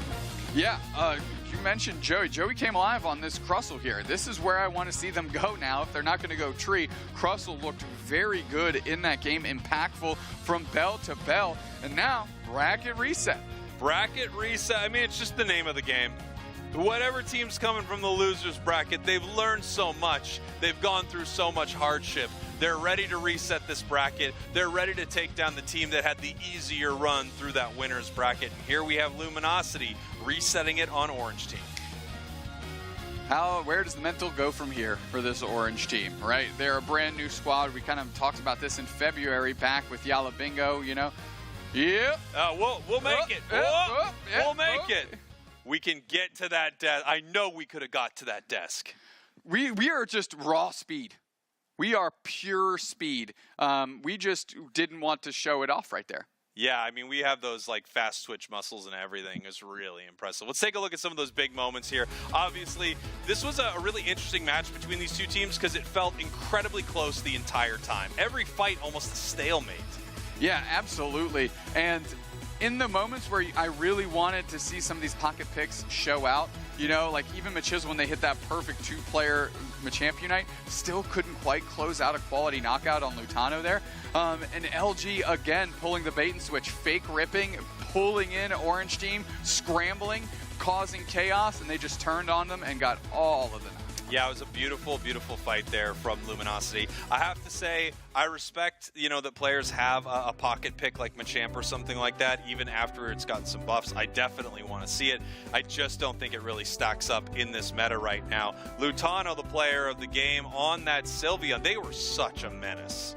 This Sylveon, it's been a problem. Whether it's Otter, whether it's Lutano, doesn't matter. This Mystical Fire Draining Kiss Sylveon has caused headaches all game long, every single game it's been in. Yeah, it's just so incredibly disruptive. It never lets you catch a breath, right? It's constantly on top of you. Orange Team, Luminosity, the bracket reset will happen here in just a moment. We're going to take a very, very quick break.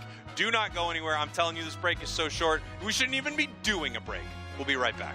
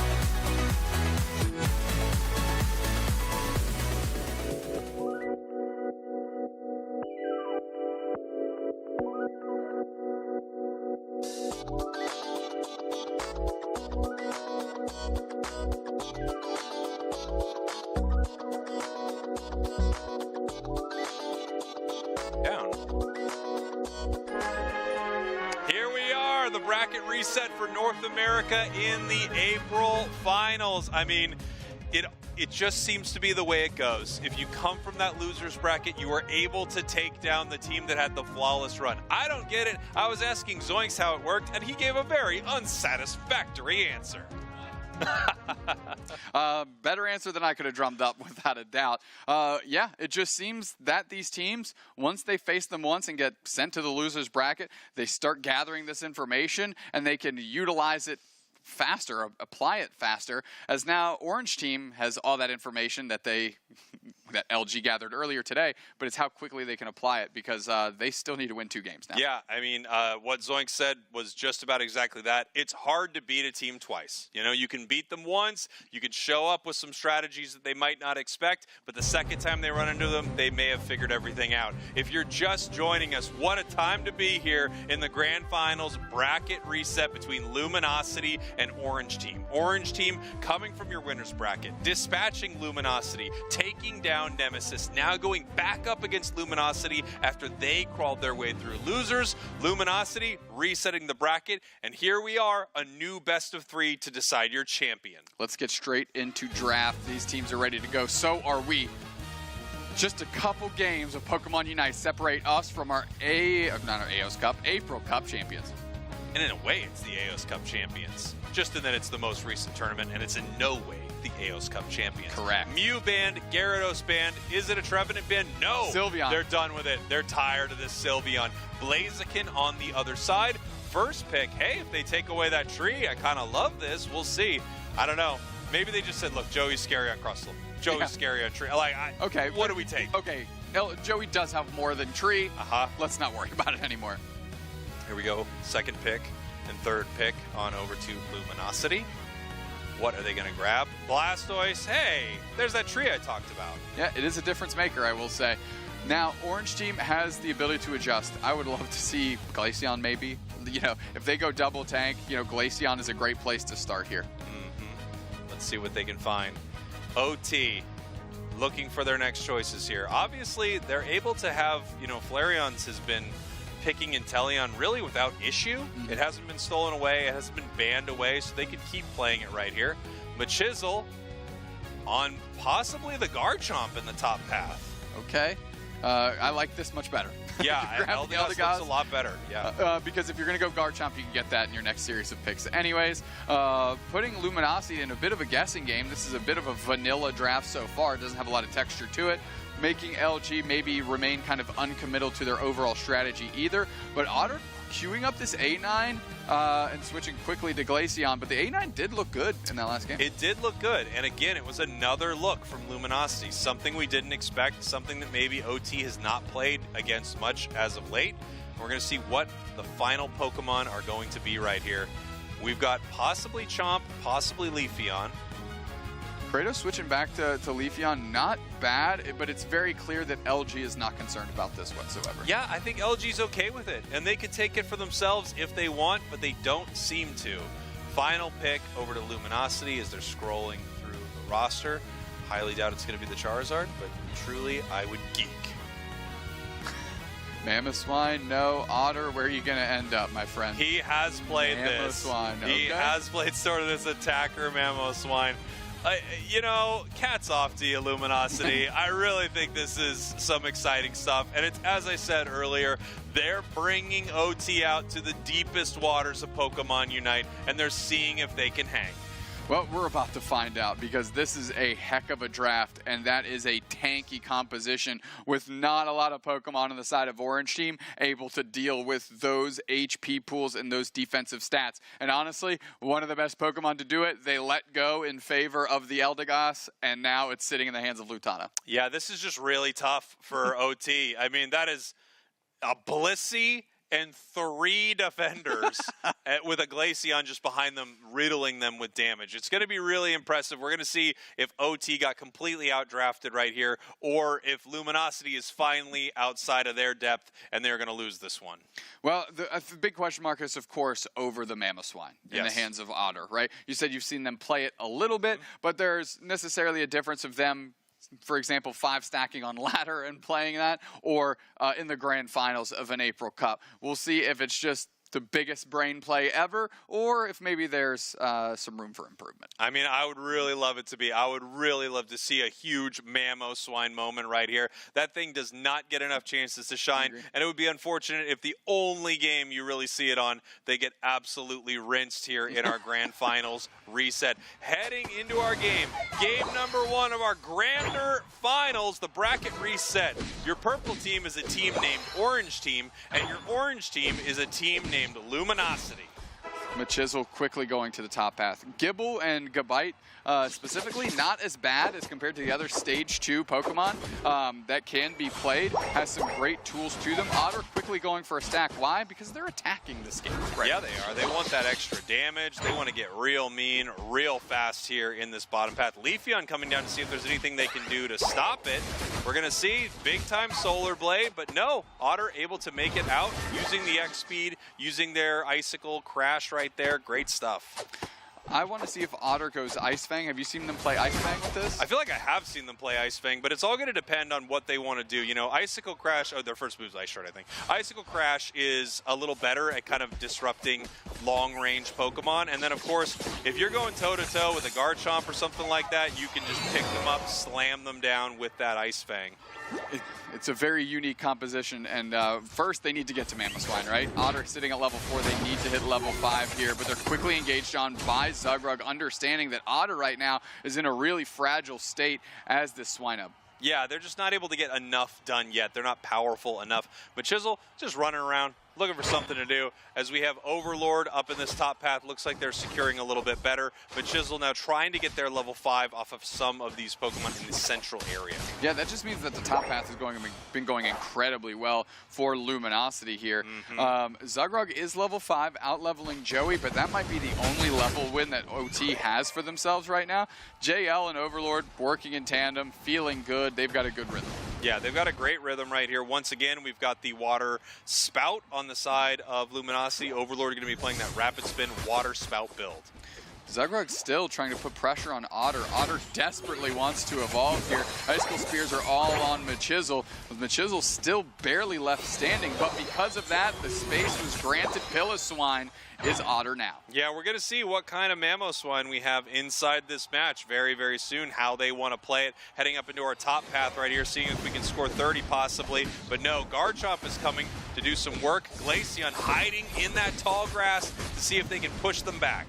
Machisel taking a ton of damage, had Overlord on the ropes. Now Zugrug steps in. Oh, but the opportunity for Kratos to get a KO with a Solar Blade. Nice little snake in the grass type move there to get that. Here we go. We have the Garchomp moving in, the Gabite, I should say. The Icicle Spears not able to take it down as they're raiding points in on this goal zone. I don't know if they want to even break. They might want to just to get rid of this goal zone, but Lutano's not going to let them. Unite move coming out. They're chasing it down, able to pick up the Big Bird Altaria right there. And they do end up breaking that goal with a very, very small amount of points. 122 to 37, top goal zone gone on the side of Luminosity. Kratos hanging out in the top path to see any of the other Eevees roll towards that Regieleki. Meanwhile, Otter, Overlord working on this Regice. Zugrug looking for a decent flank. Joey putting tons of pressure on Flareons. Felstinger going to buy the time that they need. Can they line up a snipe shot on something? Regice is low, quickly taken by the Piloswine, and now Zugrug's in a tough spot with low HP. Zugrug, yeah, is in a little bit of trouble. So is the tree, obviously. Joey having to run away from this situation. We do see the Icicle Crash from the side of Luminosity, so we're not going to have the Fang here. We've got the Crash as they're all being brought right in. What a huge play from Luminosity. And that is the Joey Tree difference. Now they're pushing the pad. They've got 5 players here, looking at 3 on the side of Orange Team. Solar Blade engagement, 2-step is there, Rapid Spin Water Spout. They're trying to find a target. They get the first one, but now we're looking at Kratos. Kratos is really getting the pressure put on them. Joey's looking for an opportunity to poach. They flip, they Horn Leech. Kratos somehow still standing. Dives past Otter, puts the goofy shoes on, but finally Overlord is there with a Spin Spout to sort them out. Garchomp Unite pops off, and they're trying to pop off because they're trying to pop some noggins as Joey is stemming the tide. Inteleon Unite is out, and all of a sudden OT with the meanest counter push that I've seen in a minute. And here they go, pushing onto this goal zone once again. Now we have Zugrug with the Unite move, looking to try to shut down possibly Lutano. That snipe shot does hit its mark, and they are going to have to back up as we now have Otter jumping in towards this Inteleon, seeing if they can take down Flareons. Garchomp moving around. Machisel actually goes with the Dragon Rush back towards their pad. They don't want to give themselves up for no real value. Meanwhile, Kratos chipping away at this Regieleki, but it looks like Luminosity is onto their shenanigans and they're rotating top. Luminosity is moving up there. They don't have a great secure, but Egg Bomb can always find something. The Icicle Crash is now here as well, so this has changed a lot. Let's see what they end up doing. The secure goes over to, I think, an auto attack, just a basic there from the Mammo. Another Dragon Rush. They're trying to poach a character, but they don't poach anything but their own trip to the Pokemon Center. Roland's sitting on path. They're just the Eldegoss. They're playing Cotton Spores for the opportunity to have a little bit of pop here to this engagement. KO streak of 3 for Lutana by what else? The Glaceon. I told you that character's nasty, brother. And here we go. 22 points in this top path goal. We see Overlord continuing to score as they're waiting for their moment to put in the big time 47. That's going to make this game 127-167. Luminosity on top. Regice here in the bottom path. Joey watching from the bushes. Elvis Prestry looking to hit the right notes against this orange team squad, but they actually just quickly pivot, take some Wild Farm. They don't care about that Regice. Yeah, they say, look, I don't think it's going to happen, okay? I was standing there, I was watching. I was in the tall grass for a while, and I got kind of bored. I left. I just didn't think it was a thing for us anymore. Yeah, didn't want to do it. Just wasn't interested. Luminosity, though, looking decent on levels. I mean, level 13 Glaceon from Lutano off the back of this big string of KOs that they're able to put together. Orange team doing okay on the scoreboard, a little bit behind, and similar with levels. Yeah, I mean, experience-wise, things are definitely going better for Luminosity. Score-wise, slightly better for Luminosity as they move in for this fight. Eldegoss in the air. We have Zugberg in the air as well with their Unite move. The Unite move comes out from Joey, the Trevenant, but Chisel trying to make something happen. Here comes the Leafeon, not able to secure a KO. Overlord with the rapid spin, looking for something on this Garchomp. They caught Lutano. They picked up a KO. That's a double for the Inteleon. Another snipe shot finds its mark as they're continuing this push. Trevenant's in trouble. Now we see the Blastoise go down, and now we see the Trevenant go down. Beautiful fight for OT. And this score line is dead even, Spraggles. 167-167. Zugrug not done there. They actually get charged with the high horsepower right through and decide to peel. Yeah, here we go. Everyone's just going to be charging up their Unite move, getting as much experience as they can. Level 13 on the side of Luminosity for that Blastoise is extremely important. It is a huge buff, and they're definitely going to look for their plus move. It's rare that you would find Overlord not having that heading into this final fight, and you can see they're very close. Yeah, level 13, much like, you know, the other Kanto starters, is very important for Blastoise as well. Regieleki at half is getting shredded down. We've got just about 25 seconds until Rayquaza hits the map. And if everybody for OT shows up, they might be able to rip the bottom objective in time. Yeah, we're going to see if they want to rip that objective. One thing is unfortunate. They are all tied up. This is going to walk, and it's going to break that. But they would have lost on a draw. It's the team that hits the score first anyways, and you don't want to win on a draw. I mean, you want to win on a big-time win. Garchomp ripping that apart, getting ready for the fight here in the center. With a big catch on Glaceon, you can see things going very well for Orange Team. On the other side, Luminosity has been playing pretty well in a lot of these fights also. Points going in right now. They are up on the scoreboard, so it is not them that needs to make the fight happen here. It is Orange Team. Auto rotating through, they see Machisel, they put an Icicle right on top of them. Rapid spin spout by Overlord, and then they move quickly back to their side of the team. We're still settling up. Yeah, still settling up right here. The soft boiled coming out, healing up. It looks like they put on the wrong target there. It was meant for Overlord, but accidentally hit Lutano. Not a big deal here as we're still able to heal up Overlord. The Icicle Spears come out. There's the Glaceon Unite move. They're pushing forward, trying to get a KO, and here comes Leafeon looking for something here in this top path. Dragon Rush right back in the middle. They get 3 targets. They force out the Unite move. Hydro type. The Garchomp's already smacking them down. Kratos is there for the follow-up. Players down for Luminosity.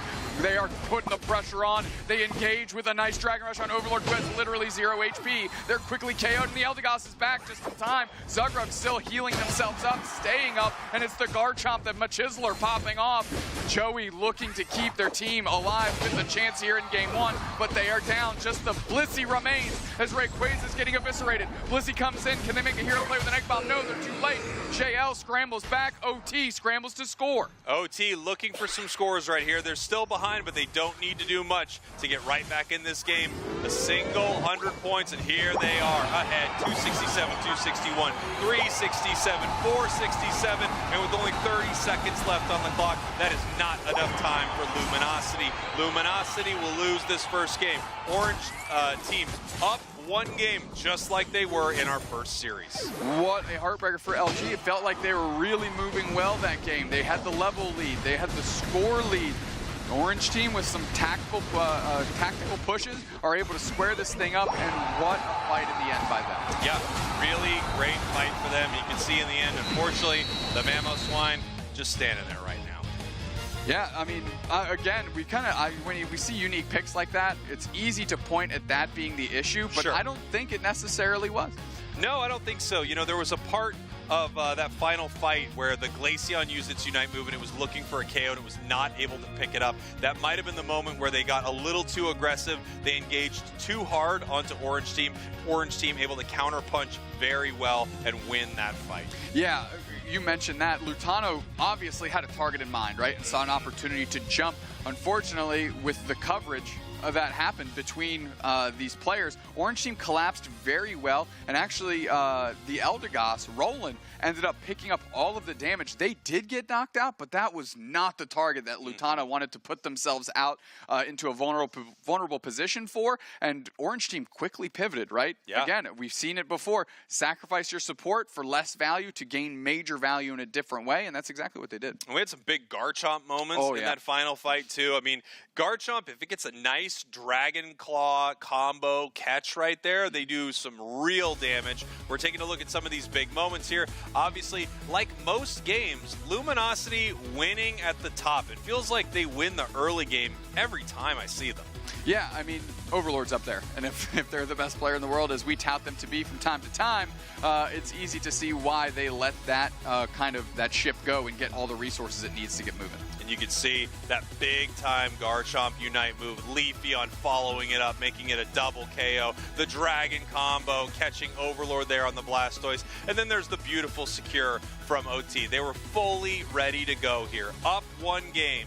Ready to close this thing out right now. They are ahead once again, but can Luminosity beat them once more? Let's take a look at our player of the game. Player of the game, Kratos, Leafeon, maybe had a bit of a fumbling there in the game 3, but in this bracket reset, really came to life, similar to game 1 in the first grand finals. Had themselves a heck of a game, 72,000 damage. Yeah, big time damage, big KOs, and even when you only pick up 6 KOs, only 6 KOs is pretty solid in some of these games, right? Yeah. But even when you only pick up 6 KOs, when you notice a few of them there are in that final fight, they're the KOs that matter most. That's how you end up being the player of the game. Without a doubt. Kratos had a phenomenal showing.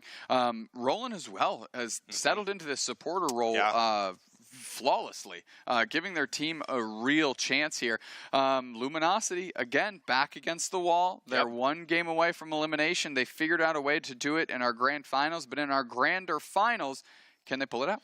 That's the question. I mean, Luminosity's been here before, also, interestingly enough. So, a different-looking Luminosity, but Luminosity, nonetheless, made their way in the AOS Cup through the losers bracket up to grand finals with a reset, and Overlord, a player from that Luminosity, was against multiple members right here. Kratos, Roland, Machizel. Yep. They all did this once before. And at that time, Alter Ego was able to win. Well, we've got a few members of Alter Ego on both sides right now of these new teams. So we're going to have to see who's able to pull out this victory. Luminosity, they have a lot of tricks in their bag. But I don't know. Was that their last one? Do they need to go to something else right now? Unfortunately for them, it didn't work. However, I will say, it looked like it was a huge counter to what Orange Team drafted.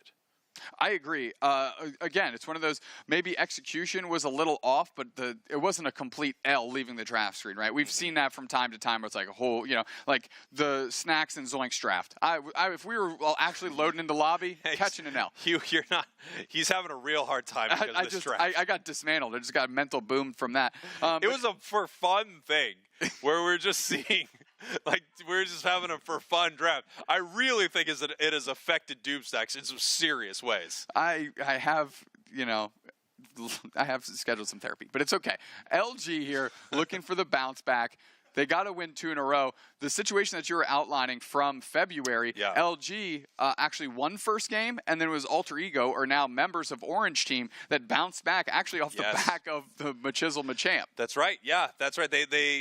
They were down to sort of their last options, and they said, just go with the comfort pick. Bring the Machamp out. I don't think the Machamp looked particularly good when we saw it from Orange Team earlier, and Yeah, I just have to say, I think it was one of those things that could maybe work once, but we know what Machamp does now, and they shut it down super hard when we saw it. That's a great call. However, the Garchomp, Machizel's Garchomp, really shined, especially in the last like 3.5 minutes of that game. It was really just a tear. Big dragon rushes, closed gaps, really facilitated some nice KOs. Obviously, in the Ray Pit, they did that as well. Using their Unite move to actually get out of getting hit by the Hydro Typhoon as well was a nice move by them. They got the knockout on Overlord with that character, of course. So if I'm Orange Team, I'm keeping that in the back of my mind. Like, this Garchomp is something that we can pivot to in the late stages of the draft. I'm curious. You've asked me a few times. Now I want to ask you. Luminosity, where do they go from here? Is there anything left in the tank? Is there something they were using earlier that they need to bring back out? We've seen so many different Luminosities in this series.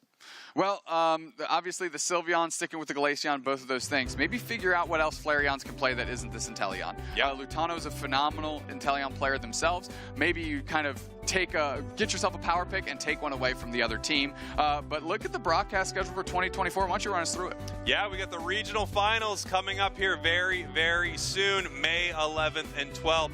Then the final stretch and the NA regional finals live at NAIC here, June 7th and 8th.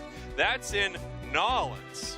I'm very excited for that event. Obviously, phenomenal food. I've never been to Nowlands, but it's a heck of an event. And the way the final stretch and the NAIC top 8 is structured, we are going to have some banger matches. Yeah, we're going to have incredible matches. We'll have, essentially 2 teams qualifying for Worlds. Within that, we will have the North American team winning regionals, and then we'll have the final stretch. It's going to be a crazy, exciting event. If you haven't been to a live Pokemon Unite event, it's one of the best things. The audience is nuts. It was packed at Eos Cup, and obviously, that came down to a very exciting matchup. You had Kabi-chans, you had Fusion. It was really cool to see these different metas square off. We could see that again in the final stretch. The final stretch is an open tournament. There could be teams from all over that could join. Yeah, specifically for the regional finals being live, though, it's the NA regional finals at NAIC, whereas in the Eos Cup, the finals were between 2 teams not from EU. Sure. So these NA crowds, this NA crowd can go gangbusters because it's going to be NA players on that stage fighting in those grand finals. The last time we were live at NAIC, we saw TTV versus Luminosity, and those games were absolutely insane. I can't wait to see what's going to happen when we are live in New Orleans. But right now, we are inside these grand finals. Luminosity down 1 game to Orange Team. Sound a little familiar here in this best of 3. Luminosity with the first pick this time. They're going to be banning out the Gyarados. They're going to be banning out the Blaziken. On the other side, we're seeing the Mew ban, and yes, that's Sylvia. They're tired of it. They don't want to do this anymore. It's a great call. Sometimes you just get worn down so much. Like, okay, just not that. No more, whatever else you want, but not the thing that's just jumping around and shooting fireballs. Thank you. So JL choosing Umbreon here actually sets LG up to do what Nemesis did to them in Game 1 of the Losers Finals, which is structure your way through and then have JL nab the Sableye in the end. Of course, I'm a personal favorite of that, personal fan favorite of that. So something that Orange Team does have to keep on the radar. JL's Sableye is incredibly solid. Let's see what they're going to go with for these picks right here. Zugrug on the Trevenant and Blastoise being locked in. This is another phenomenal opportunity for what else but Glaceon. I kind of say it all the time, but it always feels relevant. It can be incredibly strong.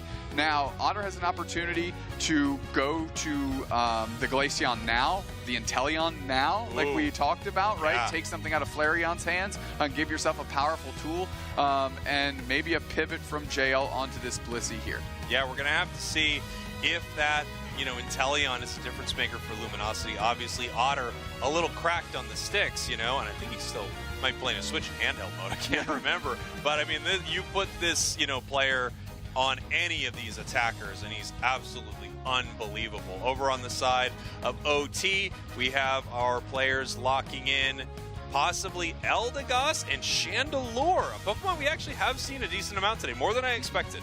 Yeah, quickly Lutano queuing up Glaceon here. Joey hovering the Scizor Scyther potential maybe for Overlord in the top path if that's where they would like to take that, which means this counter pick from Orange Team is going to have to be critical. Yeah, this is really interesting. If they do end up picking Scizor, it will most likely be Scyther. It will be played by Overlord.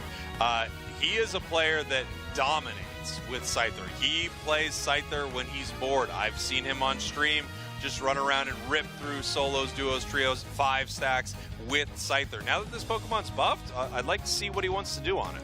Well, the hover is on Mimikyu and the lock is on Mimikyu. A Pokemon you and I have not seen generate too much in-game success, but is given a ton of respect. Yeah, I mean, look, Mimikyu is a really good Pokemon. I just haven't seen it competitively. I have not seen the competitive Mimikyu. In solo, duo, trio, on the ladder, I think Mimikyu is a solo queue demon. It reminds me a little bit of Dragapult, and in some ways it reminds me of Gengar very much.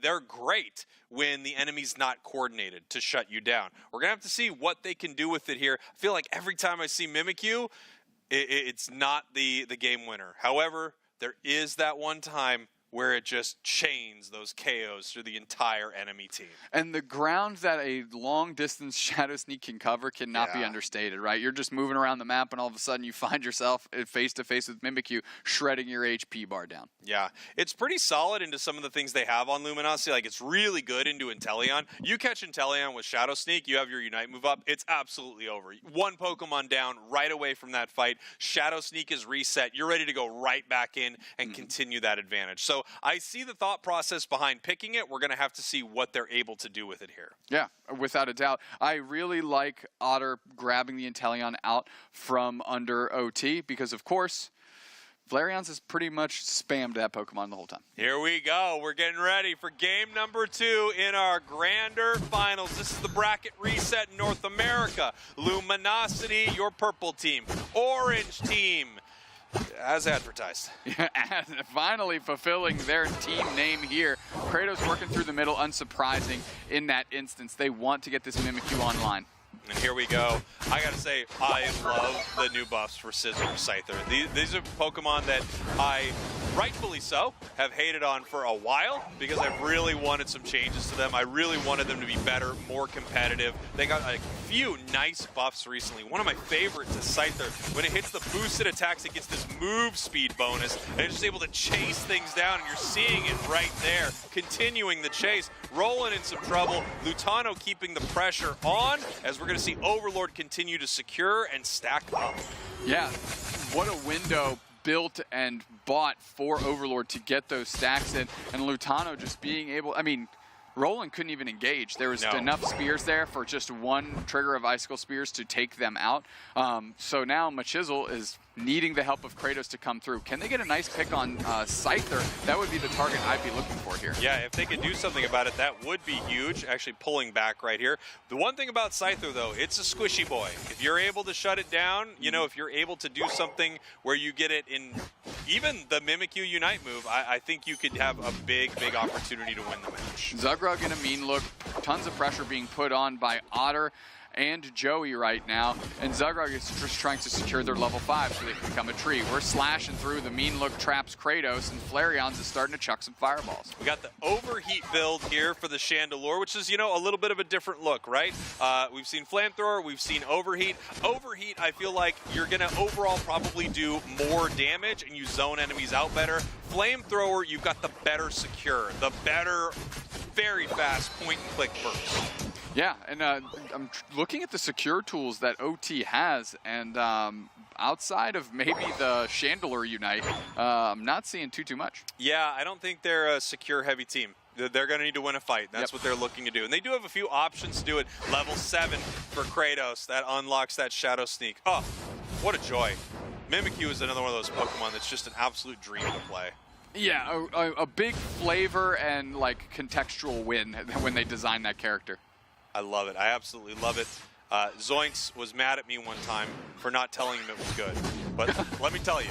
It's good. It's good, and I definitely Quick KO on Otter. We're forcing everything out now. Kratos is looking to push. Shadow Sneak, as you mentioned, is right there, and there is infinite damage going on Joey. They pick up a berry scramble away, but that gives the opportunity for points to be put in by this team, and then that's a 30 ball going to hit Orange team in the lead. Yeah, and here we go. They're going to be able to take this Reg Ice down here in this bottom path, uncontested by Luminosity. And we saw right there, that was a great series from this Mimikyu.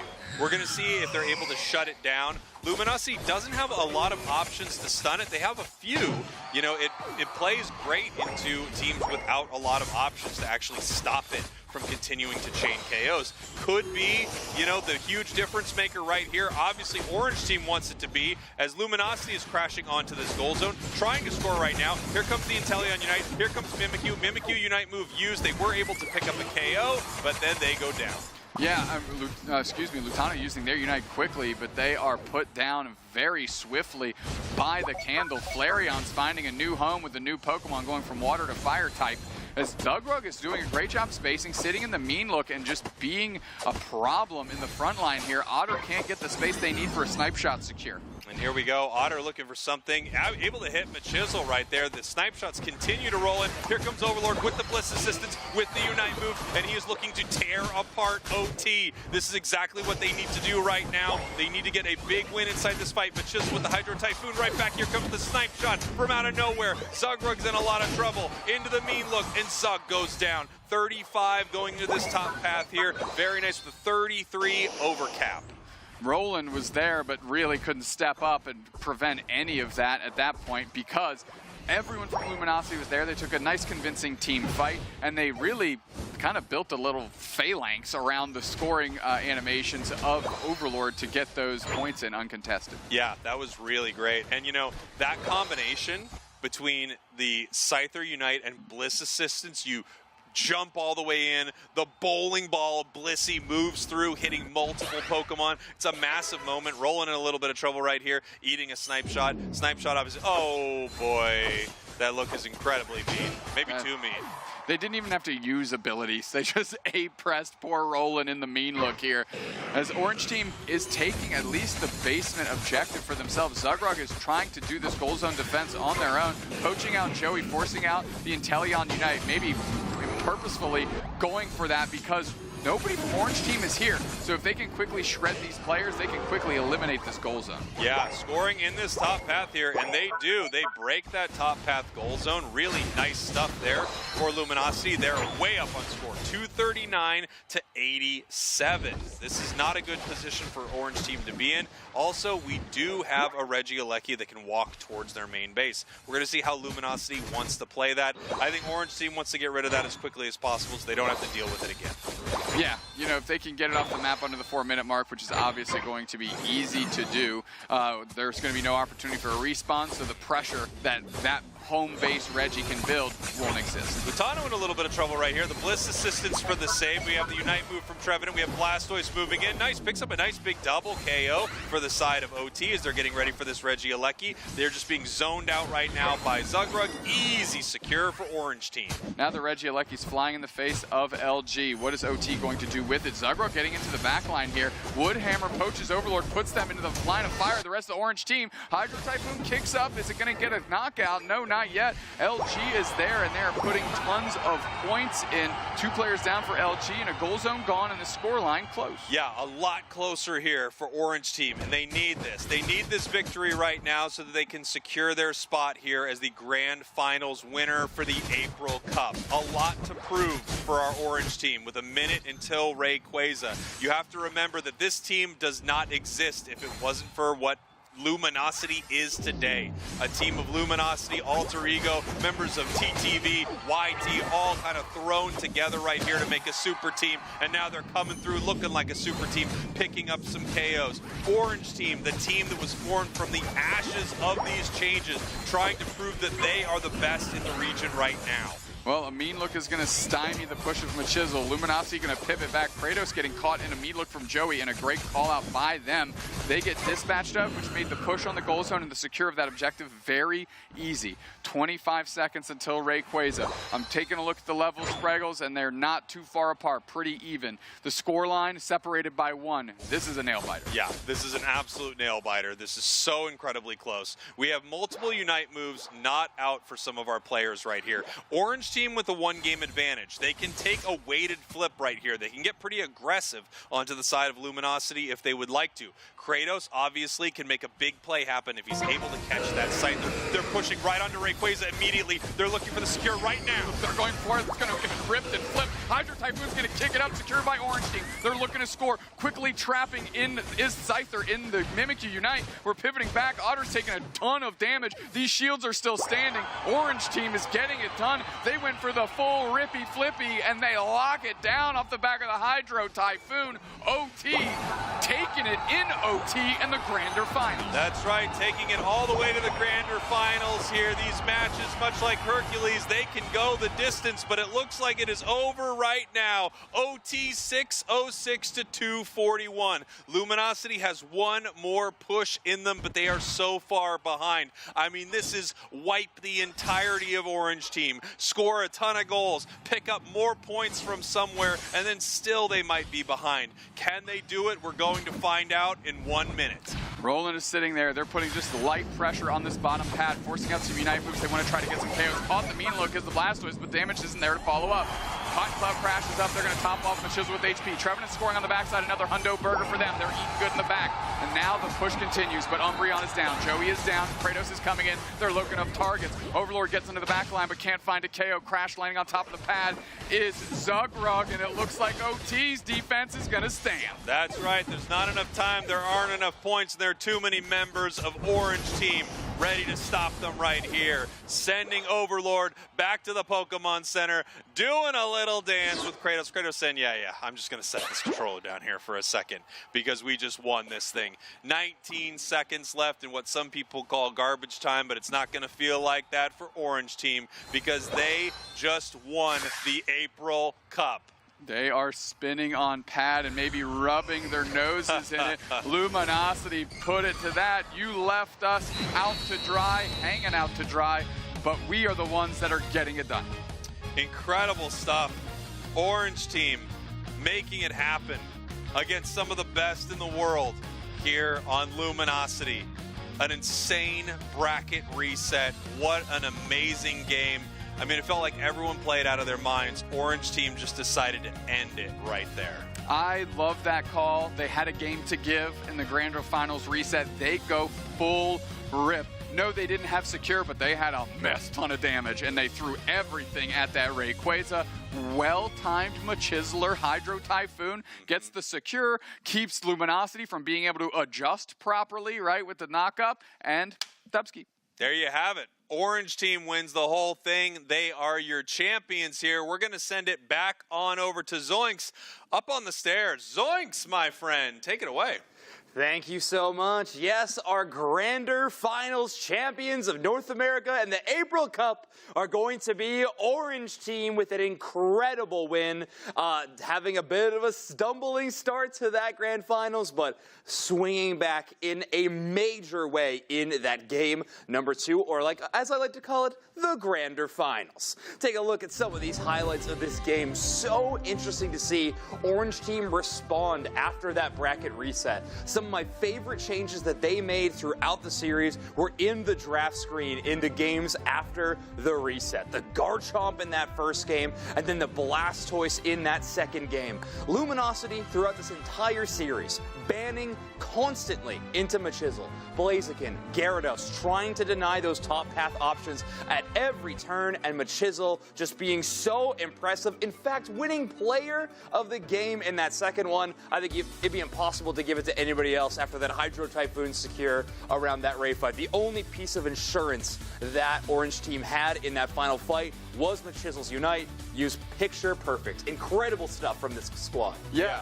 mean, please, go ahead. I was going to say, what I was going to allude to is the fact that you called it out. Machizel's game was leveled up this time. Yeah. And no, the Machamp didn't necessarily find its mark, but their pool got deeper, has gotten deeper. We've watched it today. Garchomp, very good. Blastoise is something they weren't picking before. Very good today. Secured them their objective for the win.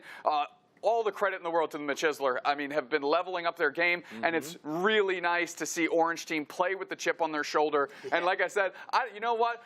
It might be BM, but I like the spinning on the pad, rub their noses in it because they hung you out to dry. I mean, yeah, this was, there's a lot of emotions in this battle, obviously. And we have an interview right now. Let's throw it on over. Welcome to the broadcast. The one, the only, Zugrug. How you doing, buddy? Hey guys, you know, feeling good. Just won, so, you know. Okay, that's I that mean, energy. Obviously, this was a huge win. I'm very curious. I just talked to a former teammate of yours, and now someone that you just faced off against, Lutano, and I was asking him how this kind of whole ride has been. Obviously, at the beginning of this year, you start out on Luminosity, the World Championship team. Things fall apart. You are not on this new Luminosity squad. Instead, you form Orange Team. I'm curious how this has all felt and how it feels to win right now. I mean, during the year, there's just been, like, a lot of problems with our roster, like, on LG the whole year. Like, a lot of struggles made it, you know, not performing as well as we would have liked to, just because every week it felt like we're on a different team. End up on a new team again for this week, and, you know, we pulled through. Everyone, you know, vibes were up. Everyone was feeling good. Everyone was like, you know, we want to beat the people that left our team. So, you know, everyone was, like, motivated to win for sure. That's good. I mean, if you got emotion for the matchup, you can use that as fuel. That's incredible. I was actually really curious about some of your picks in particular, Zugrug, throughout the tournament, namely the Lapras. You're the only defender player I think we see picking this Pokemon. What's the deal with the Lapras in competitive play? I mean, I think after Lapras got nerfed, people just, like, fully gave up on it. But I think Lapras is still, like, really good against, like, the game I played Lapras, they had a low damage comp. So it was, the survivability of Lapras just made me, like, super, super hard to kill. So it's, like, the sustain is really good against low damage comps, basically. I gotcha. Okay. Well, Zugrug, again, congratulations. A big congratulations to you and Orange Team. I'll start that GoFundMe to get that team name change in order for you. I know that's something you're forcing me to do. I mean, also, I voted for Purple Team, but my team, it was a so Purple much team. better. No. They wanted an Orange Team, so, like, it wasn't Orange Team wasn't my decision. I said Purple Team. Okay, you're right. That would have been the difference. That was the problem in this exchange, was the actual color selection. Zugrug, peace, love, and hugs. Congratulations, my friend. Enjoy it, at least for a little bit, and we'll catch you all in the regional finals for certain. Have a good one. Pulp up. Amazing stuff right there. Amazing stuff to see. I mean, so many of the top players that you want to see in NA. The matchup I wanted to see all day, of course, were these two teams going at each other. Let's take a look at this bracket. Break it down, Zoinks. I mean, what a road. Yeah, North America was super, super exciting. It felt like all those matches were incredibly close, but at the end of the day, the seeding was pretty right. Like, we have the top 4 teams in our top 4. Of course, seeds 2 and 3 being in our grand finals, but it just felt like fate was not going to let any 2 teams be in the grand finals other than Luminosity and Orange Team. Yeah, it was just, I mean, such a war between these two. Nemesis still sits on top of North America, but nipping at their heels is Orange Team and Luminosity. Outside of that, Exile is about 1,000 points away from the top right here. So we have a real dead heat between these top 3 teams. Yeah, absolutely. So if one of these teams doesn't win the regional finals, obviously one of them is going to be missing out because of how that CP shakes down, so it's going to be incredibly important. Let's take a look. We've been AOS Cup plans, we did that. March finals, we did that. AOS Cup at EUIC, we did that. Fusion 1 punched their ticket to the world's first team to do that. April finals, that's where we are. Regional finals, that's where we're going, May 11th and 12th. So catch us for that. And of course, the final stretch open and NA regional finals at NAIC in Nowlands. June 7th and 8th. Yeah, it's going to be so exciting. And then, of course, all roads lead to Worlds in Honolulu. Ooh. I cannot wait. I mean, I'm so excited to see what North America has to, bring to Worlds, what EU has to bring to Worlds. We saw so many amazing games today, but both of the regions that we cover are in this crazy roster mania, grasping at straws. Can they find a team? Can they put something together that can actually compete on the world stage? Because if the AOS Cup was any indicator, right now NA and EU are behind the ball, and they need to make some big plays and some big changes. Will it be Luminosity? Will it be Orange Team? Will it be Nemesis? I'm not sure. NA's future looks bright, but they have a tough road ahead of them. Doob Snack, some final thoughts. I just want to echo your point. Yes, they are behind, and I think it's pretty evident after AOS Cup, NA and EU are behind. But this showdown today shows that they're starting to finally move in the right direction. They're trying to adapt. They're trying new things. They're getting creative. They're thinking outside of the box. And really, NA and EU hasn't been on the forefront of, quote, meta technology in a minute, but I can see them trying to get back to that true form, which is something that we are really excited about those two regions specifically in the first 2 years. So let's keep growing, let's keep moving forward, and let's make Worlds an absolute slobber knocker. Yeah, for sure. And Zoink, some final thoughts, my friend. Yeah, globally is going to be really interesting, but even before we get there, I think internally within each of these regions has been so exciting. We mentioned the championship points leaderboard in both of these regions are a dead heat for that top 3 spot or top 2 spot for the championship points being awarded, and then who knows who can go on a run at regionals, which is literally our next tournament. It's wild to think that we are so close to the end of the season already and this close to Worlds. I can't wait. Yeah, and what an insane season it has been, and it is only going to get crazier with our last few tournaments coming up.